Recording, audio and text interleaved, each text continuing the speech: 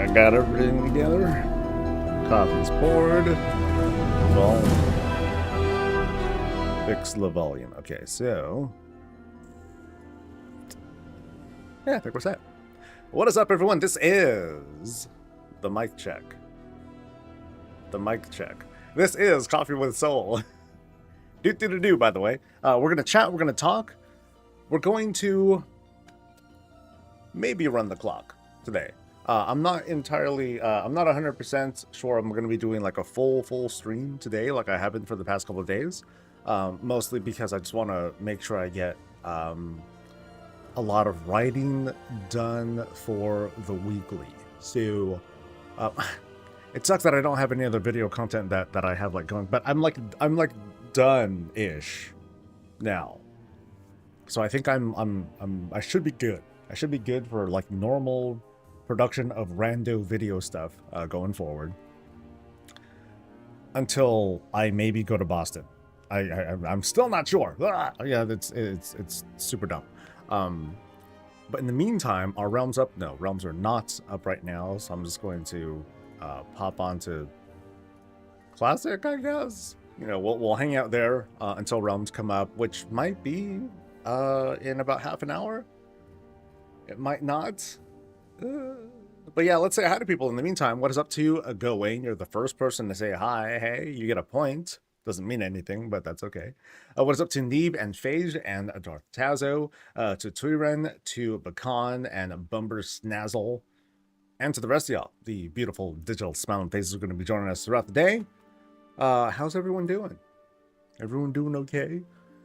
How was the Nightfall stuff going ever since stream? Because after I'm done. I'm kind of done.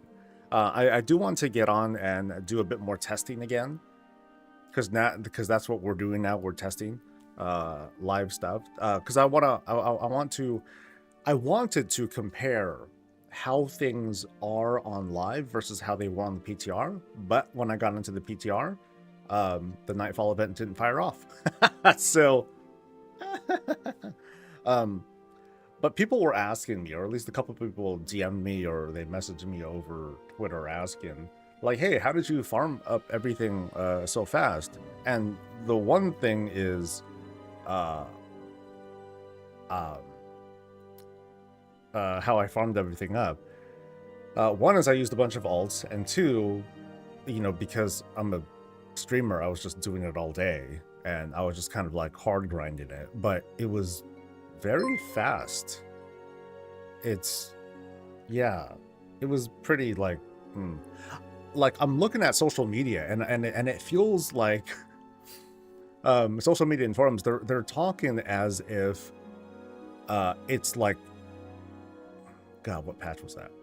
Shadowlands like 9.1, and you know, we're in this dystopian hellscape nightmare, and people are, you know, gear is burning in the streets. I don't know what the hell I'm saying.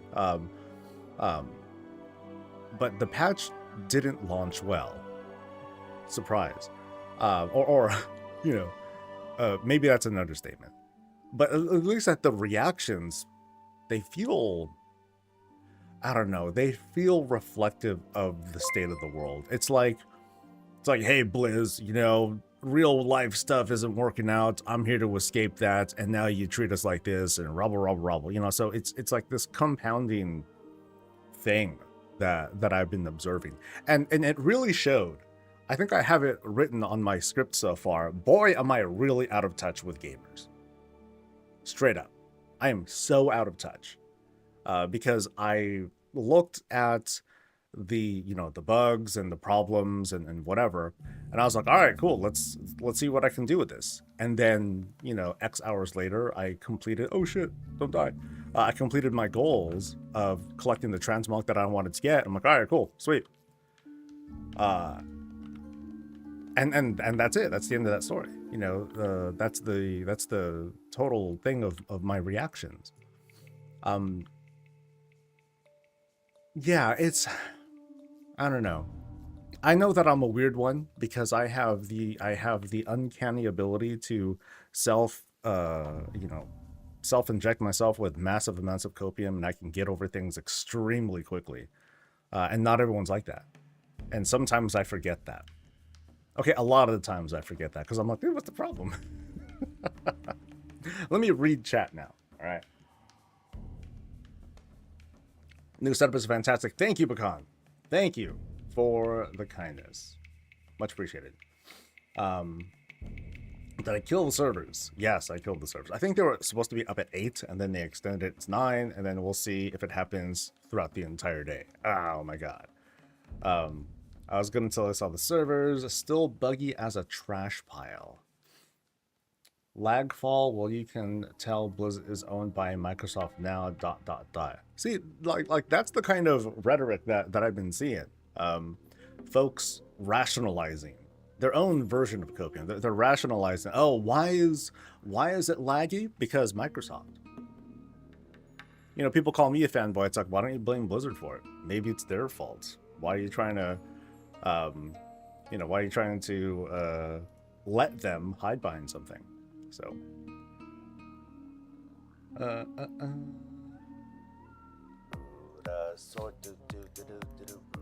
you almost got all the plate set. Nice. Am I done completely? For my goals, yes. So, like the purple, like there's a picture that I posted on the social meteors. Caliph, thank you for the prime, by the way. So this is what I did yesterday. So for me, I'm done. I got the armor things that I wanted to get.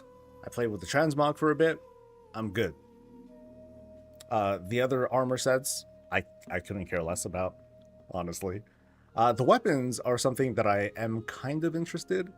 I think there's a shield, so I'm going to like go back and go for it. But what I want to do today, at least, I want to verify like just how it is you get some of the Arathi based weapons, which I believe comes from the event. And so I want to just look into that a little bit more. You got the mount? Nice. Is the mount like a random drop from them boxes? Do I PvP to collect the appearances? No.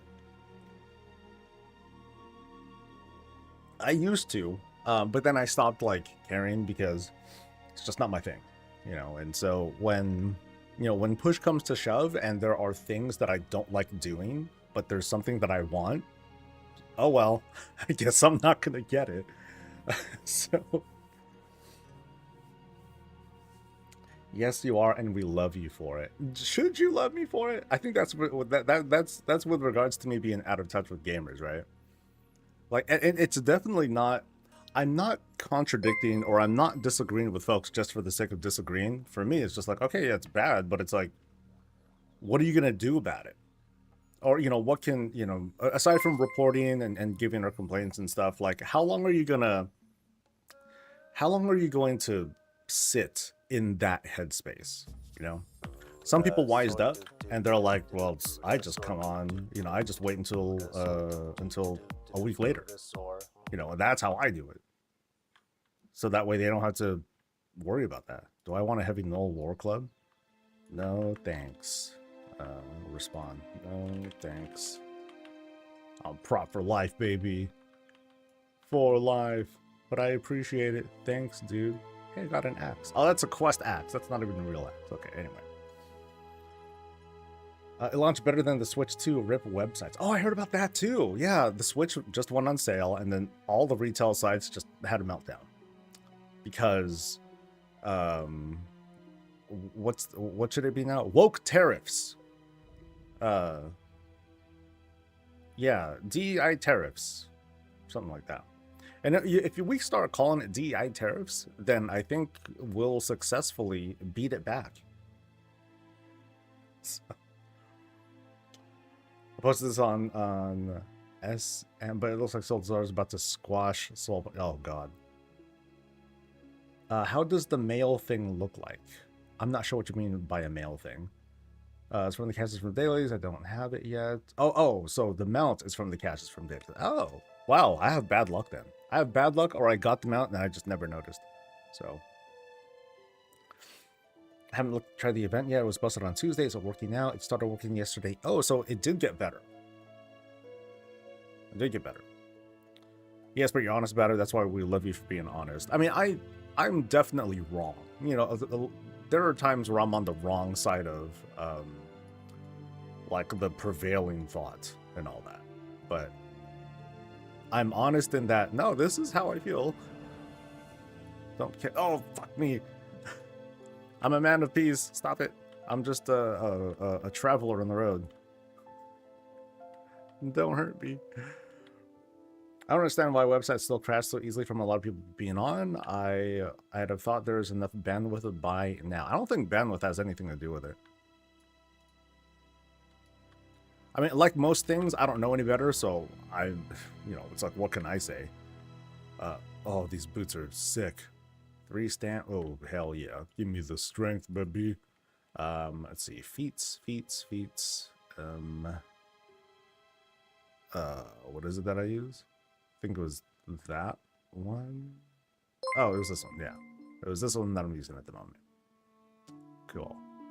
All right. I'll wait for the next sucker. I am the guardian of the floor. This road. I think it's new tech in general, but bots slam hard. Crazy dad trying to get by Christmas for children. Lol. Remember the back in the day when you just showed up at the store at midnight? You know? That whole idea of pre-orders just kind of like, that's what caused all that to happen. Like, what if they did less of that? You know, what if they had and maybe they'll do that. Maybe some of those retailers will do that, where they, you know, they'll let like the inventory go.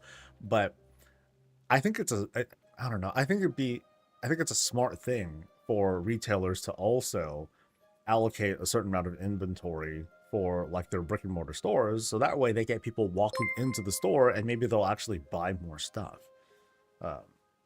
Maybe that's not a thing anymore, because of course going online, you go to the online store and then you see stuff on the online store, you know, that sort of thing. But I don't know how any of that sort of I don't know the systems and the psychology behind that. Excuse me. What am I playing? I'm on SOD right now. I want to go with show up, put in a queue for pre-orders. Servers are up. Sweet.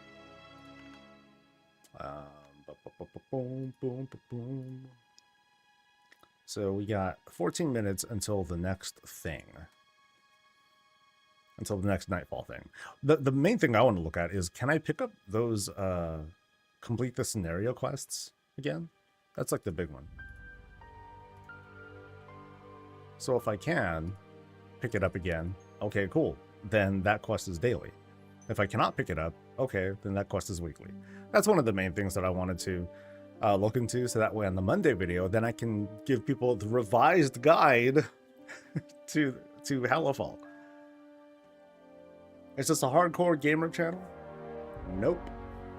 Okay, it's hardcore in the sense that I'm on, that I play this game a lot. But am I like a triple mythic, 3K per? Nope. Not even close to that. I'm a, hey, let's bum around and look for pretty things, pretty transmog to farm for kind of hardcore gamer channel. Am I talking about the Switch? Not really. I'm not interested in getting that.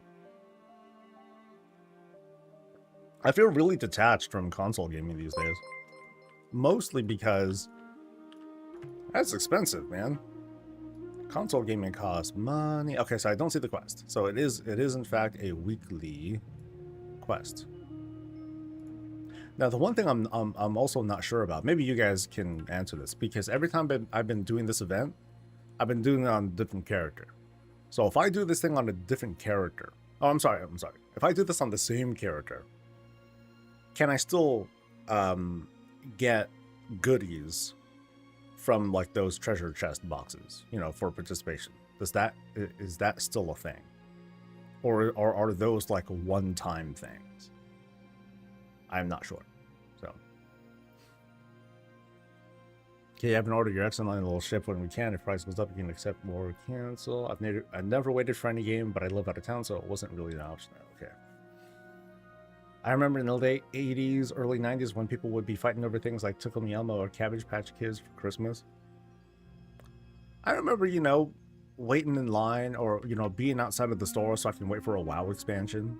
I tell the story a lot of the dude who showed up for, I think it was Burning Crusade. He showed up in a limo, came out alone. It looked like a total, that's so cringe. But anyway, had to decide between a Switch and a lawnmower. I picked neither. Weekly per alt or account? Per alt, as far as I've observed. So if I get on to, I'm sure there are other characters I haven't done the weekly on.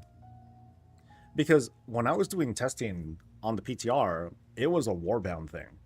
I was only able to do this quest once. And that was it. So I was like, ooh, this is going to be a long farm for some people. But now it's not. But no one's going to notice that. No one's going to care about that. If anything, people are going to be like, well, that's just another bug that they don't want to fix or blah, blah, blah. The rage will persist, I think this guy, we can check on this guy. If you pick up dailies today and do them tomorrow, you get more rep. If you wait, what's going on tomorrow? If I pick up dailies today and do them tomorrow.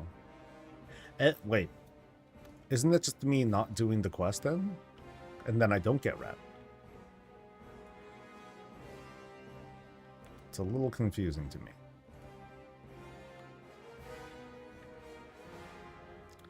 Good transmog options will be the new Halfall Arathi Crusader plate sets paired with the Mythic Aberrus Warrior plate boots. Mythic Aberrus Warrior? They'll stack with the cutes for tomorrow. The quest for tomorrow.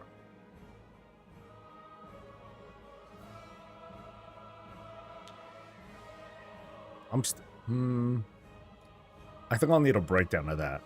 Rail.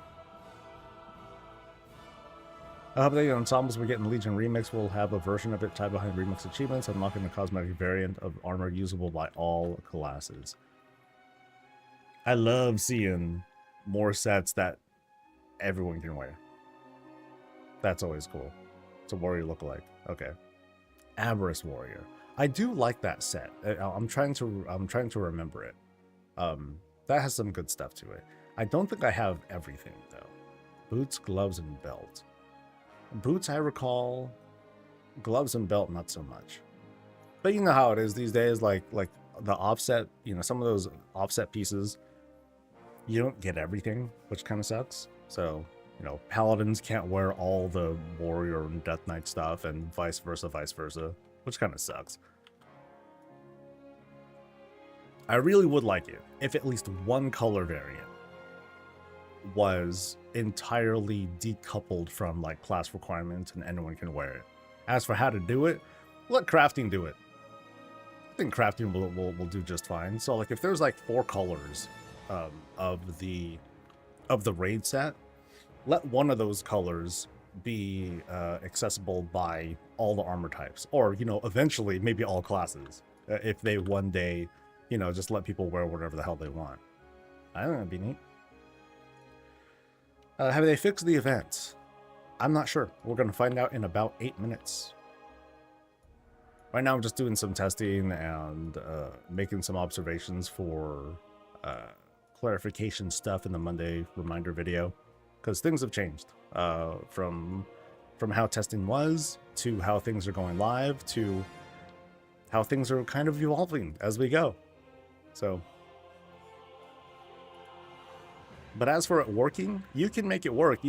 It works in the sense that, like I'm sure most people have been in those situations where in order to get something working, you have to like do some weird shit. Like, okay, like I can start my car as long as I bang on the dashboard 3 times, sit up and down on the seats, recline it and bring it back up, and then the car starts.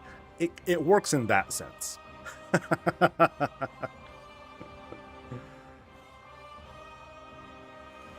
So you can do this kind of ratchet job of making it work. But you don't have to do anything. You just need to really just stick around and wait. Some people have been realm hopping when if, for example, if the event starts and it doesn't look like it's going to complete, then they'll realm hop. They'll go into Group Finder. They'll try to hop into an available realm. I have not been doing that. Like folks who have been watching me yesterday, I was just like chilling. I was just waiting. I'm like, all right, let's see if it completes. And I guess like at a 90% completion rate, it worked. So you really just have to stick around.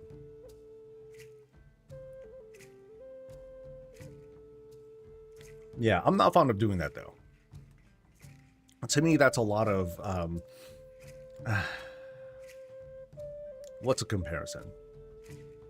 You know, when you're in for those of you who like live in on like kind of city streets or whatnot, and you're trying to make your way, you know, you're making your way through the streets. You're driving around, and you're trying to make a turn onto a certain street, but then the light just turns red, and you're like, ooh, okay, I'm going to like swerve to the right a little bit and then go straight, and then I'll work my way back around, and then I'll be able to do it. It's kind of like that. Like sometimes it works, sometimes it doesn't, and I don't like that feeling doing that in games. So I'm like, I'm just gonna wait here. Fuck it. Okay, so the weekly exists still here, and since I'm here, I'll just do it for funsies, and we'll watch and we'll see what happens. What do we get? Not guild repair. Okay. Oh, this guy's got some gold. Nice. Yay.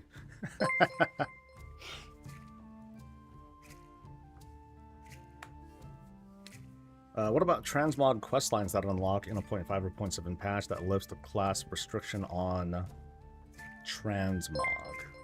You mean like an individual thing? Or like this one-time quest where it's like, wow, all of a sudden now I can wear all these things? I don't think it's necessary. I think just do it. I think that'd be cool.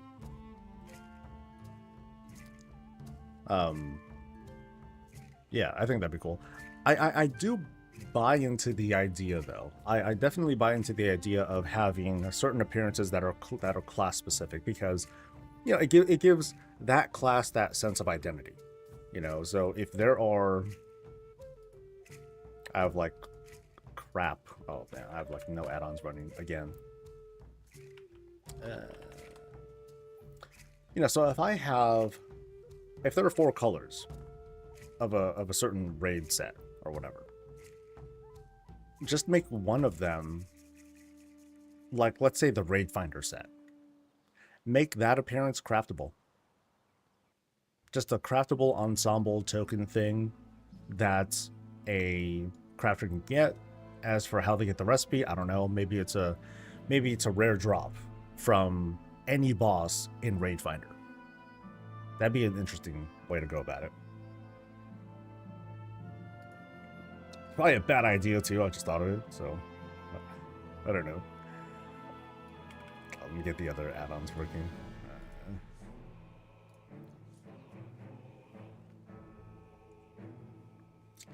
I don't have a lot of hope for you right now with it already showing purple Arathi spoils up top. I have been seeing that, so I don't know. We're just going to see what happens. Actually, I don't see spoils. So. But yeah, that's been what this is what I've been doing. I just show up, wait 13 minutes, and like participate a little bit. That helps too. So it went away after reload. Oh, how fickle. How fickle and mysterious. So let me think of that idea though. A recipe that lets one just craft the veteran transmog ensemble. It just unlocks it, and it's not class restricted, but the others are. Would that be okay?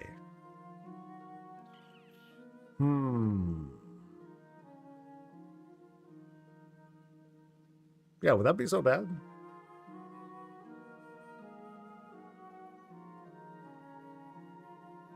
No, I think it's great. Do it, guys. Thanks. Let me know when the check's in the mail.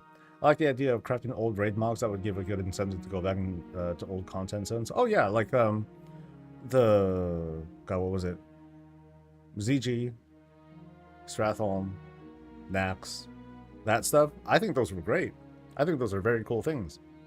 You know, it's grindy, right? It's grindy as hell, but it encourages gold trading across the markets. You know, it helps to stimulate the player economy. It gets people going into like old stuff. You know, it's repetitive, but you know, there's like this kind of clear path on what you need to do. You know, and you get appearances for it. I think that's all right. My concern though is how, at the moment in today's WoW, in order to get like the complete class ensemble, you must use the catalyst. I'm not fond of that. I'm not fond of that, because you'll notice if you look at loot tables, at least like let's say for the raid, if you look at loot tables, you can't even see, you're not able to collect all the pieces for your class appearance, that is. So like as an example, like I might see most everything for my class as a paladin, but the only helmet that drops from the current raid might be for Death Knights. So I must use the catalyst for that. So the catalyst is very much built into dichotomy. I don't think that's the right word to use. It's built into like the flow of unlocking appearances in the game. I'm not too fond of that. All right, so stuff's happening. Let's see how it goes.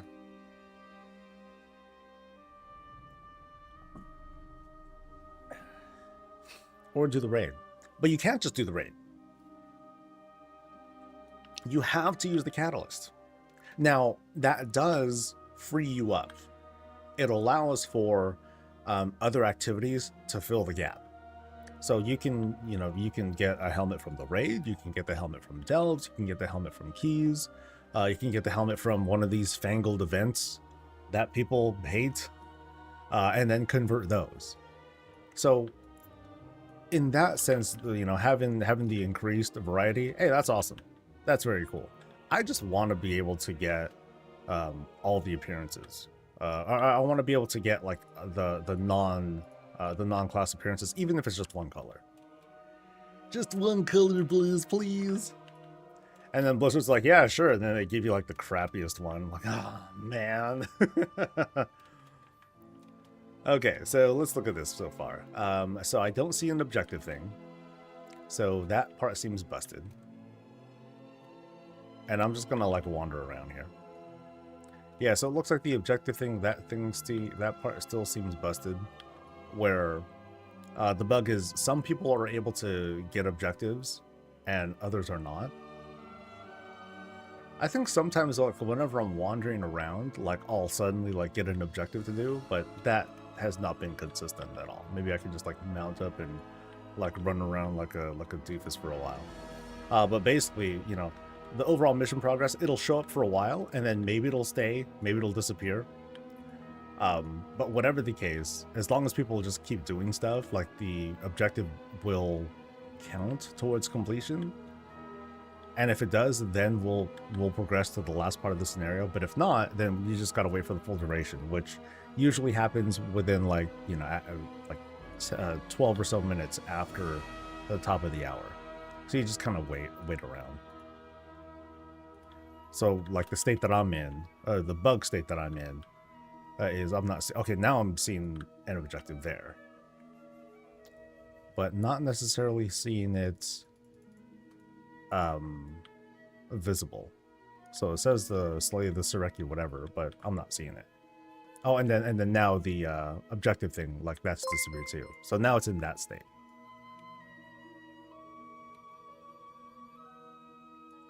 So now what we're waiting for is basically for just the event to end. Because some people, they're still in an okay state. They're, you know, like you'll notice, like you'll observe, if you see people suddenly start to mount up and fly towards a certain location and you see a number of them doing it, that's how you know those are the people who are not bugged, who are in fact working fine.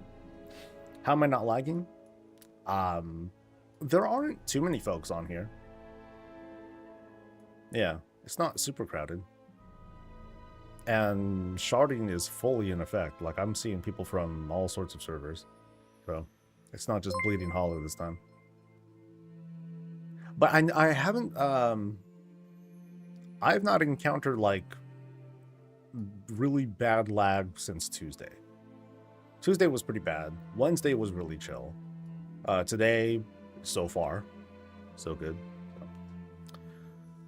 Where can you get the green monk helmets? I am not sure. I'm not familiar with monks at all. I hate the stupid slow-moving camera bug that goes away after relog, billion-dollar company that can't or won't fix a simple problem. I think I've seen that once, Mookie, and that's on the PTR. I have not seen it on live. Are there steps you can do to replicate that?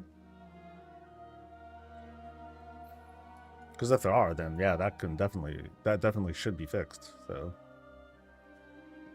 like your idea, for example, you can use crystals to buy appearances and gear. Maybe have a similar approach where you can get appearances or gear depending on the needs of the player. Sure, why not?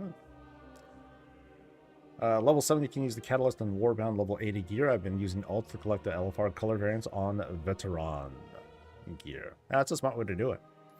Like, the Warbound Veteran stuff seems to be, like, the easiest play to do it. And here, with the Nightfall stuff, this shit just drips with it. You get tons of it. It's just hanging out, chilling. Just do some dailies, you get veteran stuff. Easy. Easy peasy. Found you by YouTube, was trying for the Twitch thing, was why, but I have a question mark. Any idea what to do with goldfish? You keep goldfish? Huh? I was logging like no tomorrow yesterday and froze several times. It was horrible when fighting the boss when the game froze for like 5 minutes. So like the game froze or people just stopped moving? There's a difference there.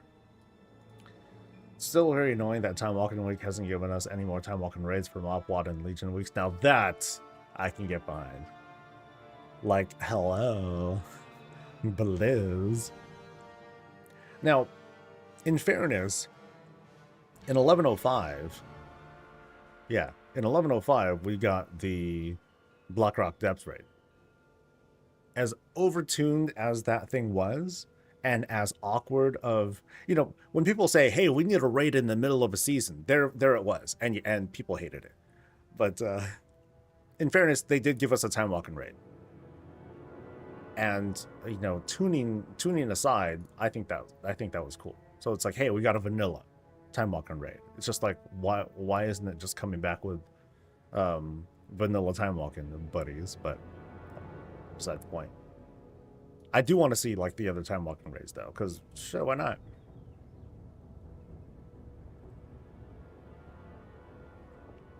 I have a full thing of coffee this time, so I have high hopes. You get them fishing at Undermine. Oh, those fish. Ooh, shucks. Anyone remember what to do with those? I remember there was a certain thing that you did with those fish. You traded them in for something. And I think that was it. Yeah, you traded them in for some sort of cosmetic or fishing bobber or something like that. But there's like a vendor person. I wish I could tell you where she is.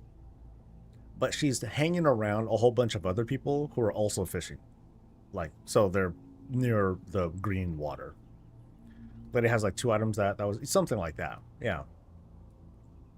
But I'm not sure what else. So I said just get rid of them. Yeah. Oh, I thought there was like something else though that helped to get you. What was it? Clam stuff. Clam things. But I think I'm wrong. I didn't do, like, early on when clam meat was kind of cheap. I bought a bunch of it and I made some okay gold flipping clam meat and then selling the clam chowder stuff. And then I'm like, oh well, this dried up, and then I stopped. So we're at the 8th minute right now. We'll keep going. So let me just keep watching. I think people are just kind of standing around. They sort of given up, but then some people still seem to be doing objectives. The Nightfall Instant, is it one time a week? And why these daily quests? Are they going to do anything for us? These separate rep grinds are getting old. I mean, it's a short, well, okay, it's a short renown track, but the rep that you get, it can be steady, or you can hard grind it if you really want to. So, like, that's a choice. You want the rep? Go get it. There it is. Like, when it comes to farming for things that are just cosmetic, I don't have a lot of sympathy at all, because like this, like other events, like other public events, it's all evergreen stuff. You can just do it whenever. Don't like doing it right now? Cool. Just come back in a few years when you feel like doing it. That's it.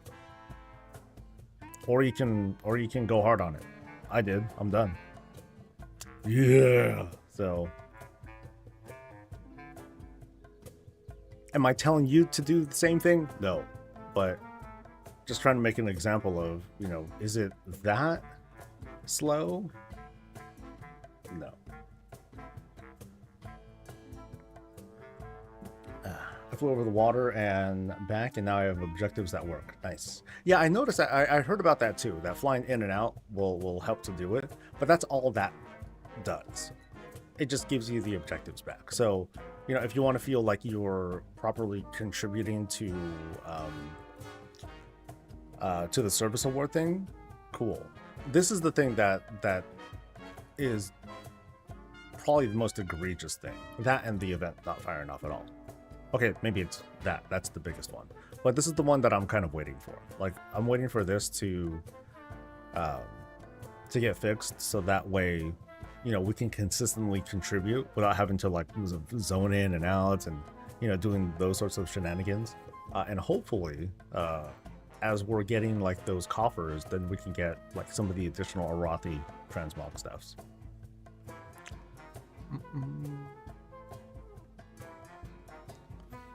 I did the Sizebarg Mount Farm. What's that one? But I can't seem to do Dark Fuse. It just hits different. Isn't Dark Fuse mostly just mob grinding? Right? It's just a big mob farm. It's either a big mob farm or you do a bunch of the scrap things. And folks have been saying that the mob farm is faster as long as the group is all using those items to get you more of those paperwork things. And even then, like, what you can do is just keep farming for those paperwork things and then wait for the Darkmoon Fair to come in, so that way you can get the 10% bonus to rep, and that'll help to shorten it a little bit too. So. We're at the 12th minute. Let's see if it works or not. Ooh, scary. So if I hit the 15th minute, then it failed.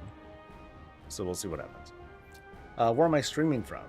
This is my old house. I just redid everything. What am I doing on stream now? Is it PvP? No, I'm still doing the night. Oh, okay. In truth, I'm just standing around like a dumbass. But I am just chilling and waiting for the Nightfall event to end or to not end. So we'll see if it works. Is the service award zone wide? I thought it was intended to be personal bonus so there aren't AFKers and encouraging your contribution. I remember early in PTR feedback, they were, people were saying it should only be a personal contribution. It should not be it should not be a group contribution thing, because people just AFK and they do, just like what you're saying. So I think they did change that. And hey, look at that, 13th minute. So we'll see if this finishes. Is that pin thing default UI or add-on? The map pin, that should be an add-on. Well, the map pin, that's, oh, this one right here. This is an add-on, yes. So I have all these different like objectives that I set up, and the cool thing about this thing, it's called Map Pin Enhanced, by the way. I can set up like multiple pins, and then I'll show up here, so I can like, hey, I want to go here. No, I want to go here. No, I want to go here, and then I can edit the pin and be like, hee hee. So I can like refer to those and then lock the pin to make sure that they stick around. You know, when I leave or come back and rezone, yada yada yada. But then just a control click and then they go away anyway. So it's pretty useful. One of a favorite add-on, especially if you want to like copy paste a whole bunch of coordinates. You can do that too, just like TomTom. It's just in this case, instead of it communicating with an arrow thing, you have the map pins instead. So it's not the most perfect add-on, but I find it pretty useful. I threw one spell at the boss and the game went to 0 FPS from this event. I'm... Actually, what kind of video card are you using, Demonic? Because you're kind of making it sound like you're having like a video driver problem. I do recall that I think for NVIDIA drivers, there's like been like a problem between that and a big Windows update. So this might not be necessarily a WoW thing, even if you're only seeing it for WoW. I play with a lot of add-ons and graphics at max. Well, the first thing that you should do, if you want to troubleshoot, just turn everything off. And then slowly turn things back on, and then you might identify something that's problematic. So I advise trying that. See what happens. What's the worst that could happen? So like even my settings, even on this new computer with all these beast parts and stuff, like I'm still not running like crazy stuff. And yeah, my frames are only at 40 or so, but that's with a bunch of people around doing things. And let's see, what are my settings? They're not super high. Yeah, it's not super max settings. It's mostly so I can have like a fairly stable stream and all that too.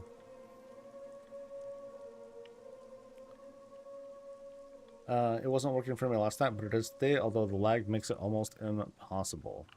Yeah, I would say double check your guys' add-ons. I know I run a lot of stuff. Maybe I just happen to be lucky, or it's the computer, or, you know, it could be any number of things, but the first culprits that I'd always point to are add-ons. Just turn them all off, see what happens. I don't think it was until yesterday when Opie was finally working again. People were talking about, oh man, my mouse button isn't working, and all that. I'm just gonna hang back. I hit it enough times, I'm sure. Boss spawn for us today, but nobody's got credit. We'll be interested to see if it works for you. Yeah, we'll see what happens. So it's like this multi-stage. There's like multiple points of failure for this event. Yesterday, my success rate was pretty good though, so we'll see how it goes. This thing's almost dead, so. I saw a streamer hitting almost 1K FPS. Nice. Yeah, that's not me.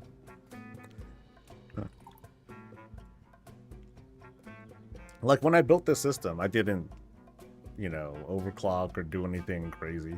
So I just wanted it to like work. And I got credit. Boo-ba-da-boo. So there we go. Oh, I need a loot too. Papa wants me some veteran shit. Woo-woo.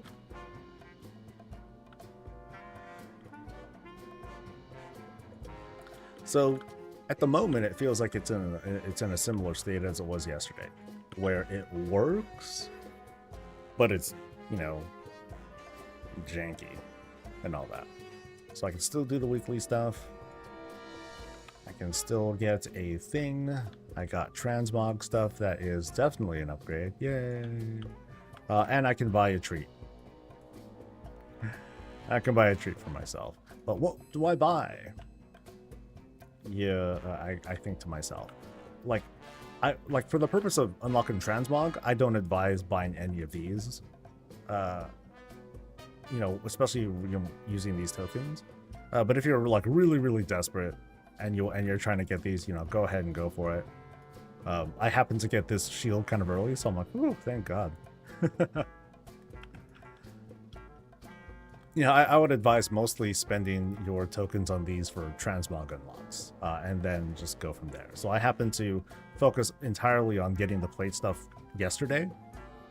I just kept doing this event over and over and over and over again until I got it. So I got all the things.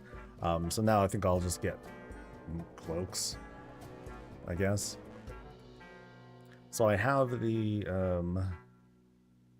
so there's the Arathi Abbot's cloak, shawl, cape, and I think there's like another one.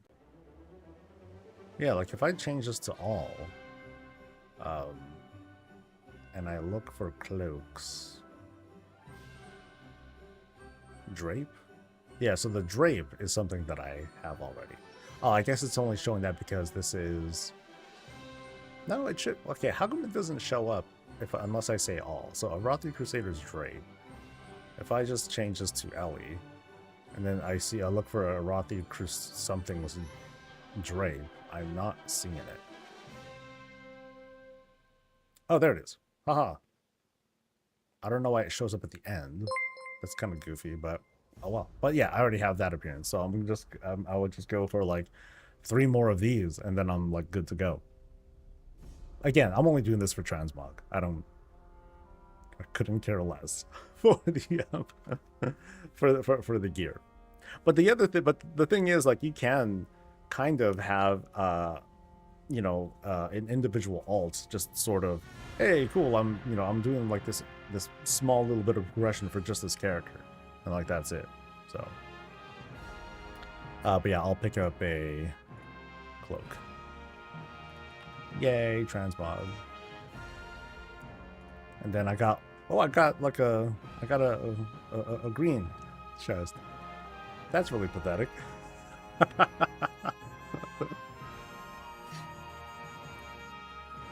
I got loot from the boss, but I didn't get event credits, so who knows? Seems really hit or miss. Oh yeah, it's not 100%.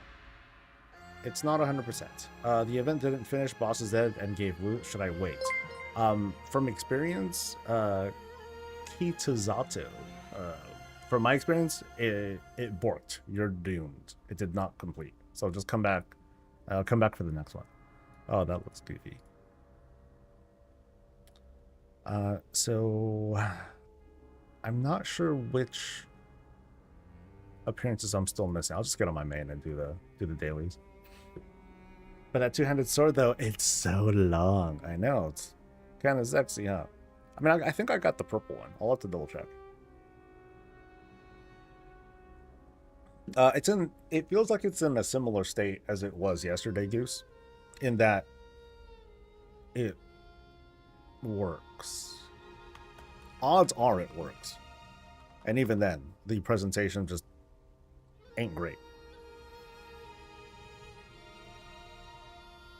But I'd rather have them, honestly, I'd rather have it in this state for them than for them to be like, oh, let me turn let's turn the event off while we fix things. I'd rather not see that.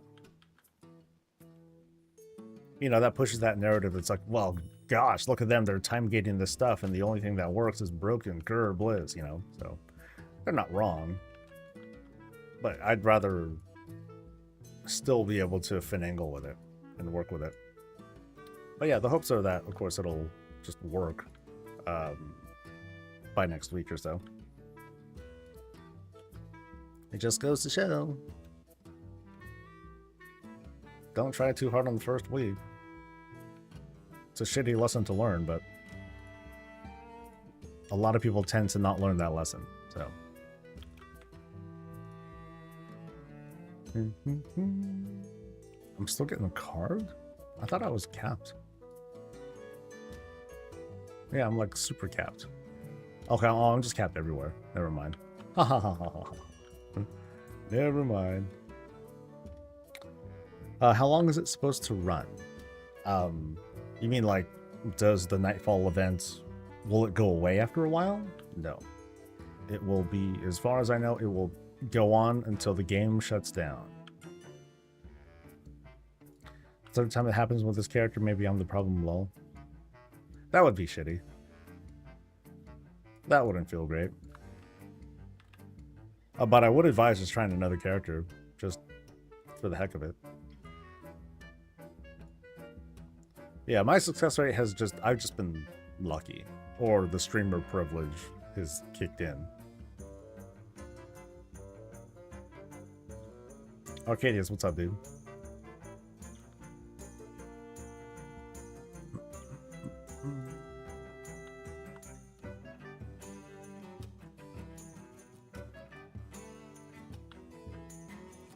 Hey, so just coming in here, but the quest that gives the token is now weekly, so I guess it's fixed. I suppose so. Now, for me, I never experienced the event, or, you know, on Tuesday, I never was able to complete the event. I tried it like 2 or 3 times. I'm like, oh, this is borked. And then I'm like, okay, I got dinner, I got raid, and I got other stuff to do. So I didn't do the event at all Tuesday.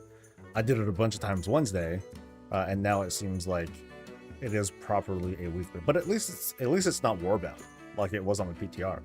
That was rough. I got the links from chest, a 0.8% drop. Which color? 25. Was it a green chest? Was it a blue chest? Was it a purple chest?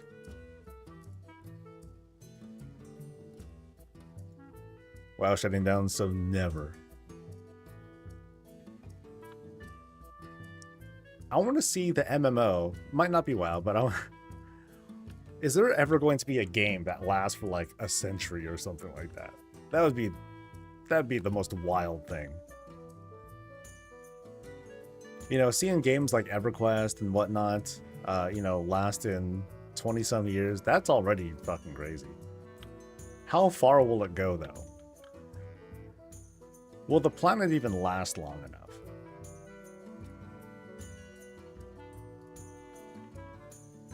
It's a valid question. Alright, so I am doing stuff up top. Cool.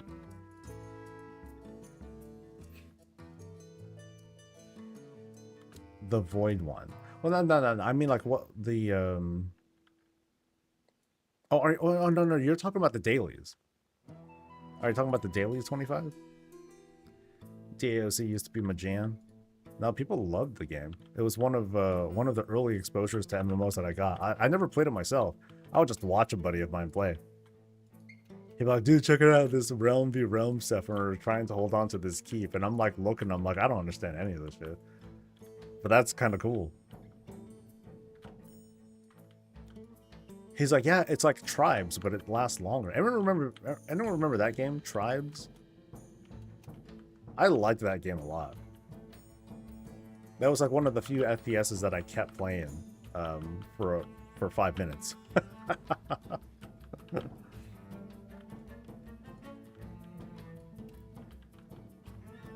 Like, I enjoyed being the dude that put on like whatever defensive or heavy armor things, you know, try to last as long as possible, just so I can distract the enemy long enough and take cover fire, while everyone else went in from behind, or you know, they went around and got everyone else. Draw from a okay, so it was from the yeah, so I guess I've just been unlucky because I did quite a few dailies across multiple characters, but didn't get them out. Or I did, and I just missed it. I was afflicting myself with all sorts of inventory problems because I had add-ons disabled, and then yeah, it's goofy.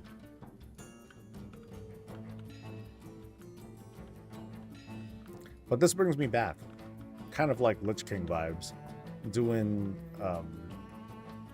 you know, a couple of dailies every day.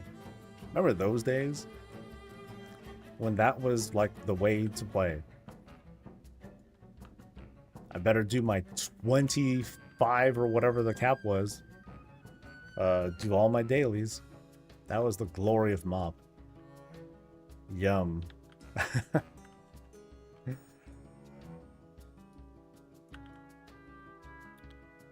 Planet Side Tribes was legit good.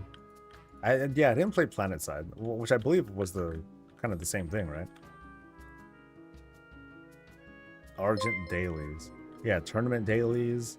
I remember there were multiple ones that you would do. Like I kind of remember some dailies where you would have to fly over to Howling Ford, you know, and you found some ghost person in a lake and you did something there too. I'm like, oh god, you know, so people who had slow flying, oh, mercy on them.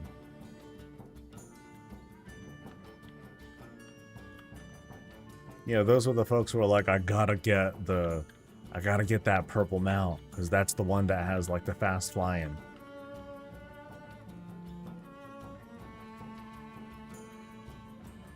Yeah, this is when certain mounts had flight speed. Even that feels like ancient days. Well, okay, that is ancient days. That's forever ago, man. That was what? The Bush administration or something like that. But WoW has a permanence in the game industry due to how Blizzard refuses to increase the subscription price. Well, neither is Final Fantasy XIV, right? Like the big boys, they haven't increased their prices. I remember hearing a few months ago about how RuneScape was, well, I don't know if they actually did it or was it like, I thought it was like a survey they were doing. And then people were just like, they were livid over just the notion of there being like this new tiered pricing or something like that.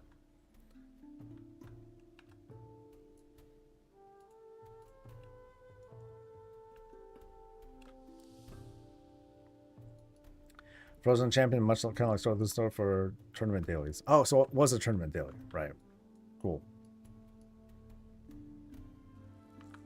And we were doing those damn tournament dailies, like even during like Lich King, or even during ICC, or at least I was, because I was trying to finish all the Transmog stuff. We were just more tolerant back then. Nowadays, it's like, what? It's gonna take me more than a week to do this? Hell. Or, you know, some of the reactions to like Nightfall in particular. So we'll be done before Horrific Visions, right? Because I have a job and kids and a life and blah blah blah blah, and I can't do that anymore. So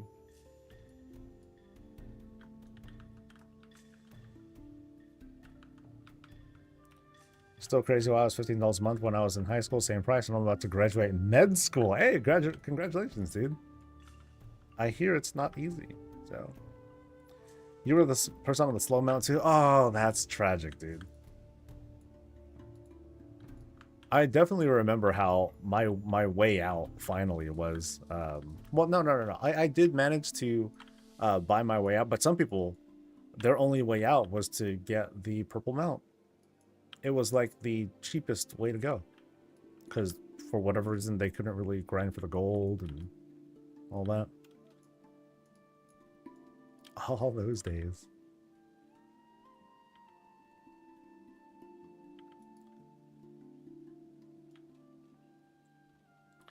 I wonder her divisions being updated. I'm still missing the male muncher mount in a month.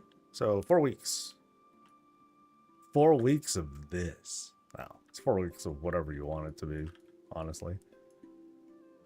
I'm fully on board with the idea that once her visions are on, then, you know, most folks will kind of shut up, but then they're gonna finish and they're gonna be like, where's the content and all that stuff too. So actually no, they're probably gonna, a good number of people are gonna be like, what's the point of horrific visions? This is like totally useless content. And also, when are they coming out? They need to come out already, blah blah blah. So there's no end. When Player Housing comes out, the holiday vendors should add their holiday themed decorations as furniture to buy. That'll be a scary moment. Because you got to think, like, when they finally implement Player Housing, like, where are they going to implement these things? And I'm doing this quest hella slow. I think there's like faster objectives I can click on. Yeah, where are they going to implement this stuff? You know, and by that I mean, are they going to include this in content that already exists, such as like the holidays, such as the anniversary event, and time walking, and like other old stuff? You know, we were talking briefly yesterday about the meta achievements that are being added to older expansions. You know, we had the BFA one, which was, you know, cool, and it's mostly just stringing together a lot of the old achievements and making some new things out of it. But is it also kind of a precursor to how they also want to award stuff from player housing? You know, so how often are we going to run into situations where we're going to be like, oh man, I wish that I would have done these like sooner, so that way I would have unlocked this meta achievement for the housing stuff earlier. Now I'm going to start grinding the stuff here and rawr. We don't know yet. Not yet. Not until we learn some more stuff. Will we still be able to do the old version? I need the mount from the currency still. I remember hearing something about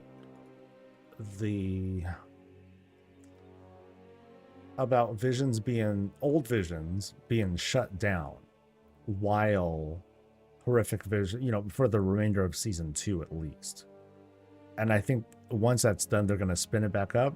It's a little confusing. I'm not entirely certain, but they have made a statement on it.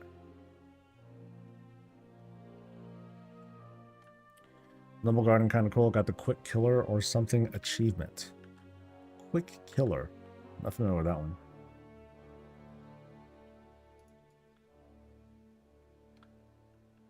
But no, I'm not entirely sure if you can get the Mail Muncher from the new version of Horrific Visions.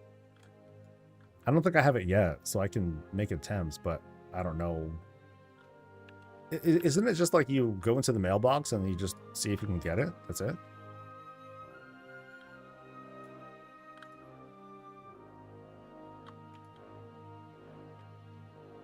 Oh, it's from that boss. Okay. Cool.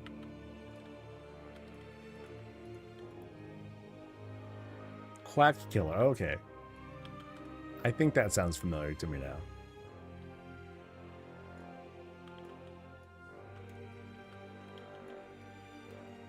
Need to farm hundreds of eggs still. I got what I wanted. I needed to farm 200 so I can get a pole arm and an axe. And like, that was it. I'm not going to bother with the rest. It's not important to me.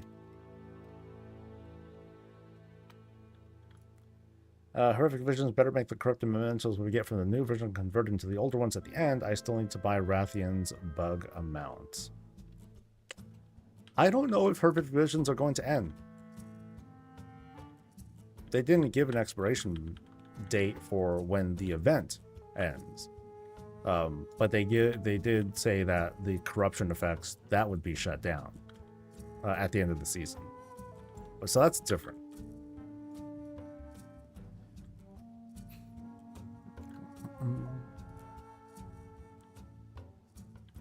But honestly, I would mentally prepare yourself for it to not convert. I think it's just going to be a persistent event for people to be like, hey, I want to get those appearances and other mounts and stuff. Cool. So people can come in years later and pick them up. Meanwhile, after the season's over, they'll let people farm up the old Horrific Visions again, and hopefully they won't just turn it back on. They'll make it so that you can just go back in without having to go through the hoops of gotta do your dailies and do the not dailies, the no, it is a daily. No, it's a, oh god, what's the term? You know, you do all the quests, then you get the capper, and then you get the keys and whatever. All that shit. I hope they just make it more accessible once it's over. It's like a chance for them to do something to it. So what's going to happen in 11.2? Good question. My guess is that it's going to be another outdoor event. Yes. No, I'm just kidding. There probably will be, but curiously, they said that 11.2 is going to include both a new dungeon and both a new raid and a new dungeon. So that might be kind of cool. Or interesting. Or odd or terrific or awful or something. It's gonna be Thrall wearing a wig and old lady glasses. Yes. OMG, when we get housing, they should make an HOA. A Karen randomly shows up and we get to fight her Lamau. Okay, I don't think that's a... I'm not so sure that's the kind of message that they want to send. Oh, you see a Karen fighter. She drops loot. Yeah, I'm not sure, man.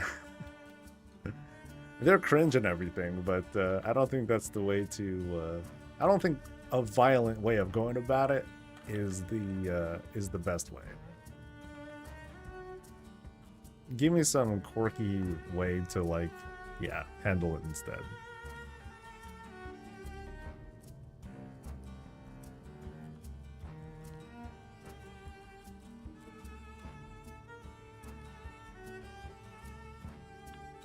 Alright, let's see.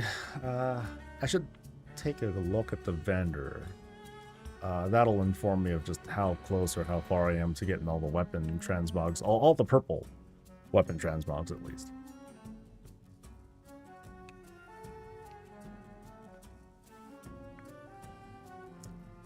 I should start moving my legs a little bit. Hold up.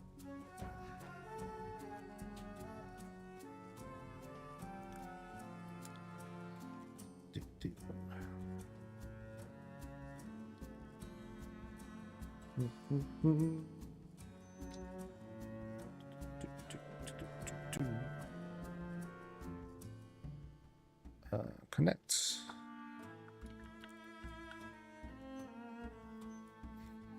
HOA, hell no, I don't sub with quickness.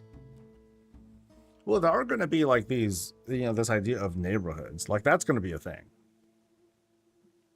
Now there are public ones, which are, you know, you don't have to worry about anything, but then there are going to be private ones too. So if you decide to like go into like kind of the socialness of housing, and you want to join like this HOA that's full of only the finest houses, or if you want to be a racist, it's like, I only allow trolls in this neighborhood or something like that. You know, you can do that. And then whoever happens to run that neighborhood, yeah, they can do whatever they want and do like a whole HOA sort of thing and drive everyone insane. Sure. And then they can pay the social consequences for being kind of dirtbags about it. Anything cool? A chain, a trinket, and wrist assistance. Okay, so let's look at where I'm at here. What do I not have? So I have that one, I have that one, I have that one, I have that one, do not have this one. So, great sword. And that's the only one. So I'm just going to hope and pray for a sword. Yeah, so I'll keep doing like the dailies and stuff. I get like what, a pretty pathetic amount of rep for it. Like what am I at? I'm almost at renown 3. So what does renown 3 get me actually? Renown 3 will get me a cat. Oh, I don't care about that. When do I get a tab? Okay, so I get the better tabard at renown 5. Okay. And a title. Sentry. Actually, let me look at this tabard. So I only did small changes to the transmog. All I did was change my boots, and I took off the helmet and shoulders. And I still feel pretty thick. Oh, I changed the belt too. I didn't want like too heavy looking of a belt. You know, I dig it. And simple hammer. This hammer also came as part of the update, and I'm using the whatever the hell shield that's called. Yeah. What I like about the chest though, you know, just like the other ones, it includes like these sort of with these sort of arm plates. Not really shoulders, but then it just kind of thickens the character up a tiny bit. But it's still like, it's like, hey, you know, I'm casual, but I'm ready to bash faces in. You know? That's why I like it a lot. Now WoW will be my real home. Lol, this world is not my home. They come with this in the most perfect time. I'd trade it all for a Warcraft tactics, like the old Final Fantasy tactics. That'd be fun. But I wouldn't trade nothing in. I just want both. Come on, Bummer. We're gamers. We can be greedy. It doesn't have to be a zero-sum. You notice that a lot of gaming feedback and conversations, it's like this whole zero-sum game thing, where, oh my god, you know, no one does Mythic. They just need to remove Mythic difficulty and then just make the rest of the game more fun. Or Raid Finder is literally useless. They need to take that out so they can make the rest of the game more fun. You know, there's this assumption that by removing features, that it's going to make everything else better. And there's an argument to make, but I don't think it's a winnable one.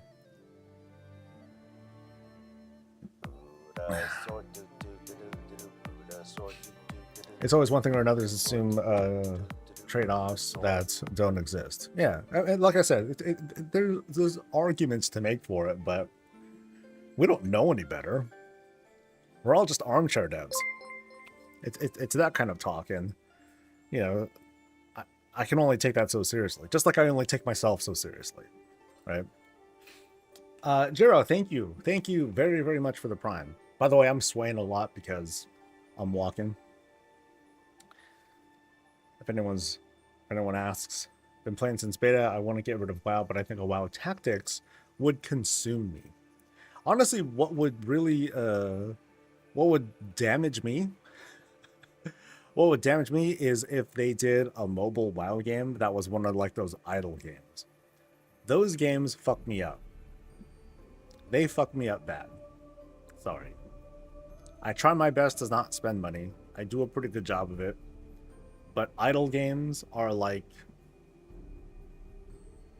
they suck me in really fast. So, guilty. Yeah.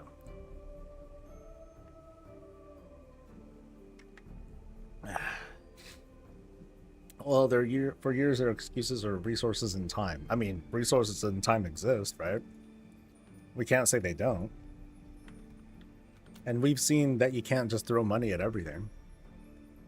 It doesn't necessarily mean it's going to get better. Some awesome games are made on the cheap. Some awful games are made super expensive. But, you know, spending tons and tons of money. Okay, so do I want to do... I think I'll go as far as... Okay, I bought a cape. Maybe I'll just buy that two-handed sword and just be done with it.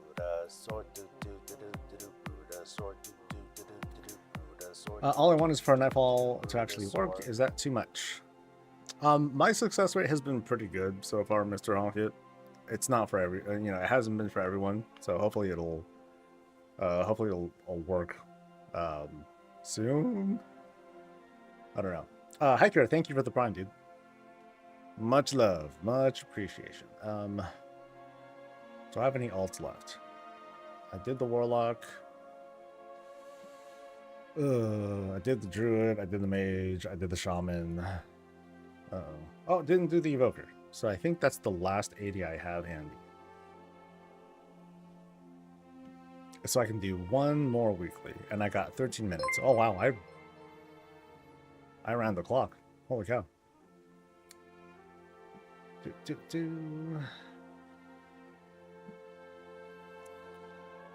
So fans are just telling them to prioritize X over Y with limited resources. I think when we give our commentary and we do our whole armchair dev talk, we'll say anything to get our point across, myself included. You know, I'm a part of that. I'm not gonna pretend, because I don't know what the hell is going on most of the time. All right, so let's head out and over to Halifall.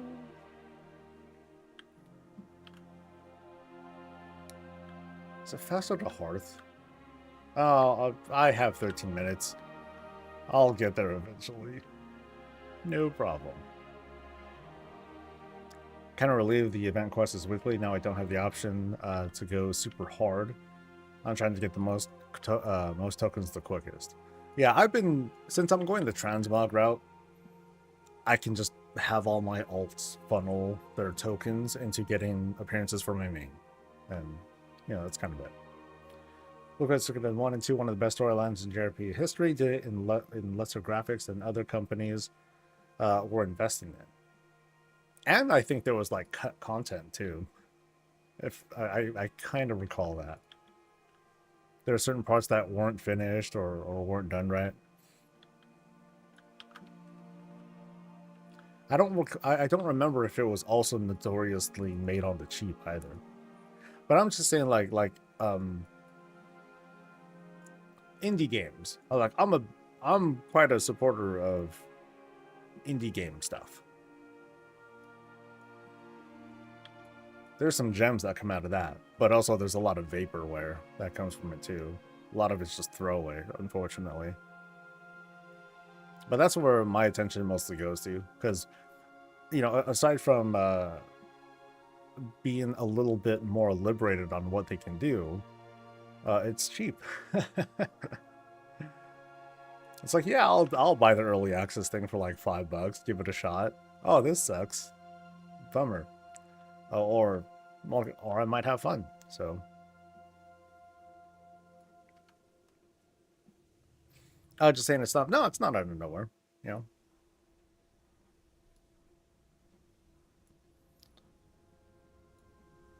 But like I said, we'll say anything to try to get our point across, or be like, yeah, try to get people to agree with us.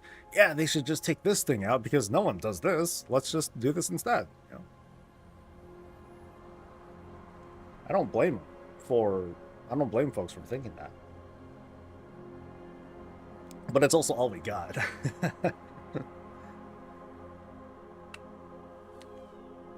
Oh, hell no. Are there cats fighting outside?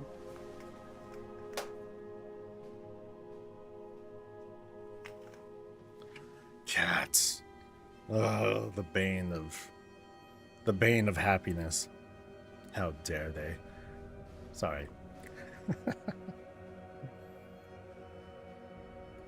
This is what happens being at the new place. I gotta contend and make war with those creatures of darkness.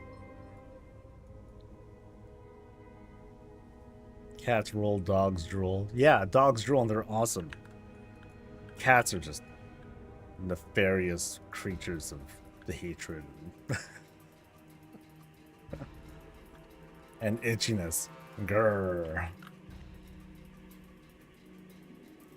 No, I'm not. I'm allergic to cats, so I automatically hate them with a great loathing.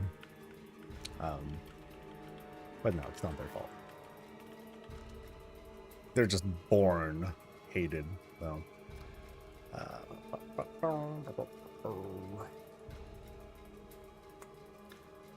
Saw that to my 250-pound mass. 250 pounds. Holy shit. That's crazy. I can handle that. I like little puppies. Not too little. Not ones I can hold in the palm of my hand. But ones that I can easily cradle in my arms. So I'd say like 30 pounds. I'm cool with that. 20-something, 30 pounds. So yeah, I guess that is still pretty small, but... You have 3 mastiffs. Damn. Alright, Nate, you take care. 3 mastiffs. Ooh, boy.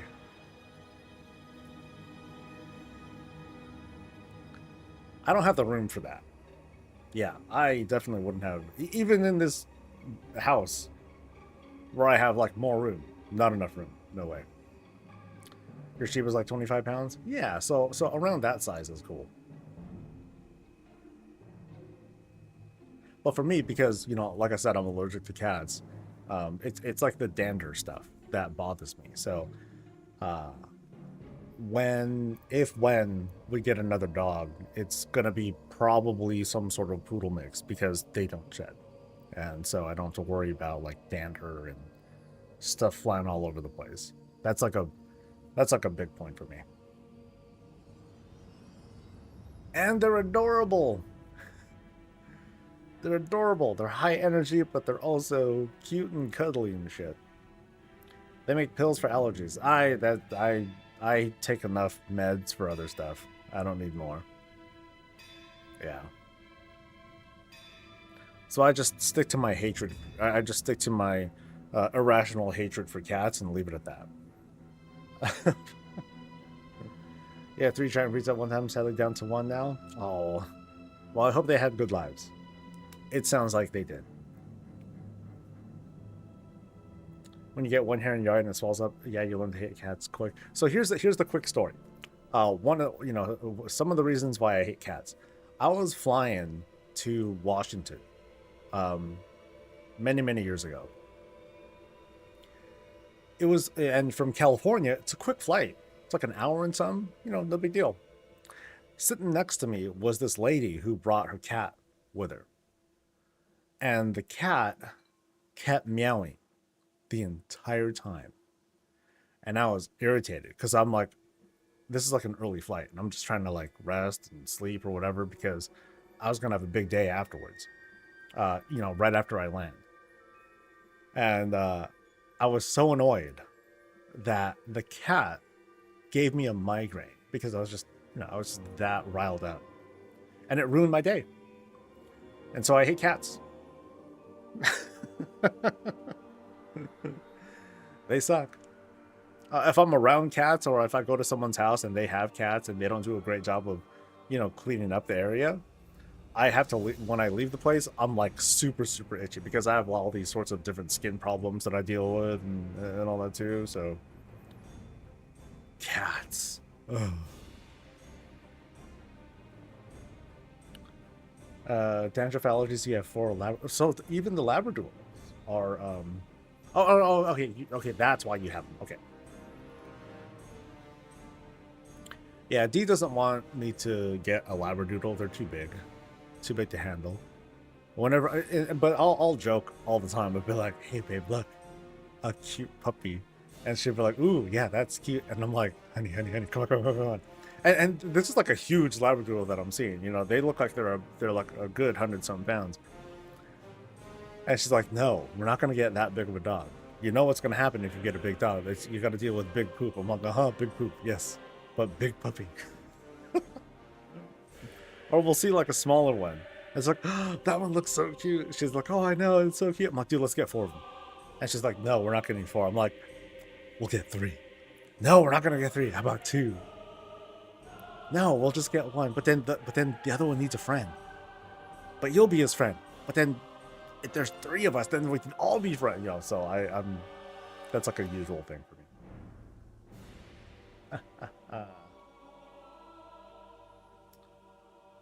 That sounds like an owner issue. The cat was probably stressed being on a plane. I mean, yeah, they could have given him a dose of something or other to like calm him down and not freak him out. So, what time is it? 3 minutes. Okay. You could just pet it instead of getting mad like how this patch is. But I don't want to pet the cat. So. And there's a difference between me being mad, which I'm not, I physically can't get mad, and having irrational hatred, which I'll live in. You have an Aussie Doodle. Okay, Aussie Doodle. Let's look this up. Aussie Doodle. Oh, there's so... What I love is when the puppy has like the mustache. I love the mustache. And but it's kind of mean because they sort of can't see because of it. But I still love it. Mustache puppy. So cute. Big poop is easier to find and pick up. Good point. Good point. Next time, I don't know if Dee's listening right now. Next time I'll bring up that talking point. Yep. I have awful cat allergies. I figure pain, don't apologize. You do you. Feline CBD or catnip. Get them high and chill. Meow, meow.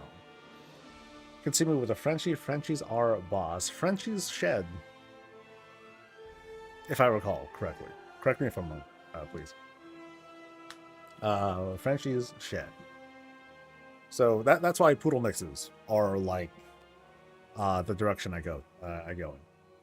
A question concerning Twitch. When handing out something, it says you need to watch for 4 hours first. Is it 4 continuous hours you can watch? You can do off and on. So you can watch me for 10 minutes and then watch someone else and then watch someone else.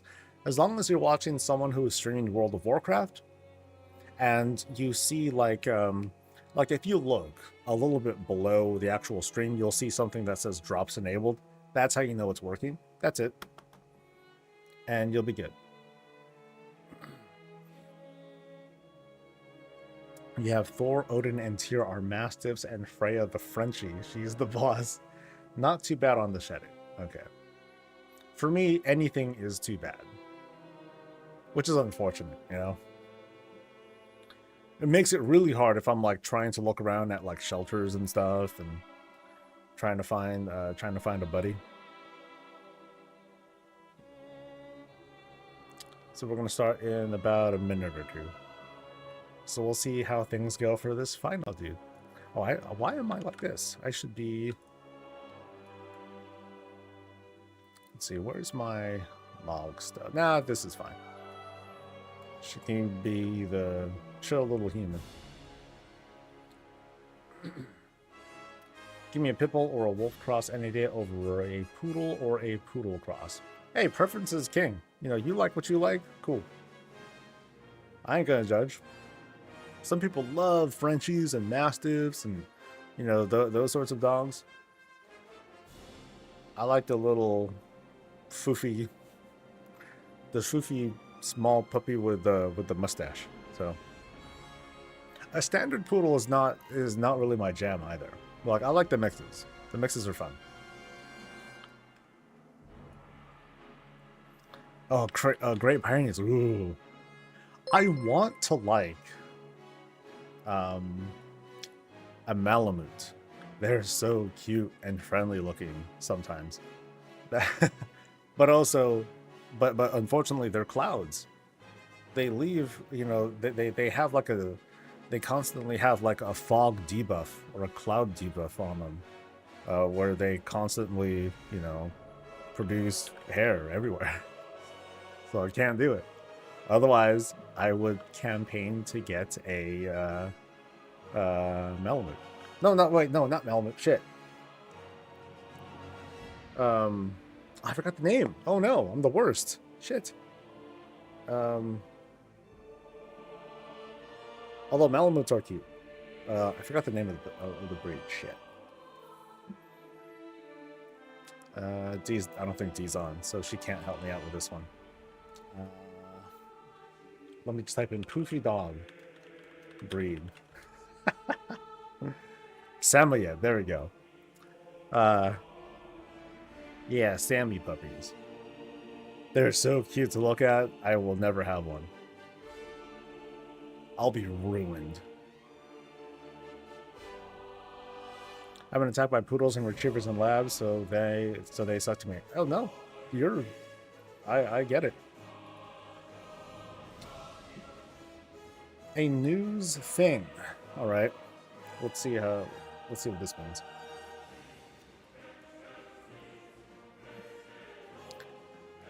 Will I make a video out of this? We'll find out soon.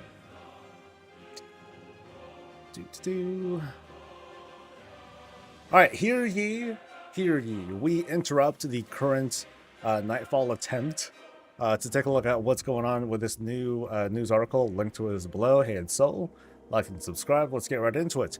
Kick the War Within Season 2 into Turbo Boost on the 14th of May. We're turning things up a notch during the War Within Season 2 with increased rewards and improvements to help you gear up your warband with what we call Turbo Boost. During the event, hero and myth upgrade tracks will extend. Will extend 2 upgrades from 6 to 8. The cap for crests is lifted, and Valor Stones become warbound for the remainder of the season. Mythic plus drop rates for Warband until equipped gear are also being doubled. Take up a new weekly quest to defeat 4 raid bosses from Liberation of Undermine. Earn 1 puzzling cartel chip per week, with a maximum of 6 puzzling cartel chips per character. Damn. 6. That's a lot. That's way more than 2 from what we previously have seen. A raid gear vendor. Visit consultant Rexy and Dornicle located near the Great Vault to purchase a select group of carefully curated items from the Liberation of Undermine, such as weapons, trinkets, and other special items. Each item can be purchased with 3. Oh, okay, that's how they... Okay, so there goes my excitement.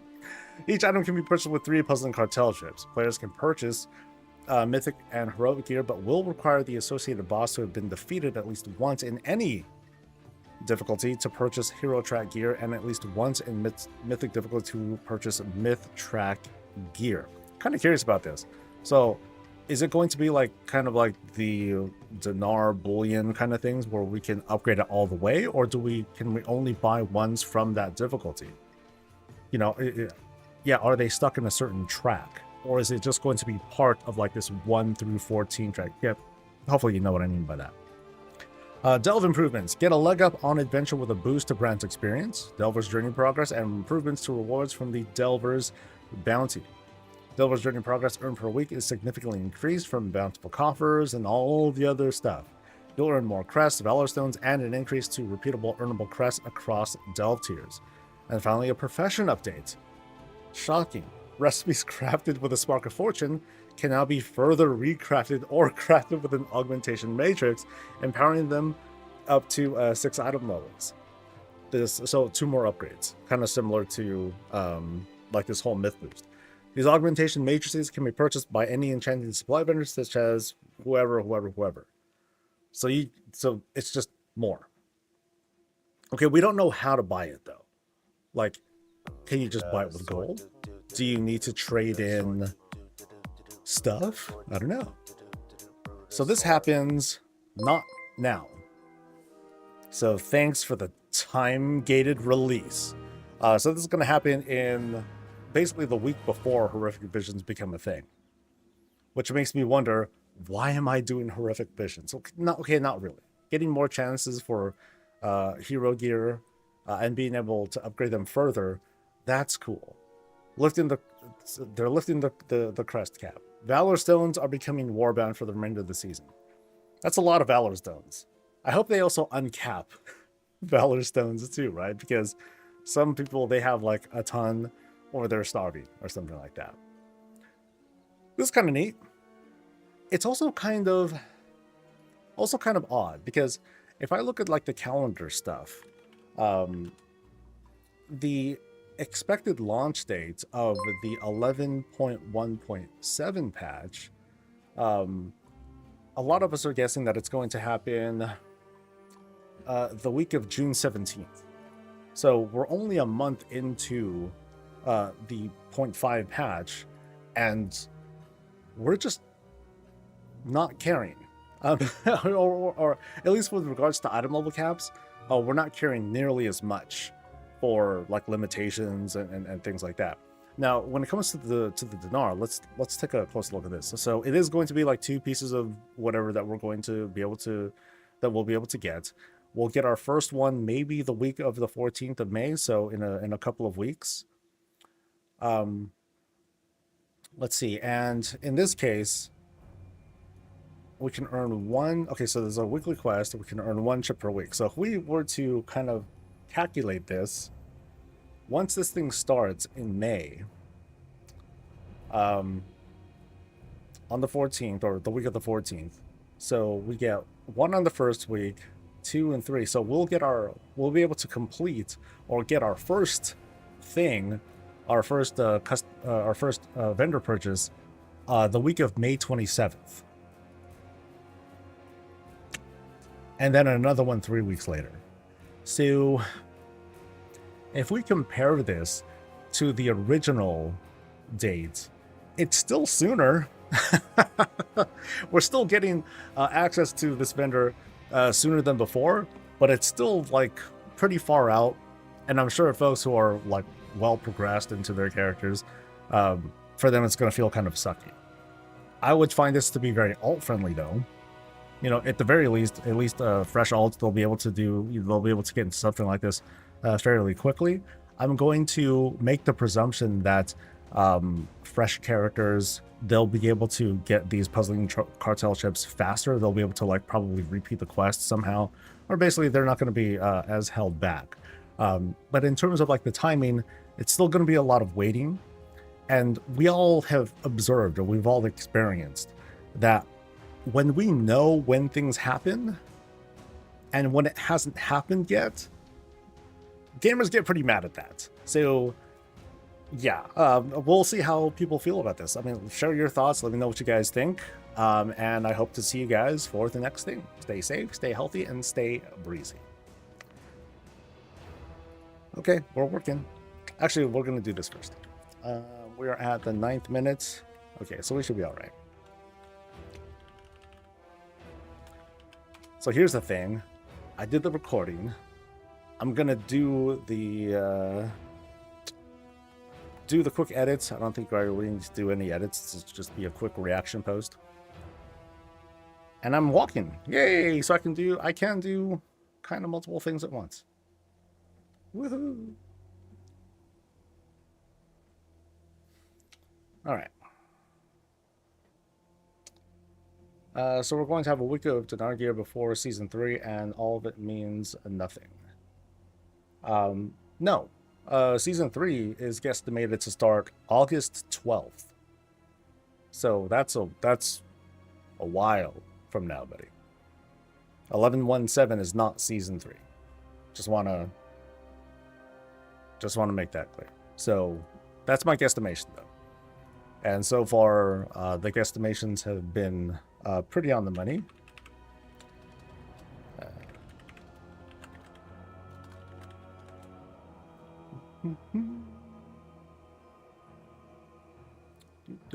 And you need to have killed the boss anyways, which it seems like most have.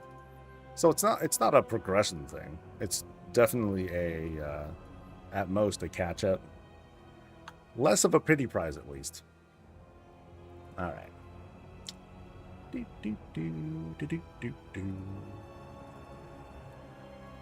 Well, at least I got some free content. Yeah.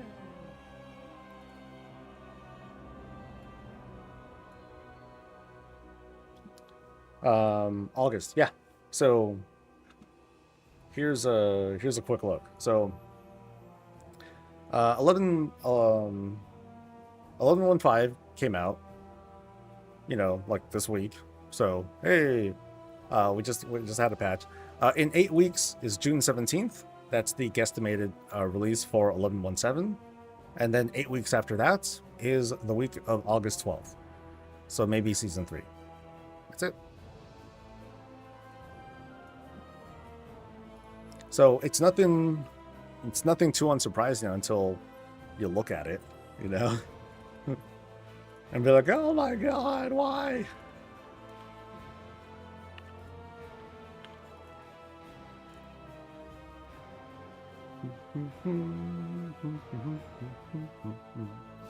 It's cool, but also all the work for the bad luck protection when a lot of the people that want these probably already have gone through their season goals. Just feel like if they add all this extra player power, we should get an added challenge included.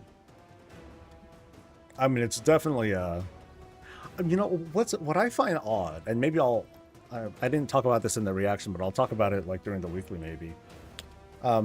Will this be included as item level bloat?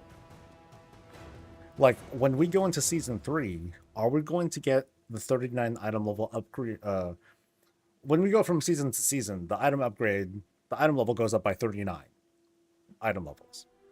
Is this increase going to be based on the original Season 2 values or the post May 14th item level values?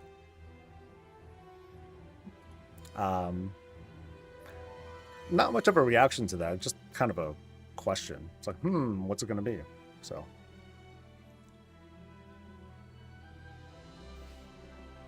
hooray for Warbound Valor Stones. I mean, yeah, great for the alt people, for sure.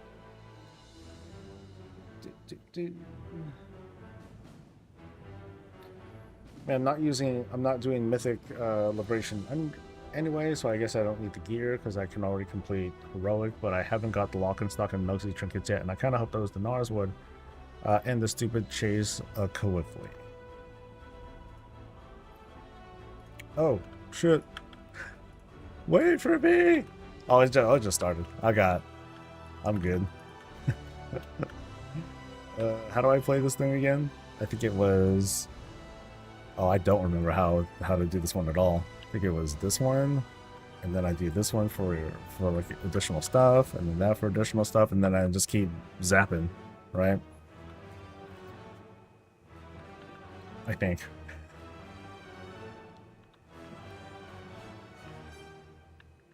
I'm sure there was something else to this. Maybe not. So this, yeah, I think it was Disintegrate. Oh, wait. So what's this thing again? Shattering Star. Okay, that's the one that makes my next big spender things like do more stuff. Doing the charge up stuff. That's what gives me essence faster. Yeah, I don't remember too well. I played Evoker. I was trying Devastation Evoker for like a good minute.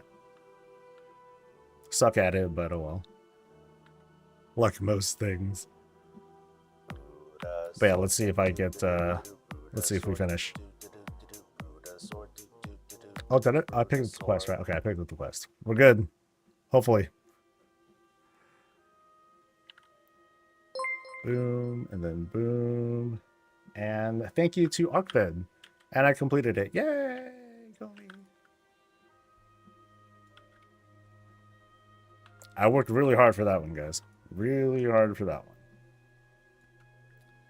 All right, so let's let that go for now. Let's let's finish work.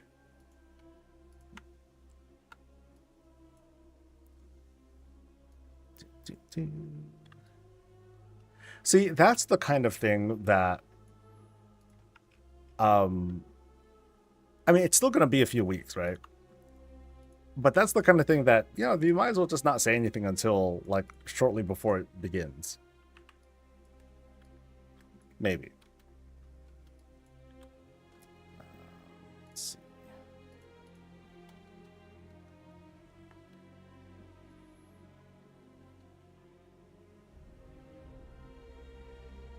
Ooh, shit, I fucked up. Yeah, I fucked up. Wrong sound. Yeah, it's still gonna be 2 gear pieces.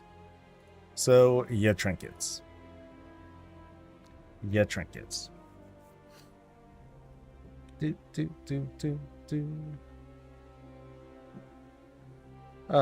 First piece purchasable on May 28th. Second piece on June 18th. Third piece. No. Slow down, Rocksteady. There's only 2 pieces of gear that you get. Yeah. So we'll be done by June getting that stuff. And hopefully there's like I'm guessing that there's going to be some sort of catch up where it's like, oh, if you're behind, then you get additional pieces of dinar or something like that. That's just a guess, but I'm sure the feedback will be loud and proud to have some sort of catch up for fresher characters.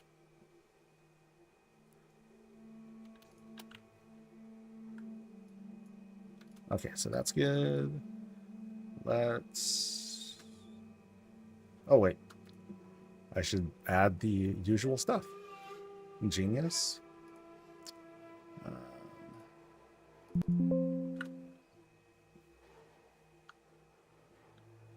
It was way better in the old system. People aren't going to be happy. But then there is no old system. If you want to nitpick. This is not, you know, while the whole idea of the vendor, you know, trade in tokens for gear, like that's not new. Doing this in the middle of season 2, that's new. We are not in the hurrah of War Within. We're in the hurrah of the patch.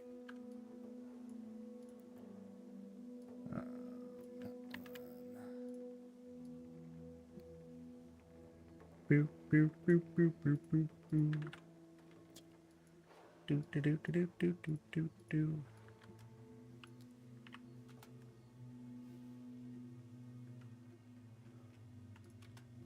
All right.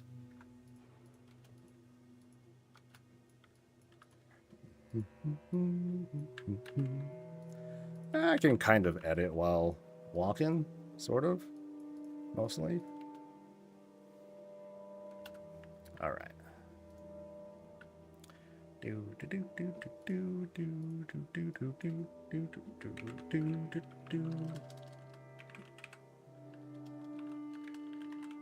Okay, my typing accuracy goes super down. When does that matter for people complaining low? Yeah. They'll react. I just predict Blizzard will backtrack on this, as I don't think the reaction of this being positive. So you think they'll backtrack as in they won't do it? Like they'll cancel the event? That would suck.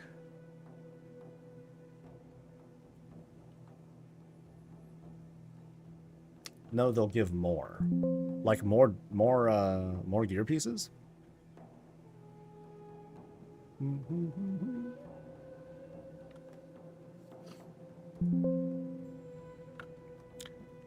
I mean, they already said too, you know, with the whole renown track. So it's not like they're going back on their word or anything. It is coming sooner.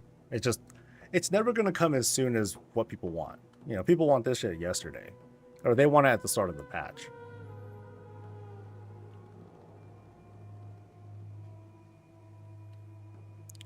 Unless Ellesmere.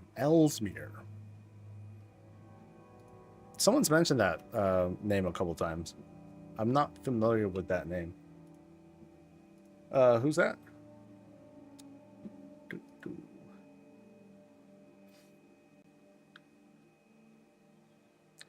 Hero and myth tracks are extended to 8 from 6. This is what intrigues me the most. Will this apply to all current existing hero and myth track items?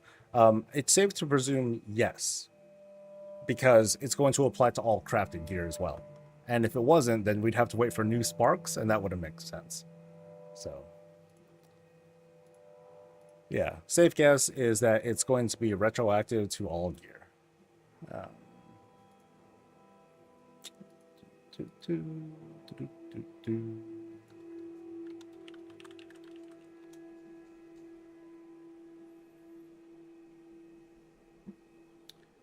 The event still being broken is sad.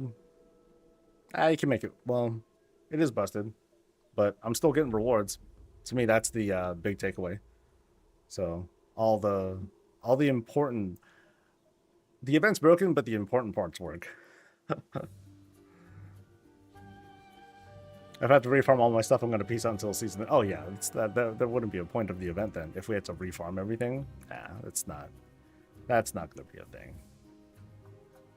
I am highly confident.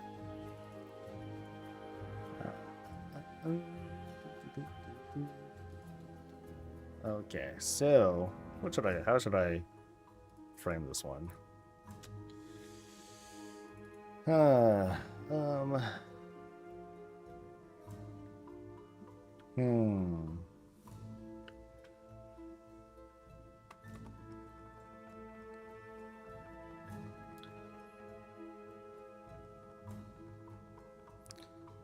Insane turbo boost or crazy turbo boost? Wow.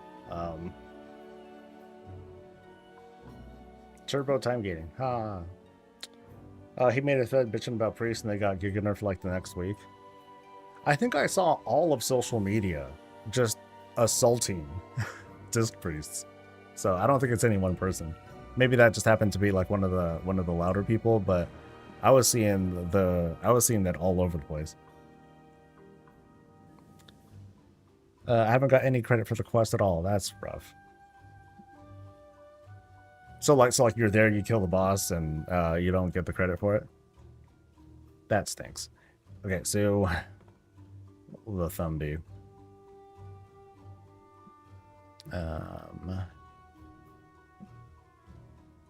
Maybe I'll just let's see.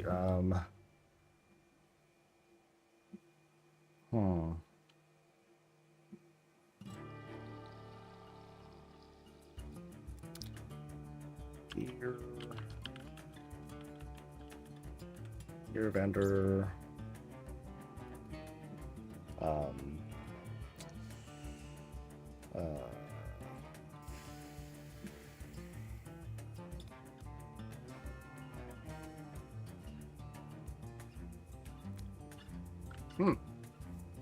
Okay, thinking of a title while walking, that's tough.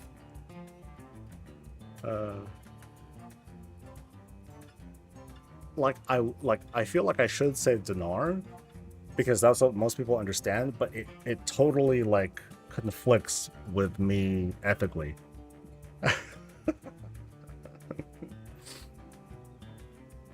I can't say it.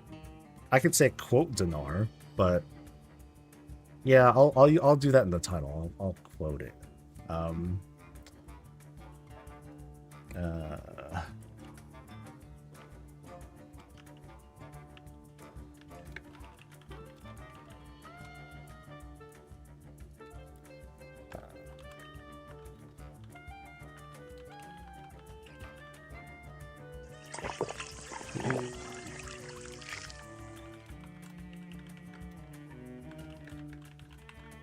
something like that.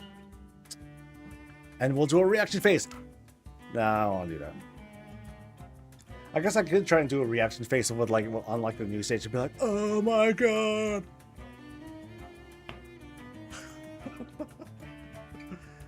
Or not. Nah. Let's see. I'll just use the. I'll just use this thing. No, that's not even a cool background. I typed a 1 instead of an exclamation point. Yeah, that's fine. Let's see if I remember it.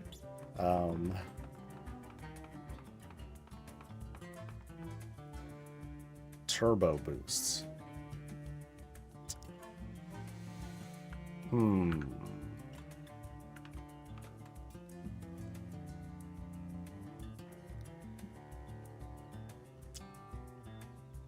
Can't think of a good thing to have here. I'm not going to leave that there. It'll be like something else, but...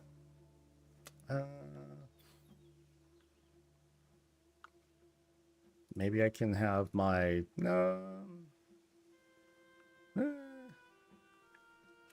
Jarathi set appearance is Warbound. I have a plate headpiece on one tooth and plate shoulders on the other, but collections are character locked.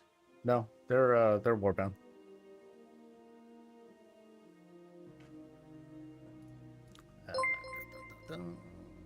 Yeah, because Esting, like, I bought a whole bunch of appearances across like 8 or 9 alts,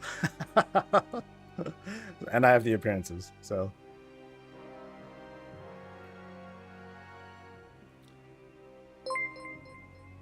Yeah. So you basically want to either sell, delete the gear, or put it on, and then it will officially be added to your Transmog collection.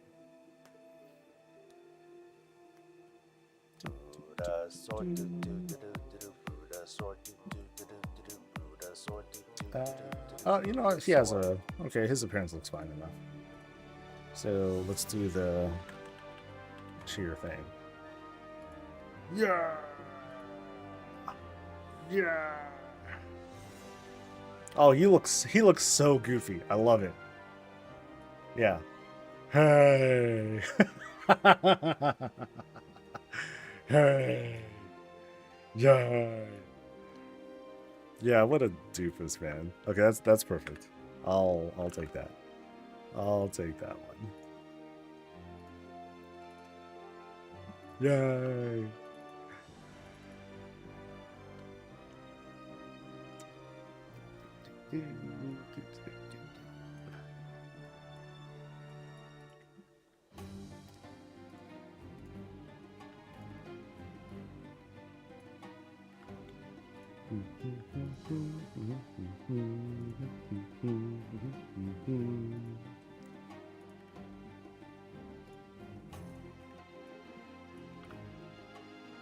Yay!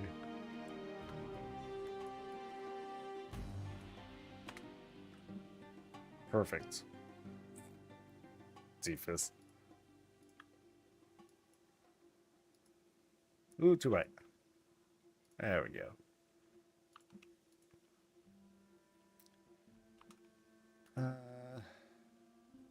Different background.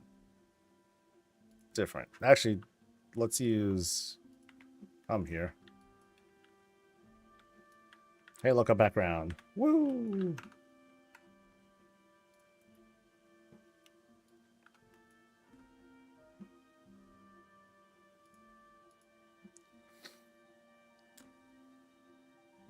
What add am I using to get the character screenshots? It's called Narcissus. Narcissus. Pretty easy to use. Very chill.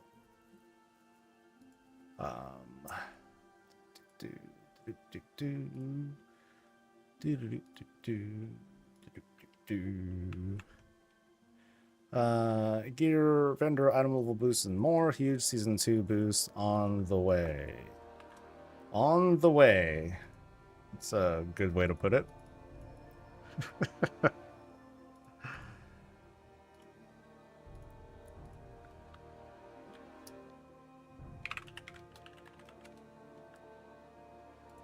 Alrighty.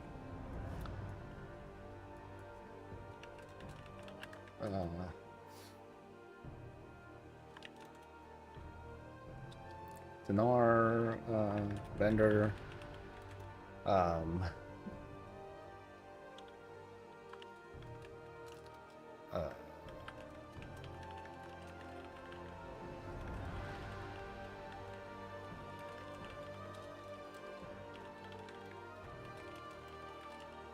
coming soon.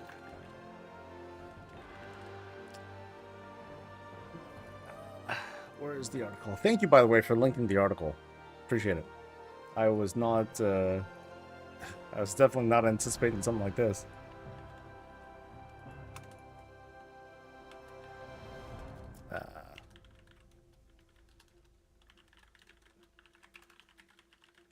To the upcoming Turbo Boost events, which appear coming May, which will give players massive increases to gear. Yay! Exclamation point. The posts.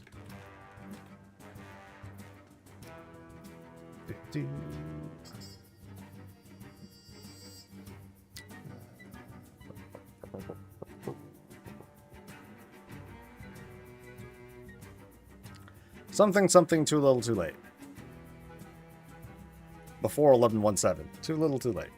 Yeah, so turbo boosts. Item level increase. Warbound. Valor stones. Tradeable. Warbound. Dinar. Puzzling cartel chip. Bullion. For those who, for the Dragonflight babies.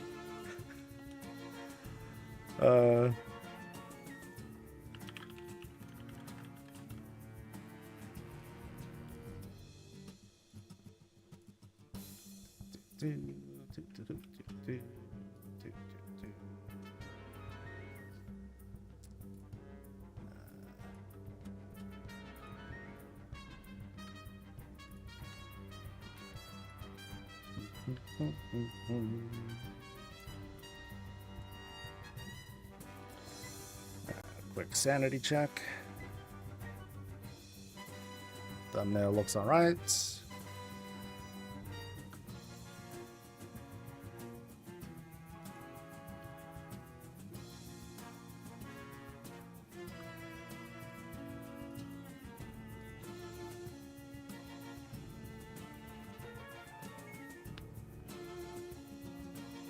And we look at cool.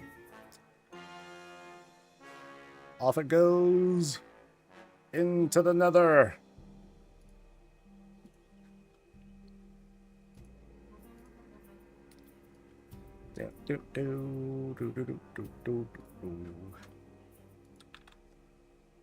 So if you want to be a kind person, if you want to help out, if you want to help out the channel a little bit, click the link, all right? Go to the video, let it run, like it, and then when the video finishes, watch another video. Any video, whatever you want. Something on YouTube. And then once that starts playing, then you can leave. That's how you do that algorithm stuff. Okay, so what are some other thoughts that come to my head? So after, I guess after the 14th,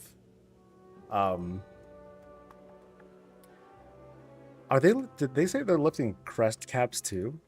Yeah, the cap for crest is lifted. Okay.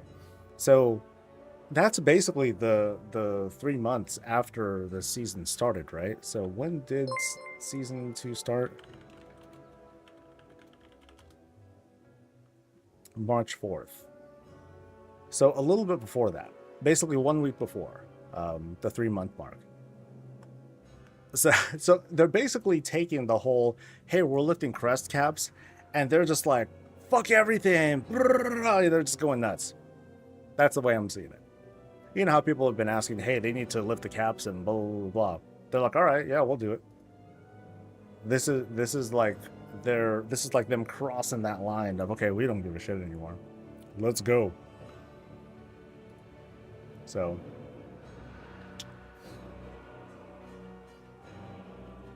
the community absolutely going off because they can't get gear from myth bosses they haven't killed is really quite funny. Now that's the kind of thing that puts me off a little bit, because I was hoping that the gear that you would get, that it would have like the 1 out of 14 track on it, as opposed, kind of like, like the other stuff that we've gotten from previous season 4s. So I was hoping for that. So I wonder, like, is it going to be stuck on those tracks, or is it simply is it going to be more like, oh, you're going to, you can still upgrade it all the way up. It's just going to start at a different level. Does that make sense? I don't know if that makes sense, but.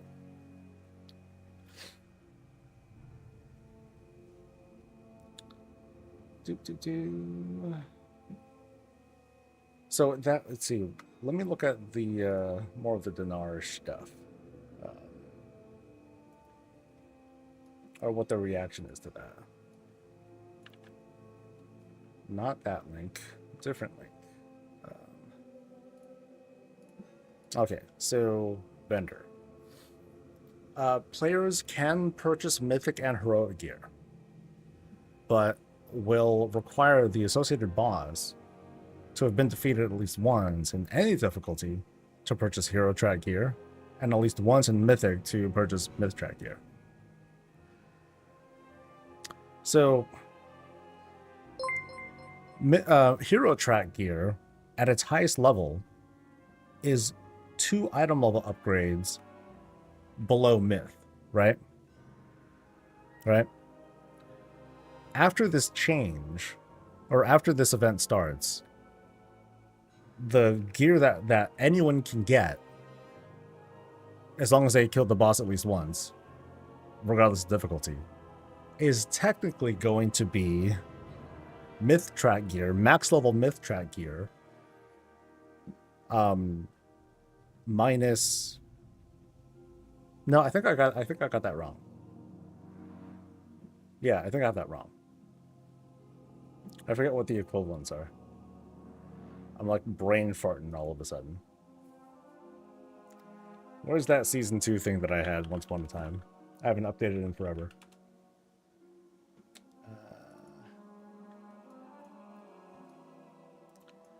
That's not it.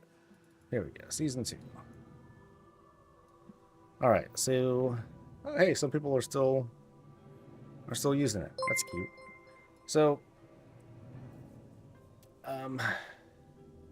okay, yeah. So it's 4 item level difference. My bad. So when this increase goes up, hero track will go up to 671, which is still a little bit less. And people are mauling over not being able to get like the 680 whatever it is, because they're entitled to it. Grr.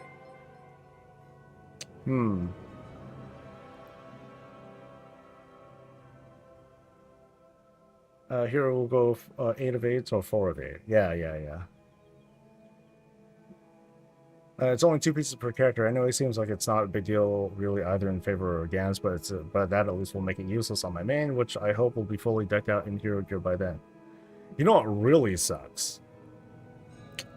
So crafted is going to 681. Let's double check. So crafted stuff. Empowering the item up to 6 item levels. That's it. So it's not 681. Their max is... Oh, no, you're right. I'm sorry. It is going to be 681 or whatever it is. Yeah. So 675 is the current cap. You get a little bit more. Cool. Hero is not moving? I thought Hero was moving.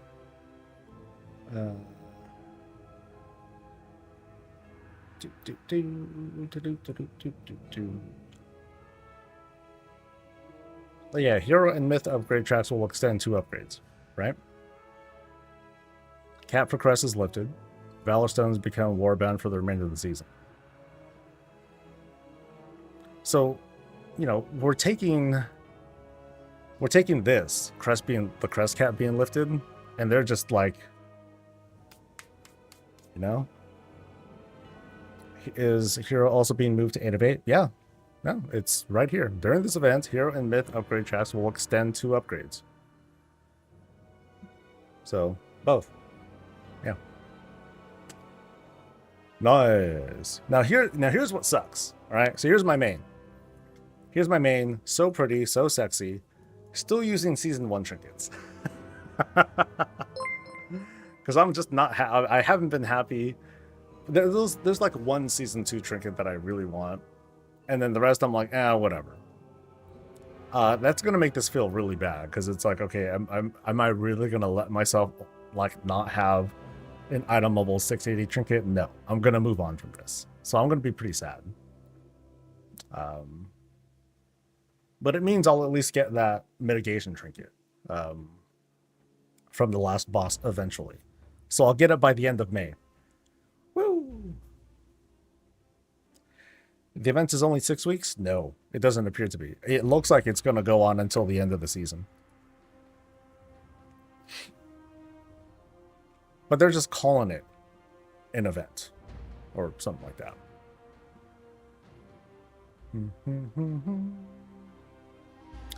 Yeah, because you get all these boosts.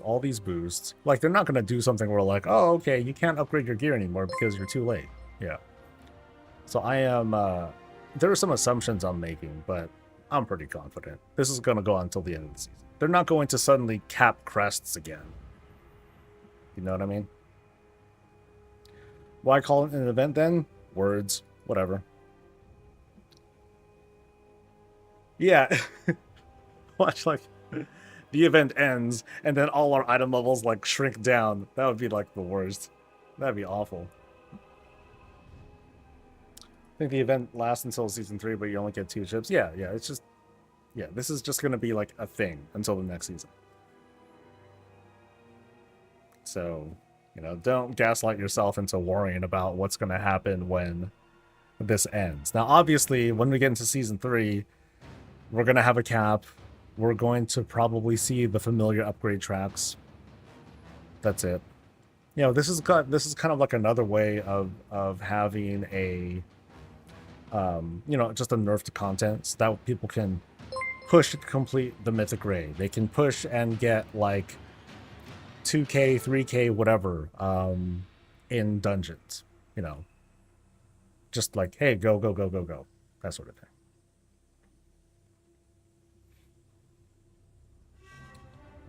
I saw it, wonder why. Oh, no, it's something different. And a shitload of people will fall into the trinket trap that is Eye of Kazan. Sucks for them. Sucks for them. Alright. So I'm on my main right now. Let me switch back to the... I'm just going to buy that two-hander. I'm just going to be a lazy butt. I'll pick up that purple two-hander and be done. No, that doesn't feel right. I'll still keep going, because I might still do dailies on other characters for shits. And I'll still be doing like the weeklies and stuff. Anyway. That way I can definitely get the rewards, and then I can feel like, okay, I've wrapped things up, I'm done.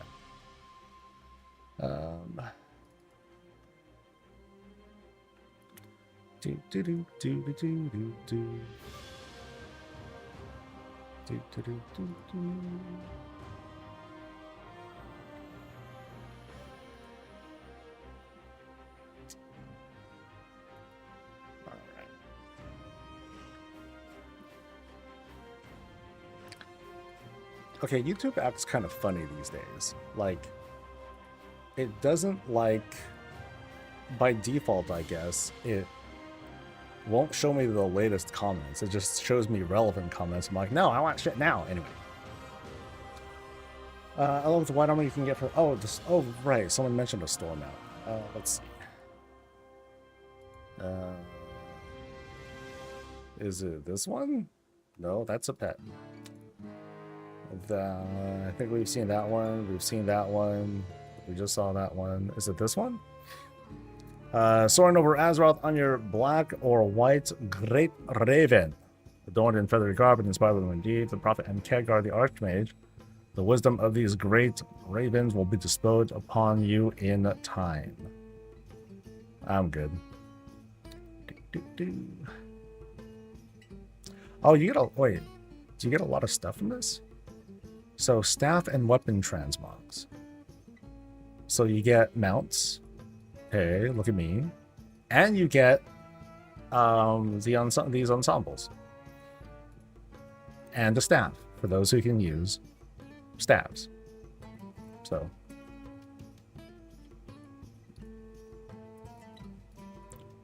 yeah, that's cool. You know, that's actually not, I'm not interested in this, but that's not a bad deal, I guess. 2 mounts, 2 ensembles, they're recolors, whatever. But yeah, that's kind of cool. Just not for me. How do I get more rep for the white bobcat? Just keep doing dailies. Or switch to alts and do everything again, over and over and over again. So like for example, I'm doing the weekly quest again, and I'm getting 50 rep. Not much, right? It would be faster. Okay, not faster, but I could also do the dailies every day for 50 rep each, so 150 rep per character, and I can just slam that. The first set of dailies you do give 100 rep per. Afterwards, it's 50. So if you want to kind of hard grind it, just multiply this times how many max level alts you have, and just have at it. So there's a path to it. Still takes a while, but you know, that's where it is. Requires very specific conditions to earn its spot on that trinket chart, namely combat duration, either raid fights or long enough mythic plus balls being chained. Shadowland reps were made warbound wide. That's correct. Yeah, how was my Shadowlands rep actually? Let me see. War Within, Dragonfly, Shadowlands. So I seem to be exalted with a lot of things, except for the Avowed. This is the one rep I never finished because I hate it. Avowed rep sucks to farm, man. I did not have fun with it, and so I just stopped. I'm like, I'm good. I'm good. But yeah, I already was exalted with everything anyway, so no big deal. Alright, so this dude's done. Well,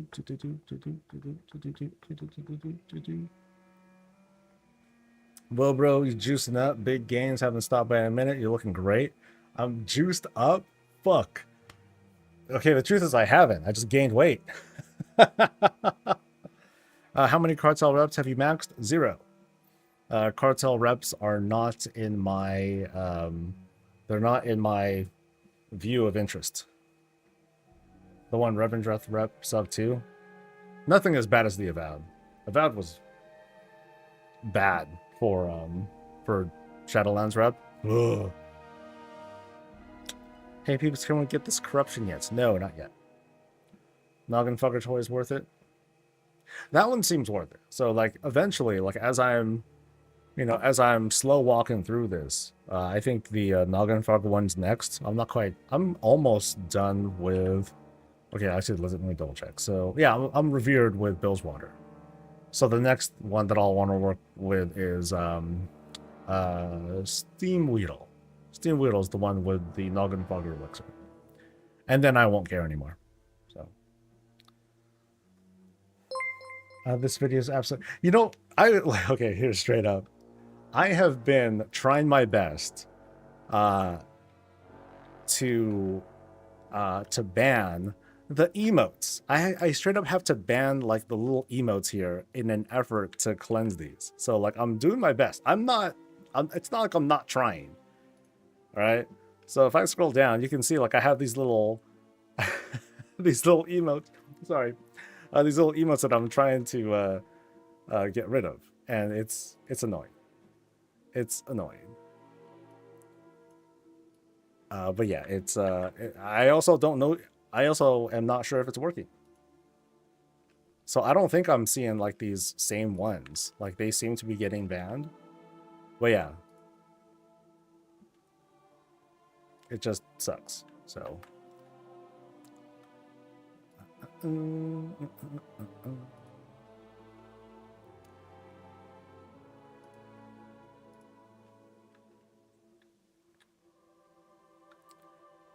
Now the thing is, I'm not entirely sure if it's actually. Does it block these people too? Yeah, all future comments containing or closely matching these words will be held. So, who knows how many I still have. But, yeah. Oh, there's 3 of them. Oh, those bastards. Is there a way... Now, one thing I'm not sure of, is there a way to, like, just block all comments that have the emote things on them? Because, yeah, that's...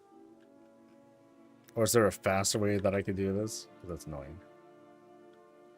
Filter toward the video, that'll get half of them. Nah, video's too much. That's a let's see. Yeah. Even if I were to try to block this video or your videos, like that's that cover. I think that hurts more than it helps. You know.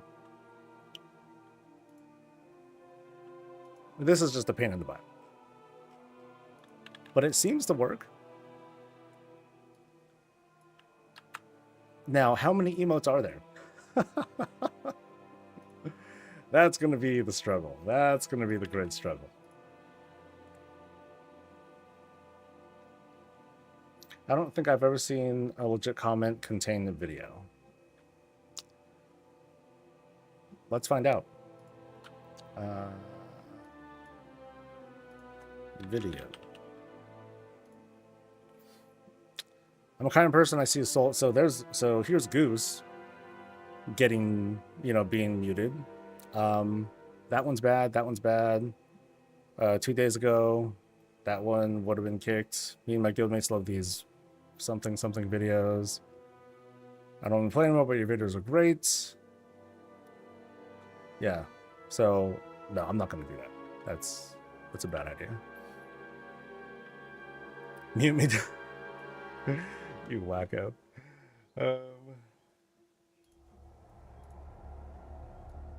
All right, so the purge continues. Let's see. That one looks bad.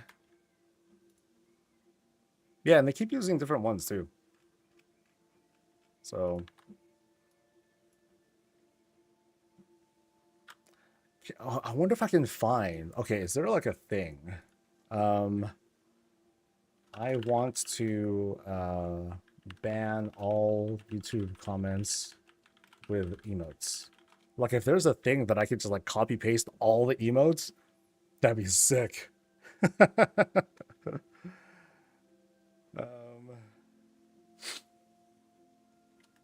Or like list of all emojis. Of all emojis YouTube uses.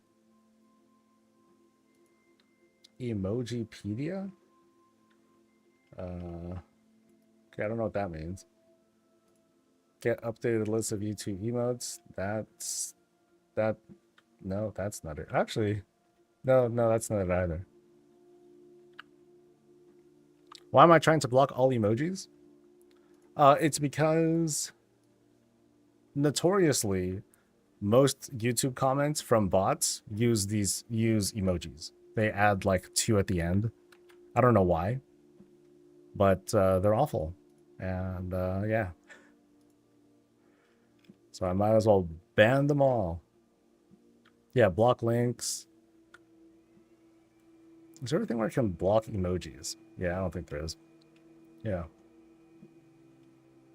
Oh, that's crazy. I said Goose is a moderator? Oh, that's different. I guess I did that once upon a time, huh?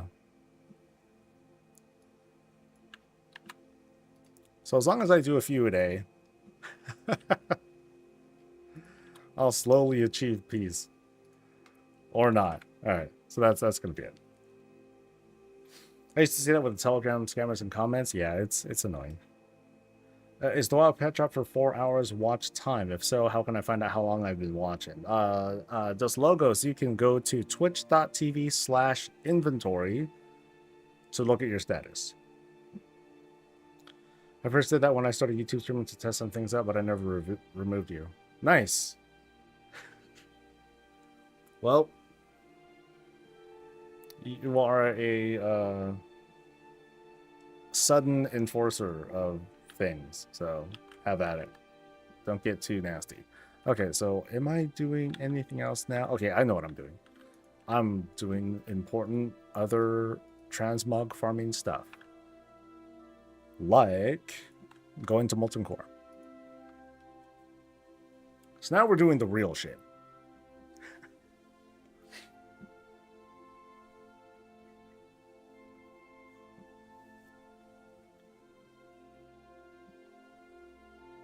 Yeah, those spam things are pretty annoying. Because I'll get caught in like the first second or so. I'll be like, ooh, someone's saying something nice. Never mind, they're not saying anything nice. God. I feed off compliments, man. It's like subs. By the way, thanks to Achilles for the Prime. Also, thank you to Shaw Rules and to Arcbeta and to Obsidian. I think I might have missed some of y'all, so sorry about that. Wrong way, dude. I am not going here.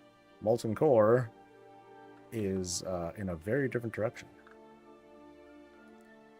Come on, let's go.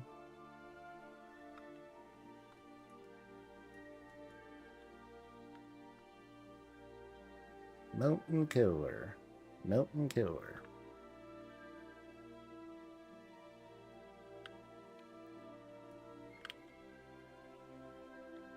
Man, Dr. Pepper is Dr. Pepper. Yeah, it's like I never even knew you. Dr. Pepper, not my thing. Dr. Pepper is like it's a very unique. It's a unique character quality in people, I think. But very weird. Can't stand it. Or not that I can't stand it, but I'm like, I guess the better term is I'll turn my nose away at Dr. Pepper. Favorite soda, chat. What is your favorite soda? Or, I'm sorry, let me walk that back a little bit. What's your favorite soft drink?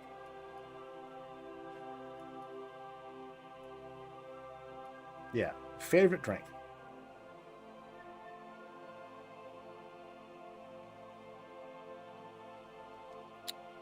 Iron Brew, Pepsi Max, Dr. Pepper. I would have asked for coffee, but I already get Frothy Monkey.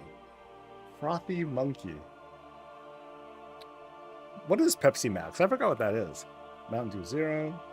I was kind of a fan of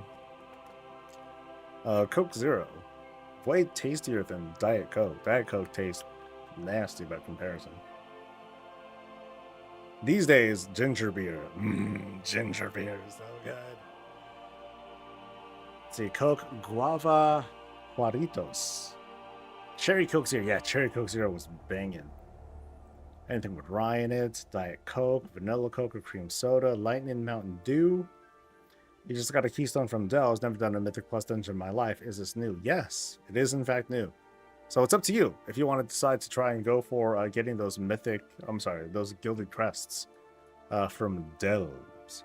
And you know, that's another question I have. An unanswered question about the upcoming Turbo events. Like, what's going to happen with Delve crests?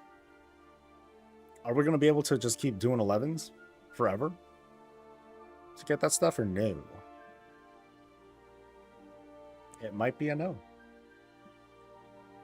Favorite soft drink is actually Dr. Pepper, and they're from a local soda shop here in Nashville. They make their own soda, and it's great. Sweet Lightning. Sweet Lightning Mountain Dew. God, they have so many flavors, man. Drink weed. Never heard of drinking weed, but... don't I have the BRD Pet Battle Portal? No, I don't. Haven't done Pet Battle Dungeons, so... Pepsi. I was a big Pepsi dude when I was young. Yeah, like when I was in high school, so back in like the 40s. It was, yeah, that was when like the Pepsi versus Coke thing was like huge. It was like Nintendo versus Sega. They were just constantly going at it with like, you know, Pepsi does what Coke don't. Okay, I'm mixing up marketing things, but you know what I mean. Crest cap is lifted, but I doubt they'll lift the terrible 31 gilded a week from Delve's cap. I mean, that would be very tragic. I would find that to be like very doo-doo.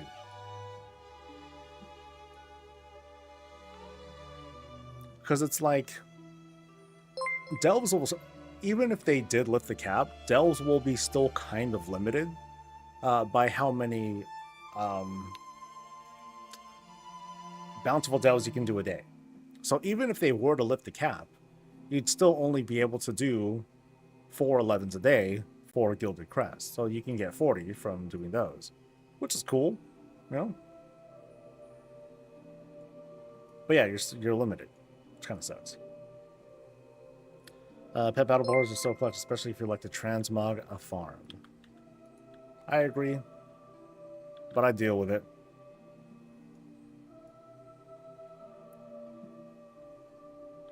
I use a Stratholme dungeon or portal thing to get to Nax. Yeah. Pepsi tastes like magnets. Magnets. Ooh. Wait, did I miss news on Crest on Cap? They announced basically, Captain, when they lift the Crest caps like they usually do a couple months into the season, they're doing all sorts of other shit too. So that's going to happen. It's still not going to happen for a couple weeks, but when it does, hella shit's happening.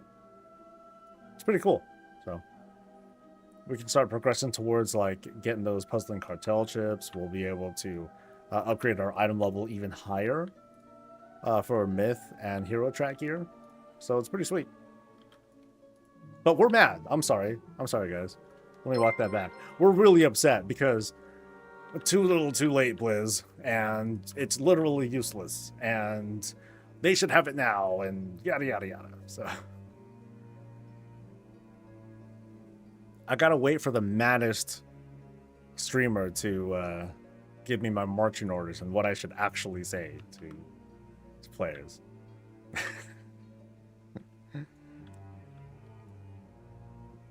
They cap not only Crest, but also game time. They put a cap on 4 hours per 24 hours you can play now. Yes, there we go. Yeah, we just gotta, if we're gonna be gaslighting folks, we gotta go all in and just straight up lie.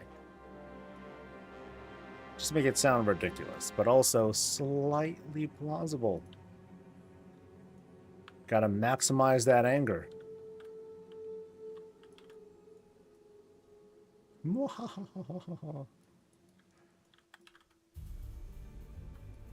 Yeah, so actually a lot to talk about. I'm probably going to limit how much I talk about the events and stuff. I mean, it's a big deal, but I guess I'm mostly gonna like just kind of bait people and get them to react to like, hey, how are you feeling about it?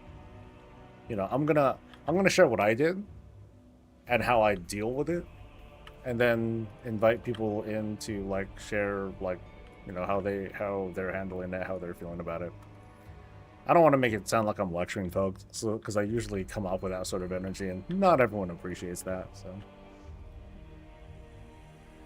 also have to say, it feels like they realized people were almost done gear and had to do something about it. I mean, it kind of is what they get for making the gearing fast already. Because it has been fast. Like, I know I've been pacing myself. Like, I'm still, well, I'm pretty sure I'm still gearing faster than I normally am. For sure. Because I've been getting gilded earlier than normal. I think it wasn't really until I'd say like starting this or next week when I start killing like the last couple bosses, that's when I start getting gilded. And then not too long after, that's when I would finish getting ruined. But I've done that a little bit early in this case. So it's I'd say I've been gearing faster by a number of weeks. But for people who've been really like pushing, no, they knock their shit out like pretty fast. And no paladin legs again. Next, where to? I think it was ICC or something.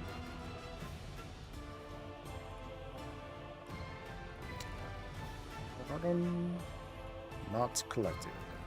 So, not AQ. I never want to go there. Next is next. So let's do this one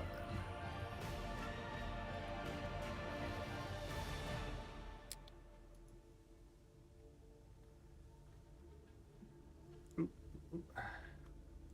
I don't know why, but after Season 2 patch, I started to get decent on a daily basis, taking bets on if they keep this gear pace going into the next phase. I think it kind of depends. Like, I'm wondering. First off, I'm wondering what the item level increase is going to be for Season 3. Because they're only increasing hero and myth track gear, I have a feeling that they're going to just go back to the normal levels. And they're not going to add like this extra 2 upgrade levels on top of the normal 39 that they add. I don't think they're going to do that. This is something for like the elite players. As in people who have hero gear. Which is more people than before, no doubt, but it's not everywhere. And so I don't think they're going to cater to just that, you know, mid-level player or however you want to label it. I should set course max. But I think they can keep up the pace, especially if there's presumably no Season 4. So yeah, I think they can do it. Now, as for the next expansion, I think they might slow things down.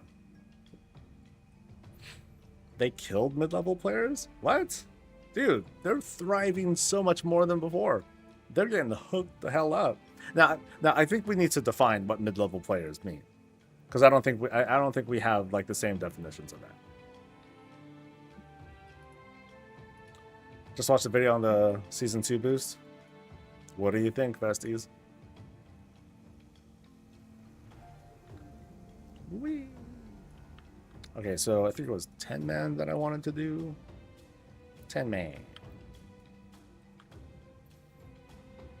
WoW 2025 release patch. People do transmog run. No worries. They have to bundle to sell working in shop. Okay. Got to recraft half my gear. Yo, you know what that's going to mean, right? Money! I still don't know what mole people are. Mole people are just people who don't group, right? Isn't that what it mostly is?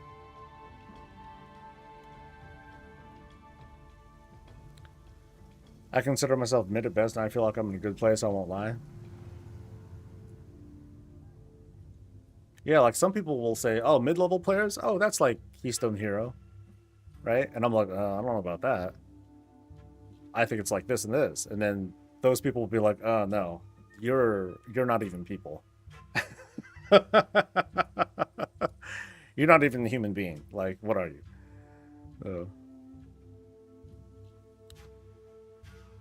No, it shouldn't. They didn't specify, but I'm like a bajillion% confident that no, we don't need to like refarm for gear. They're gonna legacy at it.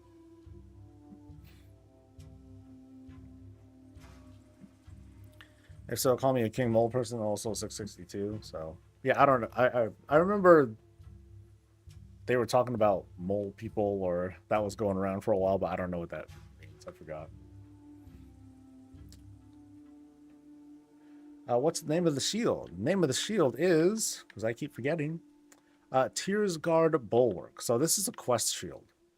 You have to do the quest in Dragonflight where you help out these folks who make up a new little team called Tears Guard. So when you do that, then you get a dope shield. There's fluctuating definition? Okay. Yeah, never mind the term then. But yeah, that person was saying that mid-level players are suffering. I guess I'll be more specific then. I think the people who play at like the AOTC and Keystone Master level,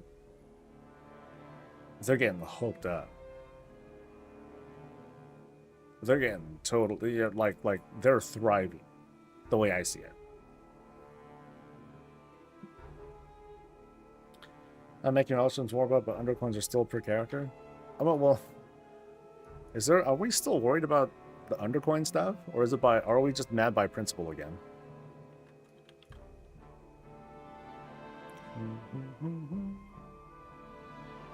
I guess it's for the people who are farming up the Gilded Crests and the Delver's Bounty. My tip for people still though is never mind buying stuff. Just focus mostly on just looking for the misled curiosities, because chances are pretty good you'll get a wave scrambler just doing that. Yeah, you're able to trade them the other day, but I guess they found another problem. They turned them off, and we'll see if they turn them back on again. So I think it's to prevent delve root for alts.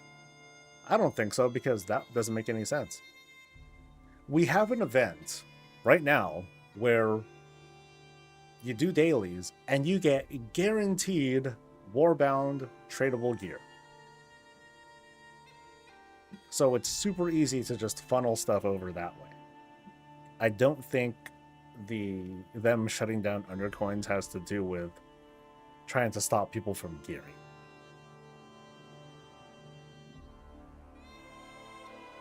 I think there's probably like some sort of exploit we don't know about. To me, I'm mid-tier Mythic Plus and Raider, 10s and blind rating.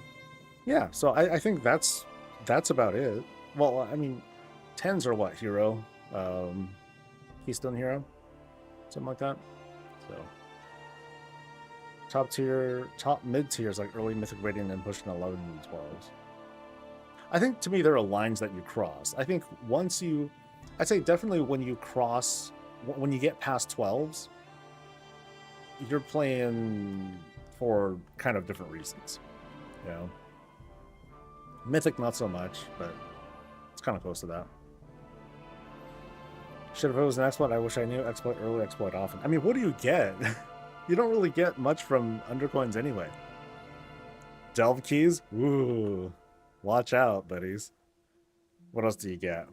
I guess you can buy a crap ton of wave scramblers. If there was some way to exploit or dupe that stuff. I don't know. I like that. I don't know the boost. Just kind of worried some of our gear not getting the legacy of the 2 extra upgrades. So here's my problem, Festies. The way that I play, y'all know me. I'm using season 1 trinkets. These trinkets are just going to be like they're going to be done even dirtier, because they're going to lose like another 10 or so item levels worth of potency compared to other stuff that I might be able to get. So eventually I'm going to move on from these trinkets. I'm just going to be really sad when I do it. Chances are pretty good I'm going to get the bomb suit or whatever. That's going to be one of the items that I get with the cartel chips. As for the other item, I don't know. I'll figure something out.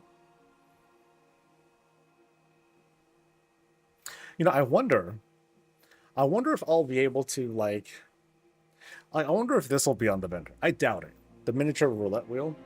It would be kind of funny if it happened to be on the vendor, because what I'd probably try and do, I would just keep buying it until I get the stats that I want. Right? Or hopefully it won't be like set stats or something like that. Because it would be really shit if it's like, oh yeah, you can get it, but you can't refund it after you buy it, or you have to use an item to see what stats you get, and then you can't trade it back. That'd be pretty bad. But I have a feeling that this won't be on the vendor. It'd be kind of cool if it was. Who needs to kill heroic gas when you've done them on normal and are able to buy the hero track stuff from them? Yeah, there's that. You know, so gear wise, it's like, is it really worth it? So we'll see how. I'm pretty sure in the next 2 weeks, 3 weeks. In the next 3 weeks, we'll finish. We'll finish the raid, probably, hopefully. All right. I forgot what I was trying to get from here. Helmets. Okay, I got a Nerubian. I got a gun, but no helmet. Lame. Moving on. Off to Dragon Soul. Shit. Okay, I'm only doing one difficulty, so I'm just doing. I forgot which one drops this one. Actually, maybe I won't go to Dragon Soul. I'll try going to Sepulcher. Sepulcher Raid Finder.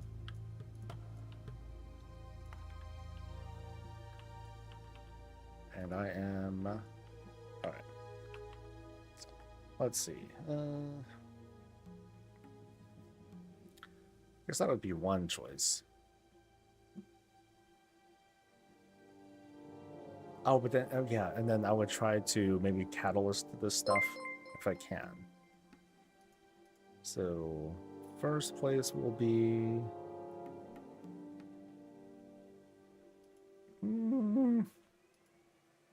I kind of want to finish this though. So yeah, you know, I'll go to Dragon Soul.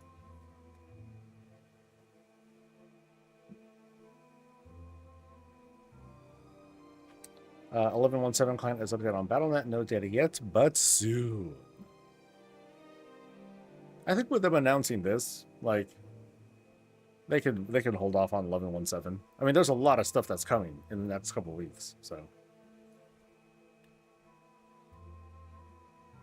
I wish undercoins can be turned into get delve maps that make a maps that make a non-bountiful delve bountiful. You get a refresh of 4 bountiful delves per day. I feel like that's enough, or I feel like that's okay pacing. When are we thinking season 3 will be? August. That is the guess so far. Just a guess, but that's my confident guess. Would I say August 12th or something like that? Yeah. So it's still going to be a while. Error code? The fuck? What'd I do?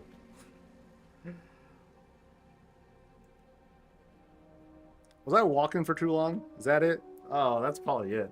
Sheesh.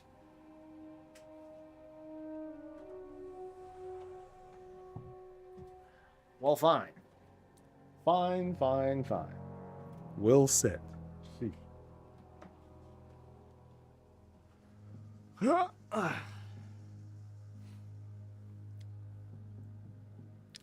Who needs season 3 when Legion Remix is more important? Well, chances are season 3 will begin before the Legion Remix. So I'd say it's pretty important. Just MO.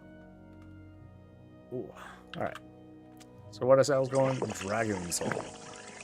Dragging Soul.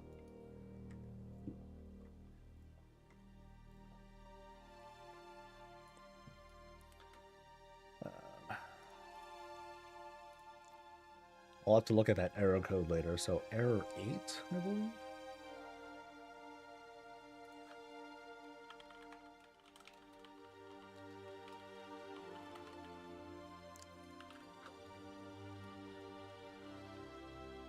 Yeah, they're gonna hear from me if this thing like broke.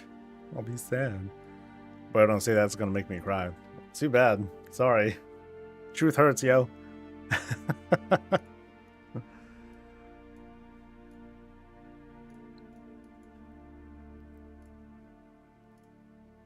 Yeah, but I can't see I can see the remix coming not too far into season 3. I've started to lean towards that soft prediction, but yeah, season 3 is gonna come first. Most remixes only really take a month worth of farming, so that would leave a lot of dead space. I don't know. I feel like the remix is, if you hard grind it, yeah, it doesn't take too long. But I think folks like you and me, Mort, like we were the exception, not the rule.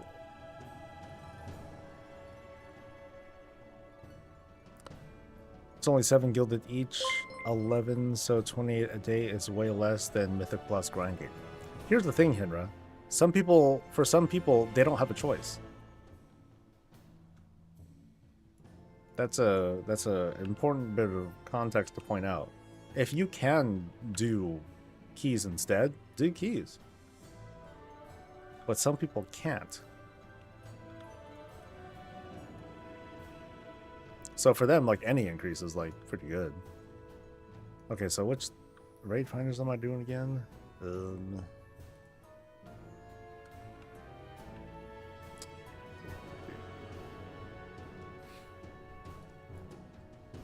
All right.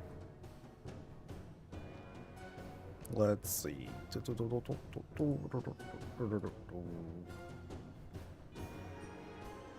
So both.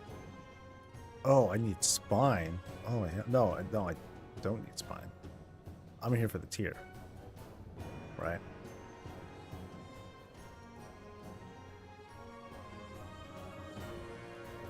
So I just want. Oh, I need a lot. Shit. Looking for raid, and then battle plate, chest. Where does the chest drop?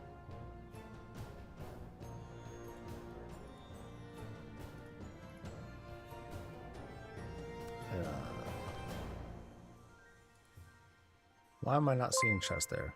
Something radiant glory, but then I need the. Oh, because I'm not tracking it. I don't think. Oh, yeah, I am. Okay, so. How come it's not showing there? Here. Belt, boots, spelters, greaves, feats. Common boss drop? Is it really a common boss drop? Like random? What the fuck?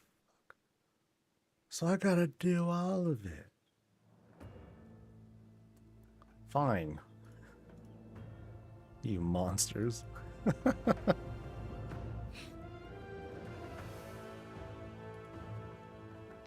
Granted, most people do what we do or carry guildies through remix raids for the entire duration. Yeah, and for me, it was fun. You know, it was cool to do. It was challenging on some of those nights, that's for sure. And I felt kind of bad because we were basically dragging corpses with us through the raid.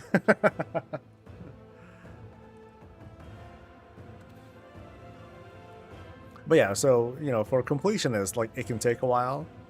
For completionists who are also like, hey, I have the time to play the fuck out of the game. Nah, it doesn't take.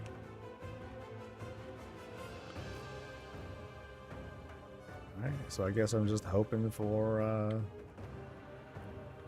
good stuff. I'm hoping for a radiant breastplate. That sucks. Damn. And I need to send some of this stuff out. Too much stuff. Too much Warbound stuff.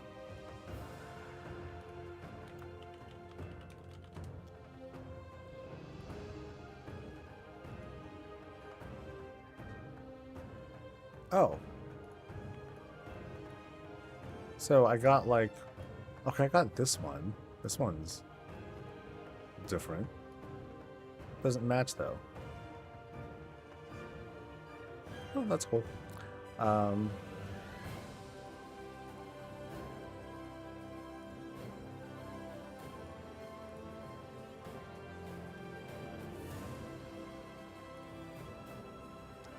Just trying to get rid of stuff.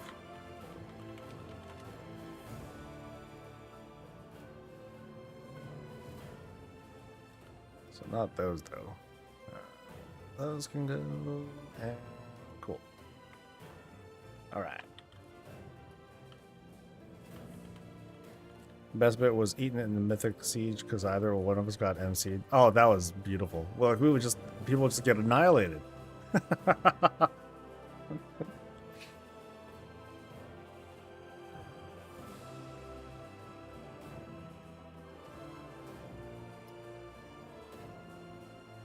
So you've been in too many instances? Oh, haven't? No, I haven't.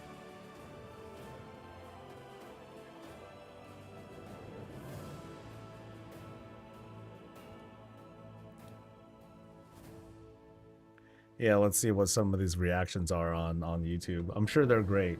I'm sure they're extremely supportive.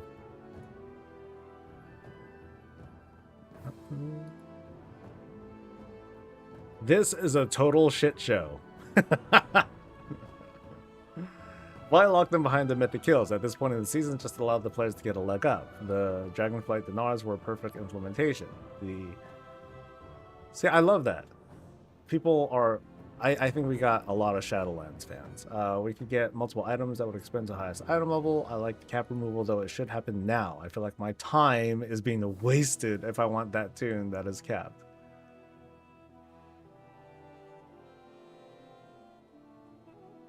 What else? Huge L on the Dinars. The only items worth buying are from the last 3 bosses, which is a problem in and of itself. And only 166 guilds in the world have beaten Mythic Gallywix, so not a whole lot of people can even use the cartel chips on Mythic gear. Also, what's the point of buying those heroic versions when I still need 675 in every slot for the Gilded of the Undermine achievement? Come on, Blizz, do better. Jeez, man.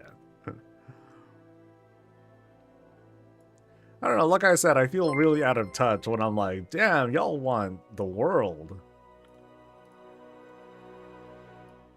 We're not halfway through the patch yet. Or the season yet.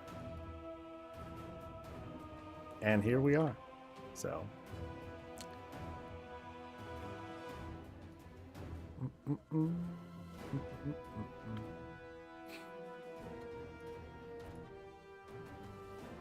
Yeah, just farm up some crests and get that achievement hella quick. So. Honestly, I don't know if anyone at that point is even going to need heroic gear as an upgrade, and needing to do 4 bosses each week for 3 weeks just to choose one piece is ... underwhelming. I can't imagine doing that for multiple alts. I think I'm just going to stick to my current chill playstyle and let Vault RNG do its thing.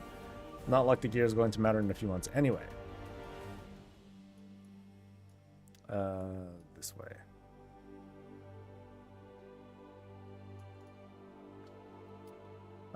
Blizzard fucked up yet again. No one is going to play in 2 weeks. Everything will be cleared and the season will die out.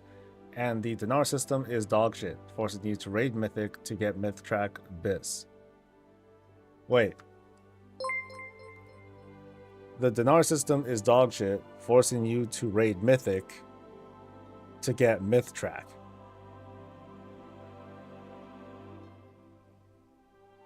Forcing you to raid Mythic to get Myth Track Best in Slot. I'm shocked. What? We have to do what? To get the best gear? No way. This is World of Warcraft. I thought we're supposed to just get in our mailbox, man. Sorry. Sorry, I just feel kind of bad, man.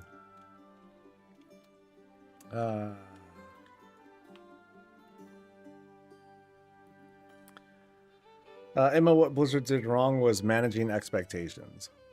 I think there's like kind of a problem they make for themselves with just announcing things. They can't even announce things that are coming. Because the immediate reaction is, why isn't it now? And I'm like, damn, buddy. So. I think that's the last one? No, I think I gotta climb up. No, I don't climb up. Really? So, No, I think I still need to... Yeah, there's stuff to do this one, and then do the shaman lady. And then I do the other ones, yeah.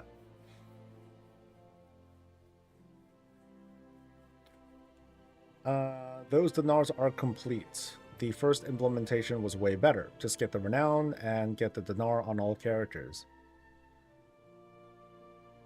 Wait. The first implementation was way better. Just get the renown and get the dinar on all characters. I think the dude forgot that the first dinar won't come until June something or other. Now you have to do 24 raid bosses per character. If you're already doing plus 10 for Mythic Vault, you also have to do Mythic raid bosses to make it worth the time. This is so much worse than the original idea. Yeah, I still wonder, like, it sounds like the gear that you get from the Puzzling Cartel ships is going to be, like, it's not going to be a special track, you know, with 14 upgrade levels. It's going to be, you know, just hero or myth track. I do think that should change, though. I think it would be reasonable to say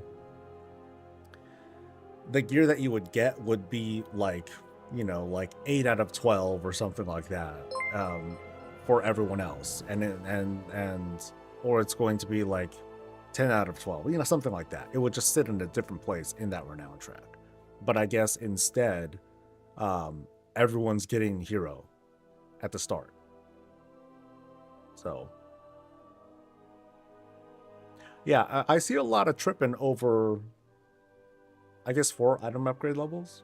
So, you know, if that's where they want to sit, all right.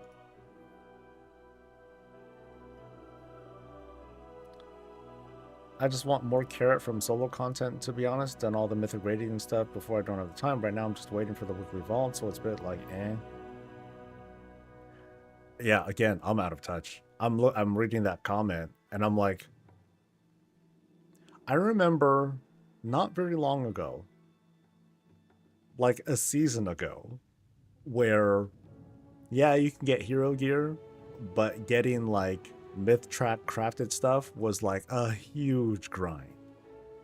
And the expansion before this, solo players didn't get shit. Solo players didn't have delves. You know, things have changed a lot, man. And I think I totally borked what I was doing here. I'm supposed to go into a portal and kill the shaman lady, and yeah, I'm totally brain farting here.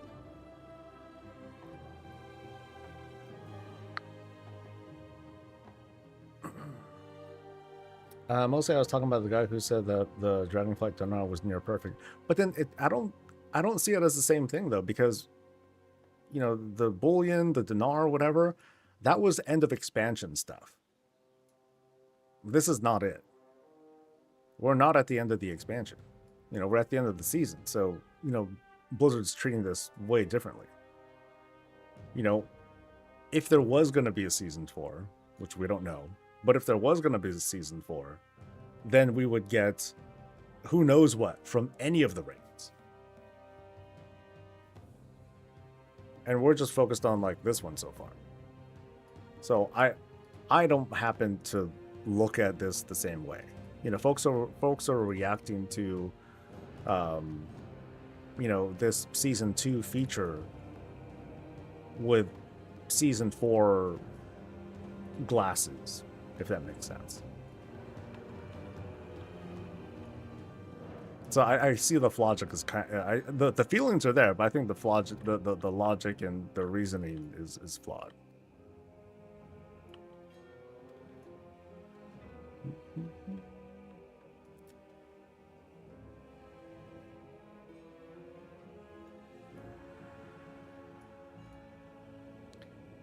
Yeah, end of expansion stuff is thought to be crazy. Remove restrictions, let people have fun. At that point in the expansion, who cares?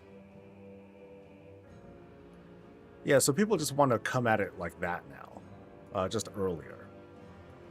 Like, let's do this every season, and that's been a thing ever since Dinar and Shadowlands became a thing at the start. Like, dude, we should have this thing every season, and so now they're starting to do it, but they're holding back, and they're like, no, Blizz, don't hold back. So, and I'm supposed to get a chest from this, maybe? Crown, legs, all disappointment anyway. Ah, okay, so this I'm sure was the last boss.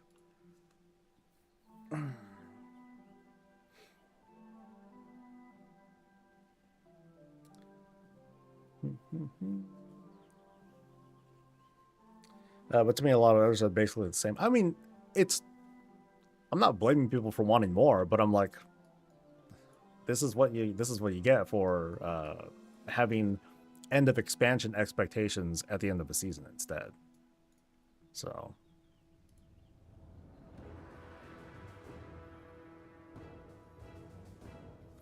Blizzard should just stick to it in the end of the expansion timeframe, not outside of it. Less complaining, probably. I think it was a mistake to do the Dinar and Shadowlands. I think that it opened the door. And now we're seeing players just like, crashing against the gates trying to push further. I don't blame them because, Blizzard started it. So. Anyone remember that story? Little kid's book, If You Give a Mouse a Cookie? That's exactly what's going on. And it's not just a WoW thing, it's life.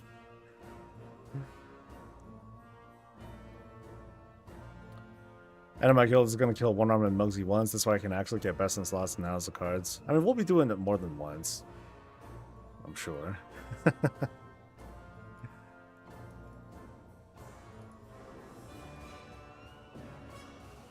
But yeah, it's this double-edged sort of transparency. It's like, hey guys, we're gonna give you all this stuff that you guys have been wanting, later in the season. And they're like, no, we want it now. We want it now. So they're just gonna have to contend with that.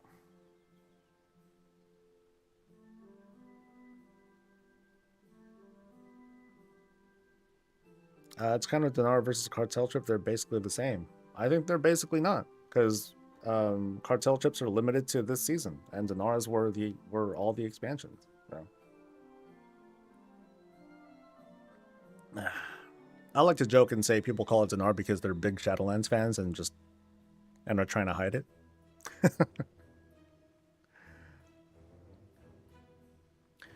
Extending the mythic track is a little lame to me. I remember there was backlash to that too. People who were like, no, don't do that because now I have to farm that much more and all that.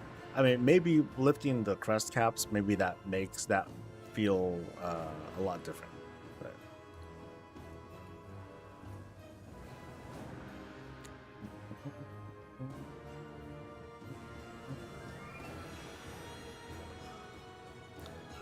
Grinding 8 mythics for a mythic trap vault option that never drops can be more brutal than farming a raid.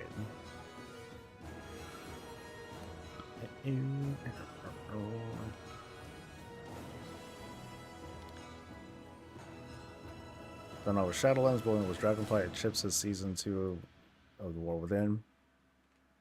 If we want to get really technical or really nitpicky, which I'm sure some of you love, Dinar was limited to just gear, right? And you only got, how many? 2 or 3, something like that. We only got a couple of things for the whole season. Bullion was something we could keep getting. We got like, I don't know what the income was, but we kept getting it. But it wasn't just for gear. We could get it for Transmog appearances from, I think it was mostly weapon Transmog appearances from any difficulty. So that was a huge boon for someone like me, who I'm like, okay, I only want like 1 or 2 things, and like that's it. Now I'm just gonna get a bunch of Transmog. And then people were able to get that mount as well from Shadowlands, right? The slime cat, they're able to get that. So that was different. And then these puzzling cartel trips, that's different again because it is limited to gear, but it's only going to be like the current season and not the end of the expansion. So Blizzard's trying to do a, hey, we don't give a shit mode. And, they're definitely upping it from previous seasons, but it's falling short of like a season 4 fuck everything kind of vibe. So.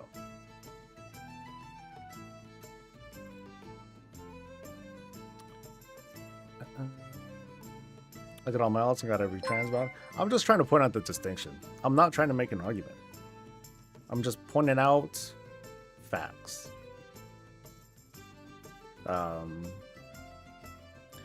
Never forget the Chad move of using a dinar to get the fell guards the jailer hammer. Oh, did you do that? Wait, so tell me real quick, Mark. Do you still need to have like the weapon in your inventory?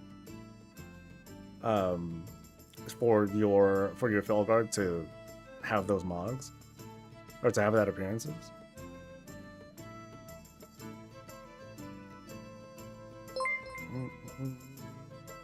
It is. Oh, that sucks. I want you just some statement distinguishing the difference between the three. Yeah, so like we'll have different takes and arguments and all that.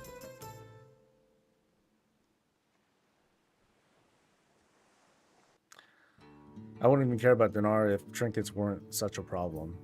And I do think that they are. They made a lot of trinkets this season. You know, there's a consequence to that. The loot tables for trinkets are like rough. Tons of different raid trinkets, tons of different.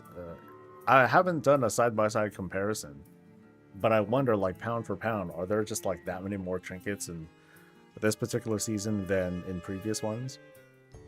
The short answer is yes, because like Dell trinkets, that added things to the mix, but those are on a separate Great Vault track anyway, so that doesn't really matter. But it's just a lot. Oh, chest. Damn it, not the right chest.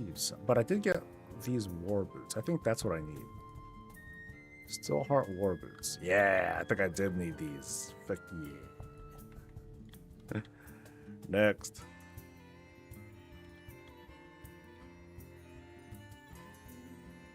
Yeah, the chest is random, huh? I have so many trinkets, they're just garbage in my bags.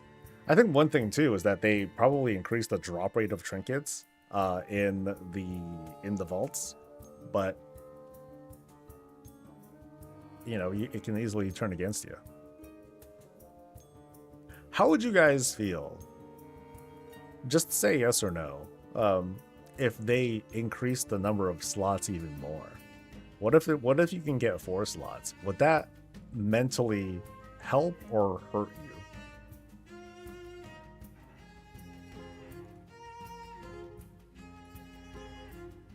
Because by that, I'm implying that you'd have to work that much harder to unlock that 4th slot too. Or maybe not. Yeah, maybe not. Maybe the same amount of work will get you 4 slots instead of 3. So most people are no. Yeah. Like it wouldn't help. Not a single yes. Not a single yes.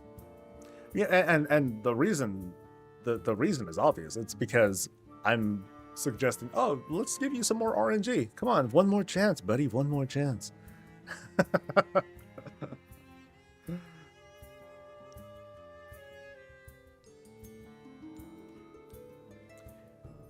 You know what my conclusion from all this stuff is? Crafting is great. You know, that's what we need, dude. More crafted trinkets. Something that's like a good, like a decent alternative for people to be like, yeah, fuck it, I'll just craft a decent trinket. Right? I think that would have made a big difference. Of all the things that they've expanded on trinket availability, they didn't touch crafting. I think they should. More for the mix. That way it's like, take your deterministic reward and shut up. I'm being facetious with that, but I think having that as an option wouldn't be a bad idea.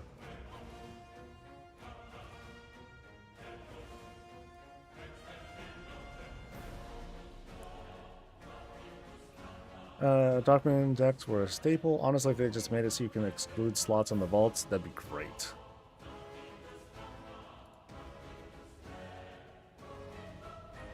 I don't think that'd be a bad idea either. Yeah.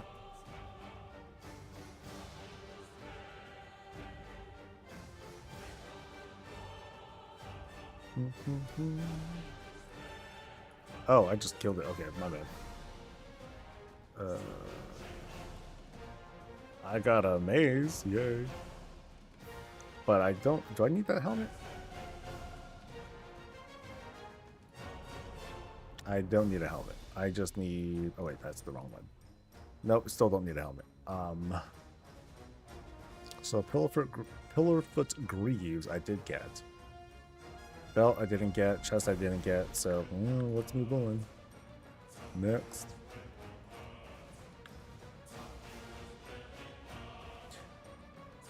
I remember when Darkmoon trinkets were the best. God, when was that? I think the last time I seriously used a Darkmoon Fair trinket was Cataclysm, I think. Oh, I forgot what to do again. Fuck. I think I just killed one, right? And then I stood on the thing. I think. I don't remember.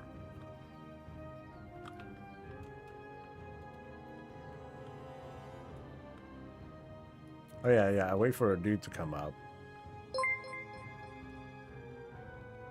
Right. And then a blood eventually appears. Dude, I only did this like a month ago. I like totally forgot. Yeah, so not that guy. Kill this guy. It eats. And then I think I crit the thing.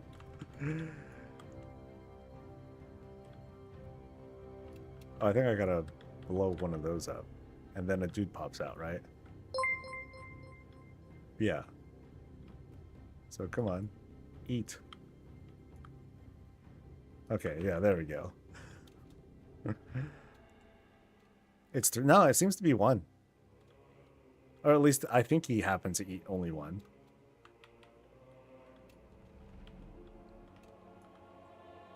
What's up, Grim? Yeah, I get all anxious when I see the emote going, and so I'm not entirely sure if I know it takes a little while for it to actually go off. And yeah, my crit's too high. I'm like nuking all these guys. Dang it. So let me see how many he eats. Alright, I gotta kill a thing.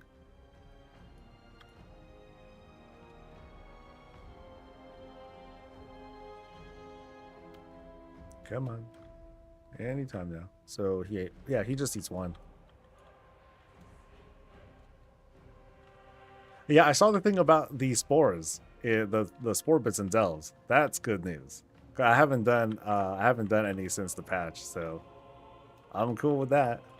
That's good news.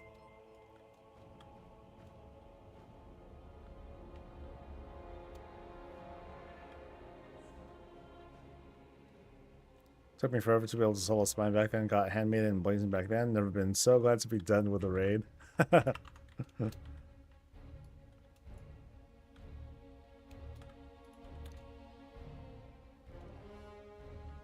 Soul needs a transmog run boost in Dragon Soul. How much gold would that be? I don't need that bad of a boost.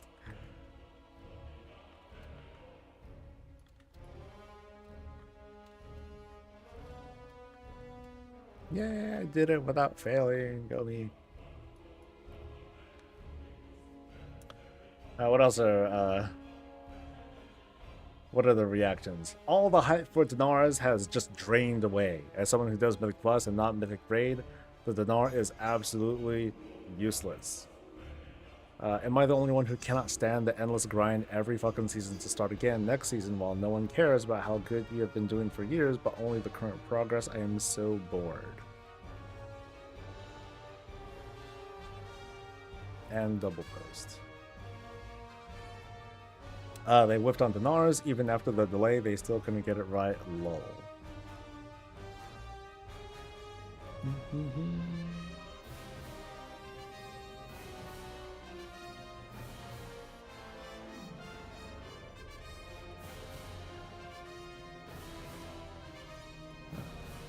dum. It's a lot of trinkets. More trinkets! Rah! Is it possible to change the sorting of all things to be by item sets instead of source? I'm not sure. Haven't tried it. I haven't seen that kind of option.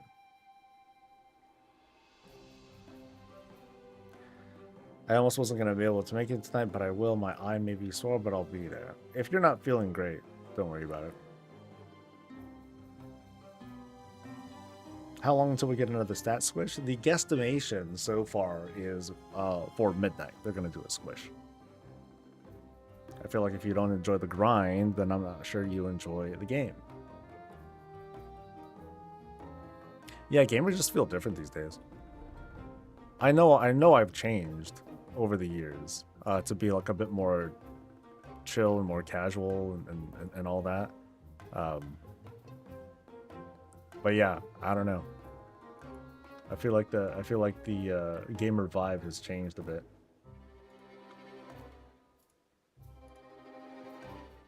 What else? This is a total shit show. Why lock them behind the mythic? Okay, yeah, a lot of things behind, a lot of rage over the whole mythic requirement. Whee.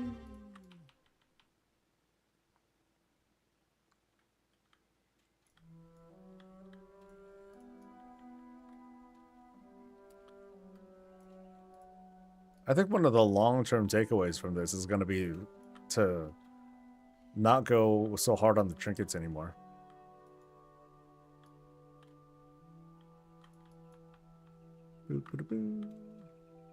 Oh, bounty of a sundered raid. I don't remember ever seeing that. What's that? Okay. I didn't actually get anything. Is it because my inventory's full? Oh, it's because my inventory's full. Typical. Okay.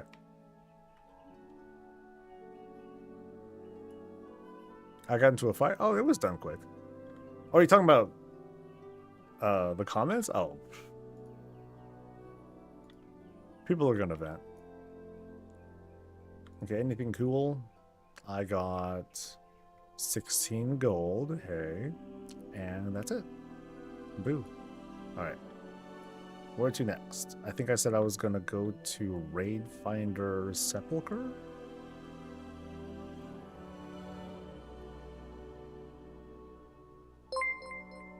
Raid Finder Sepulcher is somewhere around here. Actually,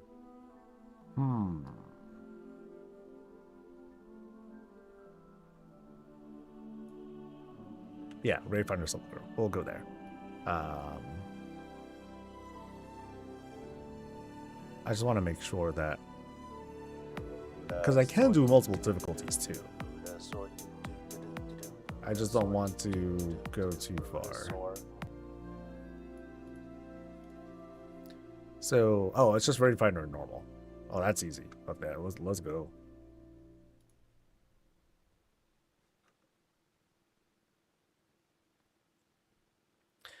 Trinkets, rings, and necks have needed to be looked at for a bit. The latter two less so with crafting, but still.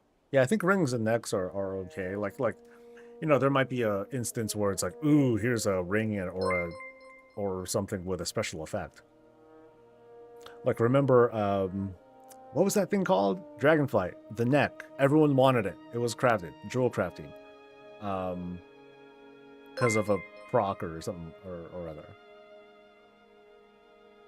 Oh, that's the wrong spot. That's Kazalgar. We're going to Orbaus.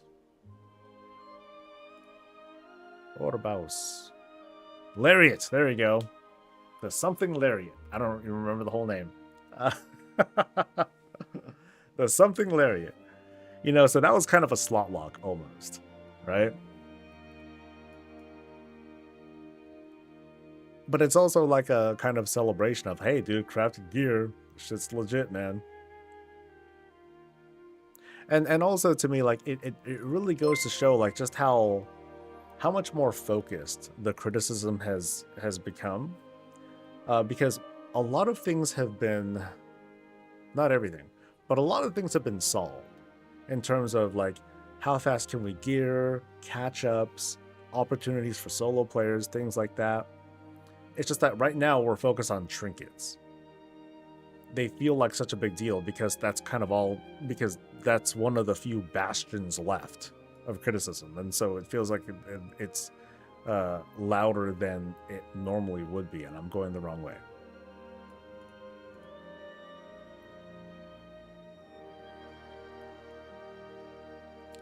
People rage at this shit is giving me mad schadenfreude. Like at some point people need to walk away if they don't like the game.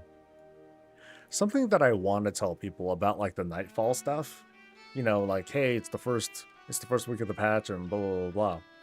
You know, a lot of the critics, this is somewhere in my script already, I think.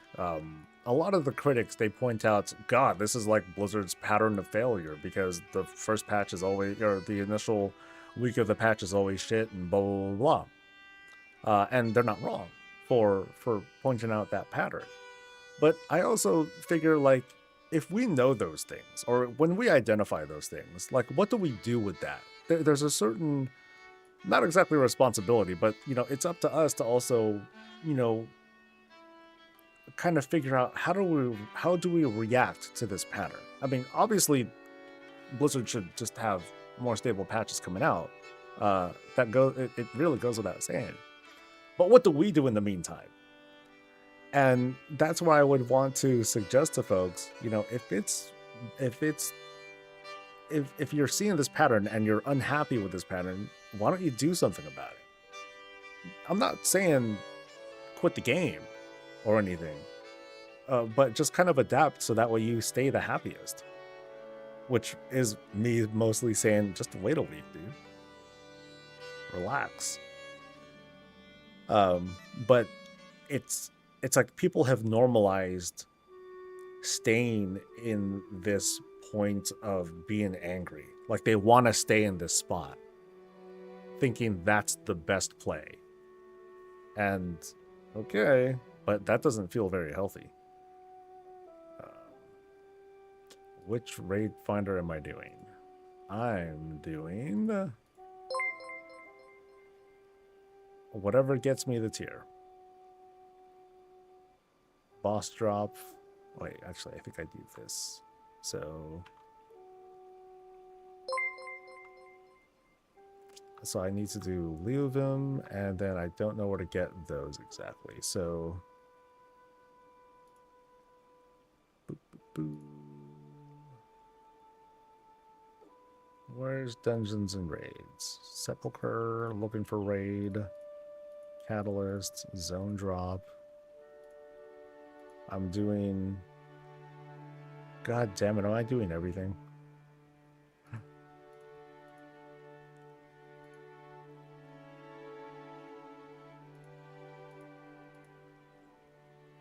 Legs of Ultimate Threat. I think I am pretty much doing everything, aren't I? Sheesh. Yeah, fuck it, let's do it. Let's do the whole damn thing.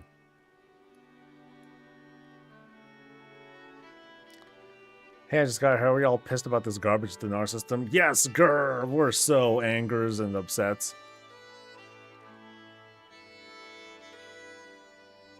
I mean, it sounds like it, you know, like looking at comments, because I put out the video where I, you know, just go through the article.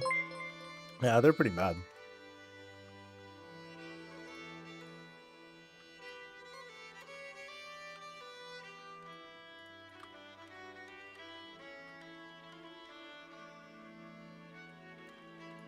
Because people care about the game. I would hate if they adopt your method of just do nothing and wait. Who said do nothing?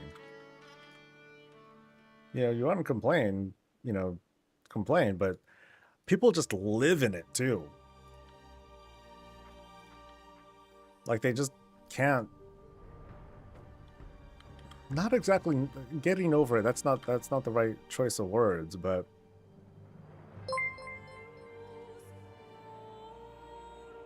oh, they just seem to stay in this state of anger. So, what did they do with it? I haven't seen. So, what's happening what's happening, like, you know how they lift the crest caps eventually during the season? They're doing like everything. They're lifting crest caps, they're making Valor Stones tradable, they're doing like the whole cartel chip thing. All that stuff is going to happen at around the same time, and it happens in a few weeks.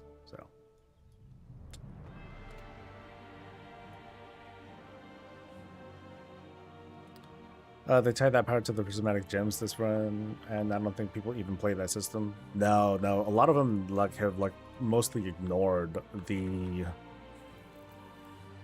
blasphemite stuff, because they just go for like the straight stats instead. And a lot of it's tough because like when you're trying to progress the gems, you need to, have gear that you want to actually slot. And because some of those slots are dependent on having bad great vault slots, or bad great vaults, it makes the effectiveness of that feel less, and that kind of sucks. I'm just gonna stop looting. Fuck it. I'm just gonna hope for the best.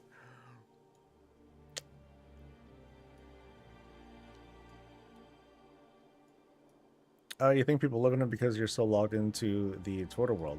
I don't use Twitter anymore, really. But I do but I do try and pay attention to what people are saying.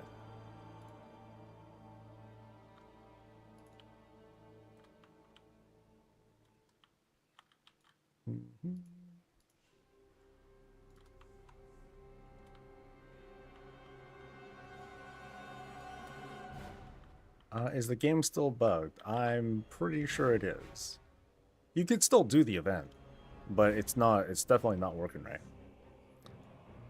Some people might stay in that state, but it's also the effect of only really being exposed to reading it from lots of people. Also, I think in plenty of cases, it's more of a sign that there's discontent in life past the game for plenty of people. And you can't do anything about that, Like I was saying earlier in the stream, it's like people want to get away from... People are here for a reason. They want to get away from like some of those realities. And when the thing that they want to run to get away from stuff, when that's not working right, naturally we're going to get upset over it.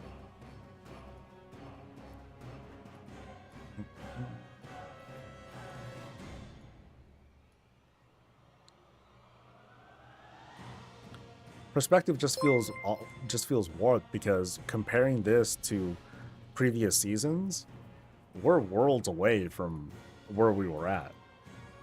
And at the moment, the biggest gripe is essentially over, I want my best in slot trinket now.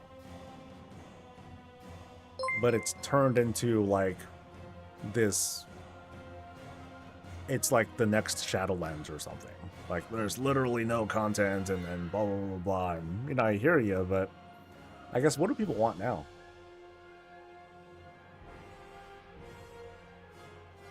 I guess is they want all the stuff sooner.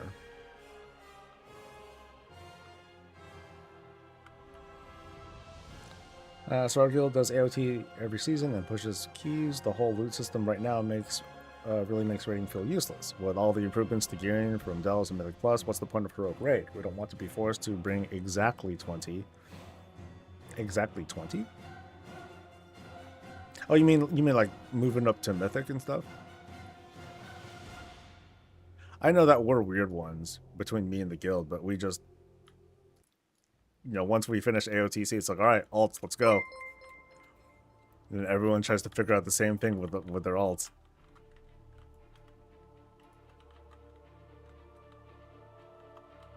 Yeah, like my team too. I don't touch Mythic. And so by consequence, the guild doesn't do Mythic. Those who want to, they leave. So it seems I'm projecting. What does that mean? Because I'm not familiar with the term.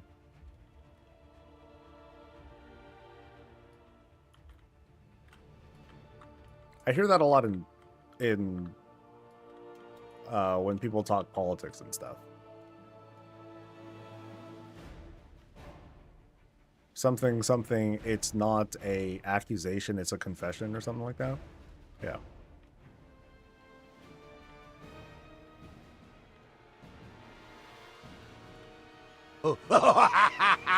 And we're doing really well.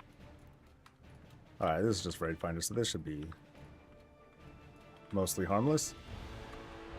I had something happen where I could not sub for a few years. Came back a year ago and everything felt great. Now I hit a wall and everything feels like work.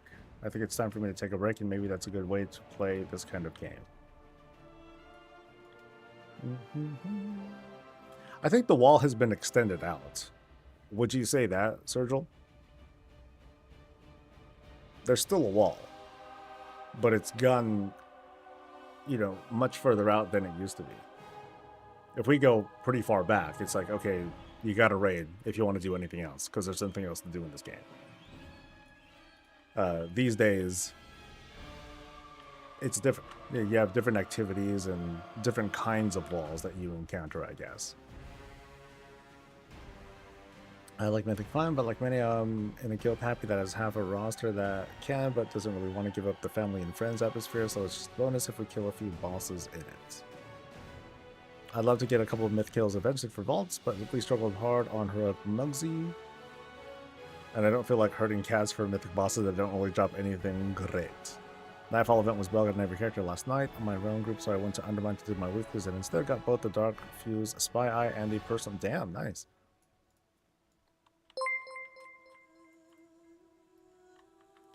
Who's excited for the 5% Mugsy health nerf? I don't know if I'll even notice. Like, we haven't... Well, I guess that's going to help a little bit for us to push the phase a little bit faster. So that'll help. Like, what problem were we having last week, dude? Like, we weren't killing them fast enough, and we weren't pushing as fast as I wanted to, something like that.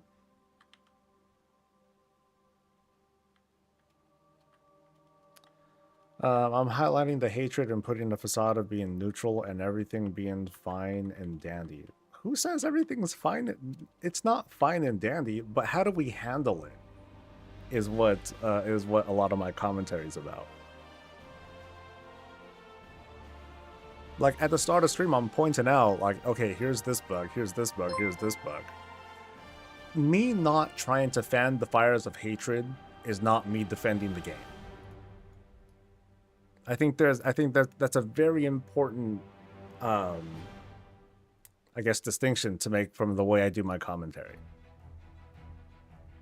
I'm not here to help you get more angry. I'm just here to point out stuff. I give my takes. I invite you guys to share your own, and then I get the comments. That's it.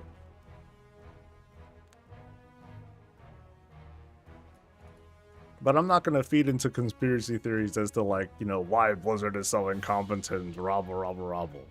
You know? That's not me.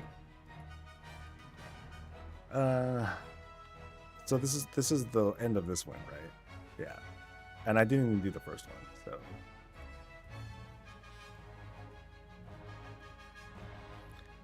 so. 5% slow and getting extra. Oh, it was getting those ads at, during his spinny phase. That was really fucking us up.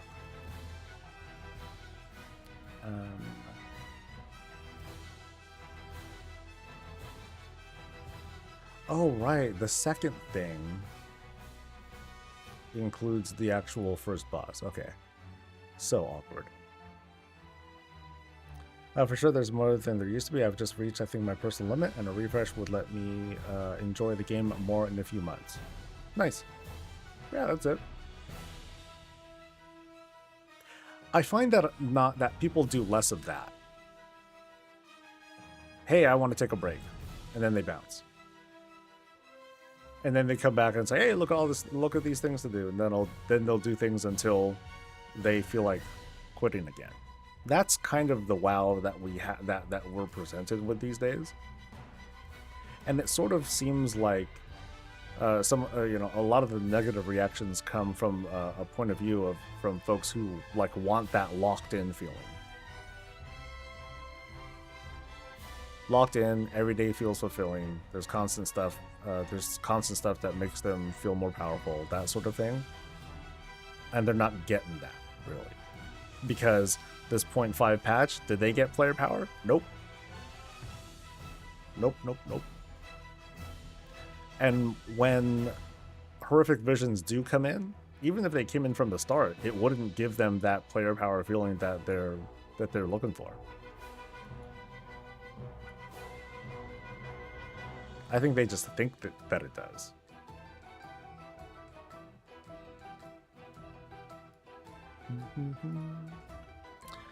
For me, it just looks like you criticize the criticizers constantly, whether they have a point or not. I remember I was really aggressive before when hating the haters or complaining about the complainers and stuff like that. But I feel like I don't want to just be like, hey, you know, people are fine to feel the way that they feel, but also it's like, what do you want to do afterwards? Is that all you want to do? Just, yeah. So yeah, I kind of went there.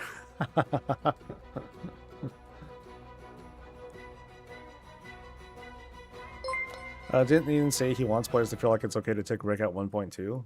It's always been like that. But instead we've been seeing this kind of warped this warped perception of, or this warped statement of, hey, the game needs to respect my time, when that means a lot of things to a lot of people. And that's not gonna, and that doesn't quite match up. Without being snarky, I think live service game players often forget that there are other games than their game.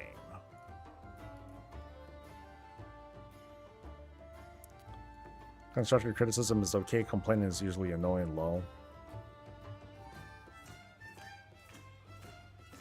I guess I'm the type who only needs to hear it once. But then, you know, this is me looking all over the internet to like see all the to see what people are saying. And so when I see it a lot, I gotta look closely and be like, is this the same people saying these things? So.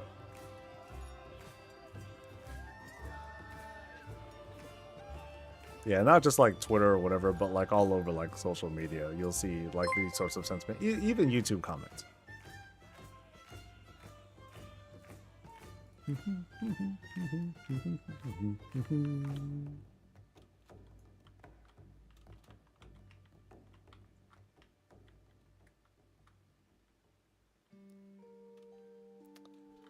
Is it sometimes draining to you reading all that? No, not really. Because it's part of the work, you know? You know, and especially because of the way that I play the game, I'm very the lens at which I look at WoW, super narrow. It's very narrow. I only play certain parts of the game. I only play in a certain class. I only play a certain role. And at a certain difficulty and whatever level. So so listening is very important. Otherwise, I wouldn't know what the hell to say. And I forgot I need to keep these things in. Ha ha ha ha ha ha.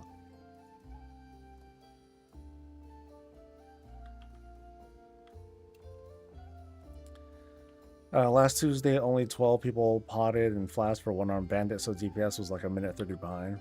Yeah, I don't think I called for consumables or anything like that. I think I was overconfident.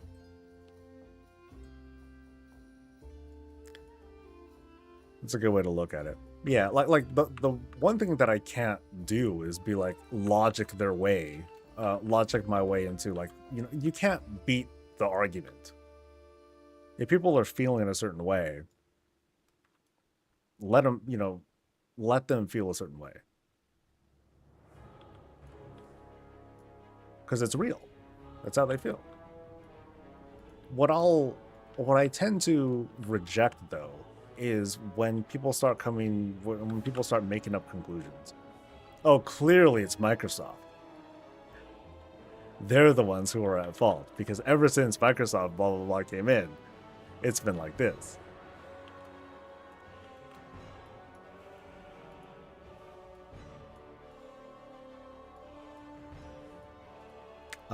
Oh shit! That's what I get for reading chat. You got me. Chat killed me this time. I should grab lunch though.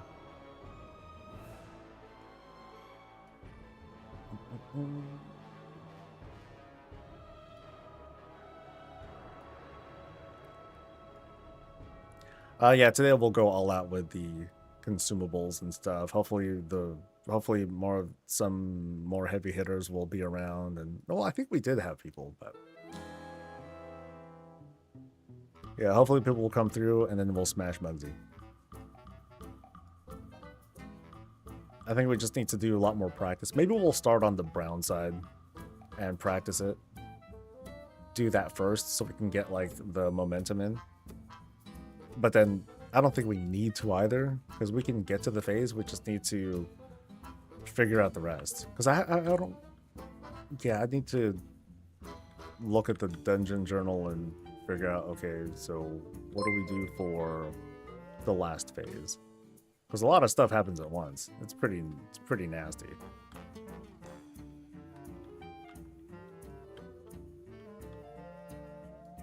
When am I bloodlusting? At the start of the transition thing. Well, not as I think not at the start of it. Maybe I should just say we should start at the do it at the start of the transition. It just kind of sucks for casters though. Because yeah, I just want to get as much damage in before we get overwhelmed with mechanics. So maybe the start of it would be the better time to do it. Because even though people might be moving around for like the spinny shit, that might be when we get the most damage. I don't know.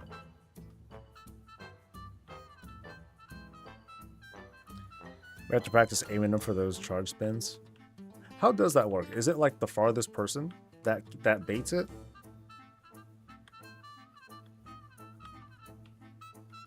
Because yeah, then I would just have a hunter do all the baiting.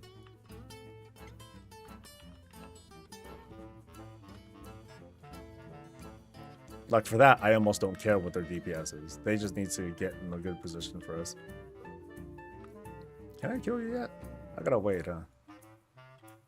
Yeah, I gotta wait, and then I run them all in, and then I don't stand in the middle.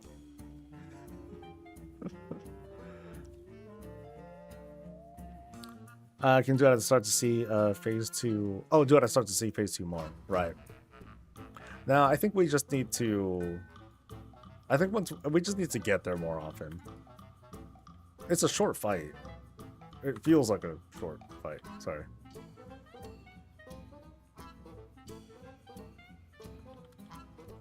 I thought you could just directly kill the boss on Mythic difficulty. Well, we're not in the Mythic raid, so... Random person, as far as I know, but still aiming them at the wall is death. Yeah. So it's a random person. So as long as people just aren't standing in a doo-doo place. But it's also we also need to pay attention to like when we phase. He phases at what, 30 or 40 or something like that?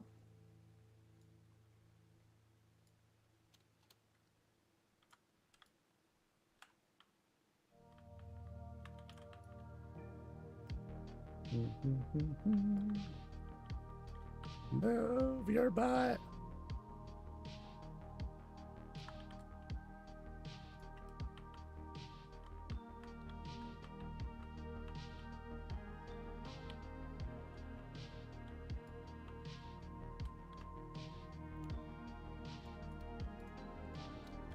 %.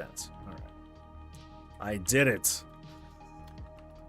I successfully didn't stand in his way. Sadness. Alright, I'll at least loot for the gold. I'll loot for the gold and then I'll just let the full inventory, I'll just suffer with it.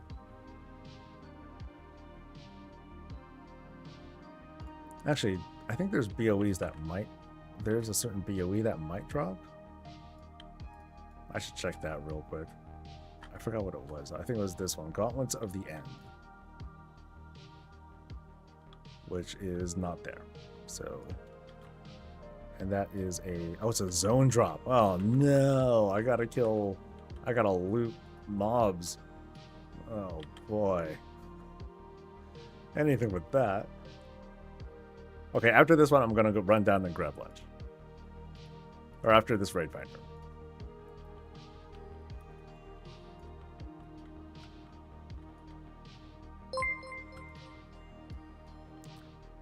Groups with big dips start mud to have less soaks. Groups with average dips start metal from logs. Okay.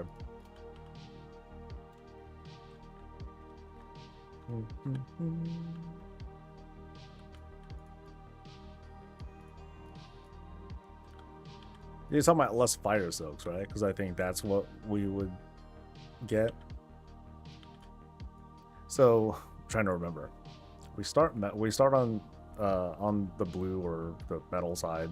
We definitely do that one. We definitely do a second. Oh, that's right. Yeah, we do get a second brown phase. It'd be nice if we can beat it, but we're not going to beat that.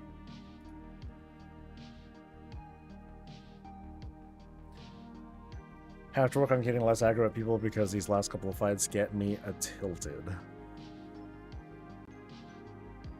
Sucks. What helped me a lot with Legacy Raid was a Baginator and importing categories. Makes it very quick to sell all this stuff. No, my inventory is just bad. I'm a lost cause, dude.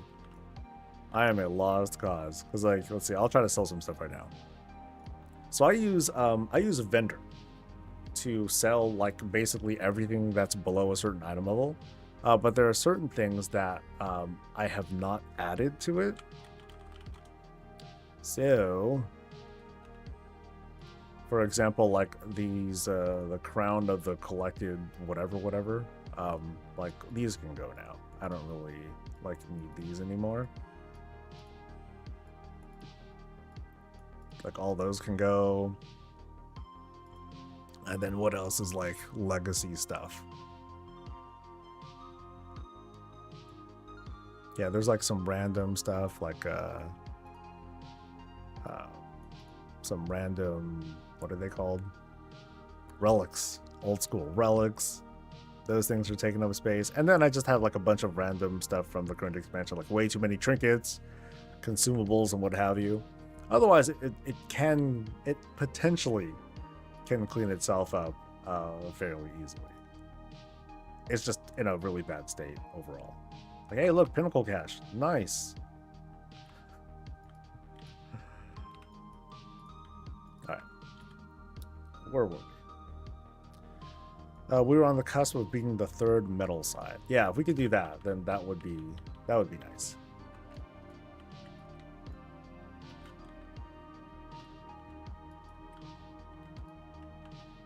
So we get 2 of each. And we'll see if this 5% nerf will help a little bit. I'm also really bad at inventory. Yeah, no, I get it. I get it. We're all wired differently. We all have different ways of inventory management.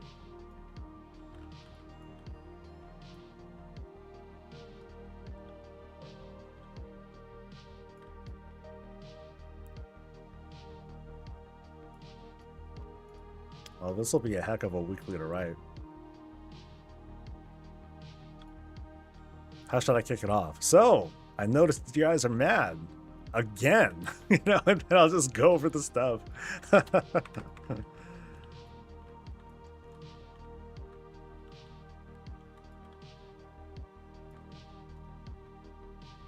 Mop Classic Dev Notes just went up. Nice.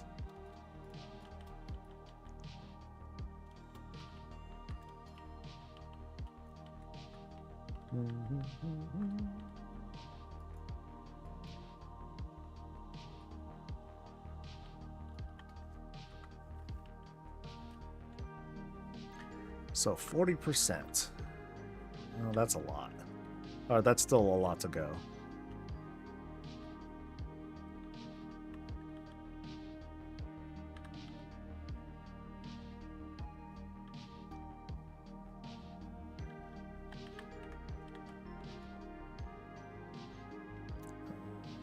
Where's the exit? There you go.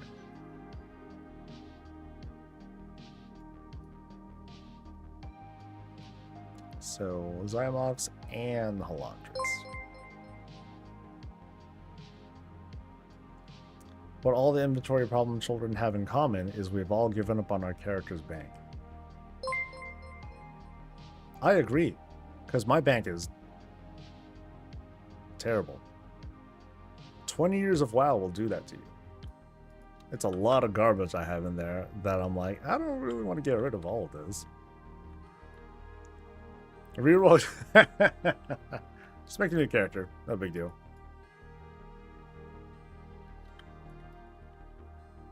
I think I remember many moons ago. Why did this memory stick? It was a Simpsons episode where Krusty the Clown had like a kind of a downfall.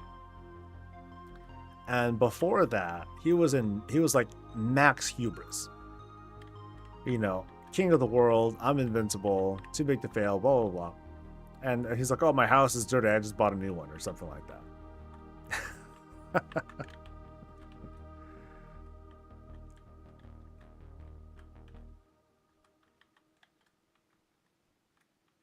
Yeah, I'm not big on nostalgia, but I can't do that.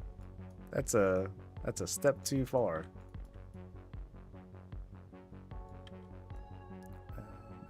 It's like gloves. Certain gloves that I want that are BOE. Are Shadowlands ratings turn off your brain able, or you can do it but to pay attention still? For the most part, yeah, you turn off your brain. There's one, the jailer fight, you have to pay attention to one knockback mechanic and a mind control, I think, and that's mostly it. But that's the jailer. For Sylvanas, you have to like walk around and not fall off stuff. You know, that happens. That's it.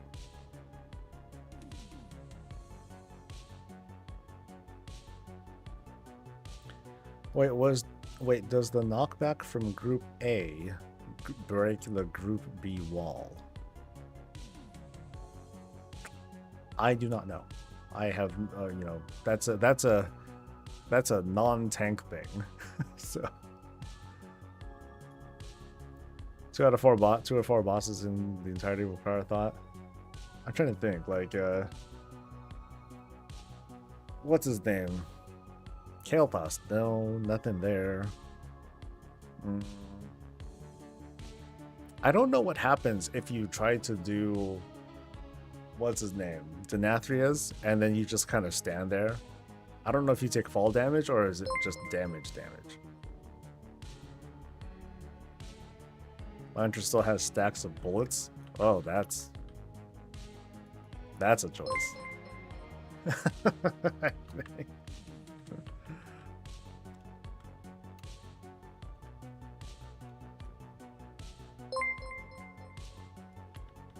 There's a lot of folks that are following and everything. Really appreciate it. I mean, a lot of folks have just been kind of showing up, which is awesome.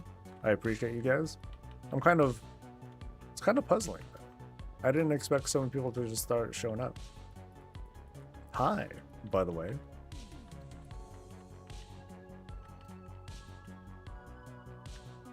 Oh shit, I gotta run all the way over. Oh no. No. Because I at least got to see if a BOE drops. So I'm burdened to look. Those with new War Within, some alchemy recipe required old school area things such as Philosopher's Stone, so I'm glad I kept them for the recipe for clam soup. Current one requires the original one as well in order to learn the new one. So they're trying not to make things no longer needed. Well, the clam soup, that one's a pretty soft one, because you could just go to a vendor. There are certain vendors that sell the recipe, and that's all you need. And that costs like silver. You just got to run down to a spot. There's a number of spots, I believe, where you can get the recipe. And then after that, you can get access to the new recipe. That one's not so bad. As for the Philosopher, let's go with that. As for the Philosopher's Stone, I found that using a Legion trinket that worked for me, like for my other thaumaturgists, because they're not career alchemists. They've only picked it up recently. We need to science this. I'm gonna run down and grab food in a bit, but tell me what you're talking about, Oinky, about the knockback thing. I at least want to understand what's going on.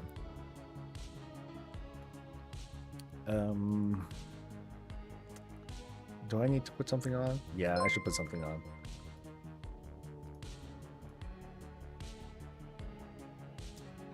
Let's see. More comments.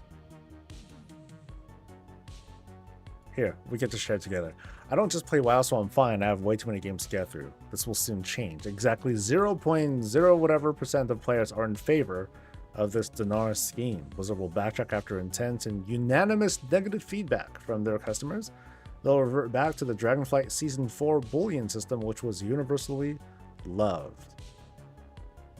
Boy, see, I thought I was the copium king.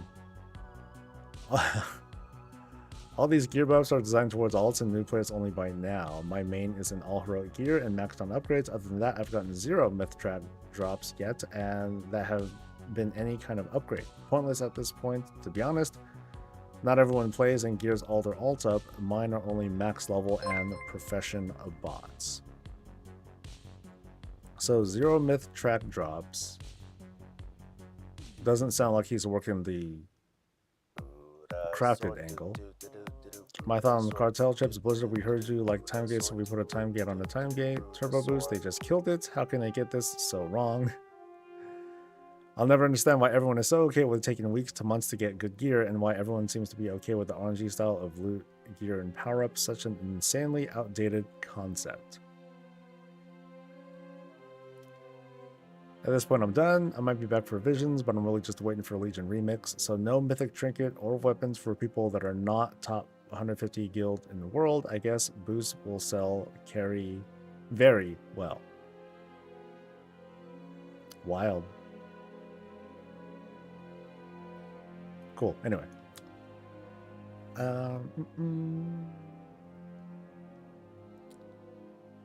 Not sure why you're surprised when you're goat. Aw, that's sweet. Thank you, Salty. And thank you to Angry Turret Lizard. That's a name. with a huge sub, dude. Thank you, man. I appreciate that. Angry Turret Lizard. There's got to be a story behind that name. If knockback A can break B, we can stack most on A for the last phase, so the fire soak is much safer. I gotta remember the timing on how that works. So do we need to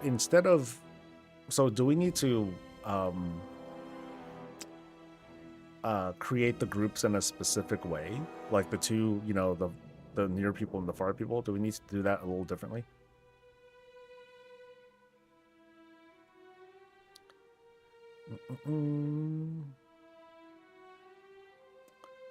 I have no idea why, but I literally thought you said clown soup until I looked at the text and thought it was clam.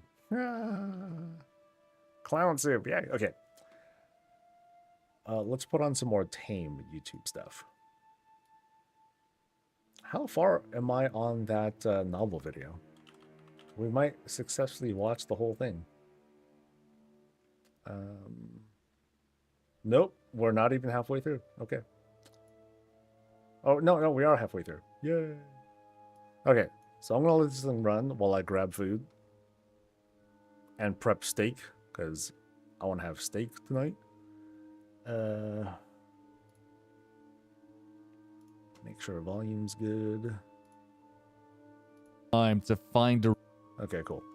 So, lunchtime for me. I'm probably going to be here for at least a couple more hours, though. So, yay.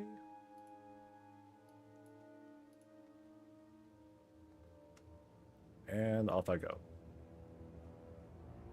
Reds in his little hidey hole. You're too late, Gazlo, buddy. You'll never beat me to a good deal. Jollywigs!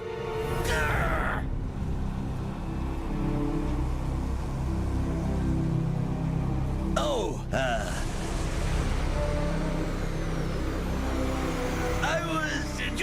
to send that on to Zalatath. Repair work's all finished. Not holding out or nothing. I swear.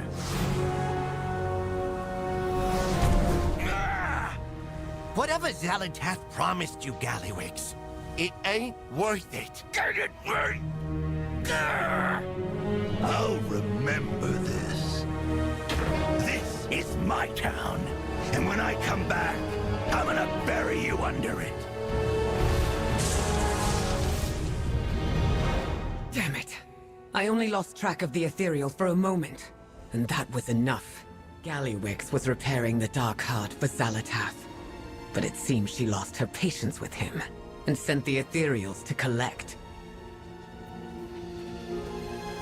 Maybe he was trying to keep the Dark Heart once he fixed it for some reason. Who cares? We're done here. Let's go. Gaslow, we got him on the ropes. We can... We can ditch this town, like we should have from the start. Illyria? I have to chase the Dark Heart. I am sorry. Gaslow keeps his arms crossed, unconvinced that Undermine deserves more than what he has already given. Or Renzik thinks that he could do so much more. We give him 1 week to do the near impossible, convince the trade prince of the Bilgewater cartel that Undermine, that their city is worth fighting for. Again with Undermine? What's your problem? Really? You gotta ask? Every day, what I earned got stole. What I built got broke. In Undermine, every good idea was just chum in the water. Every bad goblin crawled out of the woodwork, and the bad guys would always win. And I couldn't live like that. I had to get out. You left too. Yeah, the bad guys always won. Got tired of the boot on your neck? Got tired of being the boots. 1 week later, and Gaslow seems to be unmovable. All right, pack it up. We're getting everyone topside, now. No, Gaslow, we're not going anywhere. We freed the hostages. There's no reason to stay. We've been over this. They're not gonna just up and leave their home like we did. Undermine ain't worth it, Renzik. We left to find something better. You're Monty Gaslow, dammit. Build something better.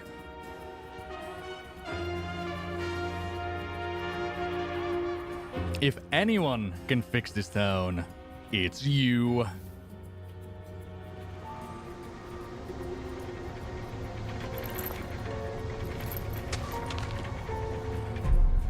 Take the shot.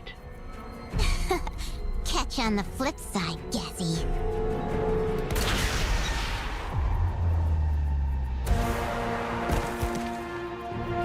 Renzik! Oh, no. No.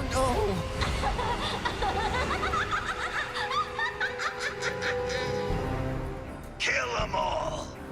Triple hazard pay for whoever brings me Gaslow's head. Gaslow wipes something ashen from his cheek, hands trembling as he stares down at it. Renzik Death does more than his words ever could. So in essence, Gallywix has created his own worst enemy, as this is 10 paces too far. The trade prince of the Bilgewater cartel has had enough. This city has had enough. Jester Gallywix has got to go. I'm done waiting for this city to change.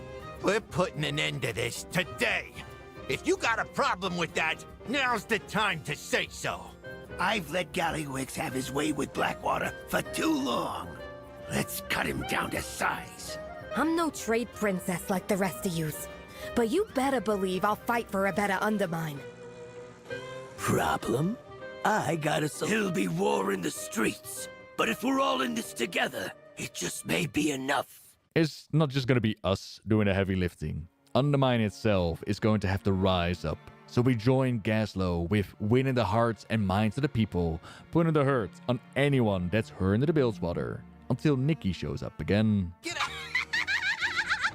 That's right! Run! The belong to Dogfuse! Don't forget it! Let's get that cackling assassin. And here I thought I'd have to come hunting for you. How's Renzik doing? You want me dead, is that it? Then come on! Take your shot! I'm right here! Aw, what's the hurry? Can't you see how much fun I'm having? Renzik was 100 times the goblin you are! We're done with Gallywix and his cronies! What are you gonna do about it? We have the Black Blood! You're outgunned! Was that my last one? Oh well, time to restock. Kill you next time. Ta-ta! She's right about one thing. We gotta deal with their black blood, or it won't matter how many people rise up. I'll handle things here. Go find Noggenfogger and Revelgaz at the waterfront. We have to cut them off at their source, so we join Fleetmaster Seahorn and Revelgaz at the marina, clearing out any of the Black Fuse that have moved in and killing off their shipments coming out of the HQ. People of Undermine, return to your homes. There is no revolution. And the weapons already in place. Well, Ventrico has to be involved for Nikki the Fixer to be so well armed. Time to do some damage, together with Grimla, Pemsy, and Orwena. Ooh, I wonder what this one will do. Run! That's right! Run! Ride or die with Gallywix. Die! Die! Die! Nothing burns hotter than this stuff. Cats!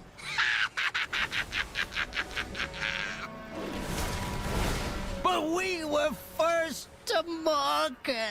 They're not stopping. Get back here. Now! Defend me! You're spoiling my fun, Jaster! His enemies are approaching, so the boss of Undermine pulls back his units, giving us time to clean out the heaps and get some materials so that the Brewmine of Gaslow can use it to create a thingamabob that's gonna let us take on the near invincible loadout of Nikki the Fixer. Gaslow himself has been standing still either. The liberation of Undermine is upon us. Now for those enforcers. Let's find Gaslow and... I hope you don't mind. I brought a few friends. Now, let's finish this. Renzik!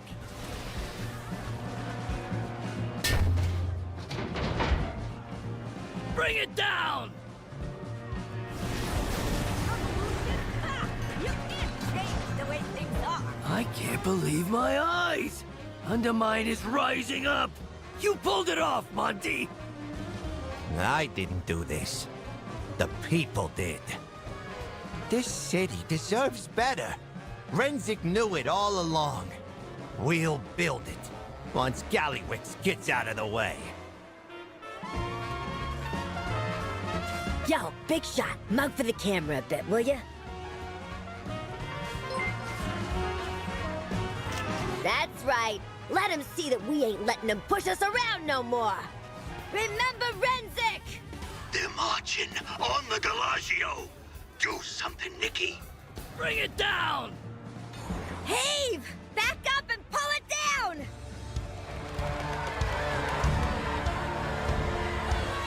No more Gallywix!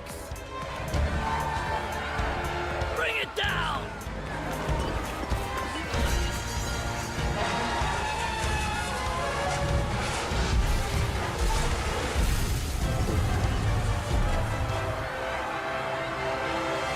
Fight all these people just to watch you die, Gaslow? Oh, I've got something for him to watch, all right.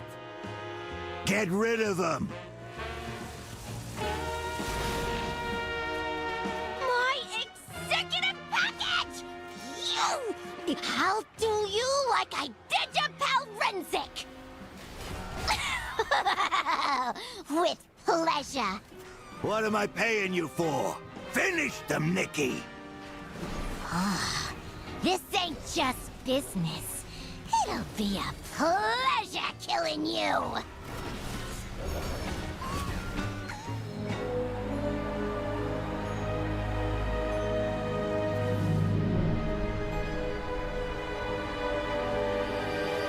It seems your time has run out, Gallywix. Salatath, you got here just in time. There. Where is the Dark Heart? What? What do you mean? I handed it over to your ethereal pal. You gave it to the Ethereals? He wasn't working for you? I didn't know. I swear. Hey, we can still fix this. Just help me stomp this rebellion. You have outlived your usefulness. But I will enjoy watching them tear you apart. I don't need you. I don't need anyone. You hear me? Each and every one of you upstarts is gonna pay in blood. Turns out that Illyria was wrong. Gallywix was wrong, and we were wrong. The Ethereals that showed up last week, they were not working for Salatath at all, and now they have her precious artifacts, the Dark Hearts. Well, I personally really like that Salatath is not an all-knowing, all-planned-out enemy that knows everything that's going to happen and can actually be outplayed and outmaneuvered. For me, this makes her more grounded and opens up the stage to learn more about her background, what she is, what she wants, perhaps even stands with her against what's to come. At the same time, it does raise some questions, and I wish this part was more fleshed out. How is it possible that Salatath runs rings around a highly skilled, highly trained Void Ranger like Illyria Windrunner, but now gets outplayed by, in essence, just a goblin? A ruthless and very smart goblin, mind you, but just a goblin all the same. How come he was able to scheme behind the back of this powerful void entity, keep the Dark Heart hidden, and it's not impossible to explain. Perhaps those same Ethereals that took the Dark Hearts, they approached him before. Approached him with gadgets or knowledge on how to avoid her gaze. There are explanations that we can come up with. I just wish that the story would give them, but perhaps a mythic-only phase in the raid is going to reveal more, perhaps reveal his true Dreadlord side. Who knows? You have to wonder how things would have gone had Gallywix just handed over the Dark Heart to begin with, if he just held up his end of the bargain, instead of keeping it as some kind of leverage, but that's not his style, I guess. And hey, at least Gallywix is not completely without support. The city will not be free as long as he has not been brought to justice. So it's time to fight our way into his Galagio, bring low the Chrome King Gallywix. Calling all cutthroats, mercs, firebugs, and psychopaths. Kill all these goblin cartels. And undermines yours to plunder. Here's water! Come out and play! Great. New plan. Champions, take care of her while we check on our cartels. Starting with Vexy and the Gear Grinders, who have one of the deadliest intros ever. Vexy Full Throttle has been paving a path of terror through the hearts of anyone her gang encounters. Answering Gallywix's call for aid, she and her crew are here to repay an old favor and add a few new grease stains to undermine streets. What's in too hot? Nice work. Huh, that's one nuisance out of the way. Good job, morons. While you were playing with Vexy, my crew was moving in.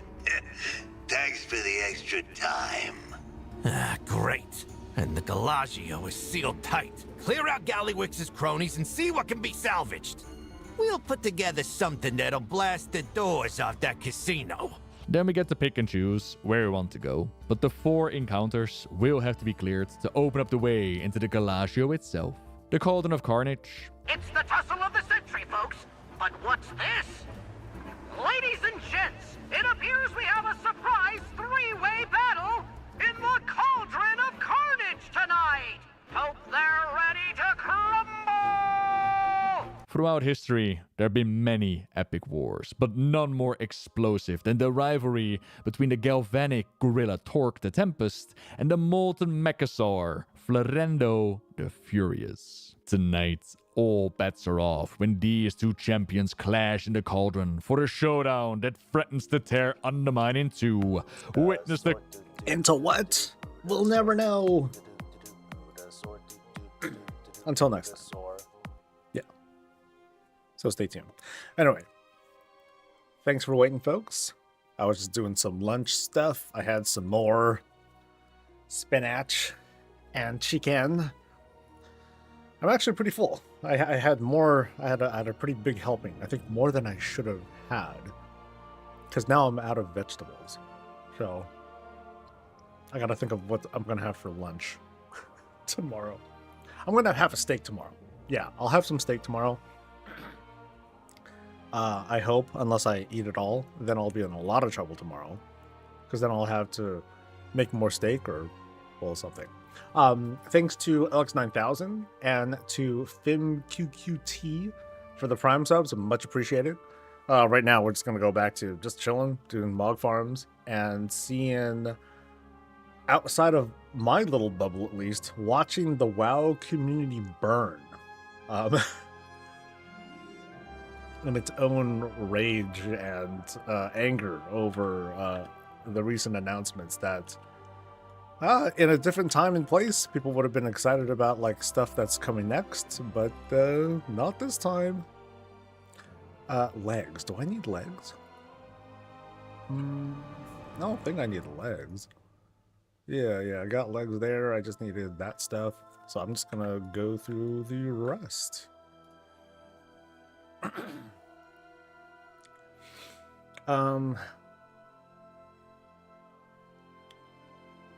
Okay, so the thing about the raid.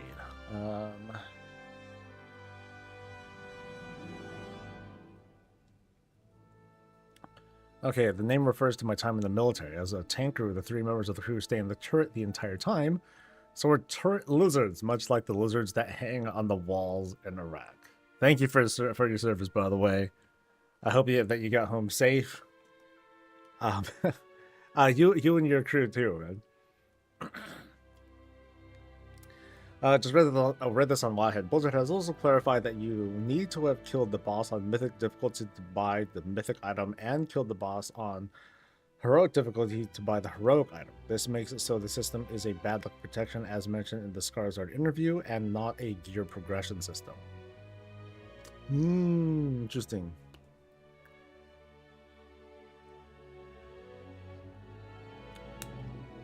As much as people will hate that answer, that seems cool with me. So let me look at this again.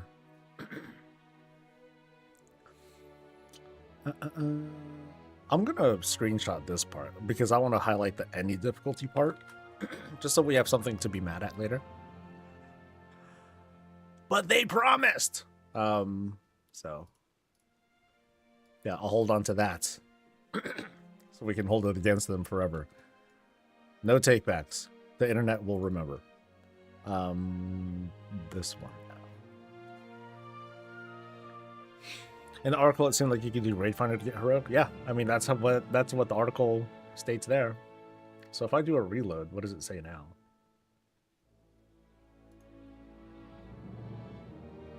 It still says it in the article, so it still says any difficulty.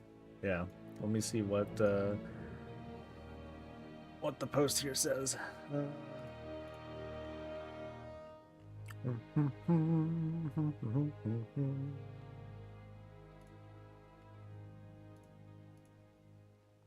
Actually, where was it said there?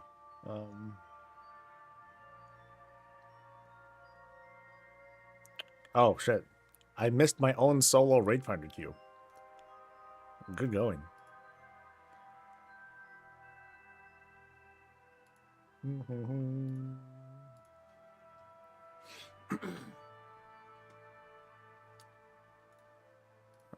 turbo boost thing there. New map pack is kind of nice. It's kind of nice. I think it's pretty decent.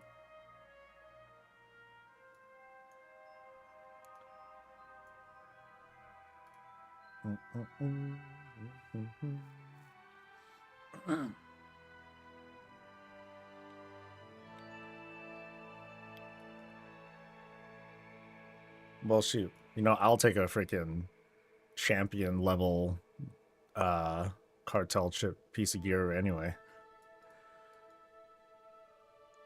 I have no standards.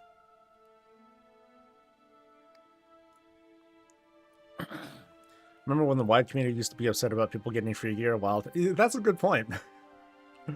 How dare Blizz disrespect our time, you know, and our hard work by giving the casuals free gear?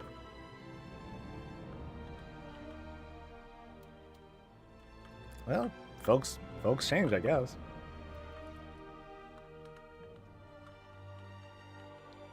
But yeah, where does it say that on my head? I think I missed it. Here, whatever. I'll look.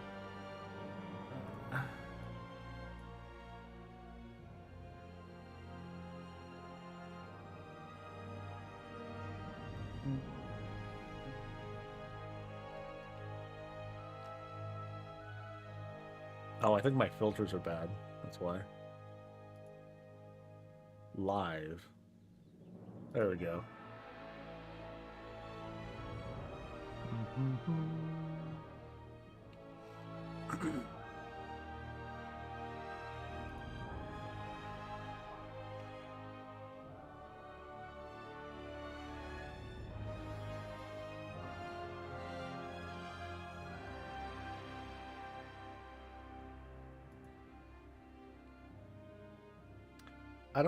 I don't quite get why are they saying that? So any difficulty. They clarify they need to kill the boss on whatever this makes it so the system is a bad luck protection. So where did they clarify it here?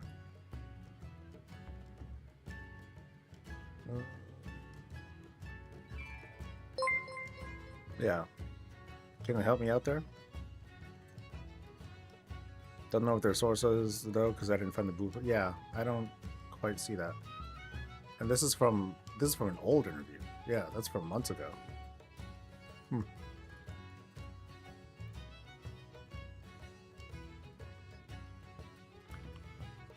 Okay, let's do this thing real quick before I have to do a Lich King phase. Ugh.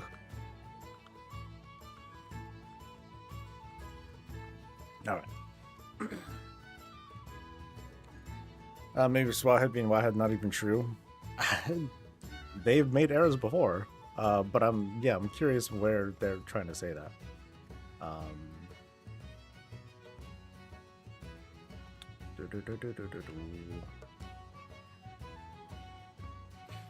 I think that's a good point. That maybe one of the little snarky points that I'll bring up during the weekly. Remember back in the day, guys, when when some players were really pissed that the casuals were the casuals were getting gear they don't deserve, and now look how far we've come since that. Didn't find the blue tracker. Yeah, let me take a look too, because well, I know there's like the initial post. No, not that thing. But here's the turbo boost. Actually, let me look at both the Europe, just in case. Just in case.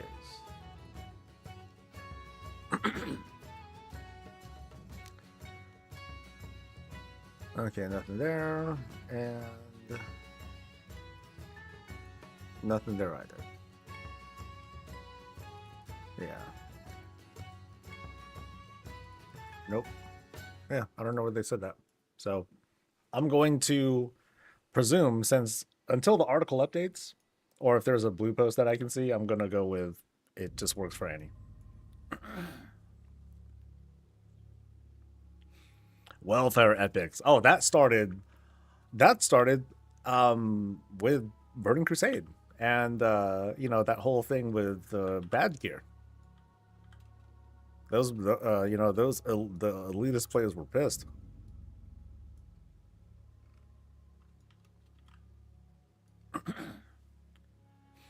Nah, it goes as far back as Burning Crusade. Yeah. I've been looking at the actual data. It doesn't seem like we're gearing that much faster. It depends on how quick it felt to gear this season. Well, isn't it more like the early pacing was faster? Because it's like we were able to get ourselves hero gear, I guess, faster. But as for upgrading it, you still needed to get like the crest and what have you. So part of what happened with season 2 is that the hero gear that you got in season 1, it used to be 3 of 6. You know, it used to be a hero track 3 of 6, and then that changed to 1 of 6. So that helped to slow things down. But we just happened to have like better gear. What does make it feel faster though is being able to get access to the gilded stuff.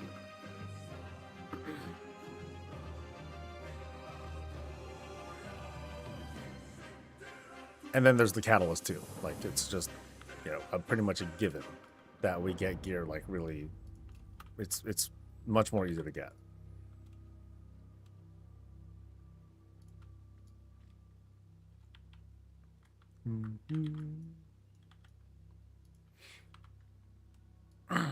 It's pretty farming intensive though. I think people got angry about it being more accessible after.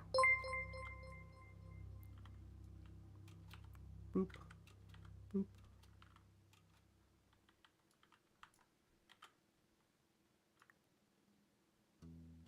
My bar keeps going back for the battle pet. Everyone have this happening to them? Your bar keeps going back? I'm not sure what you mean. And now I know. Excuse me.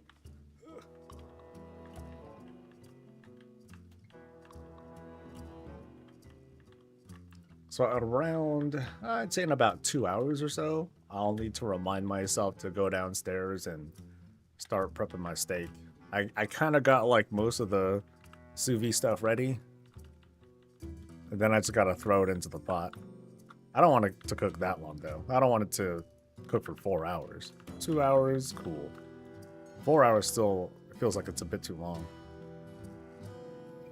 Just 10 point to endpoint, it's like a day different from season 1 to season 2. Going off of the ruined trade up achievement. I wonder when mine was. I forget. Let me see. Can I just say ruined? So, Harbinger of the Ruined. So that happened. I don't remember what it started. Season 2 start date. Da-dub-dub. Oh, season 1 start date, my bad. So September 10th is when it started. So I outgrew it late October, so a little over a month, right? And then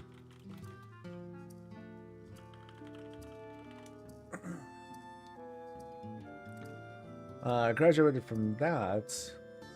Let's see, March 4th when that started, and then I got the achievement for this one just the other day. So it is this one. March 4th, April 22nd.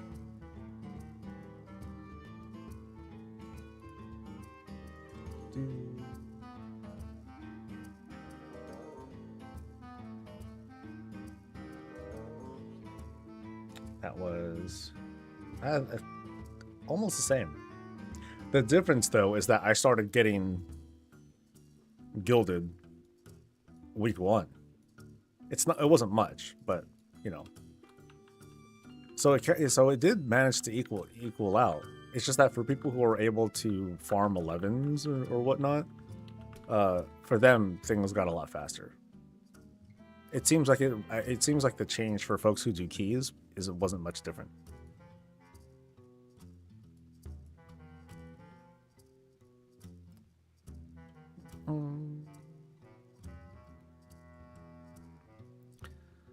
I wonder if guilds will sell Gallywix kills more now, as if you kill him, then you can get your ring and trinket, etc.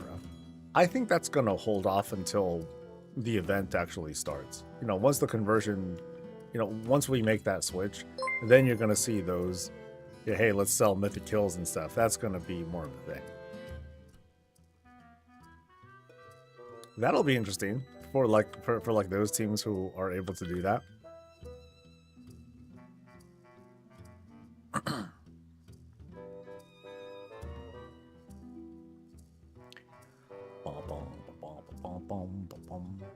It also kind of goes to show like the danger of implementing something like this.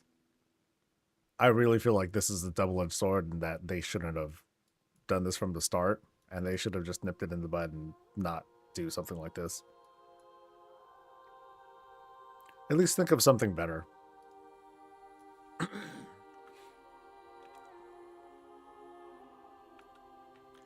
But assuming that the quotes from the interview were correct, that Skarzard was pretty explicit by saying that this is a catch-up or a bad luck protection sort of thing, and not the way to progress, then of course players aren't going to be happy about that anyway. But at least Blizzard wasn't like lying or you know, walking it back and saying no, we said it's like this, it's going to be like this instead. You know, they're still keeping with their original philosophy, or you know, they made that decision early on. We just wanted it to be something else anyway. So the speed was past the difficulty we play at. Anyone doing Mythic would feel it more, but that's on a curve too, as someone cap gilded weekly. Yeah. And there's only so many people here on our team who would do it.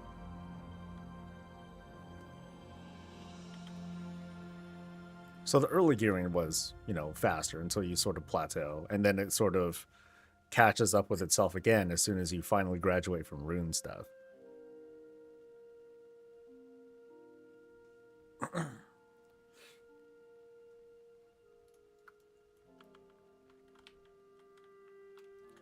I guess there's a certain you know how we were talking earlier about, hey, you know, maybe they should just make better crafted trinkets. But it's like there's a line to cross where it's like if they're too good, then, you know, itemization off drops becomes entirely irrelevant.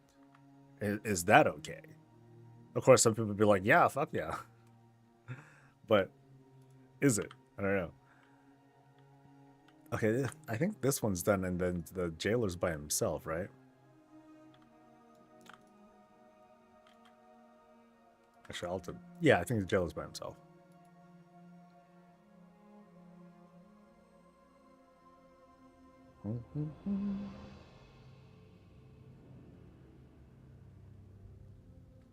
Yeah, my bad, Aoi. Now, I wasn't quite sure what you were talking about at first. Like, oh, the drop. Got it.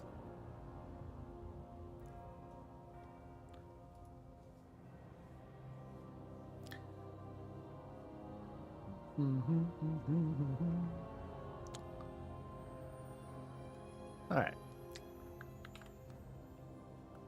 So unless my gear's gotten that much better, or I'm doing that much more to throughput, I'm still going to encounter one knockback mechanic. Oh, actually, I don't even think it's a knockback necessarily. I think he raises pillars anyway. Let's find out. Let's go. Oh shit, too soon.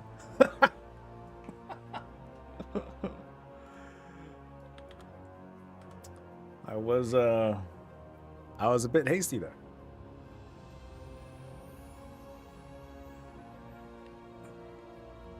A bit hasty.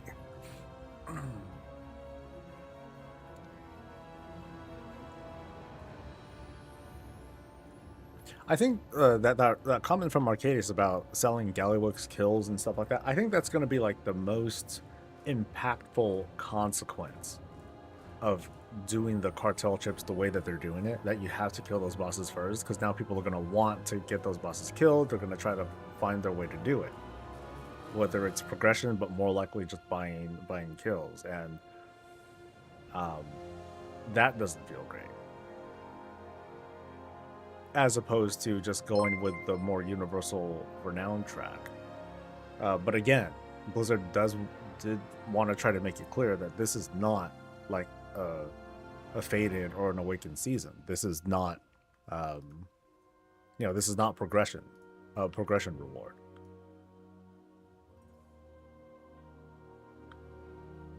But it is a turbo boost,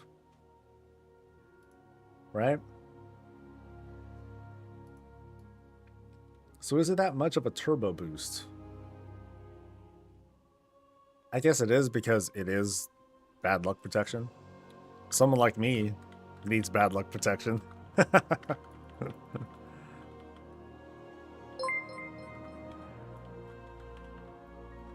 I've got no trinkets that I like. I'm cool with Raid Finder trinkets, you know? Okay, so I do need to hide. So this is like the one thing.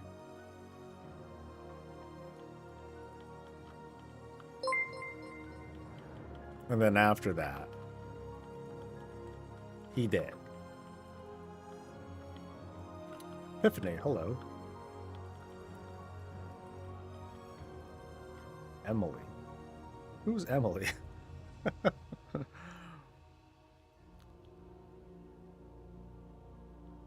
I think it would have been more interesting to offer equipment for one dinar on champion track, and the ability to upgrade for one dinar to hero track, one more for myth track, and then it's week to week. Then there's week to week progress.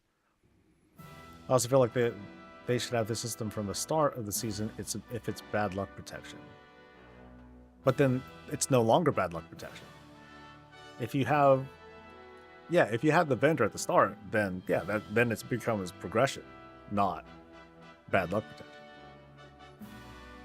I think one of the issues people are already have is the expectation of what Dinar is from Dragonfly. They either should have called it something different or have been much clearer on their messaging from the beginning.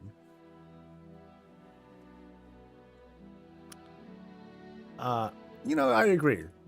Because it looks like I think Dantar's, what happened was they changed their mind on how they wanted it to work overall. We'll never know at this point if the intent was the same as before. It might have been, but we won't know for sure.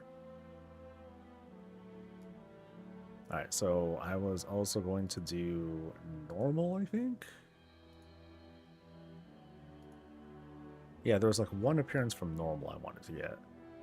And who drops that one? This drops off of... It drops off of Boss Drop. Actually, any cloak will do, honestly. So any cloak from normal will work, which means I'm doing the whole which means I'm going through the routine, right?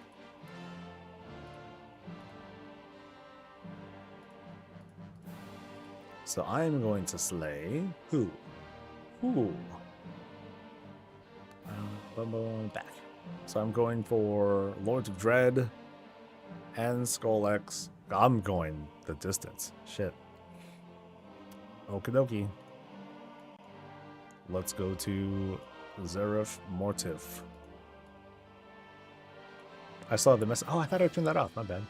Num. Alright, off to Zia. Yeah, sorry about that, guys. We already have a full-time layer of bad luck protection. People just forget that is what the vault is. Like, we have... it's not like a pound-for-pound item sort of thing, but... we have all these fallbacks. Oh, gear didn't drop. Oh, bummer. I guess I'll go... maybe I'll get something from Delves. Oh, stuff still didn't drop. But you know what? I got a bunch of crests and what have you. I'm going to craft something. It's really just trinkets for the most part. It's this big fixation on trinkets, and I don't know. Maybe in the future they should just not make them as powerful as they are now. You know, the trinkets that we think suck, maybe all of them should be only that good.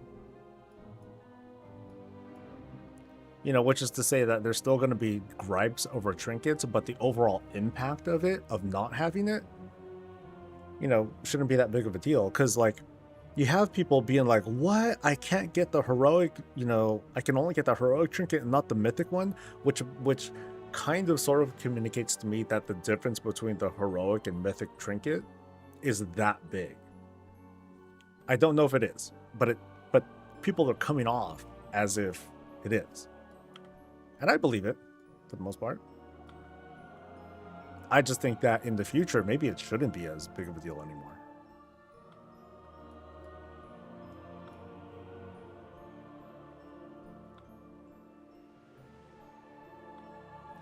You stopped following, but you're subbed? Yeah, sometimes weird shit like that happens.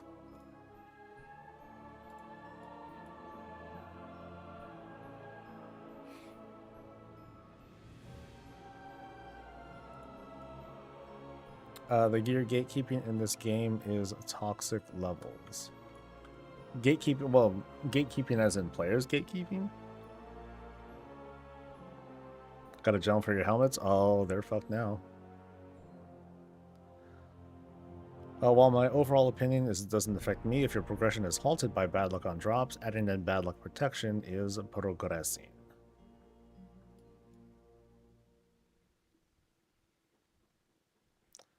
There was one trinket that I really enjoyed only because it kind of matched what my culture and DK, who's a pirate. It would get a pirate. Yay! How would the game how would gamers react if they just not gutted, but they really like smoothed down mythic trinkets? I'm sorry, they smoothed down trinkets to just not be as to not be a big deal.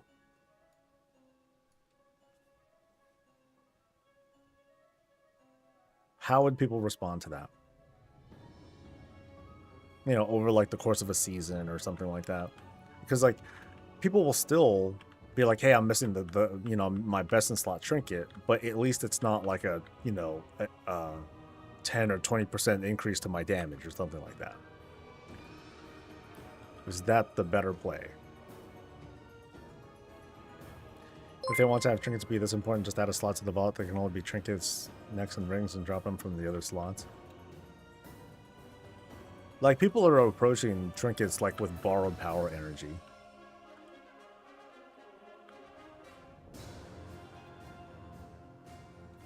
It's amazing going from BC to now, all the improvements on gearing. Yeah, we get a lot of stuff.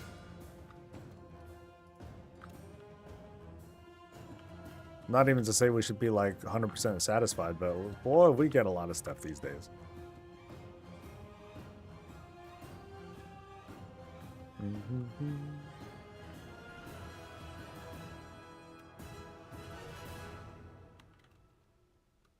I think I'm gonna settle for crafted trinkets. I think that needs to improve. To be like something that just feels a bit better than how it is now. Like right now, crafted trinkets just aren't a thing. They're not trinkets. It's the embellishments that you get from it. And the trinkets are just like, I forgot what, it's a fixed item level, whatever it is. But they're not, you know, it's no longer the focus.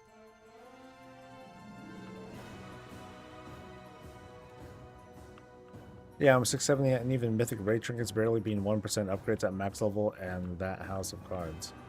Well, I'm thinking between having no trinket and then the mythic, you know, and then like the best trinket. You have a really bad trinket, like is it that big of a deal? But yeah, I'm sure that depending on your class or spec, like some classes, you know, that best trinket is like a huge, makes a much bigger difference than for others.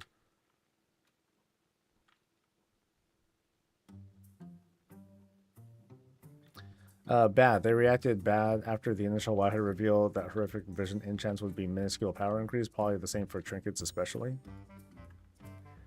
But would it be better for the game overall? To not have that dependence. It's, you know, just like having that big dependence on the borrowed power gimmicky thing.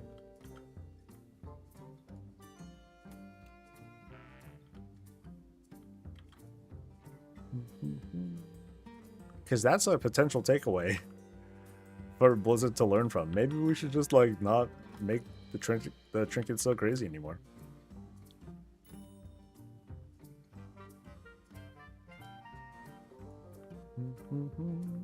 WoW isn't a journey anymore, it's just a weekly loot pinata. Well, according to some, no, it's not.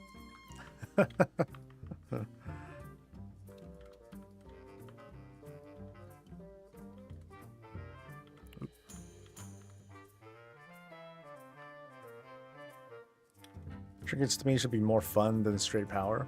I don't think I want them to be like totally gutted and turned into like toys or something. But it certainly feels like with such a big focus on them, something needs to be done to curb it by a bit. Oh, I almost fucked up again.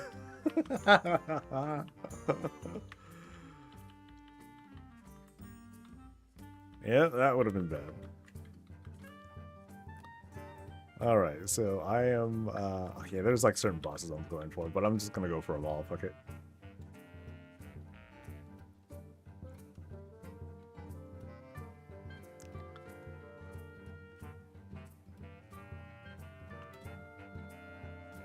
See, almost 670. I still got a ways to go. I've still got a ways to go. Like, I got... you know, now that I have... what's it called? Now that I have the ruined achievements, I can start upgrading like some of the other stuff. I can, you know, start looking around for either a better crafted cloak or a hero piece, which I don't think I've seen. But at some point, I'm gonna go for cloak. I'm gonna save shield for later. Yeah, there's not much left for me to craft. Cloak, shield, and that's it. At worst, ring, if I want to finally replace my Cersei circlet, which I probably won't do. Yeah, that's it. Everything else is finishing up. So it's like, so by the time I'm done with the gearing that I'm doing, then the event will kick in, and then it's time once again to continue the farm. Rawr. Track extension is cool, soft enough to rate, and people keep getting stronger for whatever they're doing. Yeah, I'm a fan of that. Yeah, people are gonna be like gearing up again, or you know they're gonna have to gear up some more, but it's not like things are getting harder either. And it's not just a free, hey, here's like you know, here's a 10% nerf to everything. You know, instead of that, they're adding a little bit of texture, a little bit of friction to it by like, oh, you gotta, you know, do some stuff with all these other currencies that you're getting. So I was looking for a ring and neck from my vaults. Didn't get one. That's all I need left. Yeah, and otherwise you craft it. The thing is, you can't really. There's no crafting solution for trinkets. So again, that's why I'm going back to trinkets as like this focal point. And maybe I'll focus on that. Like, I don't want to linger on the conversations too much when I talk about this in the weekly. I'm gonna be like, dude, this is what it boils down to, dude. It's just trinkets. Let's just cut to the meat of it. People want the good trinkets. What do we do about that?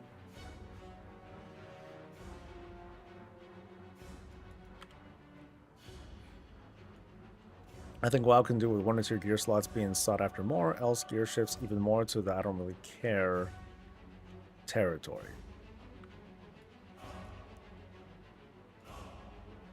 I don't think it'll change. I think that won't change. Even if they do nerf the actual potency of trinkets, it's still a thing.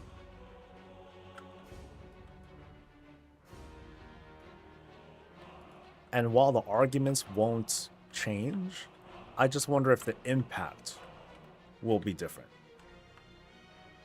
You know, so that way people can tell themselves, okay, I haven't been getting this best version of the trinket, but I know it's like barely an increase. It's like nothing.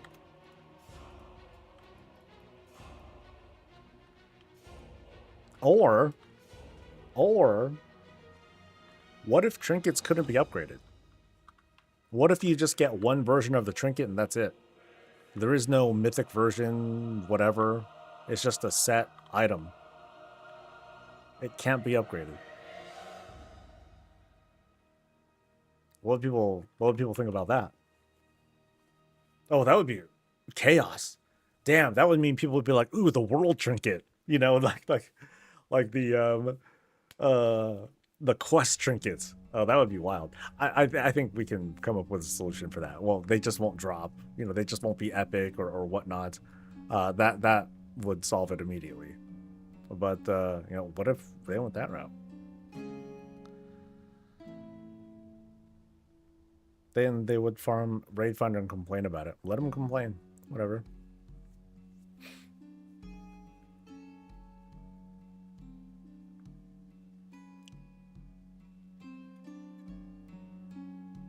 Not having to refarm Sack Brood in all versions would be wild. I guess would that be palatable? Because we have what we have right now, with a very big emphasis on I must have this mythic trinket, I must have the best version of the trinket, blah blah blah. What if, you know, what if we take, you know, what can we do to mitigate that part of the equation? I mentioned, hey, maybe we should just not make trinkets feel very powerful. That's one possible idea. Might be shit. What if we just not make trinkets upgradable? And whatever, it doesn't matter what version you get it from, you just get it. And you know, whoever said that was right. Like, people would be like, oh, I gotta farm every version for the trinket, rubble. Is that the end of the world?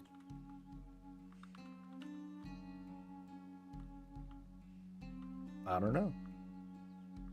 Because if everyone can get the same level of trinket, no matter what difficulty, wouldn't that suggest, oh, that means everyone's going to get these trinkets faster, which means it will be more likely that in a given drop, I can get it, because other people who are, you know, doing Raid Finder and every other difficulty to get it, they're going to get it faster, and I'll be fine by the time it drops. So you're just getting trinkets faster anyway.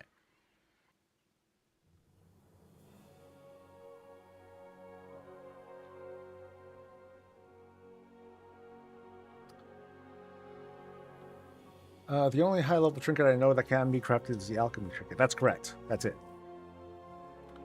Which is doo-doo. Ill. It's better to talk about what's good for the game, not what people will complain about. Yeah, because people will complain. You know, so I'm just thinking of it as like a jumping off point. I miss the old token vendors from Wrath where you can grind heroic dungeons all day to get max level gear. You couldn't grind heroic dungeons all day. Oh, I mean, you can grind one heroic dungeon per day, and then you can get as much justice or valor that you can get for the week, but you still have caps to deal with. Like ill.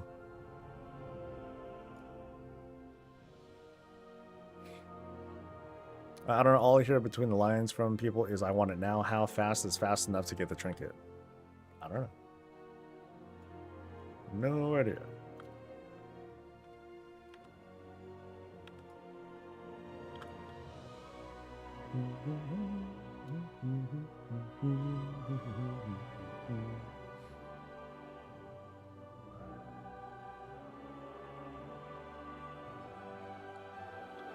Or just make it simple. Just take away trinkets. Nope, all gone. No, people won't have that. That's a drastic and unnecessary move. There are less drastic decisions that can be made. You wouldn't have people with hero trinkets rolling on champion trinkets, so there'd be that. I think base rings, trinkets, and necks would be fantastic, and I think the crafted ones should be slightly better than raids and distant slots to promote farming and gathering. I remember mining hours in Wrath trying to get my Titan Steel. I wish the DMF trinkets would be made better in the last patch of Wrath. You could have heroic raid gear for heroic You could have heroic raid gear through heroic dungeon finder. Did we? I don't remember. I don't remember the gear being that good. Yeah. Because straight up, like, heroic gear between 10 and 20... Well, I'm thinking of Wrath. Like, you know, the difference between Wrath gear... I'm sorry, between 10 man and 25 man, that was different. And then once heroic became a thing, it was like, oh, so which, you know, what weapon do you have? Oh, I got gear from 25 man. Well, I got gear from 25 man heroic. Ooh. And if I recall, the gear from 10 man heroic was the equivalent of 25 man normal? Something like that? Something like that. It's many moons ago now.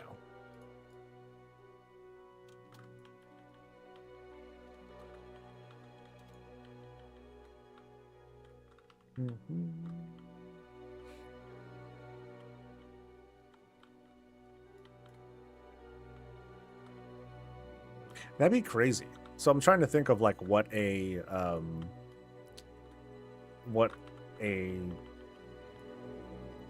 trinket thing would be like. So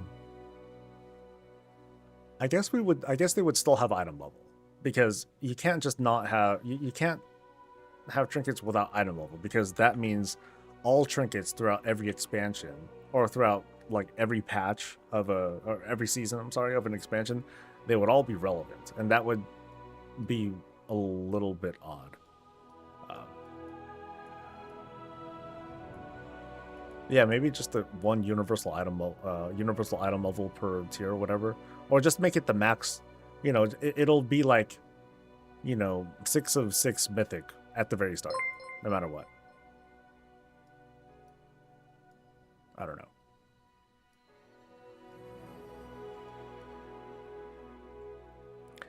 Let's get rid of myth track gear and mythic raid is just challenge.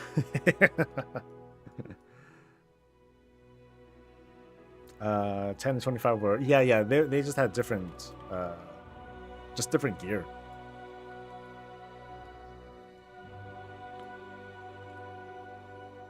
I remember that being kind of frustrating too. Not that one. This, wait. Can I just teleport there already?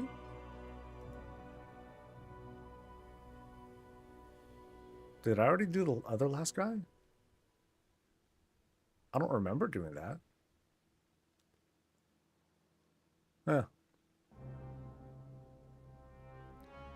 You can get every piece, but 9% of the gear you can get off vendors for tokens. Oh, wait, no, but then back then you had Valor points and Justice points. So JP you got from, I think, Heroics and 10 man, and then Valor you got from 25 man. Wasn't that right? Yeah, so you still needed to do like the good stuff.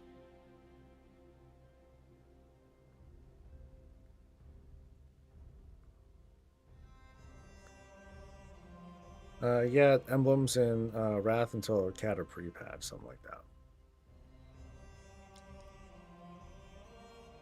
that. Legendary weapons were earned or upgraded deterministically because they were powerful, so doing the same with trinkets doesn't sound too bad.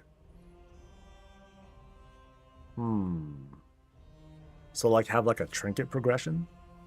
I remember I half joked. Okay, I didn't really joke. I was almost serious about this. Yeah, can I skip these bosses now? I'm using the flight points to go like all the way to the end. This seems unusual, dude.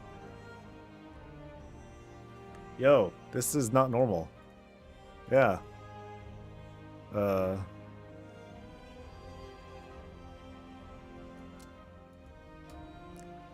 All right. Let's sure. I'll take it.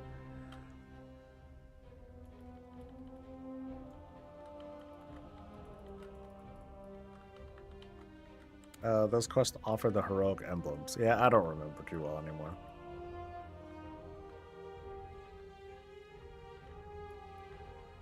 Yeah. Yeah, I'm doing normal. I'm not doing anything different. Oh well. And what? Shit, I forgot what I was going for here. I'm going for... Oh, I just need a cloak. Any cloak. Any cloak will do. Kind of build on the idea of trinkets having only one tier and so on and so forth. Okay.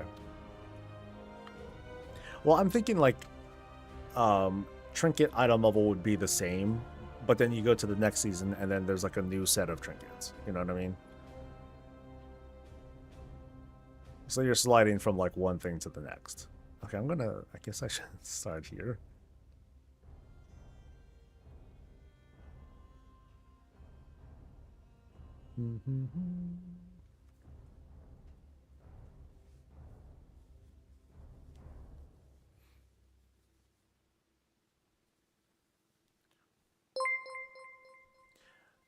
Would we agree, you know, feel free, definitely please chime in. Would we agree that a lot or most of what's going on with this turbo boost thing, a lot of the hate just comes from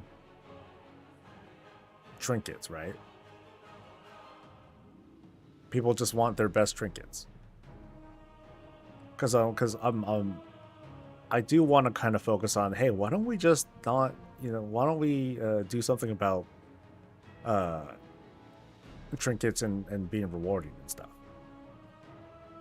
So I'm kind of hard up on this idea of why don't we just take the upgrades away from trinkets, have them all be the same. So no matter what difficulty you play, you just get the best one no matter what.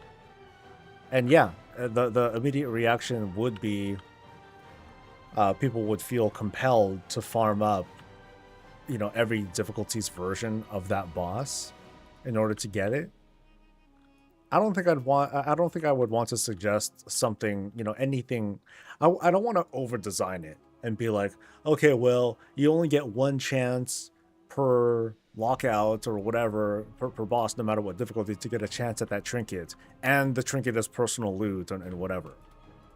It just feels like the invisible hand needs to play a bigger part, because clearly players are just not handling it these days. Like, Blizzard needs to protect players from themselves at this point, it feels like. No, trinkets is a big pillar of why WoW combat and loot is so good. Well, I'm not saying remove trinkets. I've gone past that. And I'm not saying to nerf the potency either. I'm thinking just make it so that, you know, again, no upgrade levels. You just always have the best version of it.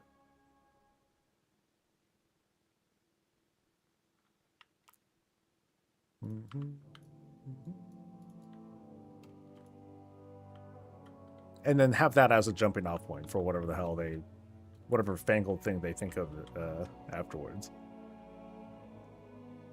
How does Mythic Plus gear work? Because does it divide itself like in Raid, or does it have a maximum or minimum? Because I think like how they implemented the dinars for Season 4.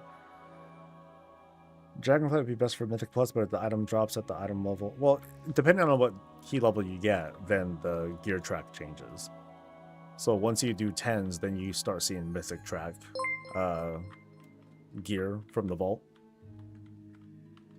And you can get hero gear from just finishing the dungeon.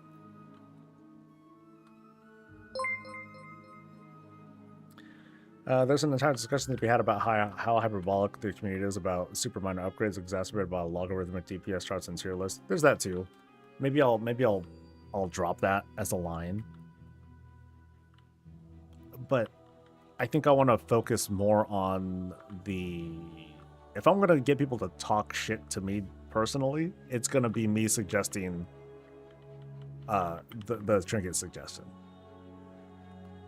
I mean, it's important to point out that, yeah, like ultimately some of the differences that we're seeing here are like, oh, it's percentage-based difference. It's these very small percentage-based differences, and the communication is mostly coming from the high-end community and their influence on most everyone else.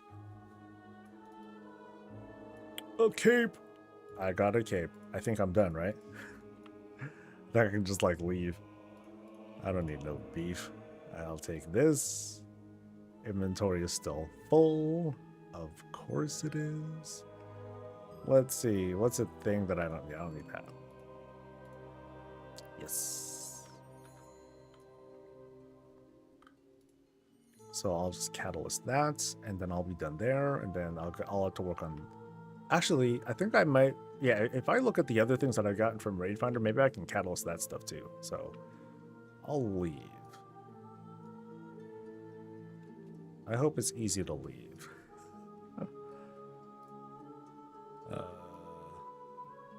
Easy enough. Okay.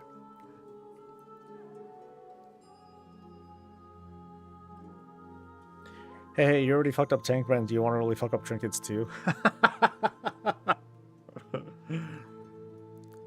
The ruiner of WoW. What a badge that is, dude. How is Tank Brand right now? I haven't... it's been like a week or so. I don't think there's been any changes to him, right?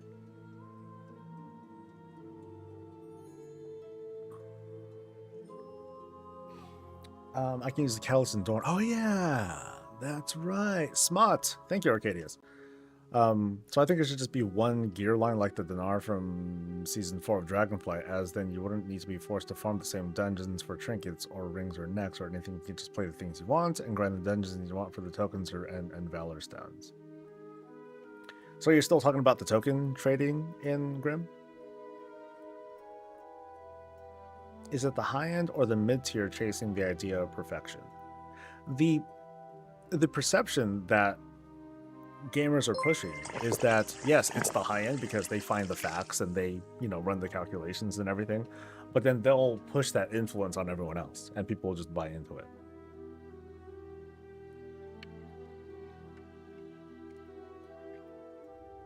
Local YouTuber that killed Tank Brand is now... I started with Tank Brand. Trinkets, you're next. Rawr. Okay, let's catalyze. Okay, actually, let me... Okay, I can't try to vendor stuff yet. I'll try to convert some stuff now, and then I'll just go through the list. The list of eligible stuff, that is. So, back.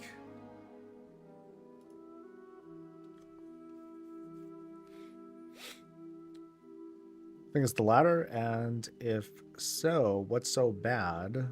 What's so bad about chasing perfection? Nothing. But people can't handle it, I think.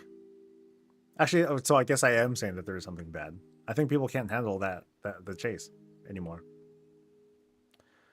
I think that the Dinars are fine because they're just friendly enough that I get exactly what I want while still feeling like it's special for me. Boop. Oh, that didn't give me a thing. Oh, that was Raid Finder. I'm looking for the normal one. This one.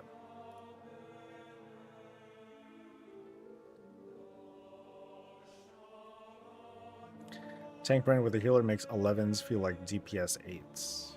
Tank Brand with a healer. I know that I don't play him right.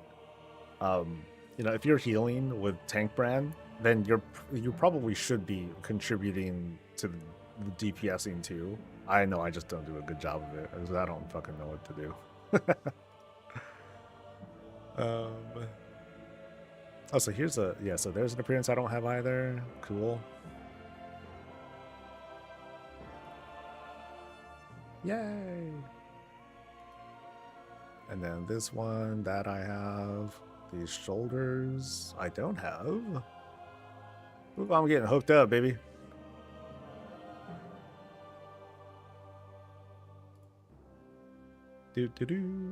Then this other back, which I'm cool with. Sweet. Now I can vendor shit. Can you catalyst the old gear? As long as it's eligible. So like sepulcher stuff. And afterwards, it counts. All that stuff counts.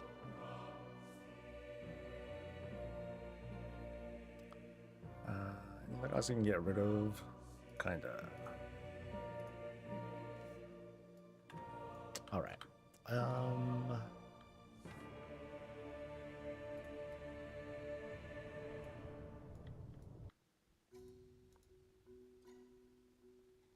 All right. Oh, this is gonna suck. This is gonna be really bad.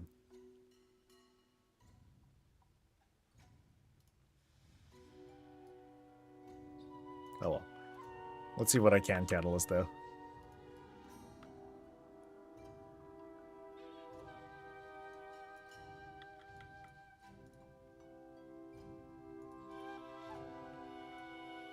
So shoulders. Nope. Wrist. Nope. Legs. Nope. Okay, that's shoulders too. I think I'll have wrapped up most everything here.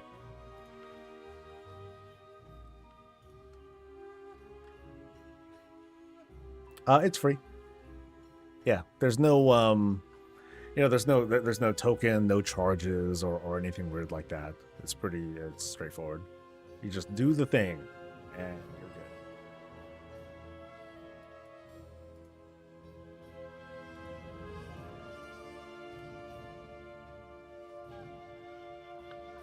For comparison, that was 650 DPS versus 650 heals.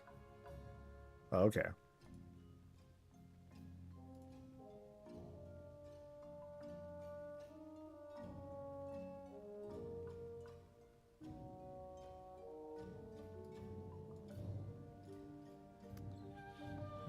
Helmet. Do I need a helmet? Don't need helmet. That's another helmet. I need like a mailbox next to the catalyst, next to a vendor. That'd be perfect. Okay, I could do that, but yeah, I could do that. Boop. All right, so that one and then this one. Cool. Perfect. I've got the system.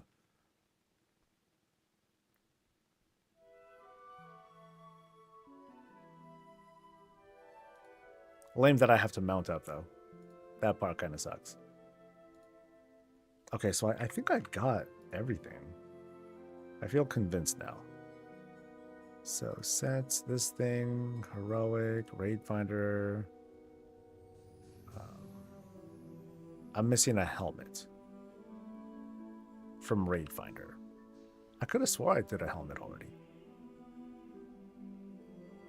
So I guess I'm missing a thing and I might have fucked up.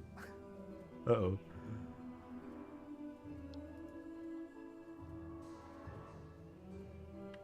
Just nail Molly to the Brutosaur. just kick out the vendor. Or kick out the auction dude. No, just give me this. That's it. It's all I need, baby. Yeah, I think I might have fucked up with selling I might have sold helmet tier or whatever by accident. That's my bad.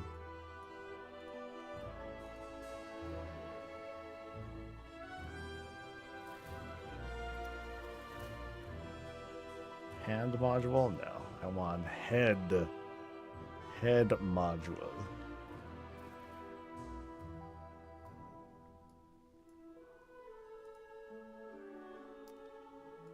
That's a back two. Oh yeah, so I think I screwed up. Venerated.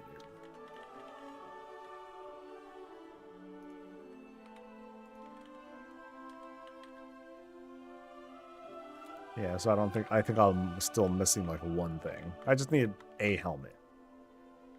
Preferably a mythic helmet. Boo.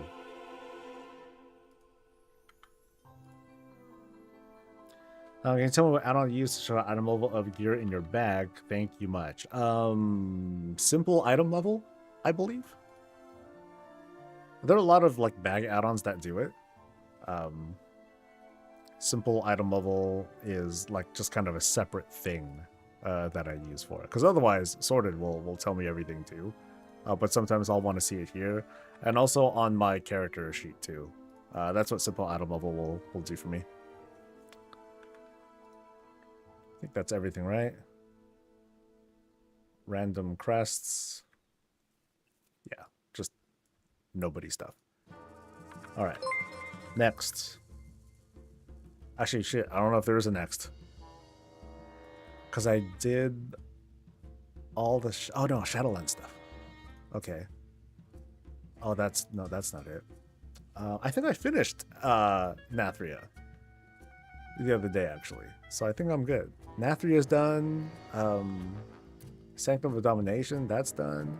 Oh, that one was easy because I think that was just like the legendary gear, the legendary base pieces. You could just craft those and unlock a bunch of transmog that way too. So that was easy.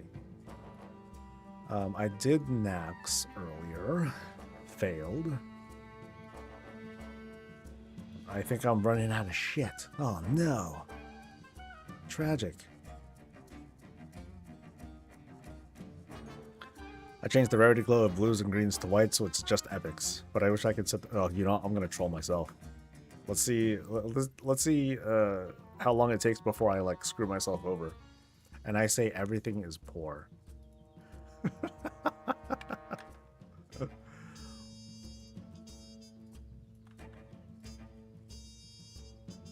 In Breezy Land, gear doesn't matter. It's all the same to me.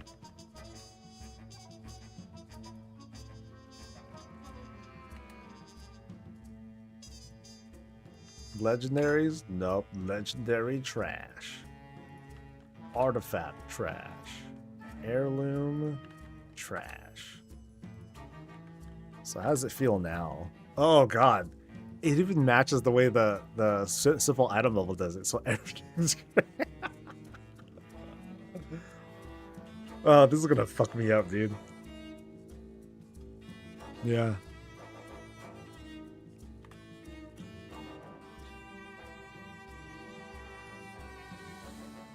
Beautiful.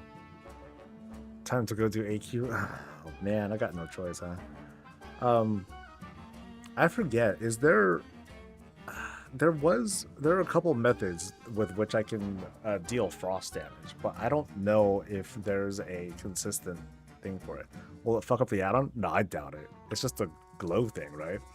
Let's see what happens. I might royally fuck myself over immediately. Nope. Nope. Item level is still a number and not a color. So, cool. Well, I guess another thought is, so here's what I need from the place. Like, I guess I could just take my frost mage over there and let him do it, right? I just need one thing.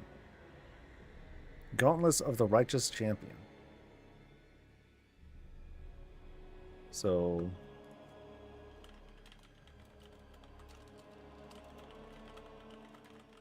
that's not like a on use or anything, right? It's just that's the name of the gear.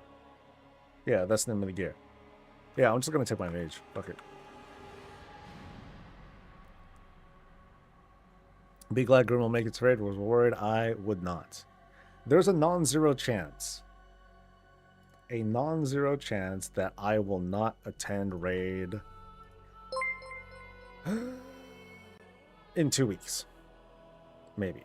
What's happening in 2 weeks? Let's see.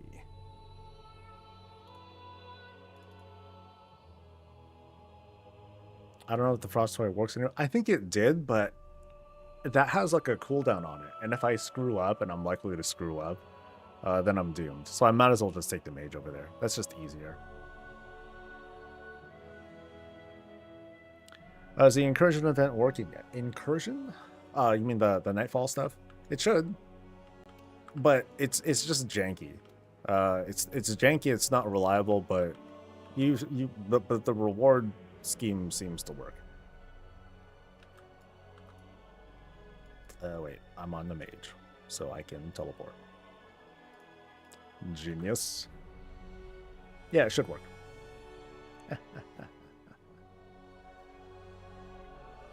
Yeah, my tip for folks until it becomes stable is to still like show up, and by 13 minutes after the hour, you will hopefully fight the boss, and that's it. So just show up first. In your top 10 of I was so happy when I got or earned this, is there a single gear piece in that list? Not really. It's usually Transmog. You know, I don't really get that feeling from, like, player power stuff. Where am I going again? AQ. May or may not get the boss, depends on which way the wind is blowing. I think I've always gotten the boss. I haven't run into that particular bug. But I have gotten the one, you know, a number of times where you defeat the boss, but then nothing happens. You know, you don't get the quest completion. So...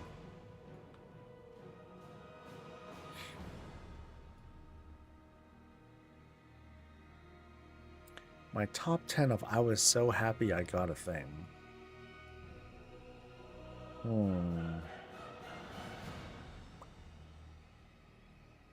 Yeah, not really.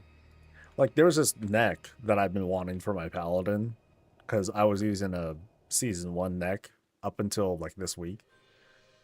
And so it's like, hey, I guess that kind of breaks in, but I don't get particularly excited over gear. It's not that big of a deal. I'm not wired like that. So like I said, I'm a weird one. Among WoW players, like, my sense of urgency for stuff is not the same as others. And I've learned the hard way that, you know, I can't push that on people. Just relax, guys. It's just gear. Don't matter. What?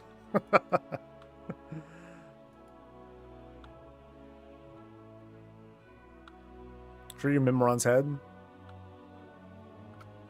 Well, he said gear, not you know, things that aren't gear.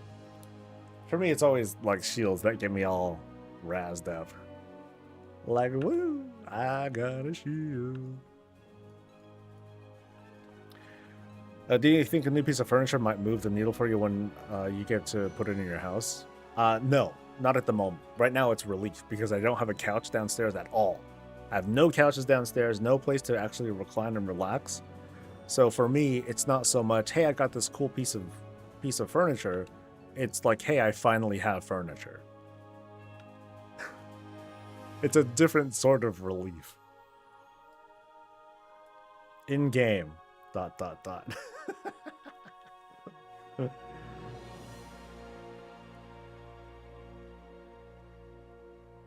Having fun with friends is the best part of this game. For me, a big part of my satisfaction in the game is whenever we get kills as a guild. That's the big one. Is it Ruins or Temple? I think it was Temple, right? Shit. Okay, so I gotta go here. Crap. Appearances, sets, Paladin. Yeah, it was Temple, because I know which boss that is. Doofus.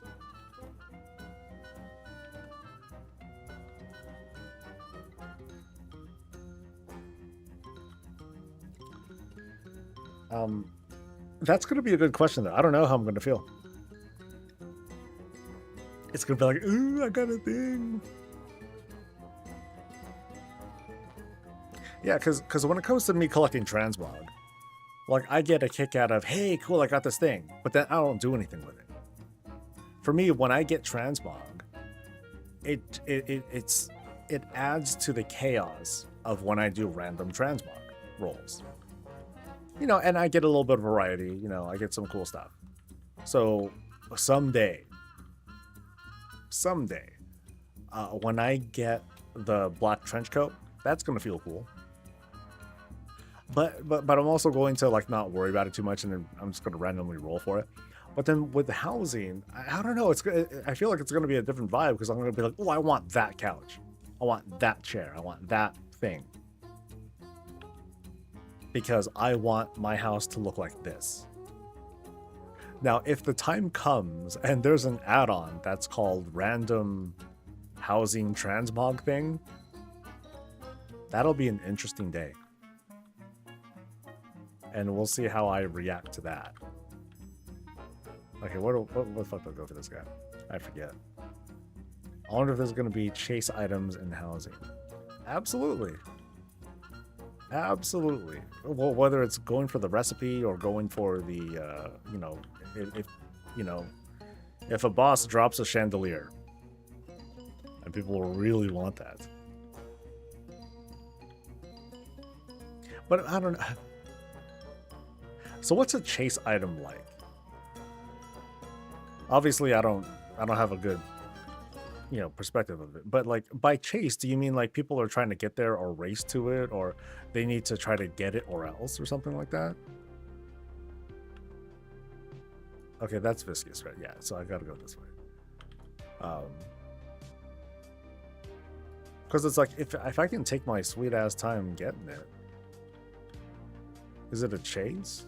I'm just walking towards it, or you know, I'm just casually going for it or something. Can't wait for house collection's gonna be a different level of locked in. Oh yeah, dude. Because it's one thing to, I was saying this the other day, it's one thing to spend hours and hours getting these things that you want. But unlike anything else in WoW up until housing is a thing, you know, up until that point, we're now going to decide, okay, where am I going to put it? How am I going to position it? Am I going to build something around this? Whereas with Transmog, that's way simpler. You just get it, and then you have it, and then you slot it into the fixed area that you're going to put it in. Like, hey, I got these pants. Cool. What am I going to do with these pants? Where am I going to put them? On my, you know, I'm going to put them on. Because they're pants. And there's only one place for pants to go. For now. But when it comes to, you know, furniture, decoration, and stuff like that, that shit can be suspended in the air, for all we know.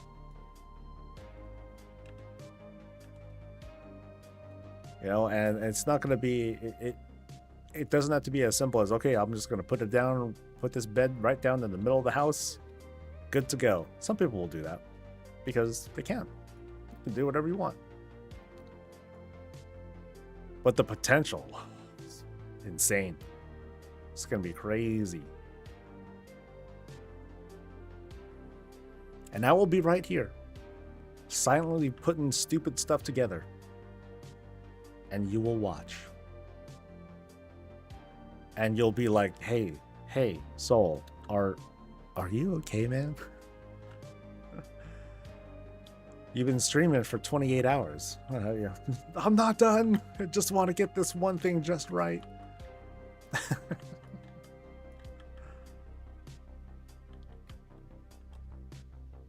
All of a sudden, I'm going to be like, you know, they can't have those things. It's only for the best players. Gatekeep. And, oh, what a time it'll be. And I don't know where to go. Where? Oh, this way. Okay. I'd say chase as there's no quick way to get it. I RNG. Oh, so it's RNG or along with it. Okay. I get that. That makes sense.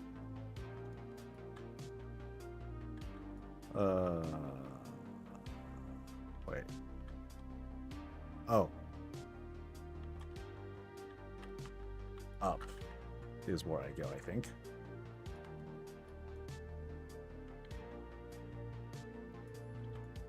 What do you mean you could say have the same chandelier as me for a week before the next housing expansion? Rah! We're gonna have furniture, dinar. What do you think the cost of rooms will be in housing? Well, it scales similarly to warbands. My hope is that buying a house is like a one-time unlock. You know, kind of like warband bank space.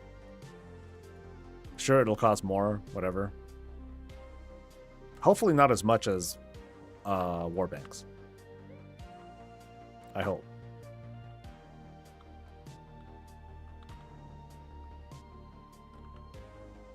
Freeze, bitch. Freeze. Actually, I don't know what to do. I just keep going, right? And then he's supposed to like gain like, okay, I think there's like these stacks.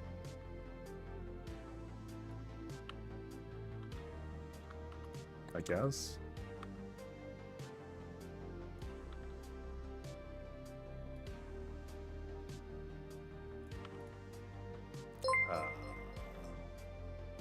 Oh wait, that's right. There's a he has like some emotes that communicate like his status or something like that.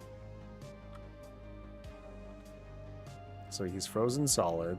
Now what? Oh, melee him? Oh. Huh. Oh, come on, dude.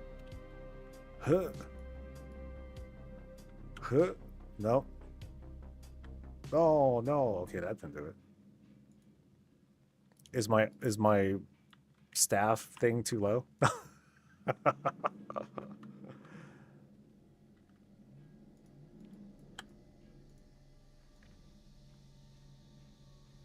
Some people use a one-hander for the faster attack speed. Oh. Can I just unarmed fight him?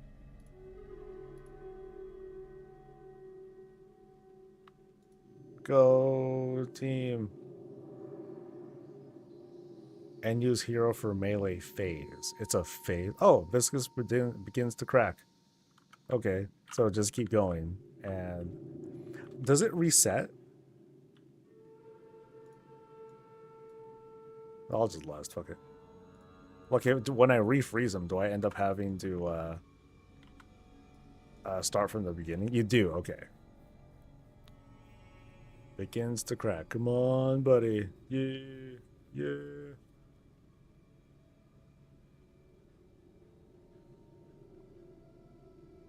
He looks ready to shatter. So can I just keep up the frozen state by using stuff? Like otherwise, can I just keep using... Can I keep doing instants like... Oh. Like does this count? No, I don't think I'm doing any melee damage. So you need X amount of hits. Okay. So I can't just like reapply the freezing stuff.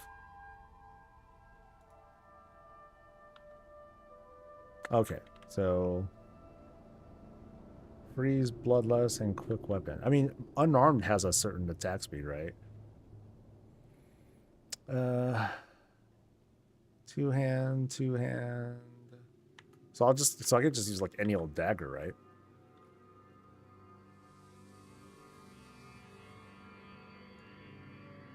Yeah, it's about the number of hits that you do, from what people are saying.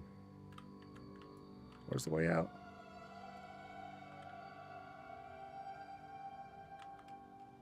Yeah, where's the way out? Oh, no, I was there. Okay.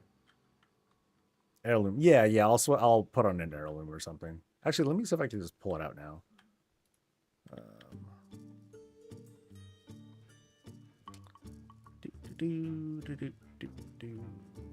I'm sure I got a dagger somewhere here. No, that's a sword, genius. Dagger. There we go.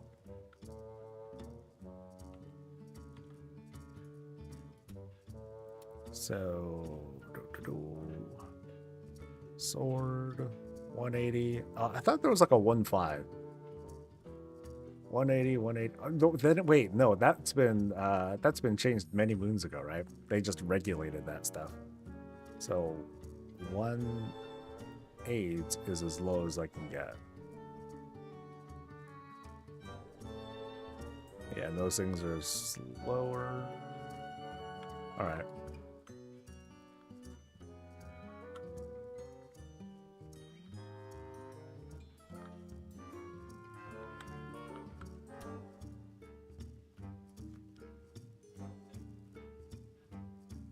Do you think we're ready for more StarCraft IP? Are we ready for RTS again?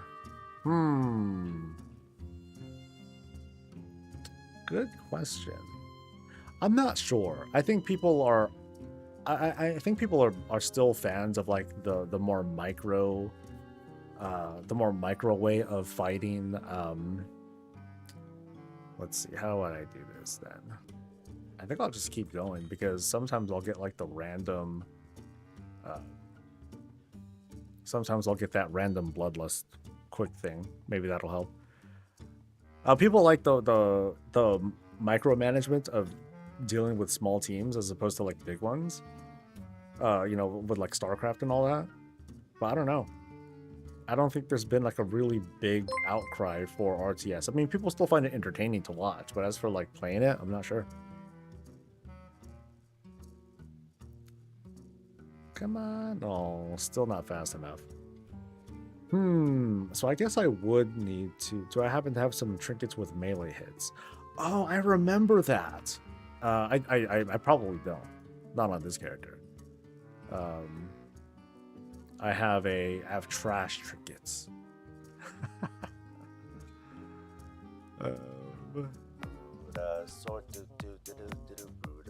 No, nothing like that.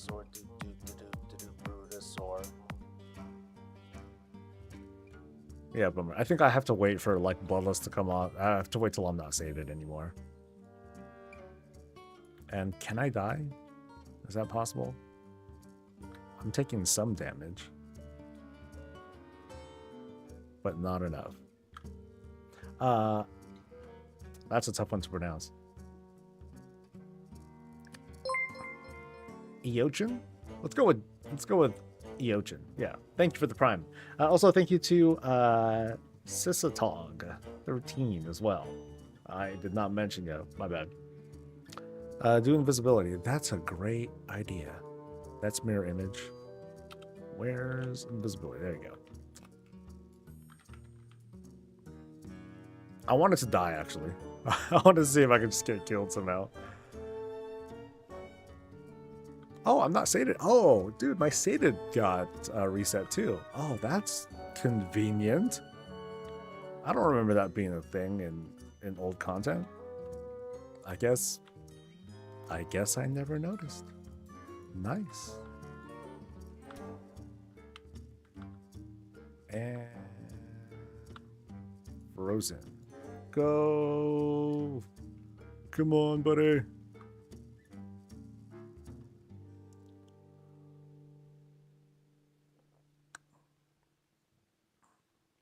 I guess a shaman might work better, huh? Stab, stab, stab, stab. Do it. Do it.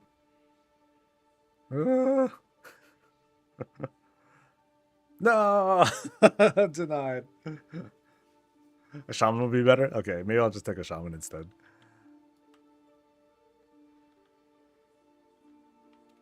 Gotta work on your one-handed dagger stuff, pop gun.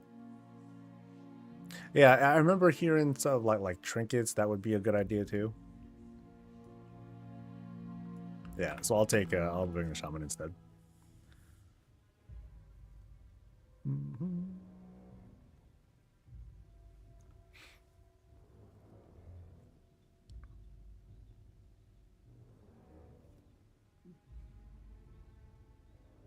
One pair of gloves, and then I'll never return.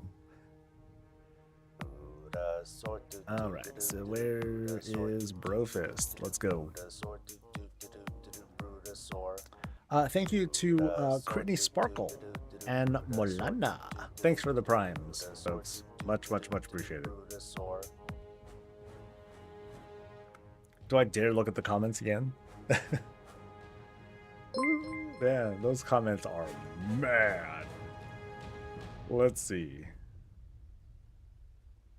Okay, I still find it odd. Like, like these come up first. Like this whole mythic ENR solo guide comment. Like that's cool, but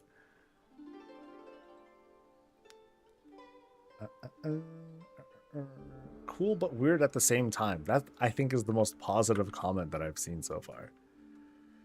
All right, let's get out of here. We'll go here. Hearth. There we go.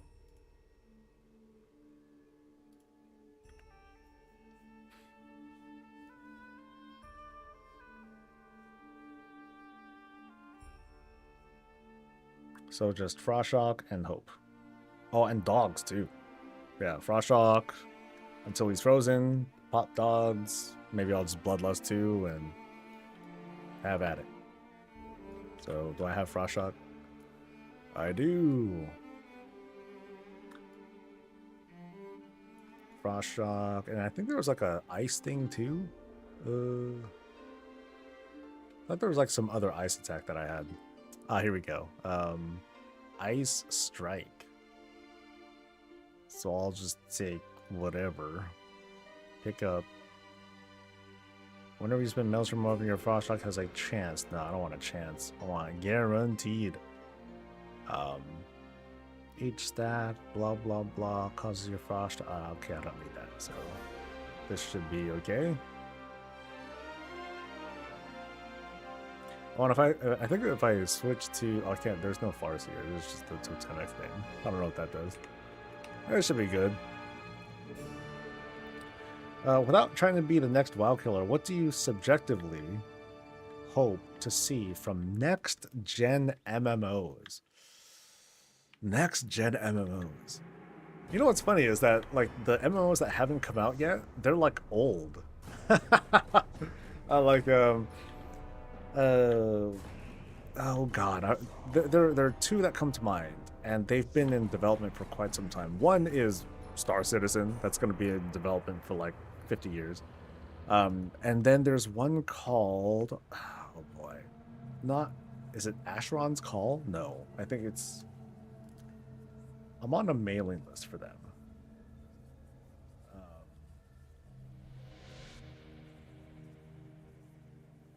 Let's see.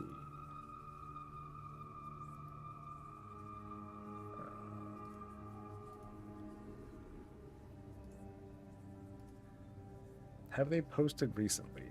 Ooh.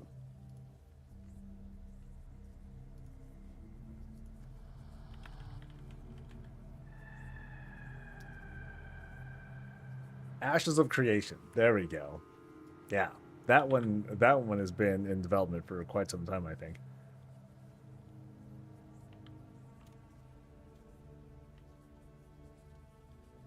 Uh, 20 hits to freeze and 30 to shatter.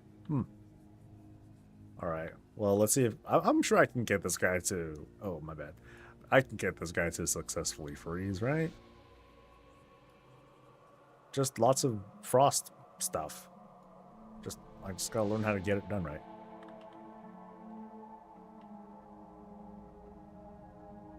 So I got Ice Strike, I got Frost Shock.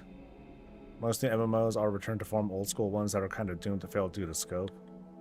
Like they're pretty small scale, right, too.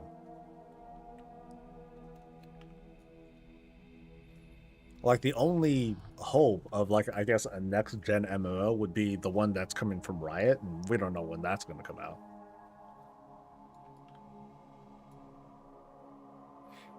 Your answer would be seamless VR integration and immersion, like Smell-O-Vision, dude, oh man. Imagine going to I don't know, going to WoW, the VR version, Smell-O-Vision and everything, and then you go to Emerald Nightmare. What would that smell like? What would Emerald Nightmare smell like? What would Molten Core smell like? Is it going to make you sweat? Ugh.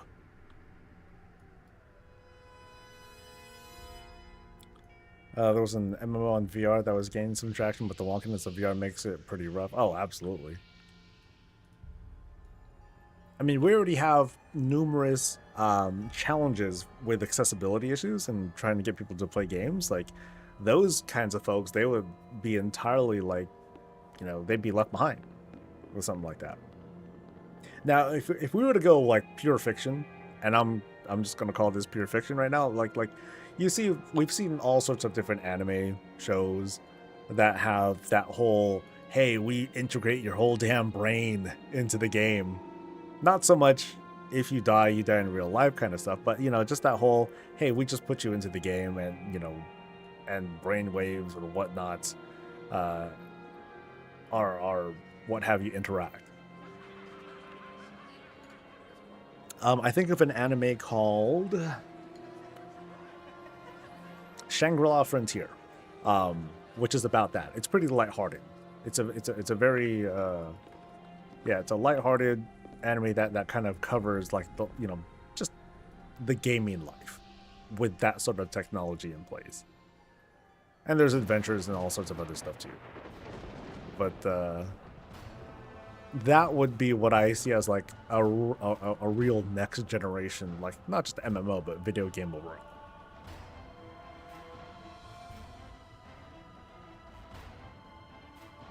MMOs seem to need established story elsewhere.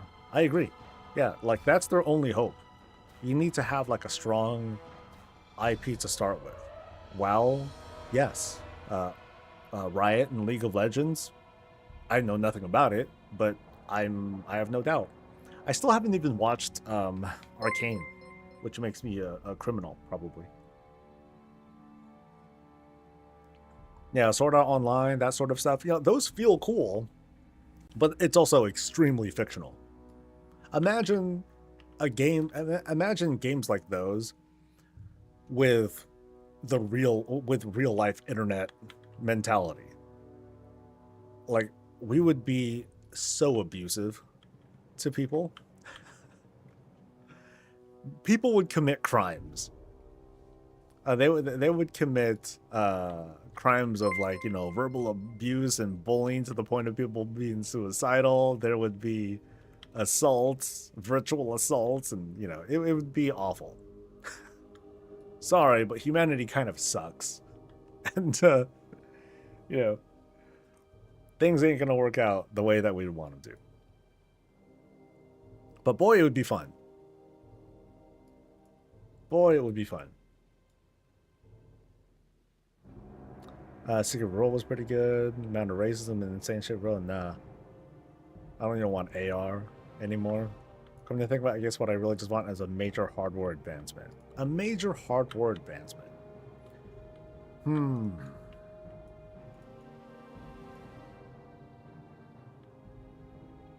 I don't know.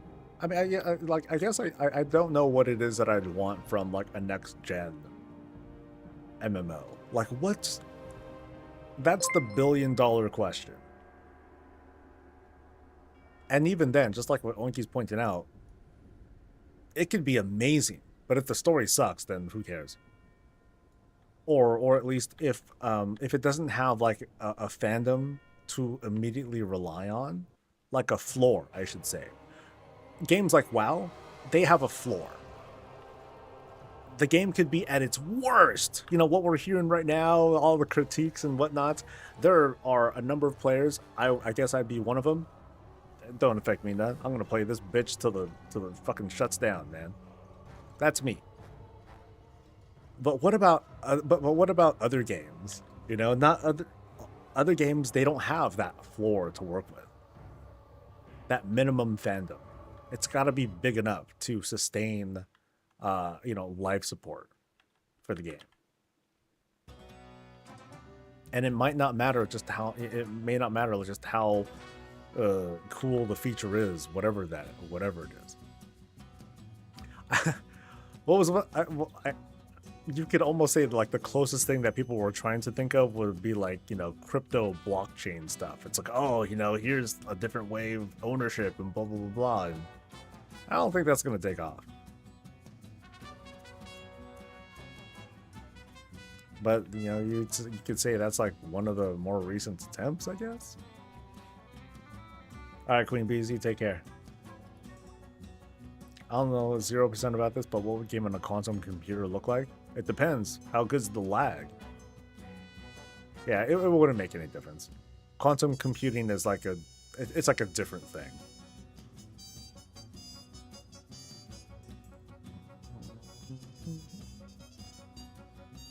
No aggro. Woo. Am I really not getting aggro? Nope. Ah! Help! Oh, really? Got the right boss in there too, somewhere?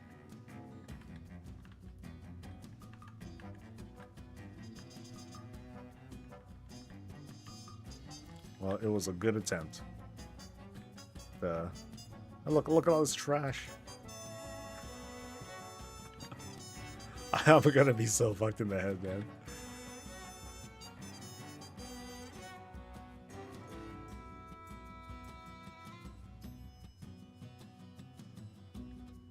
bro will be underground and this game will still be going. Yeah, when you have backing from, well, like the only reason why WoW would shut down would be like if, you know, whoever owns WoW is like, okay, we're, you know, it's not making money or whatever, which I don't see happening. It's always going to make some money. EverQuest is making some money. You know, they'll lay off like all but 5 devs and maintain and probably still maintain a sub base of thousands of people. So I don't see it going anywhere. Eventually something will rise up, but what is the question?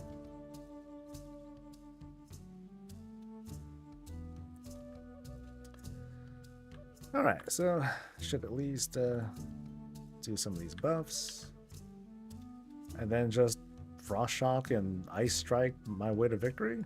I don't know if how effective that'll be. There's no Frost Elemental, as far as I know. So how do I get some fast water attacks? Is that really a thing?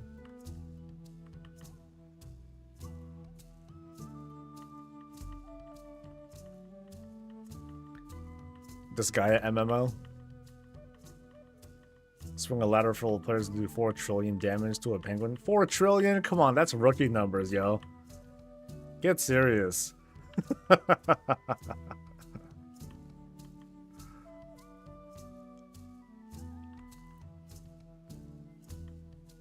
Oh, there we go. Dogs. Go nuts. Oh, that was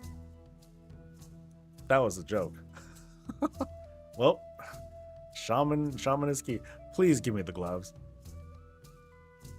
Bindings of dominance, bindings of... That's not it at all. I don't turn these in... Wait, do I have to turn these into anything? Shit. I don't think I do.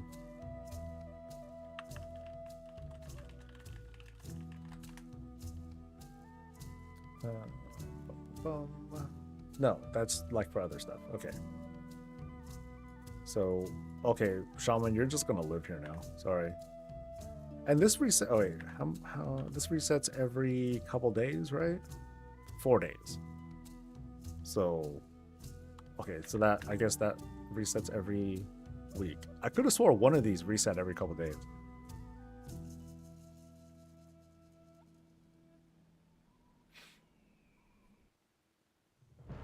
Mad corny lol, I can't spawn 100 dinner plates in the form of Valis right now, like I'll be able to do in WoW. Wow.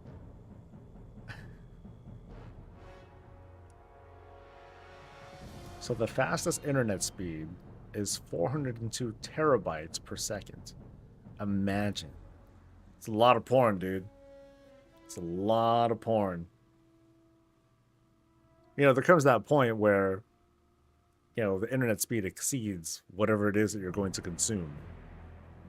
I guess it'd be cool if you could download a car like that. That'd be something. Hey, there's an idea. Thanks to Savage Diarrhea 69. Oh, that's extremely mature. Cheers. Thank you.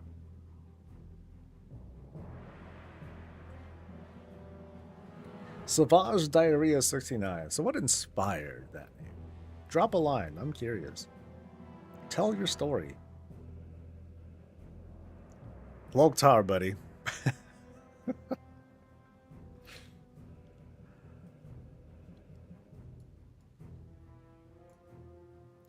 I had it at the moment. I made my account. The only thing I can think of.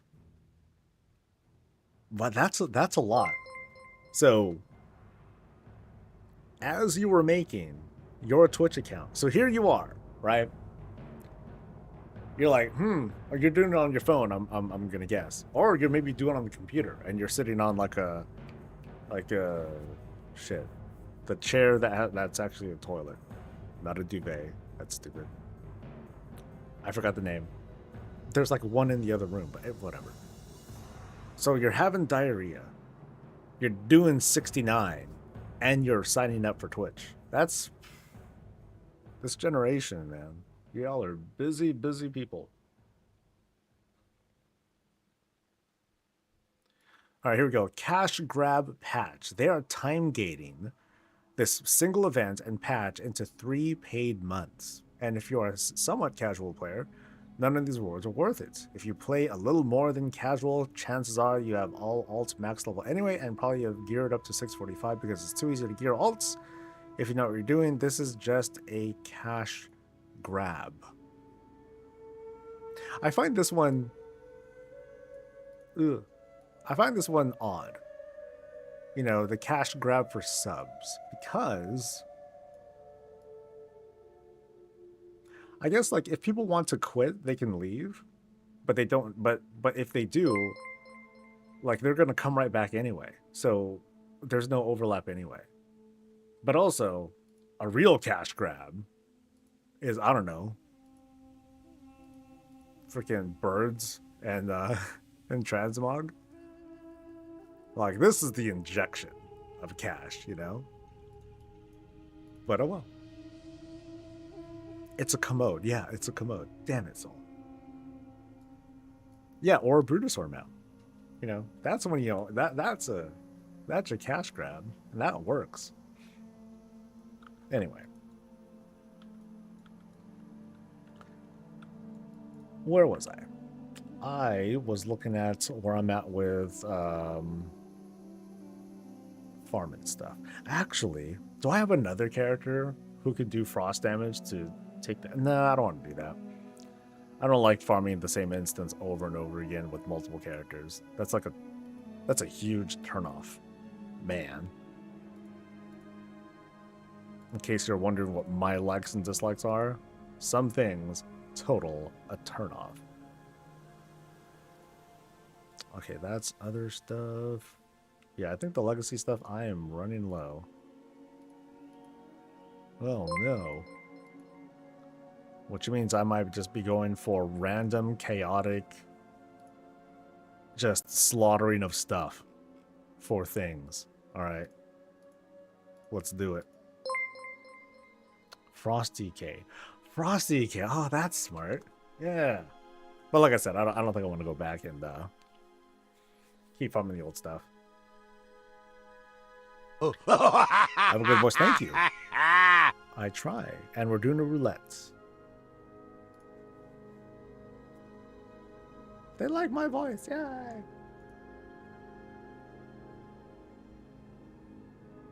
Okay. So, from my very cool and very complete, what is it called again? Nightfall sets. To, oh baby. I think before that I saw some weird things that looked like bunny ears and stuff. That was wild. Oh yeah. But now, oh wow, gaming at its finest. Did that boss with a frost mage and dagger pretty easy. Well, I wish I had that same luck. I did not have the same luck. $10 horse armor usually works. What did the horse armor do? I forgot. Wasn't that like a bank slot or something like that? Expanded inventory. I got more powerful every time someone compliments his voice. No, it's more like when someone says, "Dude, Soul, you were right." Oh, man. That's the best. That's the best. What's the fastest way down my pants? Just tell me I'm right. Yo, 1 + 1. 2. Am I right? Please? Isley, thank you. Thank you very much for the prime. Appreciate it. Alright, so I said I was going to just do wanton slaughter of things. Where to first? Maybe I'll go back to vanilla stuff, or maybe I'll just do. I'll just find a place. What has a low percentage that is not a raid, or that is not a dungeon? I do not want to go to a dungeon. Okay, we're going to. We're going to ICC. 25. And not her. Wait, really? I have all the heroic stuff? Oh, interesting. ICC it is.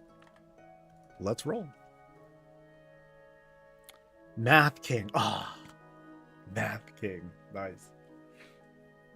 I'd say one of the most egregious microtransactions slash, you know, that sort of thing. One of the biggest offenders would be paying for a larger inventory. That's irritating. I'm not fond of that. How dare you make me pay for more inventory slots? I say this with things like the war bank in mind and all that stuff, but I mean, that's a goal. I'm talking about like, you must pay, excuse me, you must pay cash money to make your inventory bigger. That sucks. Horse armor was cosmetic and a bit of health for your horse. I forgot what game that was too. Elder Scrolls Online, you need a sub to not get overwhelmed with loot. Yeah, not a big fan of that. Not a big fan of that. I know that it's oh shit, is it free to play or buy to play? Whatever the case. You know, having that kind of quality of life thing feel limited, boy, that doesn't feel great.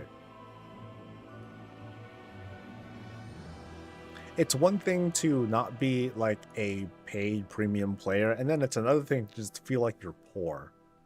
It's like you are, as a free-to-play person, like it's like, hey, you're able to like defeat all these grand challenges and do these amazing things, but your bags suck because you're not paying the premium currency. Get a job, broke ass. Yeah, that doesn't feel great. And I'm doing normal 25.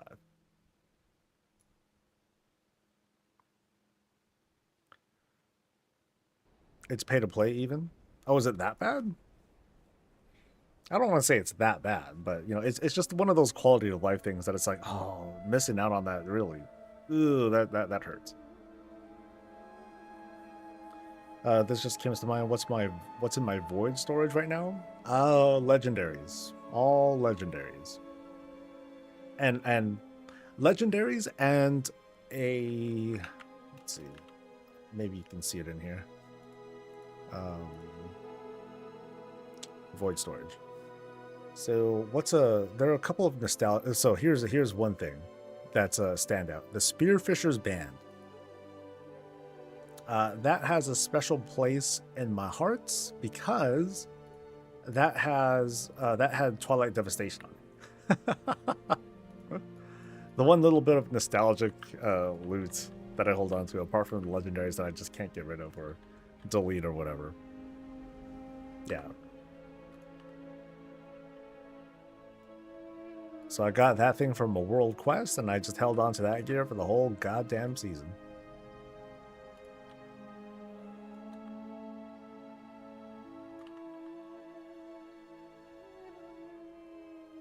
Alright, so yeah, I'm not gonna loot stuff, but I am gonna kill everything.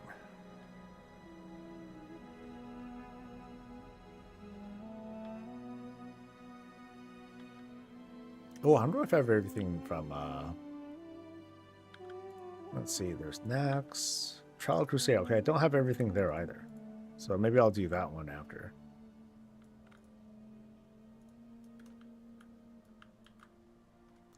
What's the name of the add-on that shows the dungeons and raid stuff? You mean this right here? This is called All the Things. All the Things. So ESO is free, but each expansion needs to be bought. Oh, how does that work then? So do you have to buy like multiple expansions, or do you just buy one and then you get all the previous ones? Because, dude, that'd be brutal, man. I'm hoping it's just the one.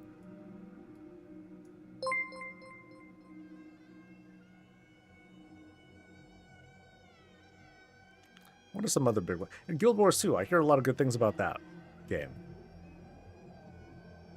Here it's fantastic. I believe it. I can't get into it though. Something about... It was years ago when I tried playing it. And I vaguely recall the combat where I would like right click to auto attack someone and then I would just spam skills and whatever. But the skills, they didn't feel good to press for some reason. Like the combat didn't feel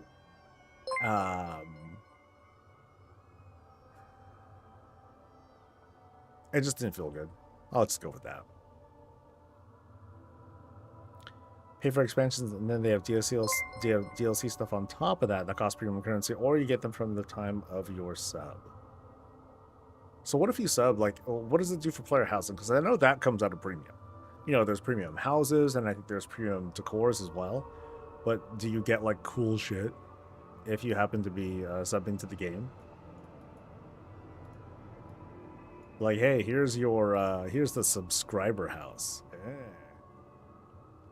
It's been 5 years? Yeah, it's been a long time since I even tried it. And then I was like, oh, the gameplay really is like an Elder Scrolls game. I think I'm okay. I was saying yesterday, I'm like, or the other day, people were asking because they dropped the Oblivion remake. They're like, oh, you gonna play it? I'm like, it's not really my kind of game. Nothing wrong with that, but just not really my jam.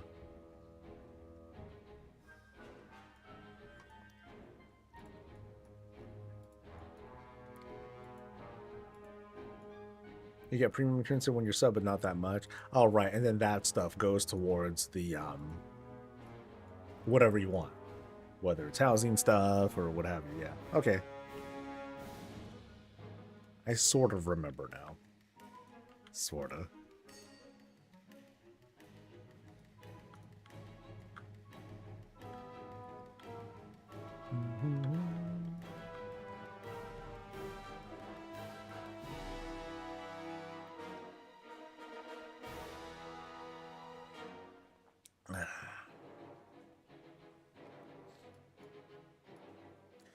Tired of these patches focusing on nothing but PvE catch-up gear and recolored transmog and recolored mounts. Then to have the nerve to time gate, and on top of that, just wow.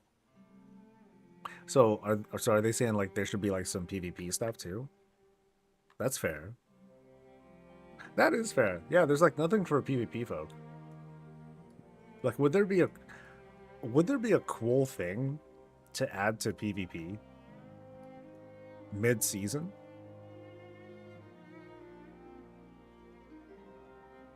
Because if there's any audience that's being ignored, it's them.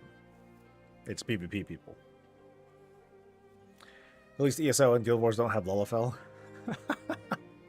That much of a crime, huh?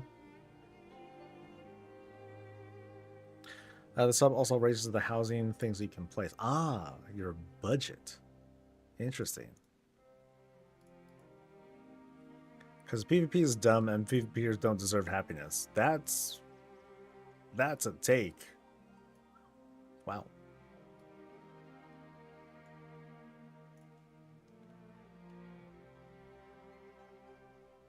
You know, I want a game for WoW, kind of like the card game Munchkin. You start a dungeon with no gear and proceed along the way, helping and trolling your team in good fun.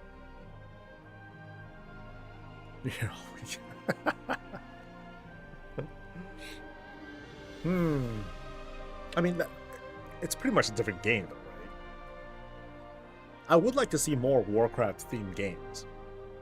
You know, we have what?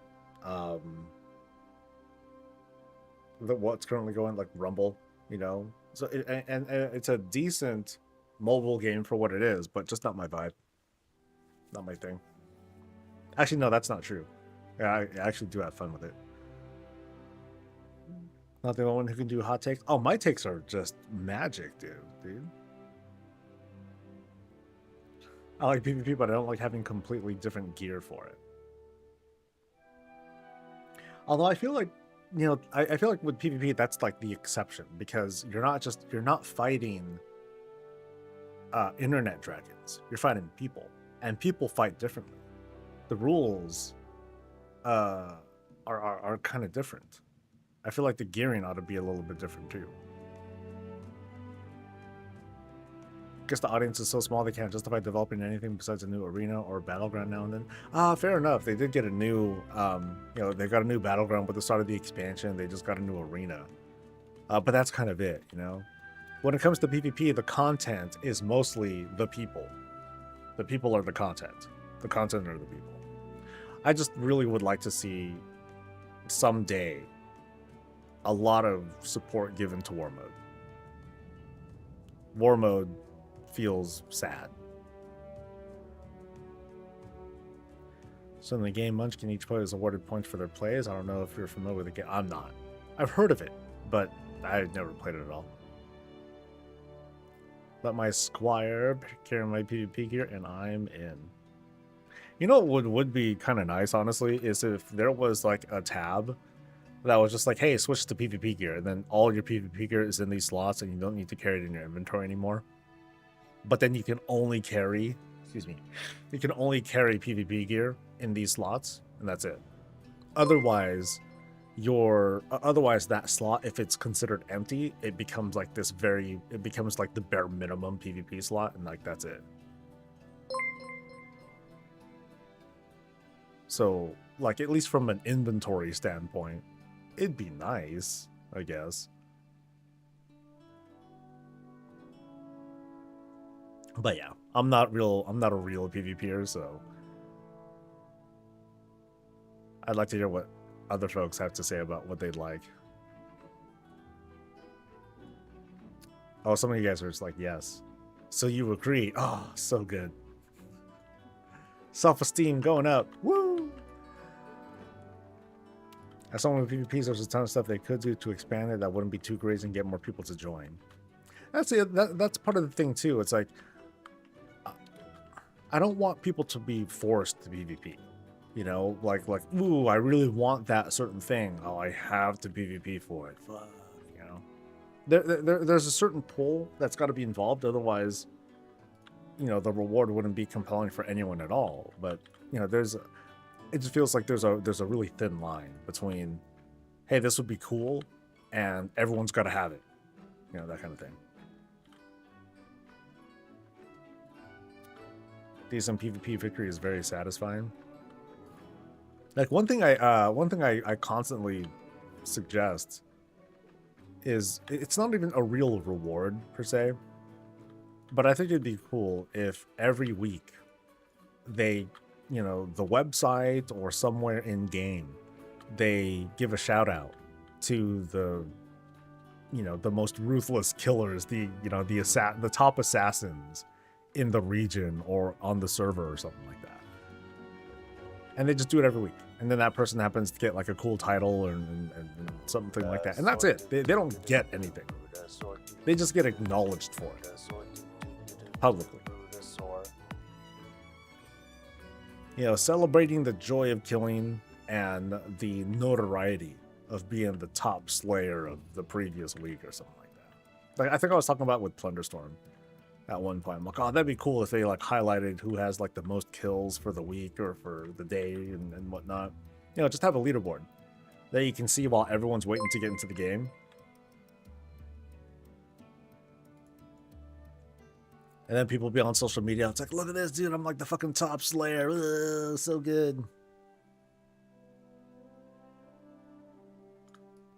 You know, I buy into the idea that some rewards don't need to be reward. You know, you don't need rewards for the game to feel rewarding.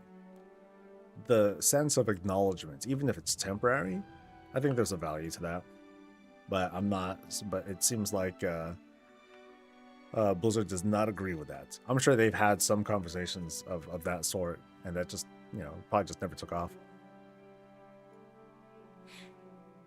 Right now I get 3 shoots by gunships in Isle of Conquest when I'm on the ground. That's not PvP. Oh, you get bombed by the thing? Stop moving in a straight line, dude. No, if they're aiming at you, like, you could be dead. I remember that being definitely a thing during, not Alterac Valley, Wintergrasp. Yeah, you get inside of that turret, you're boned.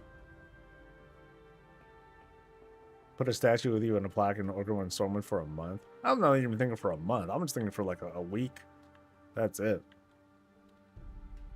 They would have to check if there's tampering with the amount of kills. Could be, but I think if they just keep refreshing it every week and the reward is just the acknowledgement, I don't think that's a big deal.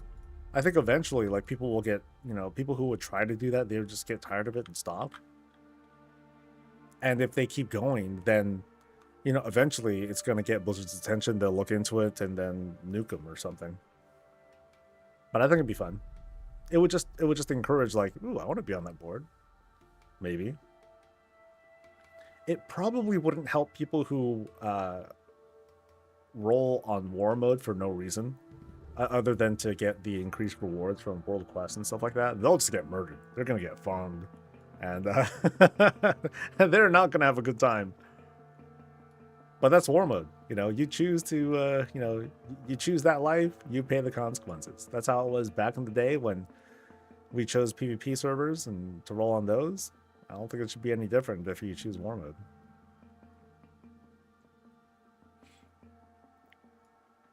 My warrior has a lieutenant commander tile from an old PvP season that is sort of that's sort of what you're suggesting. Something like that, but it's very temporary. Very temporary. Nothing is, it's not saved. The glory is fleeting because tomorrow there might be a new Slayer unless you hold on to it. No achievements, no feat of strength, nothing like that. Okay, maybe a feat of strength for making it onto the board like ever, but I don't think that's even necessary. Just like this temporary, hey, I did it, look at me. People rolling random war mode already get that? Yeah. I guess that's right. Ah.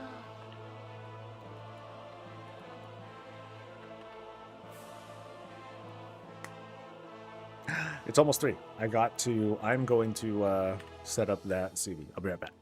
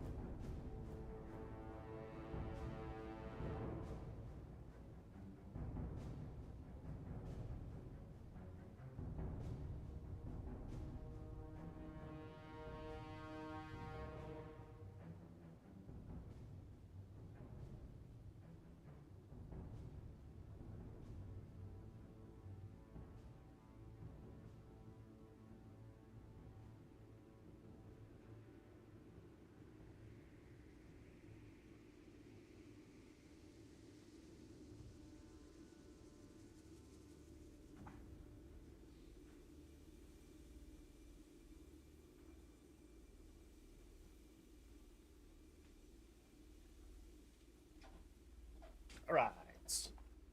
Solid. Let's go out the Yeah, I had to run back and grab my phone because I'm like, oh, I haven't set up the I forgot that the CV has like some app stuff. So I had to turn that off. Alright. Took longer than I thought though. That was my bad. Landsoul's Horned Greathound. Landsoul. I think that was named after a player from back in the day, right?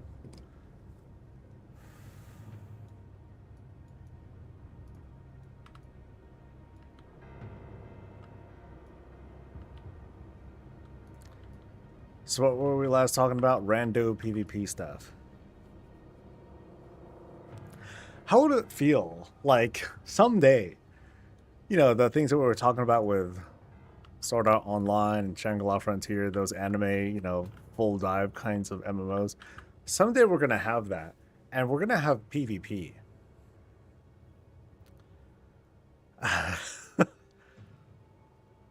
What's going to happen from that? What kind of society will we have? Or I guess what kind of gaming mentality will people have with something like that in mind? Where you have people who will kill each other with fireballs or swords and stuff like that, and you have that feeling of doing it, but it's the game. Pleasure King people? You're still subscribed? Oh, you're still, wow. Finally, you can punch players who annoy you. That's going to be so controversial, though. If they ever go through with something like that.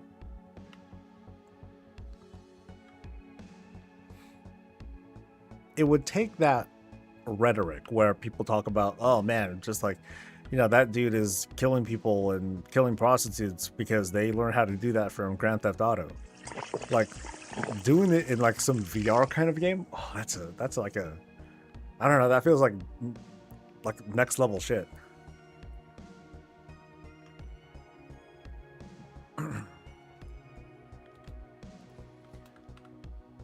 And it's really controversial to have that kind of conversation where it's like, okay, maybe having that cathartic feeling of doing it there is better than doing it in real life. But it's like, no, that risks to reinforce the behavior, not just the thought of doing it, and not even the act of doing it via controller or keyboard, but actually like physically, mental/physical, performing those actions. And even if the industry is like, okay, we're not going to allow that, there's going to be a demand for it. So you're going to find people that use this technology and they make their own underground shit to make the worst things you can think of. Not even going to mention it on stream. Just awful, awful things that you'd be able to do. So when that day comes, I feel like we're gonna have like a lot of unstable people. I don't know. Cyberpunk explode. Yeah, they do explode out a little bit. That can be some scary shit. Would it ethically be okay for a game to allow you to say, hey, I don't mind you causing me external wounds?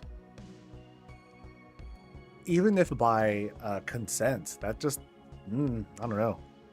I mean, imagine other implications, like what you could do with like prisoners and interrogations and stuff like that.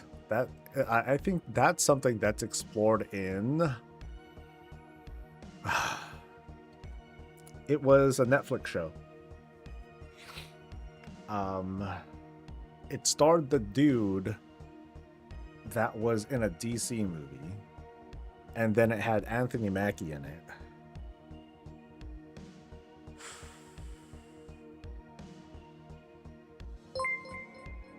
Altered Carbon is the name of that show,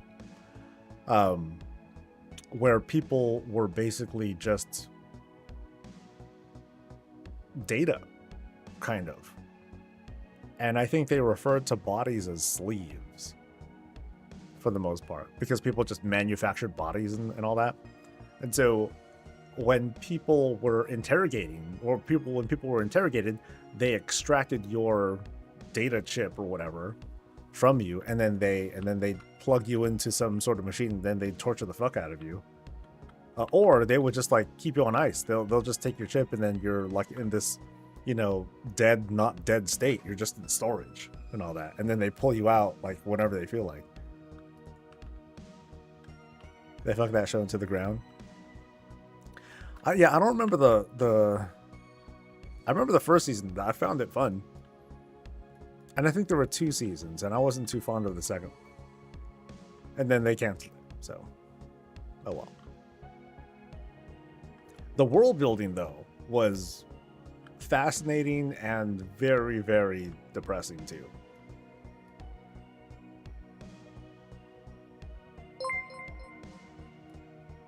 Here's the thing, isn't most sensation basically an electrical neurological signal? Couldn't we essentially find the phone number for what tickle feels like in the brain and essentially digital give ourselves that, or any specific sensation?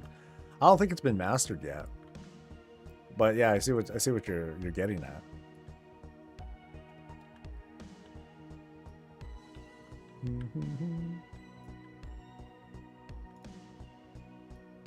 Yeah, I think I feel like that's going to be a few generations from now. I don't even know if like folks like you and I will be around. But then again, I'm only 19, so I got a long way to go. Who knows? We might see some amazing stuff. Upload is another weird one. Haven't heard of that one. Oh no, maybe I think I have heard it by name, but I don't know anything about it.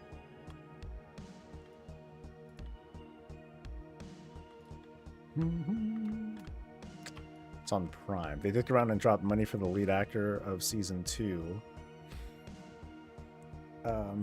And screwed everything else. So yeah, and it was Anthony Mackie who was in season 2.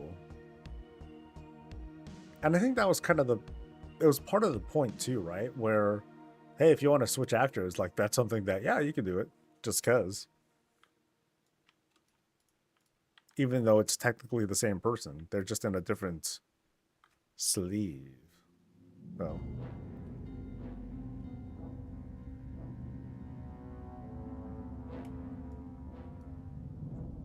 But yeah, if that day comes, that's some scary shit.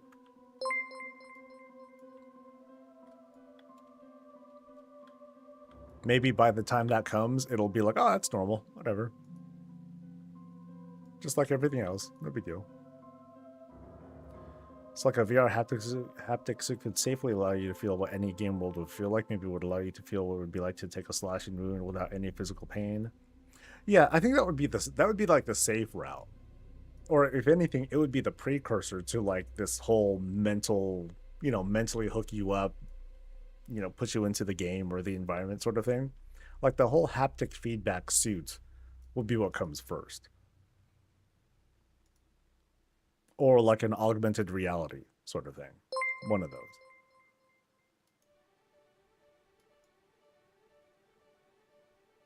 Nightfall hotfix on the way. Alright, let's see what they're doing. Nightfall scenario performance improvements now live. Over the last hour, we've implemented performance improvements to the Nightfall scenario that are aimed at addressing the issues with starting progressing. They may not take effect immediately in all realms, and we'll continue to monitor this very closely. Cool. So we'll see how it looks by the weekend, or by Saturday, coming up pretty soon. It kind of reinforces the whole, again, just show up a few days later, relax, maybe. A haptic neuro suit. I have no idea what that is. That sounds kind of sci-fi to me.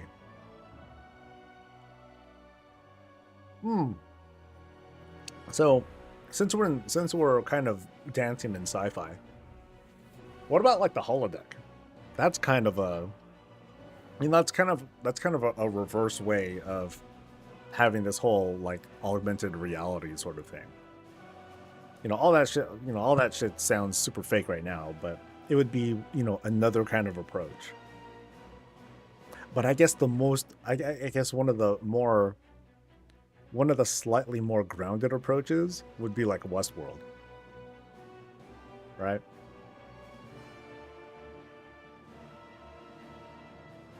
That's still all crazy. All of it is so is like all crazy and dystopian and shit. Why did we talk about? Oh, we were talking about this because we were talking about what the next generation of WoW might be, or the next generation of MMO might be. Lots of crazy approaches. None of it sounds safe or welcoming, you know. I have ever read any dystopian books? No, not really. I'm not a huge book reader.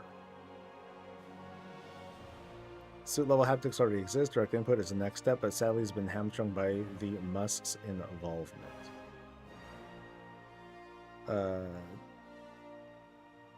Depends on hardware development. Okay.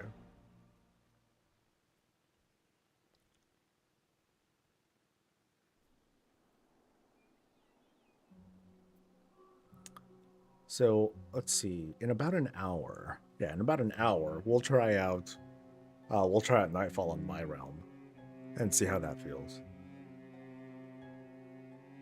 You want hologram Yu-Gi-Oh models? That would be kind of fun. Not necessarily an MMO, but something that's along the lines of, not Pokemon either, because that's like real, but like, okay, I guess, yeah, like Yu-Gi-Oh stuff where you have like this big augmented reality sort of field. That'd be kind of cool.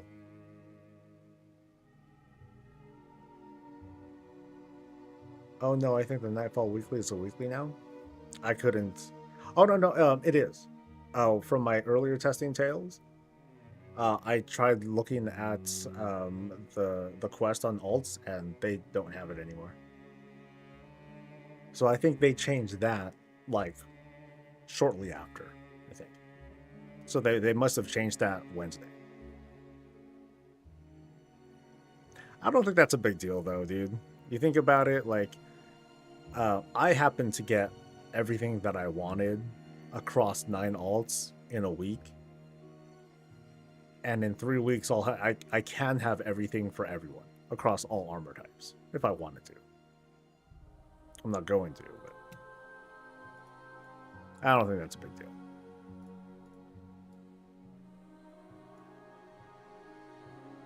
All right, let's. Okay, next spot.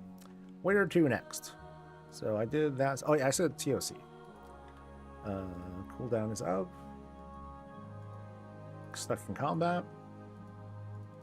Good shit. Maybe I can portal out and that'll reset it. Nope. Still in combat.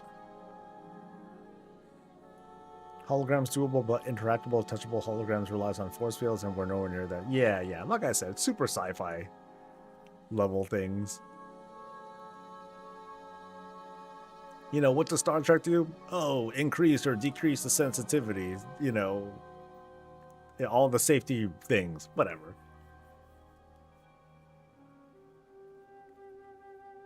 Ready Player One. Like that. That doesn't quite explain very well how you get jacked in. So I guess that would be like the same level as like Sword Art Online and stuff like that, where you're not fully connected. You might be slightly aware of the world around you, but for the most part, you're like, you know, in the game and all that, or in the program, whatever it is. Now can I go? There we go. What would be the first thing I'd do on a holodeck? I don't know. Probably porn. Let's be honest.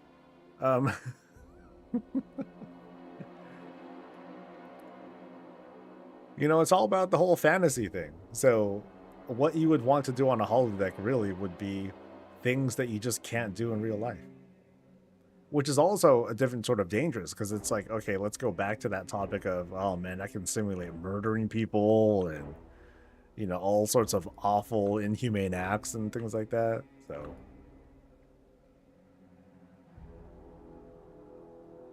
Yeah, the whole point of holodeck stuff is like fantasy shit. Some people will be like, oh no, it's more like training. Bullshit. Bullshit.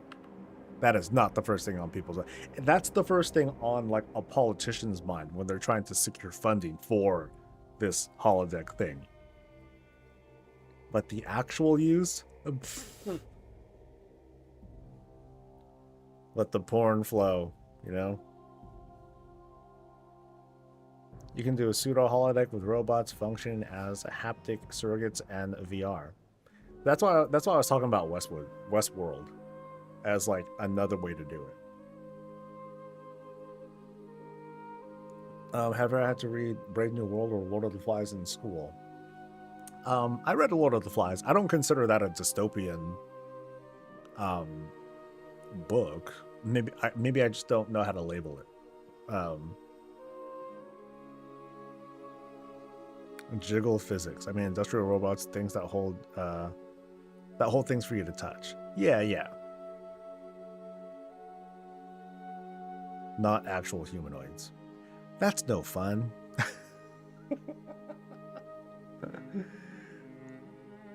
That's no fun, because you know what we really want. Okay, TOC. Only 25. Do these look the same? Actually, it doesn't matter, because... Oh, one's hands, one's wrist. Okay, so they're just different things. Let's go for the last one. Let's go for... Oh, there's heroic too. Oh, but it's the same gear now. Okay, so yeah, let's do heroic. 25. Go! The first thing humans do with new technology is find out how to fuck it. I don't think you can fuck a atomic bomb or knives. Okay, maybe you can, but you know what I mean. The advancement of technology usually moves towards one of two things: war or sex. That's it's one of those two things. How do you advance humankind?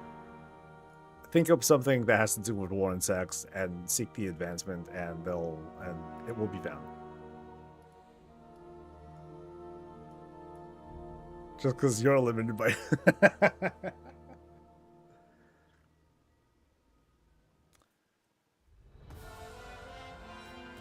I think force interaction in VR space would require a full body haptic suit with the capability to constrict your movement. Like, what would you need to do in order to virtually push on a wall and feel it?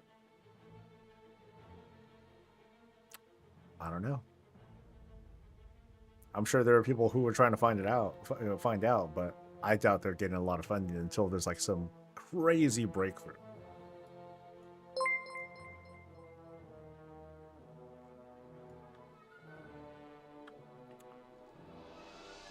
Yeah, neurological that's like Matrix level shit too. There's all sorts of ways to just ruin people's day, or to just really fuck people up. Yeah, so sometimes technology can feel really scary.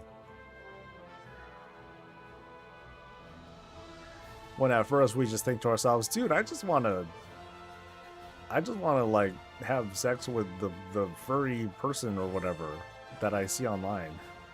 Just... Why did it come to this?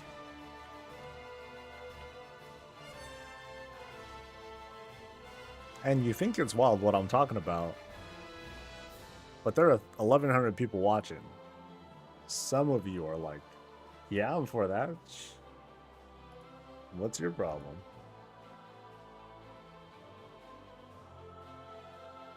Science funding is at an all-time low, so yeah, good luck with that, unless the hub pays for it. And even then, like, they're aren't they kind of hurting because they're pulling out of different states or something like that? I haven't heard of that for a while, but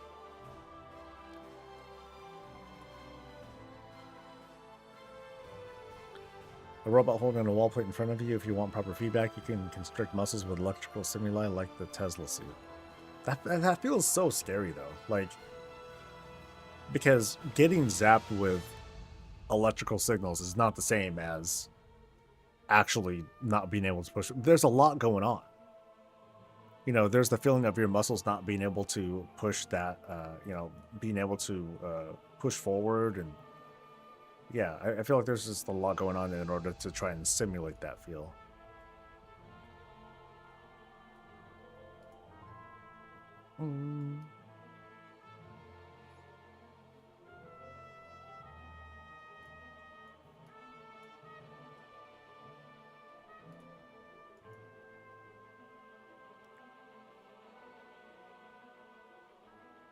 Doesn't feel good when it stops you. You talk with someone from the company once he said police and military. Love it. Oh, I'm sure. I remember seeing a clip of someone who was of some country or some government who was using some, I don't know, some weapon on a crowd, and it just like hella fucked with people. It just hella fucked with people, and they were like all moving out of the way and panicking and shit. There are already gloves that pull back your fingers to make it feel like you're holding something. Without my consent. Subsonic. Yeah, I think that's what it was. Okay. You might have seen or heard the clip that I'm talking about. You can get a realistic feeling like you get shot. Oh, that's great. That's wonderful. God, technology's great. Why can't we just stick to the porn stuff? You know? You want to control the populace? You don't need to inflict pain upon them or make them feel like they're getting shot. Just make them feel good, right? Keep them complacent and happy and sated, and you know, with that post-nut clarity, they'll be amenable to anything. Let them relax.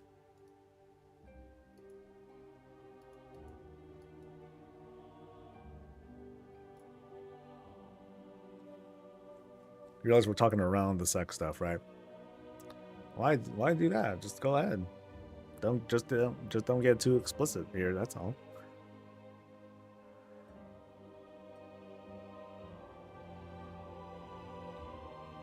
That's what bread and circuses mean. Upload me to the pleasure. Yeah, just nice and easy.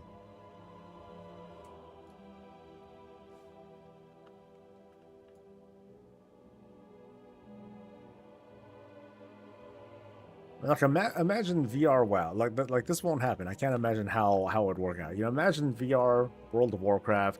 You're in it, right? You're in it. You see a bunch of dudes in front of you. You got some other dudes around you, and you need to try to differentiate the people who are around you because everyone's all bunched up and it's looking like this. You're fighting and it's this. Okay, I'm too powerful, but you know what I mean. Oh, these guys are in like a total panic. They're not even attacking. They're just like, I don't know.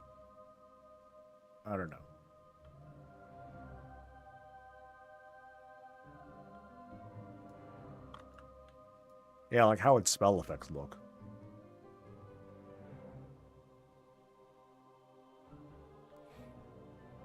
Absolutely sign me up for the experience machine and ditch the body. It depends.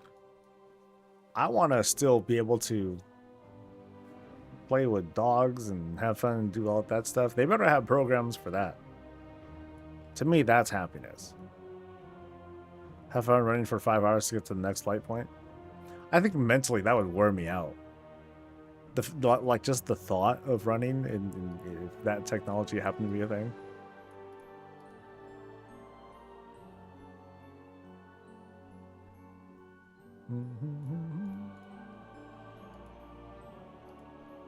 That's what the entertainment industry, that's what this is.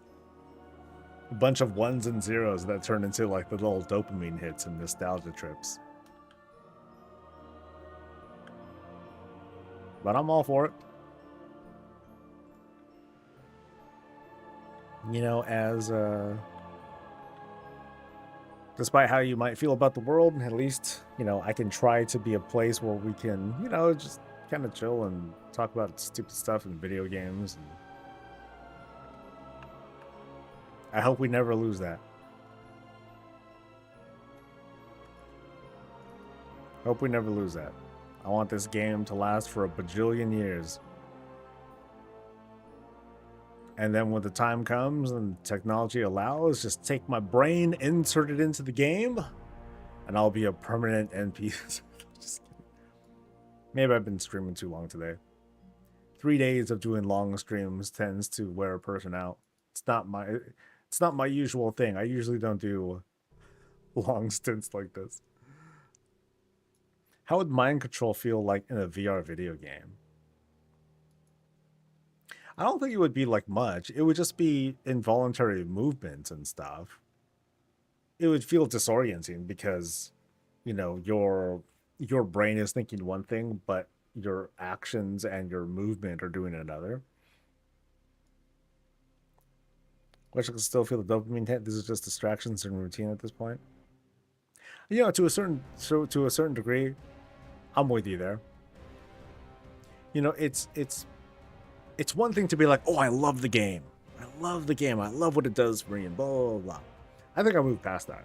I've moved well past that. Now it's just like this permanent, not even a relationship where there's like this transactional feeling of, hey, game, you need to fulfill my needs, and then I'll be happy and I'll keep playing. It's just more like I wake up and I am logged into the game because it's just part of my life.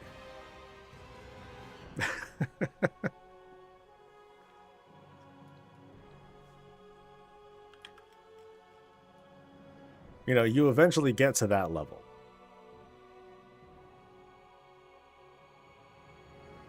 It's not the thing to brag about either, but it's just that's my world. It's my reality. You know, once I'm done here, I'm going to disconnect and do laundry, get dinner made, clean up, tidy up, yada yada yada, and then back into the game. Do some raids, kill some bad guys, hopefully get some loot, and do the right callouts. Please, go. When that's done, do some more, you know, normal stuff. Go to bed, wake up, write stuff about talking about WoW. Yes! Okay, what did I get? I got plate. Excellent. I think this is what I wanted. Yeah. And it's shared, right? Like I can't do 25 heroic now. I'm sorry, I can't do 10 player heroic. Because I should be saved.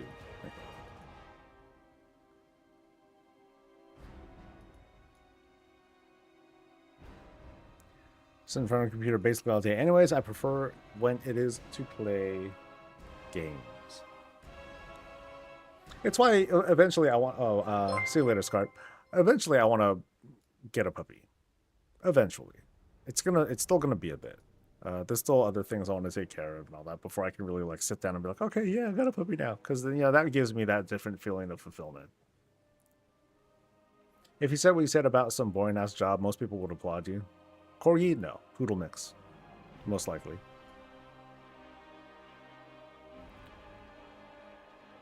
What, do I really have 91% of the game unlocked? No. I filter all the things pretty heavily. So you can see here, all I'm looking at are appearances, and among them, plate. Yeah, I don't do everything. So where's the thing for everything? I thought there was like a quick thing that I can say for everything. Show collected things. I don't think it's this. Yeah, I don't think it's that. Well, let's see what happens if I hit debug mode. What does this number turn into? 55%. That's not really it, though. But yeah, Transmog is my jam. Other stuff, not so much. He said, Nordic Corgi, what a monster. I would I am sorry, corgis, but corgis shed. Corgis will make me itch, and I will be miserable. So I will not want a corgi. Poodle mixes. What types of dogs do I like? I love all dogs, but who do I want to take home? Who do I want to have waiting for me when I come home? Okay, that's not even a thing anymore. I work from home, but you know what I mean. Poodle mix. Big saying there are 2 jobs at a computer only thing that even changes the morning job between somewhere else. Yeah. 50% is already a lot. As new players, after like 4 months, I have 55% of everything. That's okay. Now, Antares, that's a very dangerous mindset to have when you think of like completionism and wanting to max out the percentages. I try to stress that sort of mindset is very defeatist. It's very, you get very gloomy when it's like, wow, look at all these things that I've explored, and it's like, oh, I've only explored like 2% of the game. Oh shit. Or like people who try to set goals for themselves, they want to collect everything. Like I was talking the other day about how someone was like, it was on a Reddit thread. They were trash talking because the anima grind was too much. It is a lot, don't get me wrong. But the way that they were framing it, they're like, oh, this game is this game is really doo-doo because there's like all this stuff to farm for and there's no catch up, and Blizzard isn't changing the way they do it, and it's like such a big grind. And it's funny because the way that they first kicked off this Reddit thread by saying, I just wanted to collect a couple of things from Shadowlands. But then they continue saying, and so I looked at all the things add-on, and then according to the add-on, it says I need 1.5 million anima for everything, and blah blah blah. Whoa, this is really overwhelming, and blah blah blah. And I wanted to tell that dude, I'm sure he didn't see my reply. I wanted to tell that dude, you should have just stopped at the first sentence there and just be like, hey, there's these things I want, just get those things, and then you're done.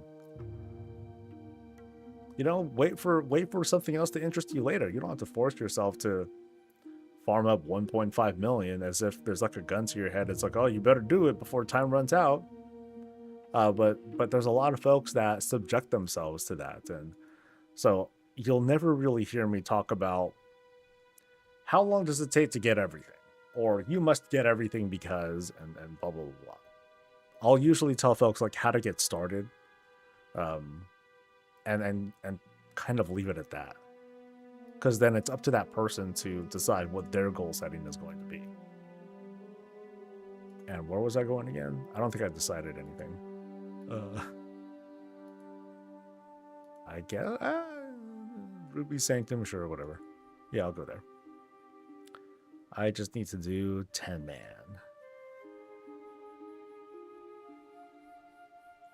Yeah, 4 pitbull mixes. Ooh, that's a lot of puppies.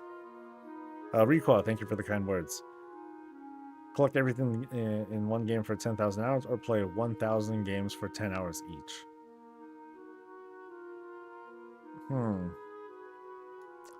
I prefer something in the middle. How about I play one game for... Yeah, how about I play one game for the 10 hours and then go back to the one big game until I feel like going back. And then I can do a little bit of both, Woo.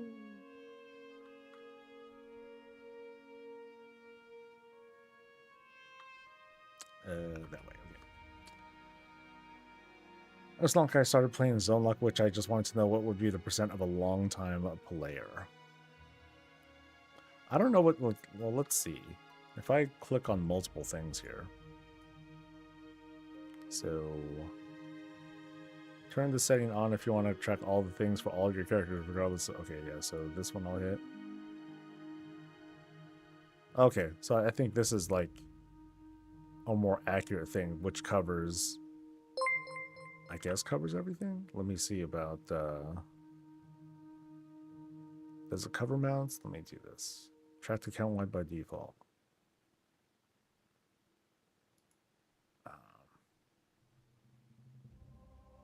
Wait, why does it say it like that? 777, 789. What's odd is how it counts each individual thing equally, but I guess there's no other way to do it. So I gotta click all of these things. That's a lot. So there's that. And I'm stretching.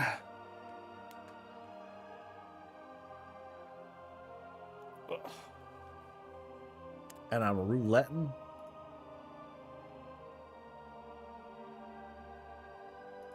Yeah, because if I look at this and I'm looking at like all the different appearances, ugh, that's gross.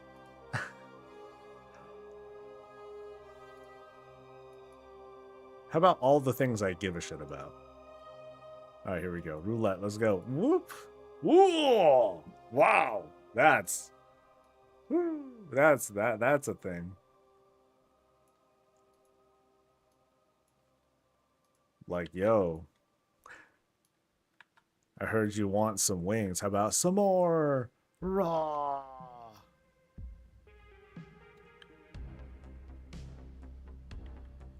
Perfect. This will be perfect for tonight. Excellent. What's up, Vanish? Did some napkin math last week about my WoW life playtime. I've spent around 25,000 hours on this. Second most played game for me is Valheim with 5,000 hours. That's a lot of time. Do I have that one add-on? Bolt, I think. Nope, not on. I think I had like something like 1,000 days or something played. It was a lot.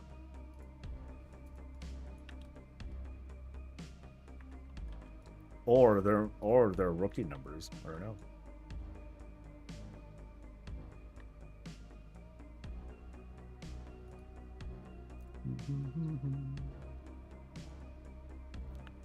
Yeah, I try to encourage folks to be like, you know, when it comes to collecting, just focus on the coolest thing in front of you. The one cool thing in front of you. Okay, so we're looking at... That's Sarth. Hallion. And we're doing normal. Maybe it doesn't make a difference. Maybe. Grind for achievements sometimes. Yeah. Whatever you like. Like when horrific visions finally do pop in, I'll be going at it kind of hard because I want to get the mad achievement, or the mad title, I think is what it's called. And I enjoy visions. It's fun. I like doing it. Like it's funny because we're not hearing the same kinds of players, but I remember the initial reactions to visions were like, oh, dog shit, whatever, don't want this, literally not going to ignore it and blah blah blah. But then now we're seeing, like, I guess the players who were looking forward to it, oh my god, it's not in yet, rabble, really upset.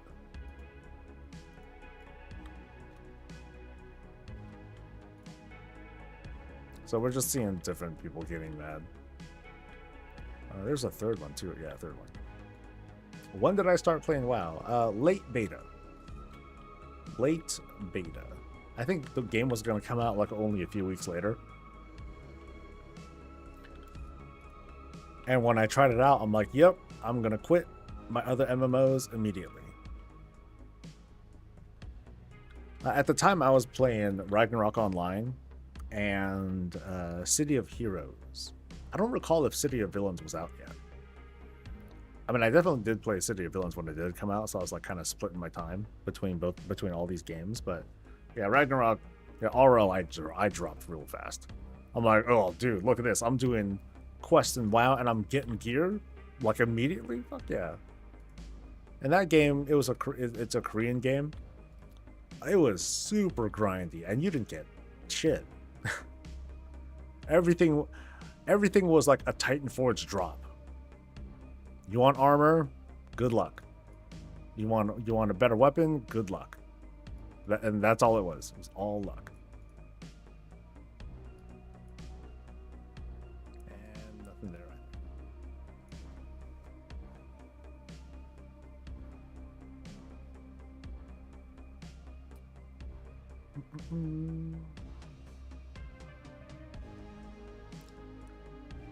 I never did understand getting mad about a game you're planning on playing. Well, like the common refrain from that is, they really want to be excited over the game or the feature or the patch or whatever, and then you find out that it's not what you hope for it to be, and then there's this natural reaction of being dissatisfied. So you share. And sometimes you share and you try your best to drag everyone down with you. And you fight everyone who disagrees. And all that. I could be the same way. And I try to work on that. What to next? I see. I love this. Look at that. Look at Old War. 100%. The one thing that I've done everything on. I don't know why that shows up. That should not be a thing, because I already have it. It's fine. 100% though. I don't know why it shows up though. Actually, it shouldn't show up. But whatever the case, at least I'm done. Oh, let me take that out. There we go.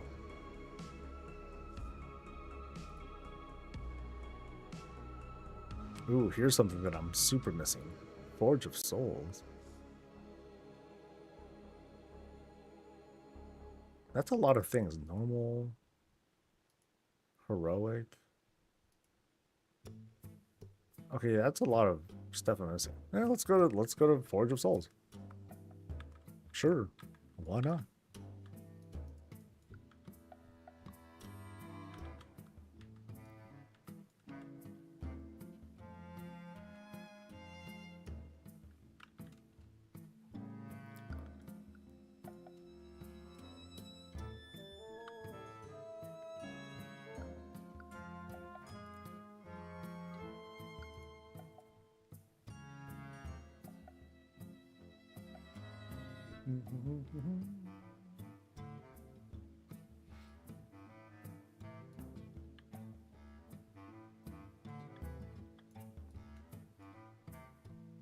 Can't remember where it is. I barely remember myself.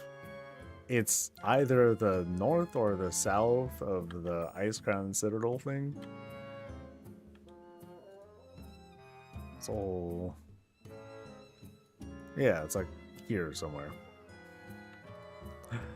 There we go. I'll mark it.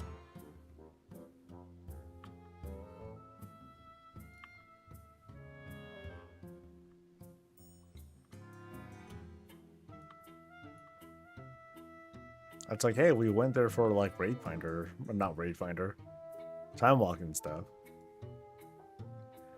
Maybe I tend to just go do something else if I'm unhappy in the game. Yeah, I 100% agree with the idea of just chase the things that make you happy. And, don't bother with the things that don't. You're just better off. Seek happiness. It's not very complicated. Whoa, wrong way, I think.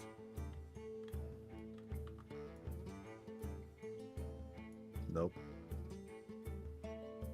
Oh, is it here? No. Shit.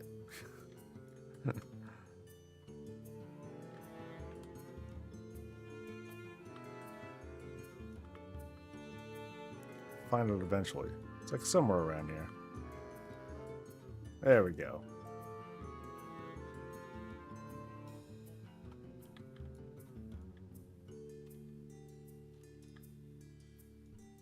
That's right. All the doors. All the doors.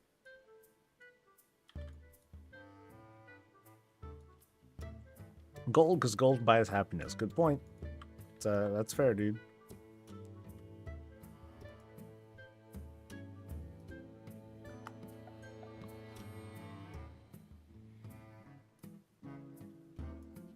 Okay, so this is just, can I do both normal and heroic? I forget. Well, whatever the case, heroic first.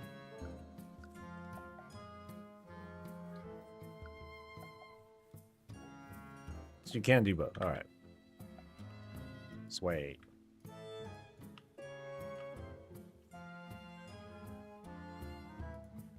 Yeah, Tower of Souls drops hella stuff. Damn. Dude, look at that dodge and parry. 8 dodge, 12 parry. Ooh, watch out.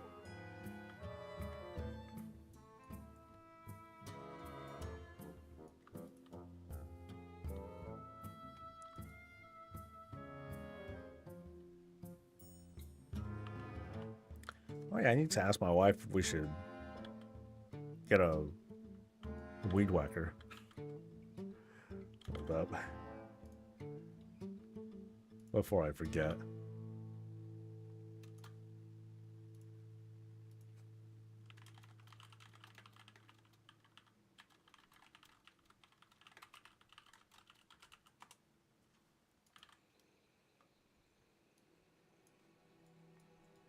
I kind of want to just buy my own. I feel a little uncomfortable using yard tools that aren't mine. Get a battery-powered one. They're ultra lightweight. Yeah, but the wired ones are cheaper. I was trying to weigh the pros and cons when I was talking with Dee about it. I'm like, well, there's a non-zero chance we might trip up and snap our own wire. She's like, ooh, that would suck. Yeah. You know, there's all sorts of little protections to prevent it from happening, but you know, it can happen. The real question is, do I have Call to Lie? I do. I do have it. I think I bought it. No, I'm not sure, but I do have it.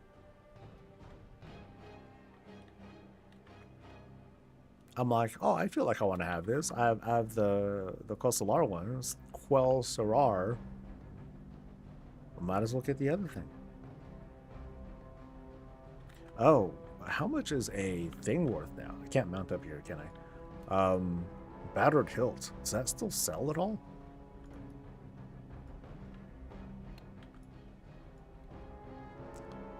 You got the Ryobi battery one. It was $50 in my oh, that's cheap. Only $50? Damn.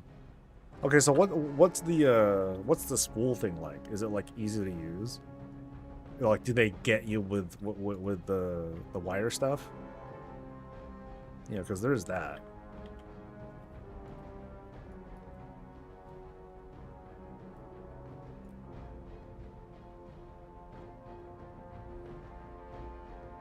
Yeah, I'm trying to remember how much I bought the hilt for, but I think I might have farmed it. Okay, let me look at that.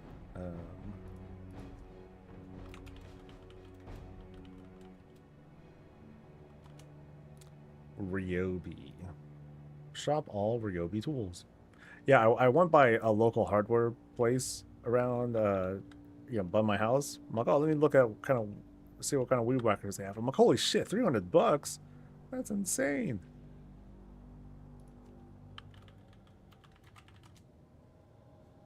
$60K for the hilts. Damn, that's a lot, man.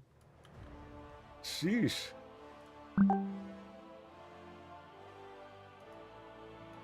Yeah, that's a lot.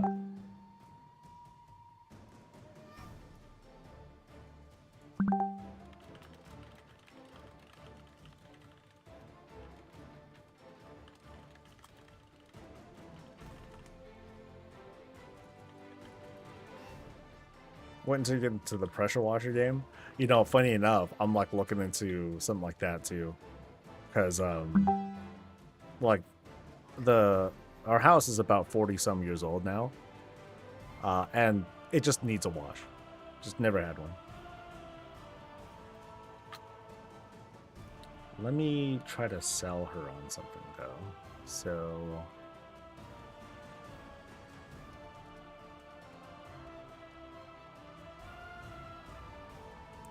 let's see. Yeah, like some of these are like, I know the main difference in price kind of lie with like the length of the string thingamajigger.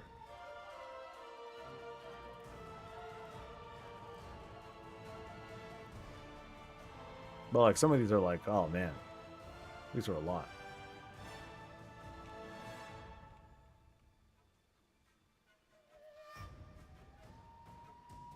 Oh, the chat sounds are on? Yeah, my bad.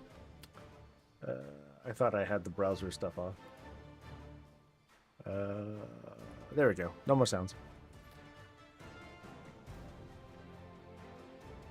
It's electric and I love it. You will hate an electric weed whacker. Wait. That's backwards. Hold on.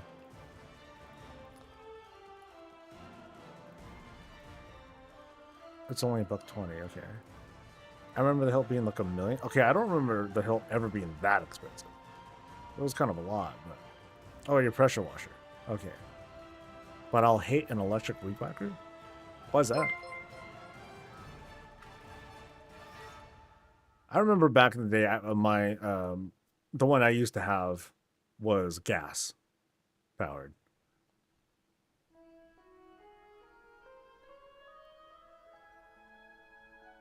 I guess I'll just do all. I guess I'll do all of them. Oh, the cord gets in the way. Okay, that's what you mean.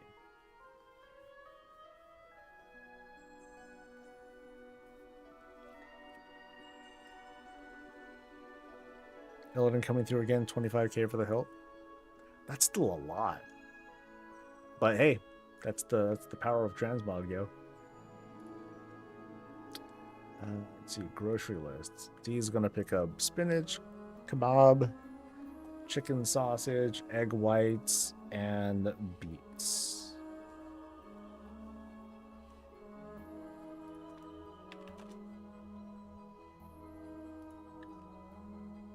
Alright, let me try to... Yeah, she wants to borrow one. But I just don't know if my neighbor's gonna be home. Cat is suggesting this long. Okay, back when you first had the Transmog tab, it was people were farming the shit out of it for the appearances. Do I have a big yard or a little one?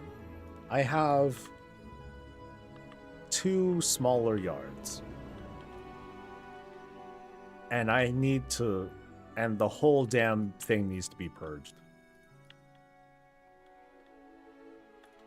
So I know this first job is going to be a big job. Both killing weeds and pulling all that shit out. It's gonna be hell. I already know that.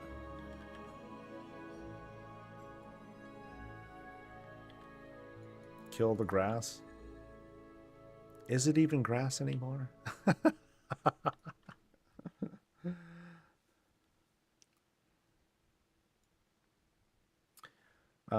I have a gas-powered one. I need to use the battery one more. I mean, because batteries are just easy, just right.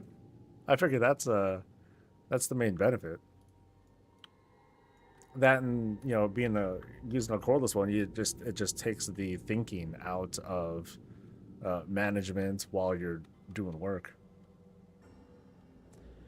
Would it be worth it to pay for a one-time yard cleanup service? It kind of would, but that would probably go for around $300, something like that. It would suck taking up a whole day or more for yard work, but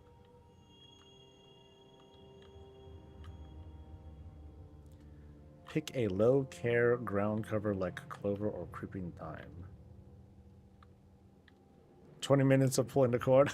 You're bringing back memories. You're bringing back memories when my dad would be like, "All right, dude, I want you to start the motor on the weed whacker." I'm like, "Okay," and I'd have the hardest time doing it because he'd be like, "No, you gotta yank it. You gotta put everything into it." Like, I'm trying. I was like 3 feet tall when I was 16 years old, so I was like, dude, I'm not gonna. You're not gonna get much out of me, Dad.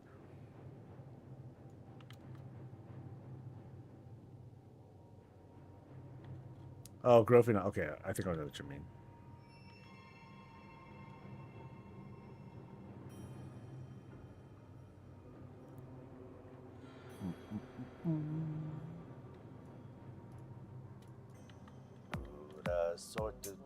Oh yeah, Ghost Rider. Thank you, dude.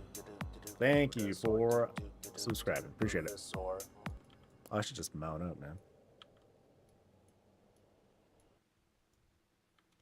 Huge growth spurt. I'm only like 4'6". Is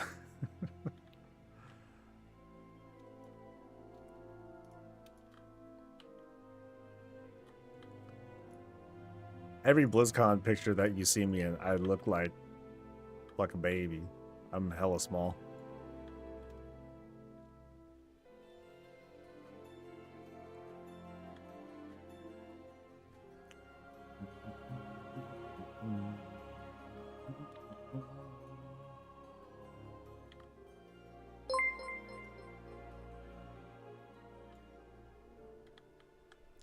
Somehow you give me average tall vibes, lol. It's average. I'm like 5'6", 5'7". I'm not very tall.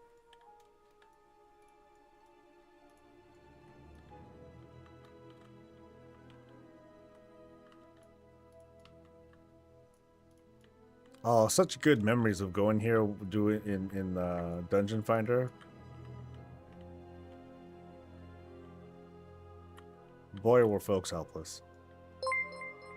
Including me sometimes. Sometimes I'd screw up. You love your electric one? It's a lot easier than the gas one. I hate the setup for the gas-powered ones. I bought like one 10 years ago, along with the leaf blower. Both battery operated, cost me $1.50. That's pretty good. 10 years ago, too.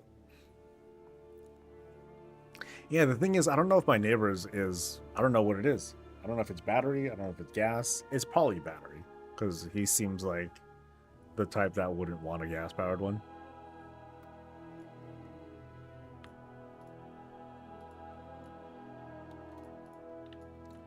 Boop. Damn it.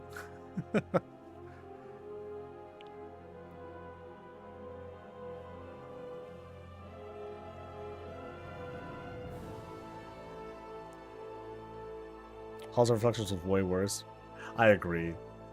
Like, if people screwed up at the last encounter, it's like... Great. Great. Did I say 6'2"? No.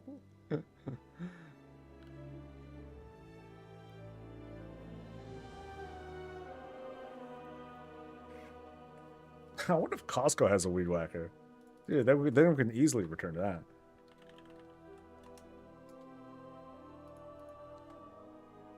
Weed whacker.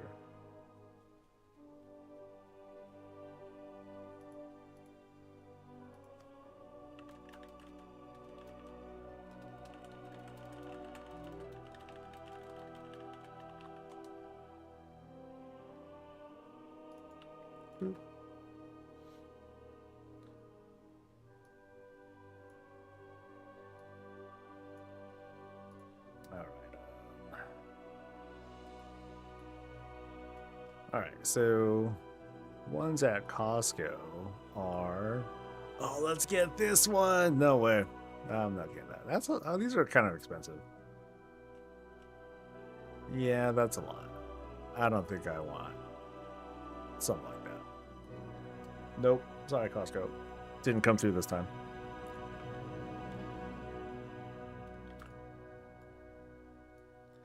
People not... Oh, yeah, people not line up sight. And it's like, no, what are you doing?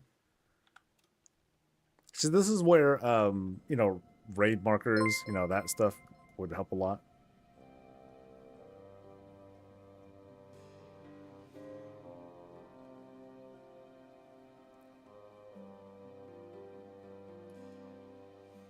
Oh, wait, not here.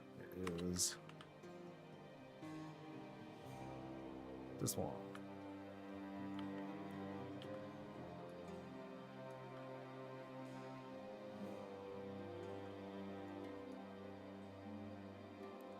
I should do a round of these more often, since it's like, hey, 3 dungeons, just go in a row. They're right here. I thought this worked. Gonna open up? There you go. Commands a commercial landscaper, and he got me rechargeable garden. Yard tools says too much to keep on the gas-powered tools. You know, there's a certain benefit of having gas-powered tools, but Nah.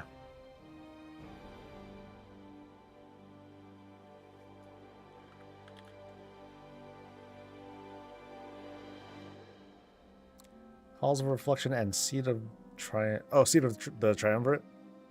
Boo.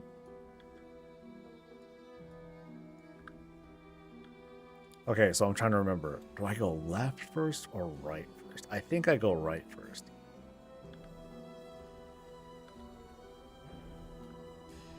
And here's a spot I really haven't been here for, like, forever. I'm gonna go right. I'm not gonna look at chat. Let's see if I fucked up. Oh, maybe it doesn't matter, actually. Yeah. I think we decide, like for whatever reason, I went one side and then I went to the other side. Like I would start here and then I'd go there, but I don't know why. So.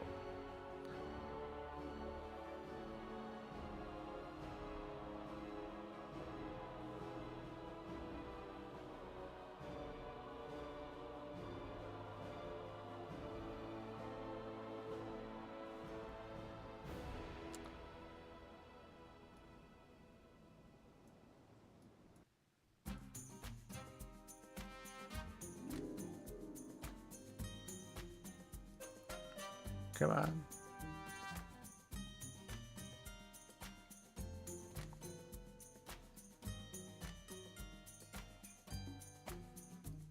Oh yeah, huh? It would be like which boss activated first. Okay, I remember now. I don't know who's first though.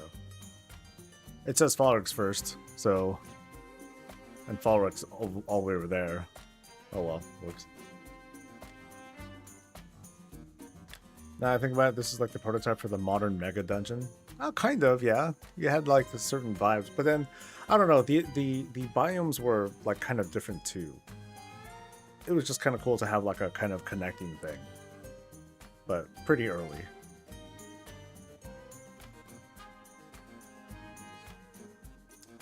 You had a Weed Whacker and Leap Roller combo, and wait, actually, Dee was saying something when I looked at the link for this. She was saying, what, only a 35-minute runtime?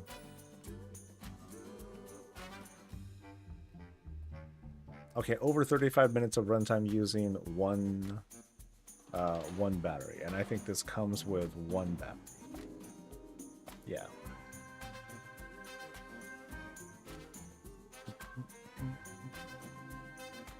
Wait, oh, my bad. Boop. I'm like, where are the dudes? That's right, because I pretty much stayed like this the entire time. The group was like, you know, over there somewhere. And I just stayed like this the whole time and just held. That's it.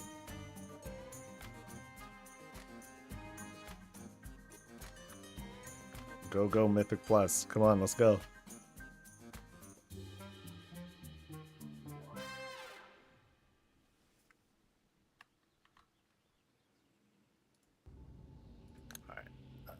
I'm only a bit uncomfy about borrowing something like a Weed Whacker because we might have to replace their spool.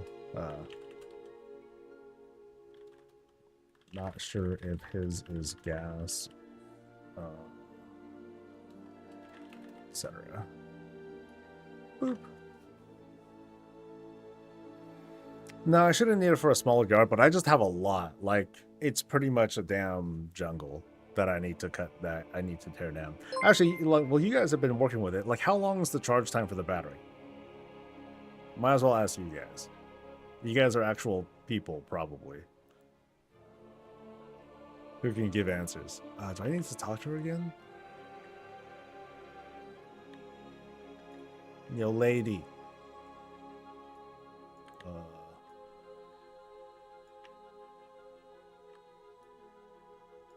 Shit.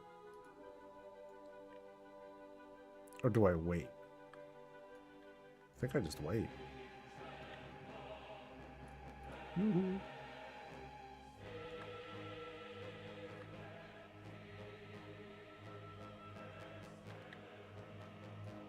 Should probably move first. Maybe. That's all weeds though. So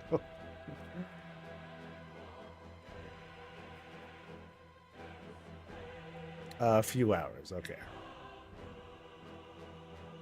Yeah, because I'll basically need like one round for the front. I'm trying to describe how many square feet it is.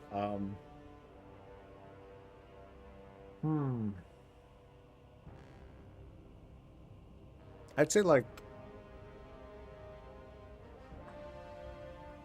about 200 square feet, something like that.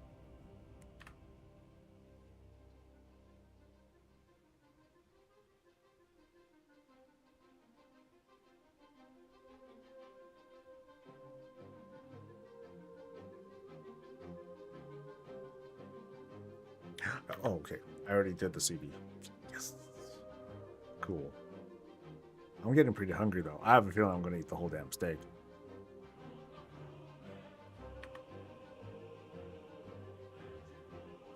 I don't have any horseradish. No.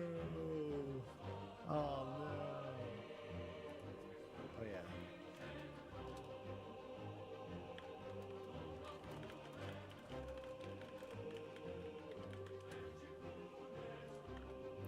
Am I doing the entire lawn or just the edges? There is no lawn.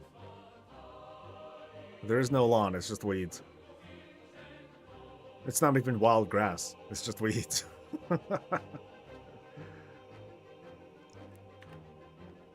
All right.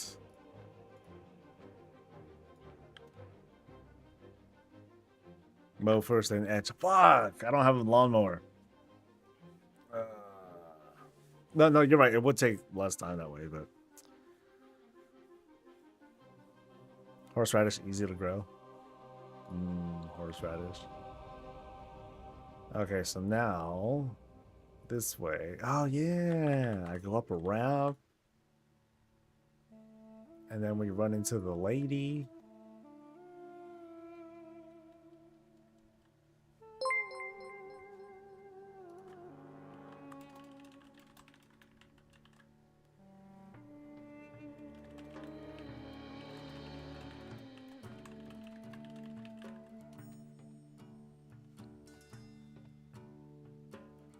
You know, it's just weeds, then mowed on the lowest setting, then covered it in dirt, then seed.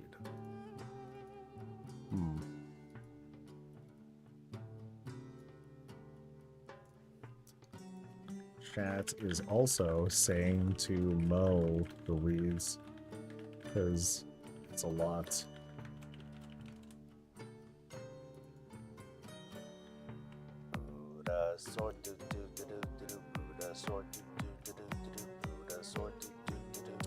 Thank you to Nazamber.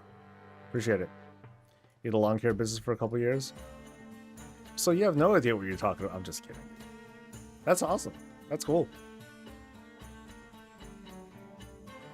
Where are we going to get a mower? I don't know. We borrow a mower too. Use some vinegar and salt. We thought about that too, by just like, you know, working mostly on just genociding the whole damn yard. Not just chat your tank partner. So, oh, look at that. He's elevating his cred. I'm no mere chatter. Look at me.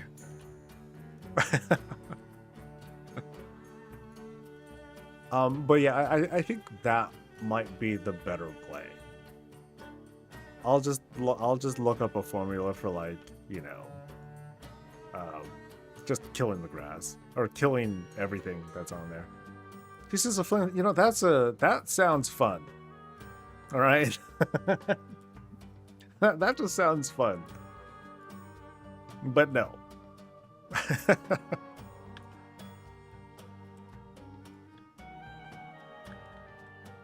Let's see, she is BFA Sylvanas. Go girl.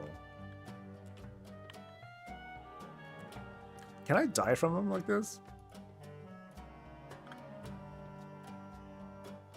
Does it like insta-kill me or something? Nah, you ain't shit. Lich King. More like bitch king. Oh, she totally broke through. Damn. Good going. Oh, dude, she is just like blasting it. Jeez.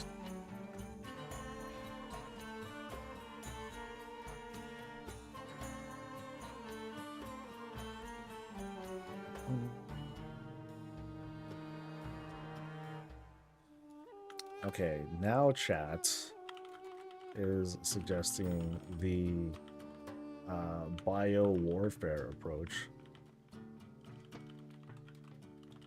Vinegar and salt. So is she like soloing that? No, she's not soloing. I don't remember. I don't think we ever attacked the wall, right? We just attacked the ads, and Sylvanas is the one who actually broke the stuff. Look at that. That dude's far away. Man, you're slow.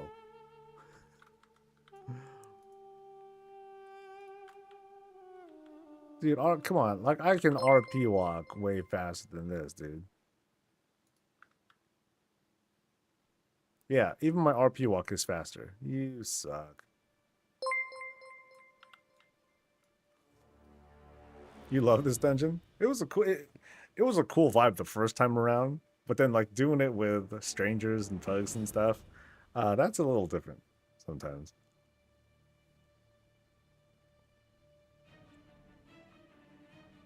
Killing it and fresh dirt and sand and seeing it works. That is, you want to have a nice. Actually, I don't want to have a nice lawn. Not at the moment. I think I just want to kind of like hold off on it for now. Yeah, I just want it dead. How about that? Yeah, maybe the bio warfare option is the best. That way, I just lay it all down and then wait. You know.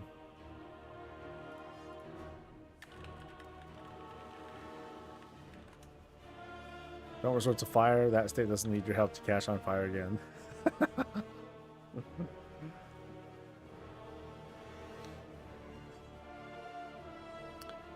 Okay, so a quick Google search says, to prepare a substantial amount of weed killer, mix together a gallon of white vinegar, a small cup of salt, and a tablespoon of washing up liquid. Washing up liquid? So like dish soap, I guess? Stir well and transfer to a spray bottle for convenient application.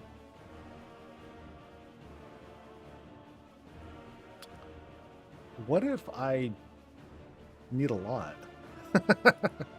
I just need like I'm gonna need like one of them pump things, so I can, you know, the whole. You know, I need like one of them buckets. That's what I need. A spray bottle sounds quaint. Works okay on weeds, but not grass. Oh, my war is on weeds. Yeah, I am on. How long does it take, by the way? How long does it take to kill them? A couple days? Is it instant? That'd be awesome if it looked instant. Then I could watch it. Oh yeah. No, I doubt it. But it depends. All right. Because I'm just, you know, I'm gonna get those like those pump sprayers, like you're saying. You know, jam that thing full of goodness, and then just like dig to the bottom of that forest, and you know, I don't need a back sprayer though. I think that's a bit. I think that'd be a bit much. The shorter you cut the weeds down, the easier it is to kill. You can burn it. It's the third suggestion for fire.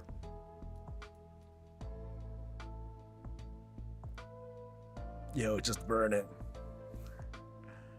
Put it on a YouTube video. Instant million hits. So I used a flamethrower on my yard. Let's see how it went. Never used a flamethrower, I have to admit.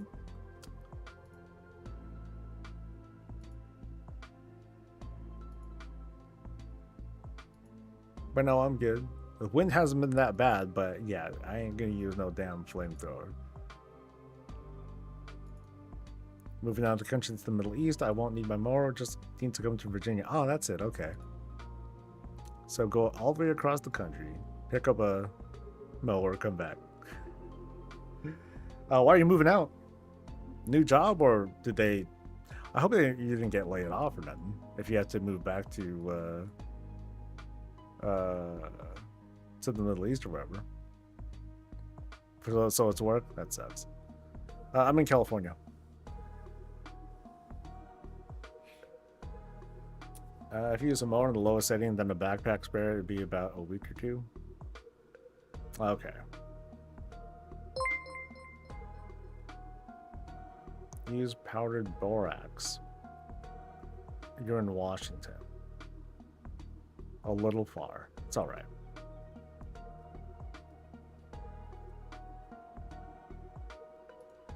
Okay, so I finished here. Where to next? So I did my nice little ICC trip. Oh, Violet Hold. Oh boy. What is this? The Obliterator Greaves. We're doing it. We're going to ICC. Oh, look at that. Portal to Dalaran. Dude, this place is just begging me to do all these Lich King things. Washington, born in California. Right on. What part?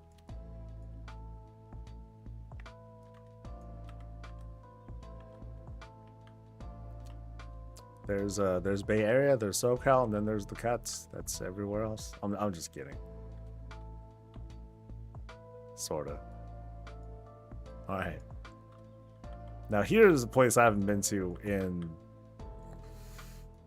I don't know how long. Violet Hold. Tulare. Yeah, that's in between stuff. To me, it's invisible. I have no I have no knowledge of these areas. Hey, I got a quest to pick up. Nope, I already have that. So never mind. You know, that's what I could have done today too. I could have done some old quests for Shield Transmog. Tulare. Oh, is it Tulare? Okay. They should just call it that, man. All right. I never noticed there was a hole up there. Why don't they just boop and then boop? Yay, you know?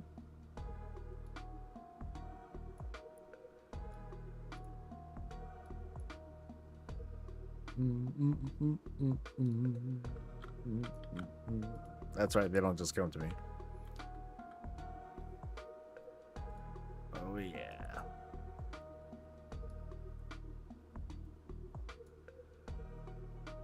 Soon you'll be doing Oculus for Mog. Oh god, do I need Oculus for Mog? Hold on.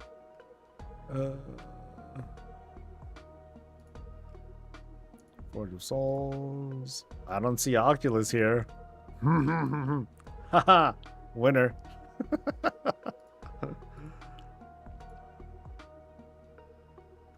Yeah, I think I looked out. I'm like triple checking just in case. Yeah, I don't see it. Well, yeah, that Forge of Souls, it's like stupid low. Which is odd. How are there 20 things from here? Or, yeah, how are there so many things that I never got? Maybe it's because I just didn't do that dungeon very much back in the day either, and I just didn't happen to... Well, no, that wouldn't be it either.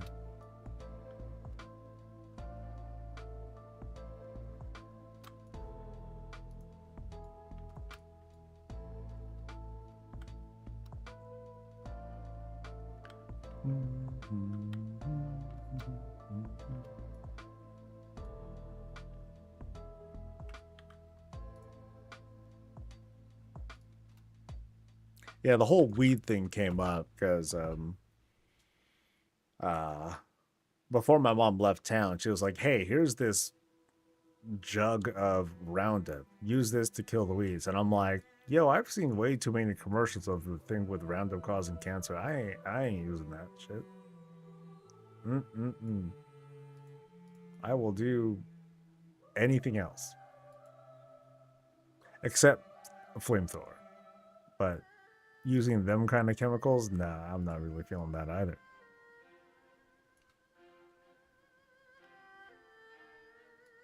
Everything causes cancer in California. The sun, the water, the woke politics. Just kidding.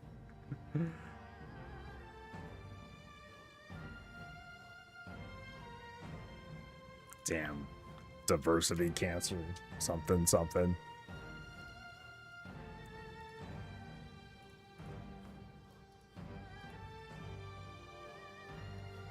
There are organic, non-toxic weed killers. I mean, that's why the whole vinegar thing, like, that seems like cool. But like my mom, she's just bought a big old jug.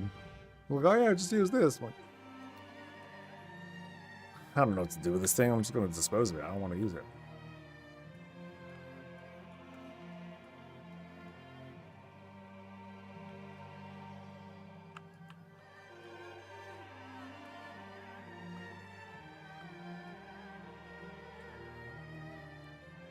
Yeah, so maybe I'll go pick up one of them big spray bottle things. I have some very scary weed killers for very specific things.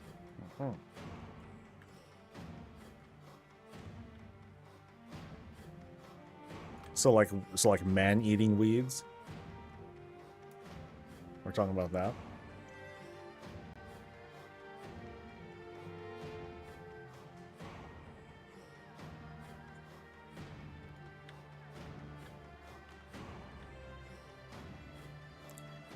I'm in, yeah, I'm in Lich. No, I'm in Wrath, yeah.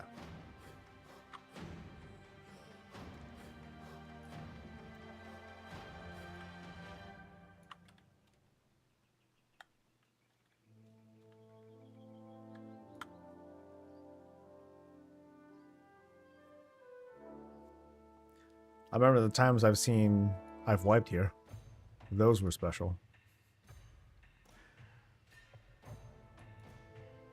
By California's statistical carcinogenic standards, I should be a hyper dead. Hey, humans are resilient. Don't underestimate our ability to survive stupid shit. There's some weed called pokeweed. It's toxic and horribly invasive and almost impossible to kill. Huh. What does that look like? Pokeweed. Or pokeweed, which is delicious. Nope, that is not what I have.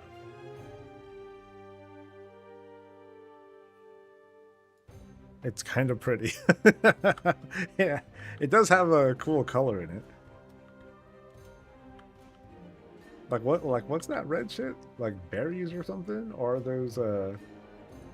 those just like their seed things? Or is that the poisonous stuff? It's medicine and not toxic?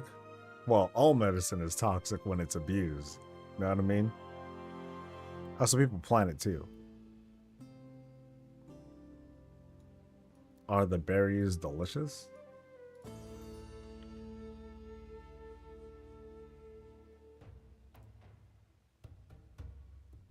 A patch of loose kitty fur will kill you? Ugh. Just imagining those creatures, wading through the weeds and stuff.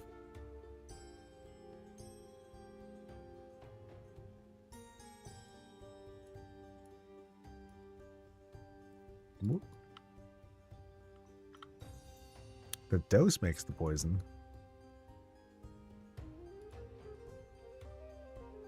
Okay, pokeweed is promoted in alternative medicine as a dietary supplement intended to treat a wide range of maladies, including mumps, arthritis, and various skin conditions. Hey, that's me.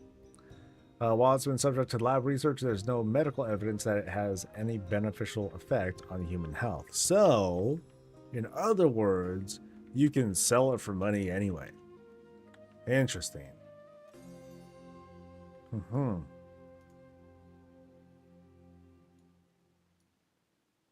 You're an herbalist? Nice. What spec? I'm just messing with you. That's cool. It does work, but it must be processed properly. Cool. I mean, I'm only looking at a quick whatever the hell Google brought up first, but what did he say?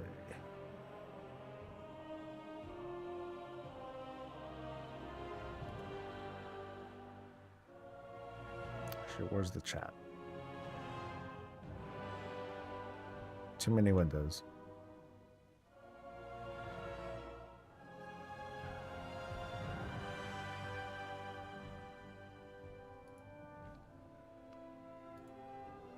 Means everything can be toxic depending on how much of it you consume, except for ice cream. You feel me? It's always good. There is no... Yeah. You can never have too much ice cream. Or watermelon. Or pineapple. And I'll stop there, because I can keep going. But I'm going to stop there.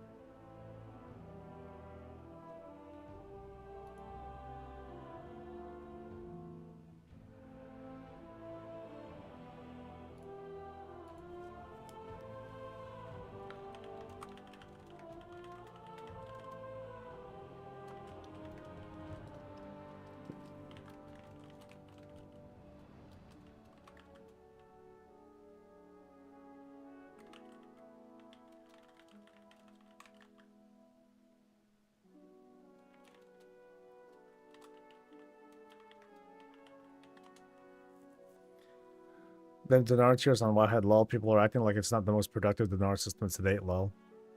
Yeah, folks are talking about the time gating and being like, you know, this is still sooner than originally planned, right?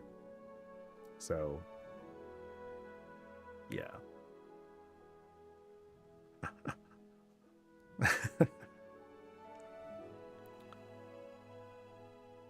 Sugar has an LD50, everything does. I don't know what LD50 is, but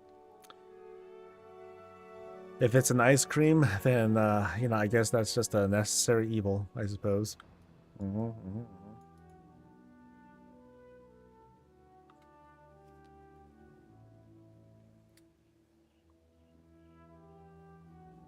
right, Grim.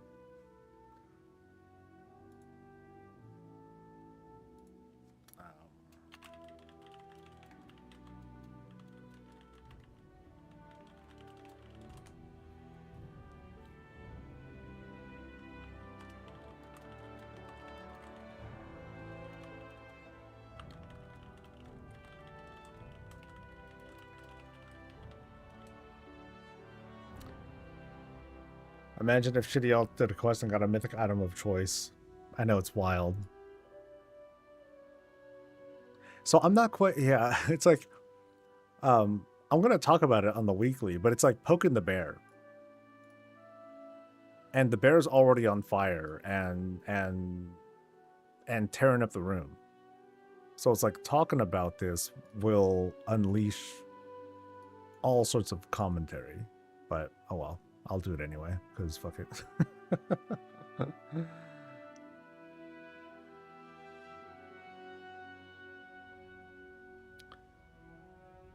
Level at which it's toxic, half the population normalized.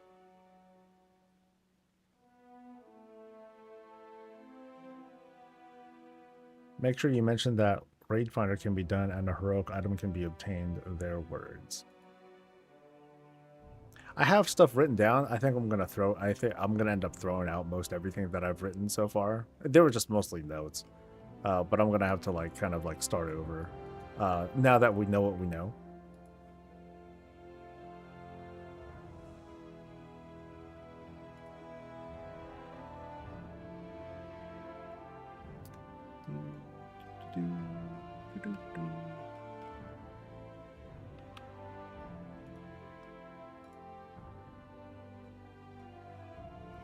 Players can purchase mythic and heroic gear, but will require the associated boss to have been defeated at once. Yeah.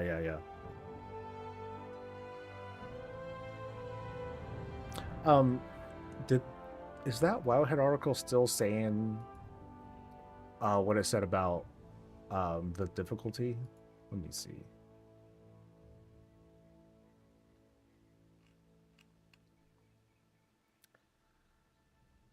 Dun, dun, dun, dun, dun, dun, dun, dun, dun, dun.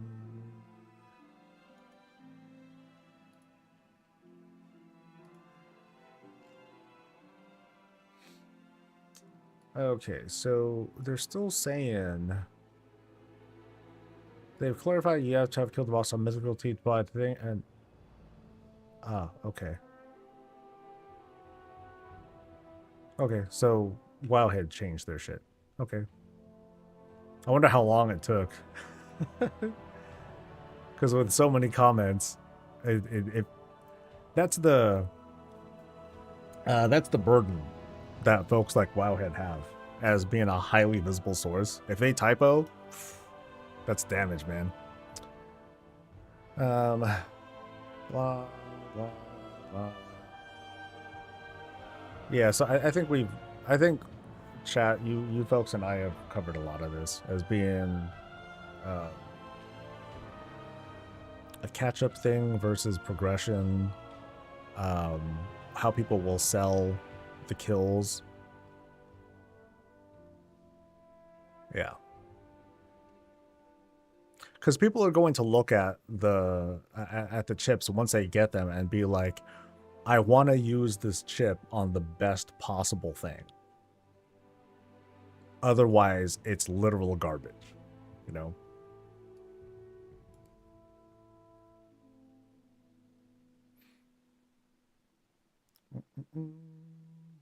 Made it to page 9. It was crazy. People were going, yeah, folks are flipping the hell out.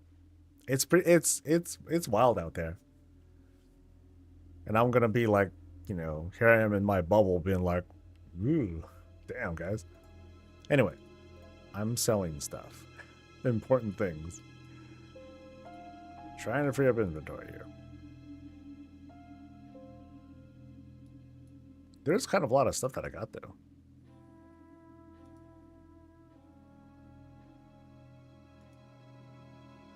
Oh, no, not that. Mailbox.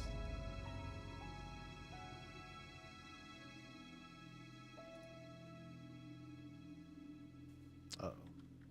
Inventory is way too full now. Oh, there's all this. Okay. Are people really selling this shit for like this much? Raging Behemoth shoulder plates. For real? No way. No way is it really going for that much. Oh, I don't have them. Hold on. Maybe I want these actually. Oh, okay. This is from the raid. I think this is from the raid. Okay, so I'll keep these. Yeah. Yeah. I'll just sell them for the sake of unlocking like these transmogs for myself. Yeah. Smart.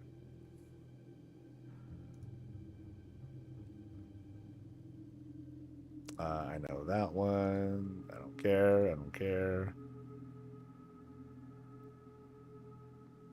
Remains of a blood beast. Oh man, there's all sorts of like little things I need to like sell. Holy moly. Oh, and all these like old materials. Let's see if I can send them out.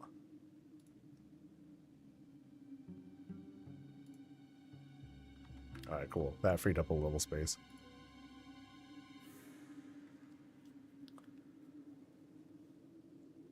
Only thing to really ask is why was Dinar nerfed? Any explanation should be followed by what cost to player enjoyment. What do you mean by nerfed? Because when they first announced the cartel chips. Actually, you were talking about how it's on a different track, right, Winky? Is that it? Or why they have separate tracks and the whole kill requirement thing?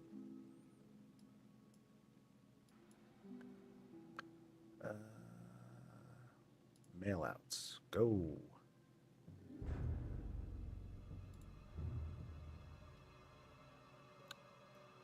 Let's see. How do I... Okay, that one to clean up bags. For example, sugar is lethal at about half an ounce per pound you weigh.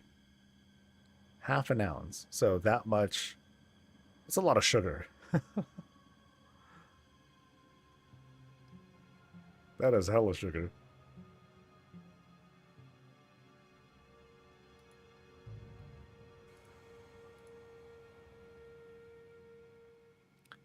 Yeah, I do admit I missed TSM for being able to like send a bunch of stuff out easily.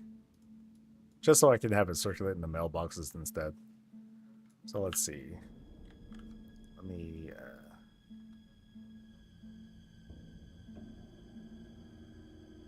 so I'm at 91 some percent. Doesn't really feel like I made much of a dent.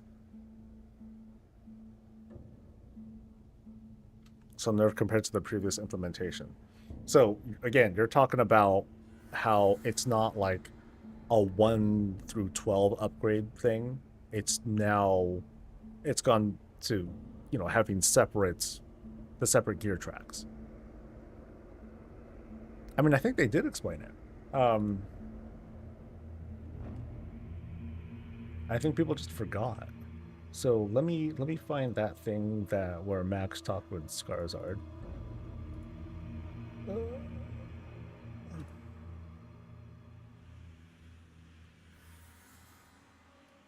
So these are only bullet points, but let's see what WoW had said.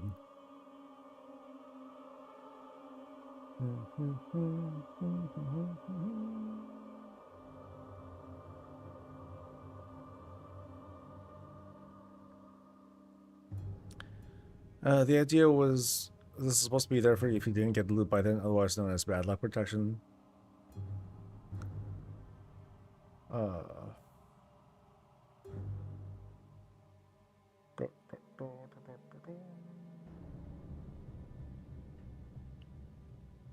Boom, boom, boom. But here's a nice takeaway. They're really proud of this raised trinkets.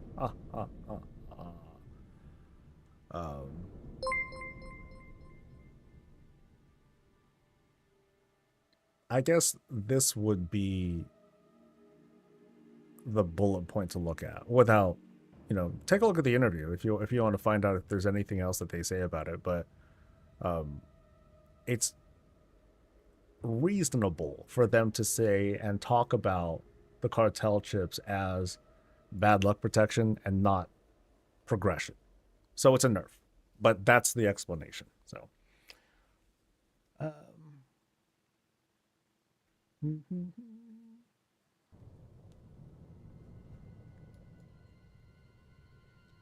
so love it or hate it, that's why. 24 minutes. Anywhere else to go? Hey, it doesn't say that I collected stuff. Refresh, buddy. Because I know I got some things out of it. Let me try reloading. Which may or may not work.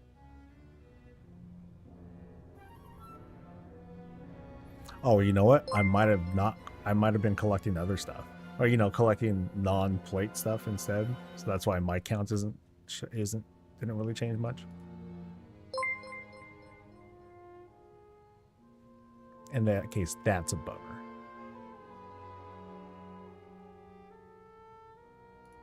Yeah, so dungeons and raids, Wrath. Here's all the stuff. Oh, I didn't even do Sarth. Okay, I should at least do Sarth. For a plate thing. Yeah, since I'm here in Lich Kingville. Hi, Horo.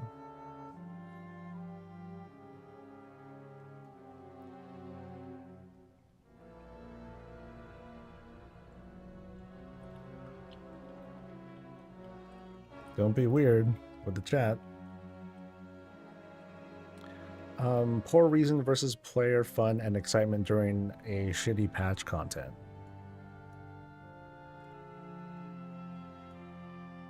So you just wanted something to like appease whatever it is that you're not happy with.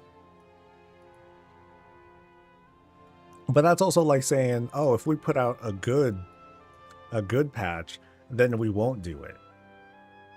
So I don't think that would be fair.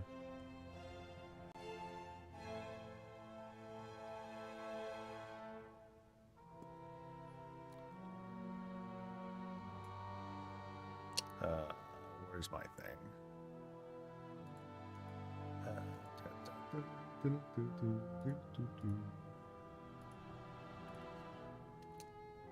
is it?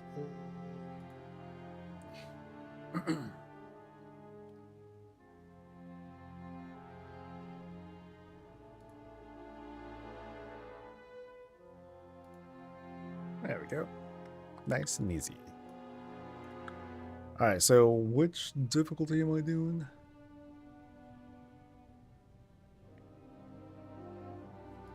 I think it's just 10. That's 25. Nope. I just think that's why they take this loss for no reason while... why take this loss for no reason while they're ahead? I think it's because it definitely sets up for cartel chips or whatever equivalent to be... Basically, it sends that new message that, hey, we're going to have this progression system that we implement later, and you can just get whatever the heck gear you want. And the quick reaction to that would be, see, we're hearing what we're hearing, but I think if they did in fact say, oh yeah, it's just whatever gear, whatever track, you know, there's no kill requirements, nothing like that, the bitching would not change. It would just sound different. It would be, hey, we want it now, right? Because that's also what people are saying. Not only do we want it to not be nerfed as you're describing it as, but we want it sooner. You know, something too little, too late, whatever. If they were to relent and make it into this progression level thing, then people will just want it all the time. And then it's just going to be a normalized thing. And then the next thing we're going to want is, again, they want it sooner. They want it right away. So they would want those trinkets to be, you know, almost immediately available, just like tier, because that's what happened with the Catalyst. They introduced something to make it so people have a more consistent and steady way of getting tier pieces. And the reaction largely was, okay, great, Blizz, now we want it sooner. And sooner and sooner and sooner and sooner and sooner. So we're seeing the same thing kind of play out. We could kind of argue and say, well, why don't they just do it then? Why waste time? Let's just give what the players want. But I think they're just being resistant to something like that because ultimately, like, they kind of open themselves up for this. So if they were to do that, like, there would be it would be much harder for them to like turn back.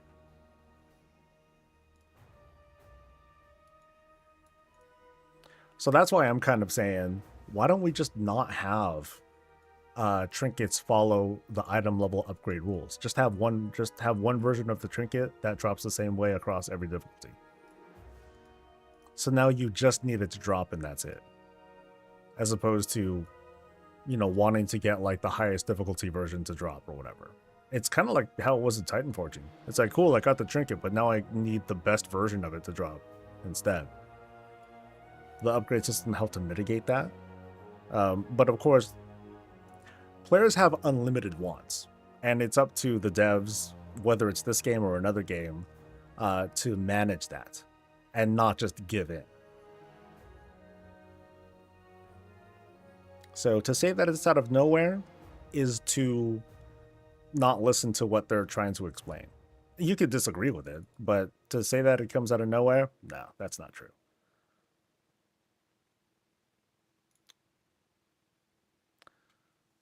For it matters when it's available right away, fine. With a bad luck system this late in the season, would rather see a more Dinar-like system of the past. I would say that it works for, you know, the end of the expansion, and you have your season 4 when everyone has seen everything, and then it's kind of like a free go ahead. But yeah, I think that's a lot of what we're seeing. We're seeing pretty nakedly the unlimited want from players, and Blizzard struggling to manage that. Because, again, if they were to relent, cool, then players would just move on to the next thing they want and keep going until they win. Yeah, so. Was there another thing? Well, I don't know if I want to do another dungeon thing. Oh wow, Trial of the Champion is that low? Can I just kill the champions? I don't think I've tried doing that. Can we just like beat them down instead of having to joust?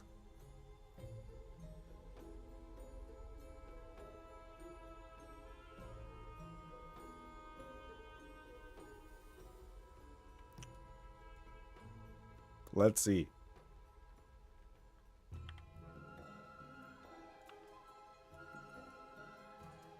So either normal... Okay, so the loot things match. Doesn't matter what difficulty.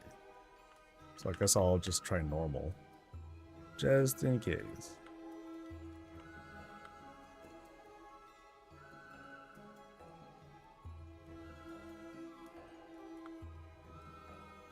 Ooh, a quest.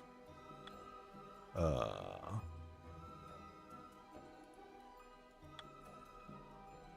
wonder why I get a quest. That's weird.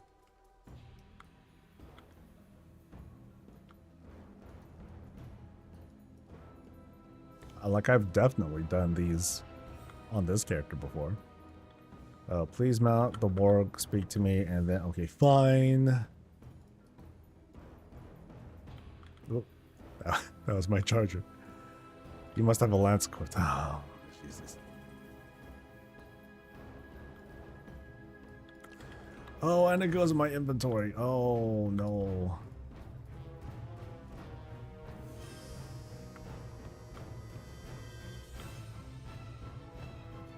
Okay, if I dismount, what happens? Oh, I want to skip the pageantry. Okay. Oh, no. That just starts it. I don't skip the other stuff.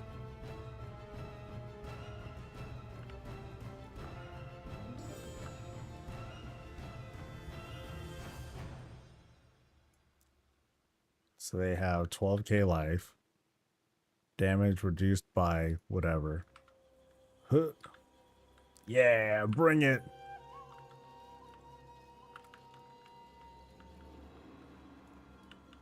Ho, ho, ho, ho, ho. Uh-oh.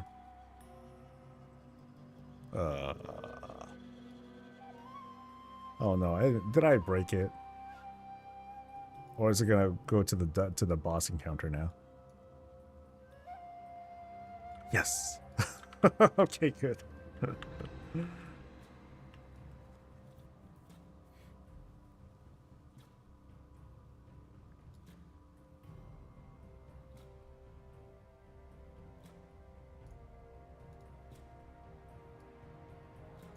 Edge of Ruin. Oh, that's super edgelord.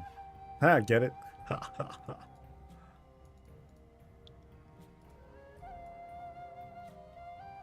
If you want to balance for Mythic Plus, the argument isn't to go back to no kill requirement, just go for parallel requirements in Mythic Plus. Hero and Myth tier requires KSM or rating.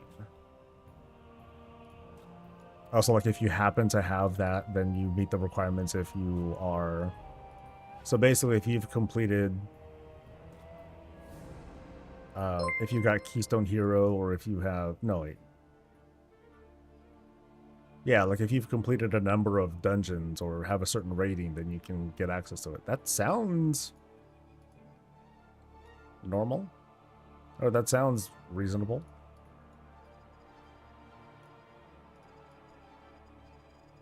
But of course, this is like kind of specific to raids too, and that loot table. If there was a... If the cartel chip vendor person also included the Mythic Plus loot table, then I think that would fit too, but it's not. It's just the raid stuff.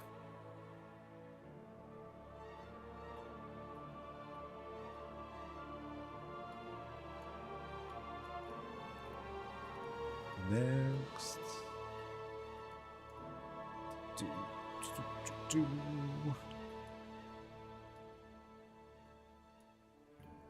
Damn, I look ridiculous.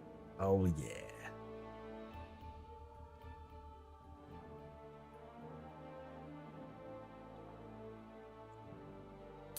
Was thinking about picking up War Within because of the 40% sale. Haven't played since second last patch of Dragonflight. What is your opinion on the current state of the game? You know, if you look at social media, they're going to give all sorts of wild takes because of some of the news today. I think the game's is pretty good. It depends on what you're looking for, though. So I couldn't really give a great answer as to, like, hey, is it great? I don't know what you do. So I can't give you an honest answer. You did. Uh-oh. Whoop. You're still dead. Current state is on fire. Man, people are definitely trying to make it sound like that. Yay, I'm a champion. 5 silver, baby. What? Oh yeah, that's right. I got the champion seal. That's right.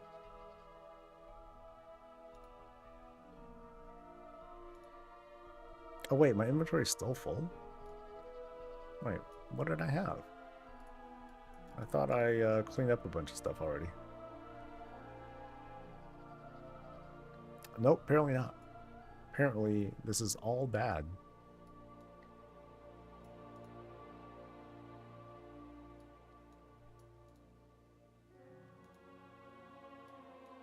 And I'm fanning it to an explosion, right.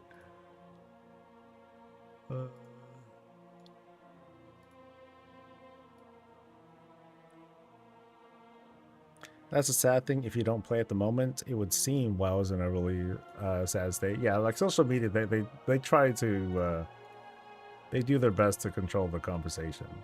There are some problems with the with this current patch launch, that's for sure. But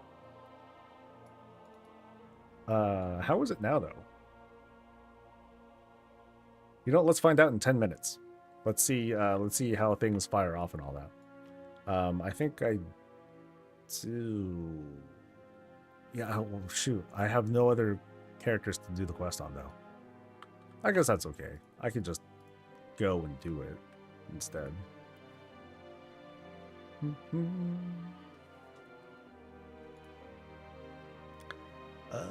Boop.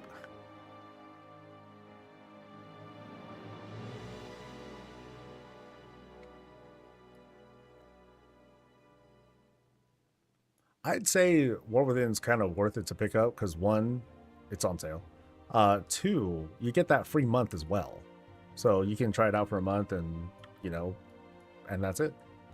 If it sucks, then, well, you had a month. So.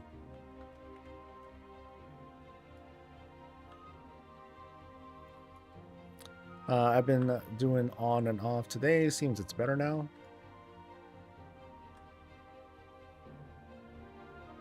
Yeah, so I want to see how it looks with... I just want to take a look at it and see how the events are firing off, if that's working okay. I can't do the whole quest credit thing because I'm out of characters. All of my max level ults have done this now. I normally do Mythic Plus and Raid mostly, used to PvP a lot, but I haven't really been liking how fast PvP has gotten. Are the raids good this expansion? I'd like to say yes. Some folks are saying here in chat that the dungeons in this current season are in a pretty good state.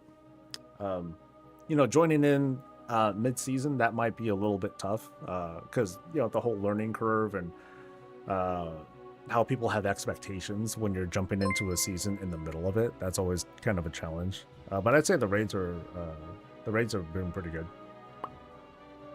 And we're on the verge of all these different sorts of catch-ups and ways to gear up fast too. So I say jump back in, take your time leveling up, wait for like the new catch-up event to happen, and then blast. Like you'll gear up.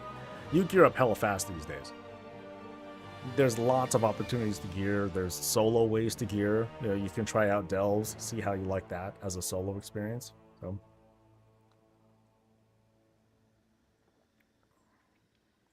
Wasn't working at you early today. Yeah. They were saying just a few hours ago that they pushed some hot fixes. I don't know if it's live on our server, so we can take a look. I've been seeing a lot of stuff about trying to pub Mythos being hard as hell. It's always going to be tough. You know, that's a social thing. It's mostly a player thing. People, of course, group leaders. When there's a lot of people participating, and there are group leaders, they're gonna make choices. So it might be hard to get into groups because you don't have the experience. But I just want to get into a group. Well, you need to get the experience. But then here I am, you know.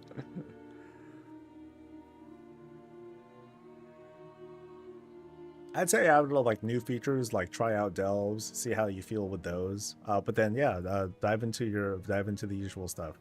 You'll probably have a good time.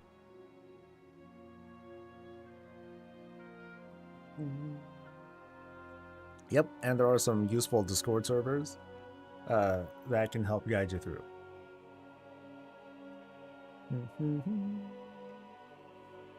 Just got to use them.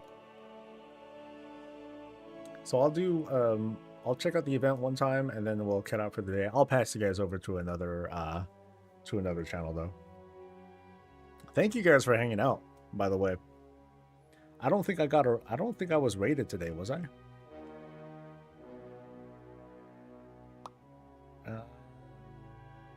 Does not appear so. Woo woo.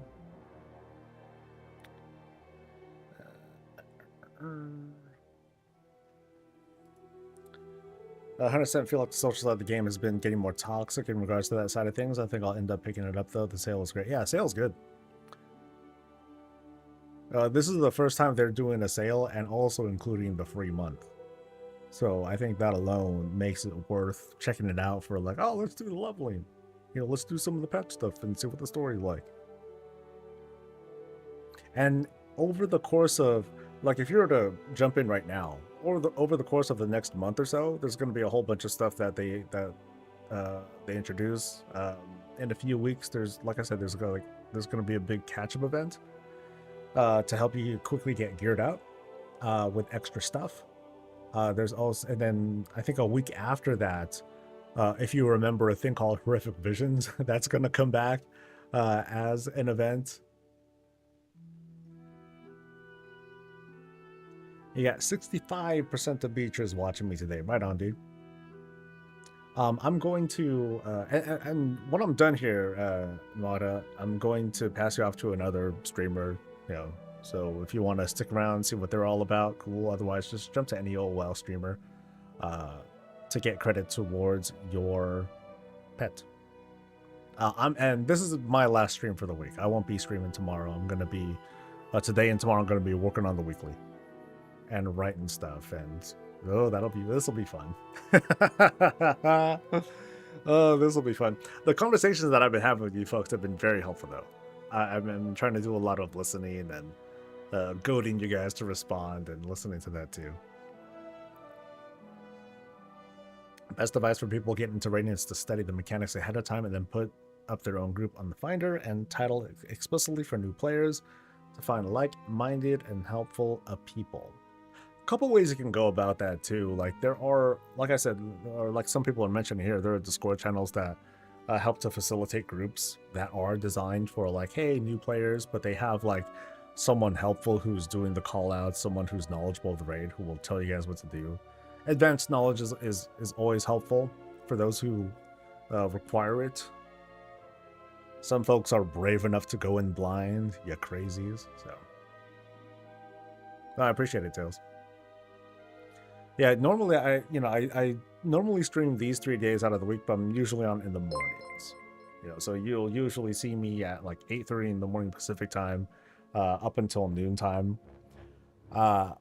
Since I'm here at this place now, I have fewer time restrictions, so it might be a thing for me to stream for a little bit longer.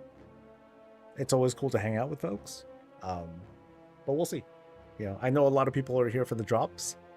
Let's not kid ourselves. But seeing folks drop by is always neat. Well, I mean, easy for North America. Yeah, those are ones that I've talked up a number of times. Yeah, they're pretty good.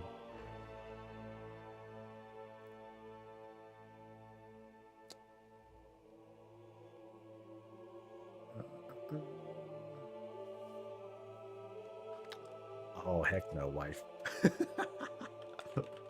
I knew she was listening. Always watch a YouTube channel. YouTube peasants get no drop. Well, wasn't there was something a while back. It was for like it was when they I think when they did the player housing announcement. It was like the big anniversary thing.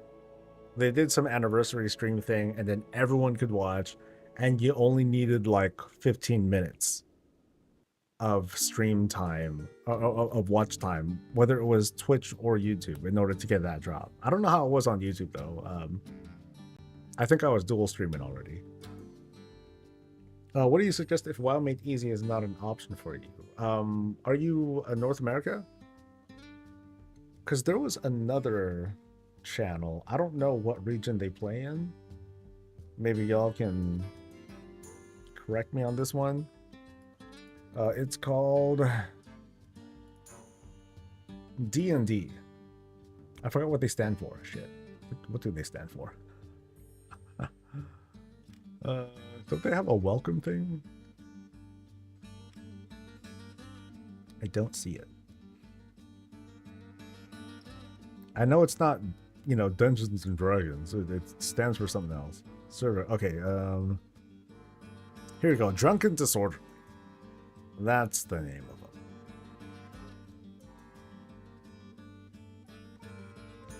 Yeah. So sometimes these folks post on Reddit talking about, hey, we do raids, I think. These guys would focus more on raids. But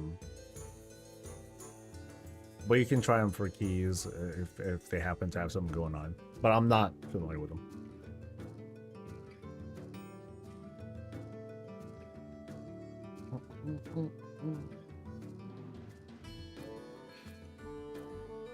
Most other sites don't have any easy API hooks or systems for. Yeah, it's. I don't know how that goes. I don't know if it's like, does Blizzard pay Twitch for that sort of stuff? Is that even a big deal? You know. All right, so we're top of the hour. Let's see what happens. There's a pretty small crew. See, these are the survivors. These are the folks. These are the hardcore folks that either still, you know, they don't have, they've never completed the weeklies yet, or they're just desperate to finally get this thing to work correctly.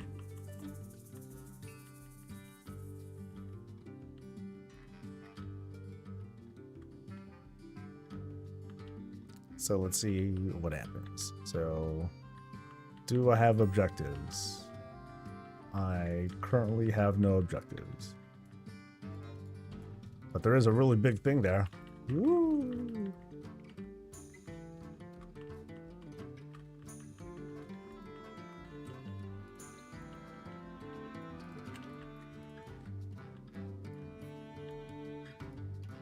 I remember a little while ago, people were like, hey, dude, are you guys going to do, like, drops on Kick? And, that was met with crickets. Okay, so in the meantime, I don't have any tasks, so Violence is the name of the game. From the looks of it, I am only getting credit towards the service award thing from personal kills, it looks like. Okay, I shouldn't kill random things. I should kill actual things that I, So this acolyte here, do I get anything for this one? I do. I got 2% from that one. But still no tasks. So whenever you don't have tasks, you're kind of just like left twiddling your thumbs a little bit. And otherwise, just trying to get whatever tags you can on anything.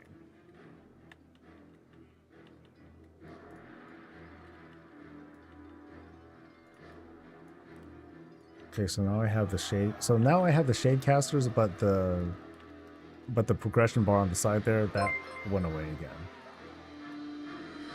So it kind of feels like it's in the same state. UI-wise, at least. So, like, I no longer know if I'm contributing, but I guess I'll just try and kill these guys and see, double check, make sure that I'm getting credit. Now, also, the hot fixes might not have been pushed on my realm. So I can't really judge yet.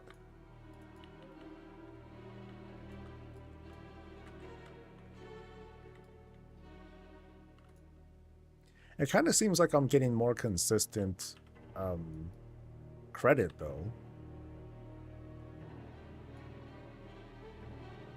Maybe. Maybe, kind of, perhaps.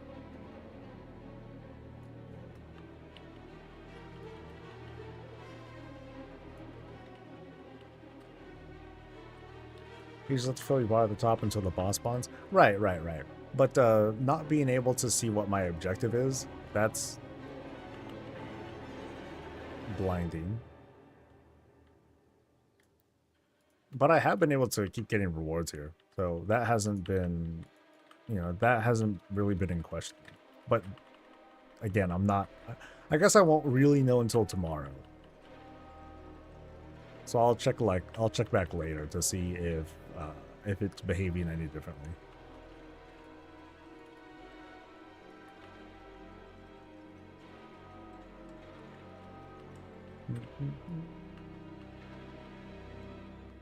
Whoop. Ooh, stuff. Okay, so am I getting credit for these? Kinda. Some of these dudes give way more credit than other dudes. So like here at least there's like kind of a good spawn rate of like everything.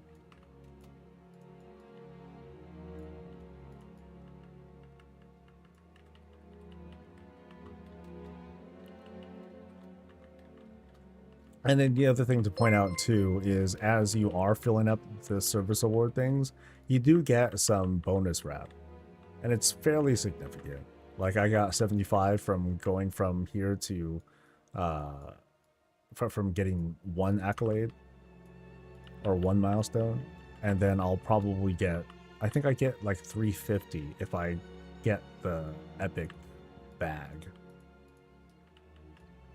So I think that's one of the bigger takeaways, that you're at least getting those.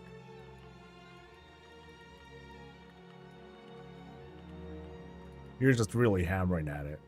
Like you're pretty much doing the dailies in between Nightfall events, and then make sure to come back here and try to get 100% on your service award so you can get the additional bonus. But I'm not sure if, you know, this service award bonus, I'm not sure if that is also like on a daily cooldown. Is it reduced after the first time? What happens with alts, that sort of thing. So there's stuff that I don't know still, because I haven't had consistent performance and to make any comparisons.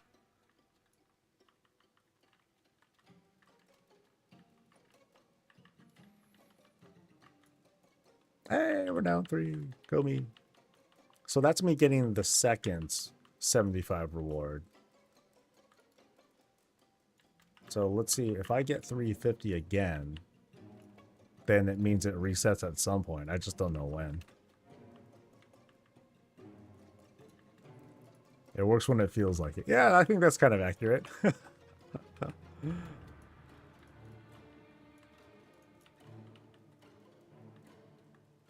Yeah, there's definitely like a big crowd that happens that pops up in this area. So like all of a sudden I'm like kind of zooming.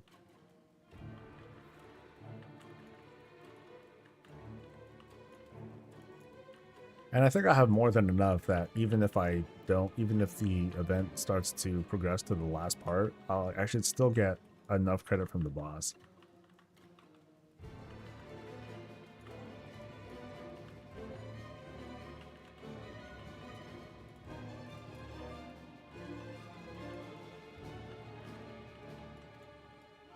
$99.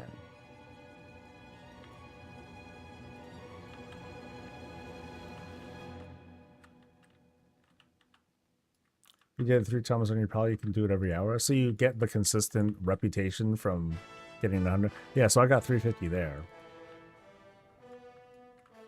Yeah, and if you can just keep doing it, that's cool. That didn't take too long. Just hanging out down here where like things tend to spawn pretty fast, that seems to be the easy way to go. Is it a good way to gear alts? Oh yeah. Oh yeah. Like if you have multiple alts that all do the same thing, this event itself is like okay, right? But if you're trying to gear some alts early, what you can do, just keep doing the dailies, because each daily you do, you get a chest with veteran gear inside. It's guaranteed veteran gear. It's kind of random in that it's gear that your character, your immediate character, they can use it, but it's warband. You can trade it to whoever.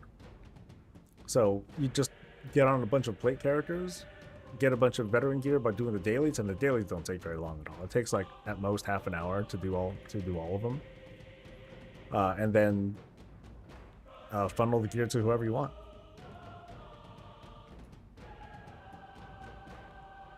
Yeah, the boss drops veteran gear too.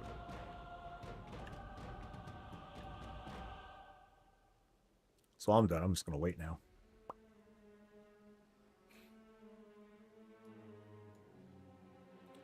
But yeah, the timer doesn't work. The progress bar, that part doesn't work.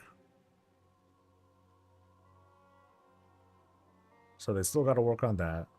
Let's see if, well, I don't know about the quest credit. I already completed this guy. So for no matter what, I'm fine now. I got my 350 rep.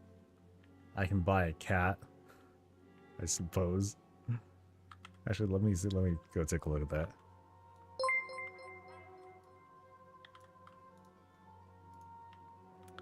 Yay, resonant stuff. Gummy. So there's a flame thing and Mr. Man's. Oh, it's a void cat. Ooh. And then there's that one. And then there's a backpack. Woo woo. And there's whatever these are.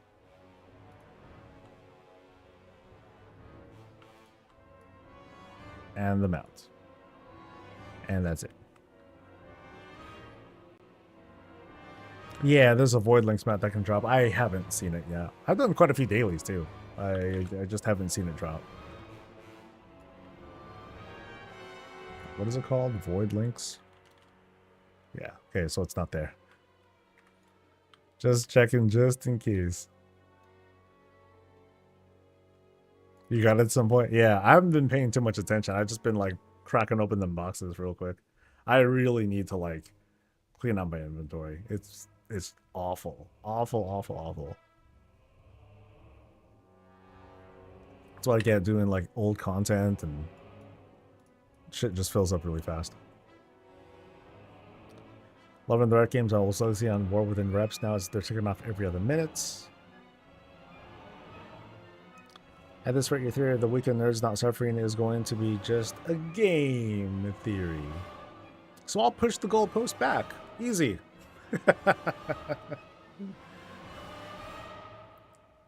I'll change the script. Where instead of, oh, by the weekend, I'll just say, by next week. That's it. No problem.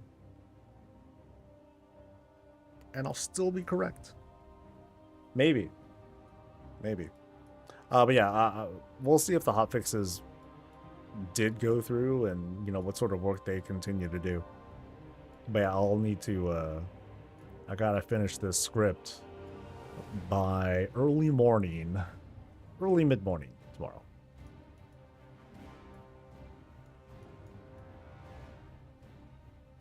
Ooh, go NPCs. Yeah. Wait. How's it? Oh, I thought that was the NPC. Wait, how's it? I'm like, how's a Tauren part of the Flames Radiance faction?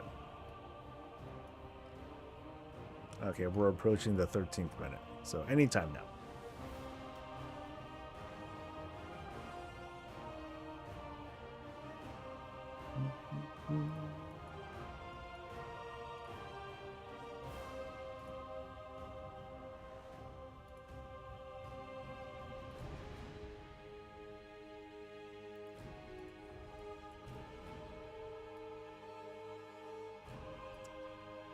Let's see.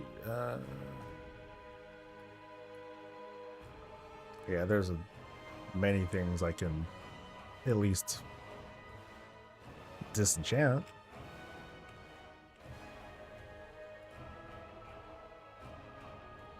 Oh, these can go too.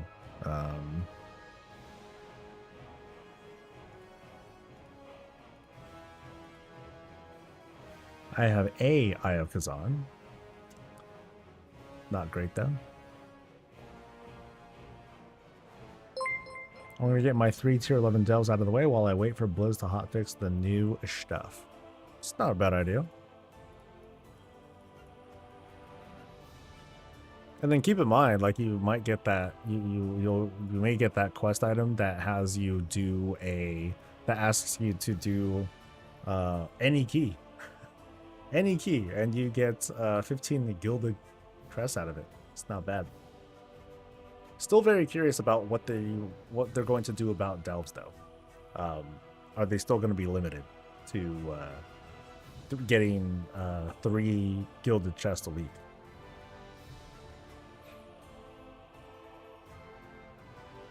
I think that's going to feel pretty bad.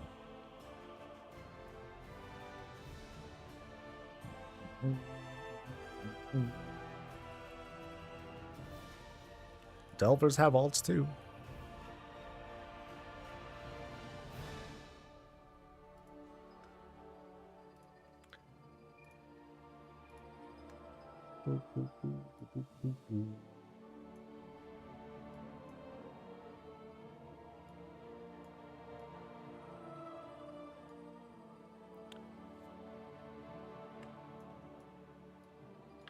Whee.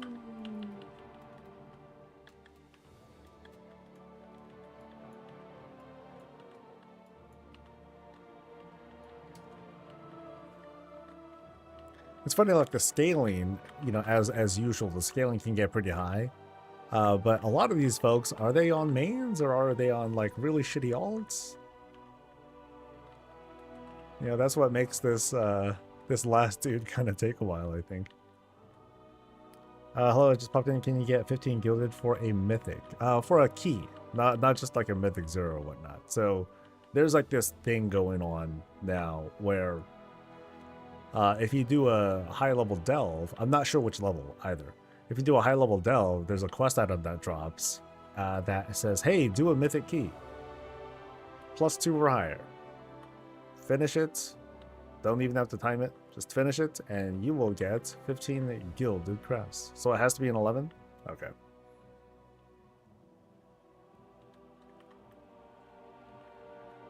Cool. Now, I wonder if it's going to be like a normal weekly thing. I'm guessing it will be.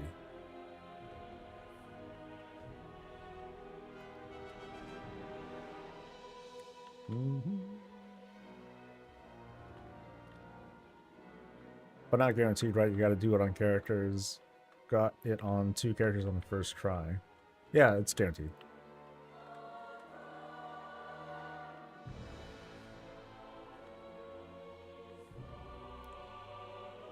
Yeah, so it's Blizzard's way of saying, oh my god, we need more people doing keys. Ah.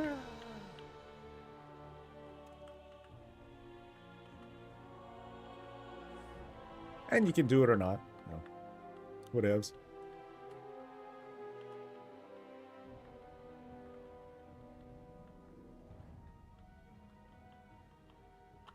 Come on, the veteran stuff. Yay. Alright, so I got baggies. Wait, did I get baggies?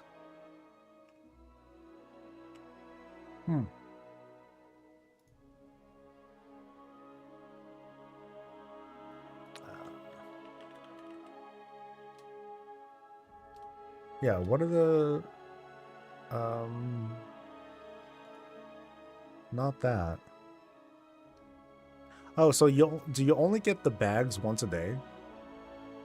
Is that it? Because I don't see it.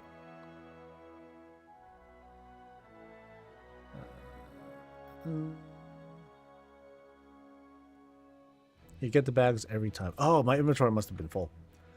Watch, I bet you. Yeah, there it is. That's right, they were full. Okay. Anything cool? Anything cool? So, nope. And nope. And... Hey! Erotic Crusaders arm plates. Nice. No weapons, though. So, I think the only thing I want now are weapons from doing the event. So... No, it's not bad. It's like easy gear.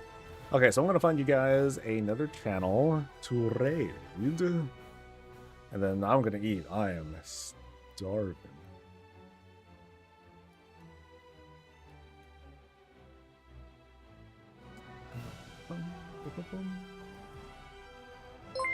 Yeah, you guys have a good one. Like I said, I'll try to pass you guys off. So you guys make sure you are getting time towards your drops. But let's see. Corey's been raiding. He's been on for 30 hours. Uncapped Tipathon ruined my life. Christ. You're insane. Fuck it. You know, I'll burden him with people. Give him like tiny tips to like fuck with his life even more, okay? Don't tell him I said that. Just do it.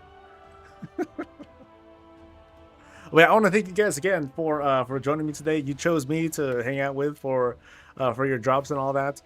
Huge appreciation. You guys are awesome.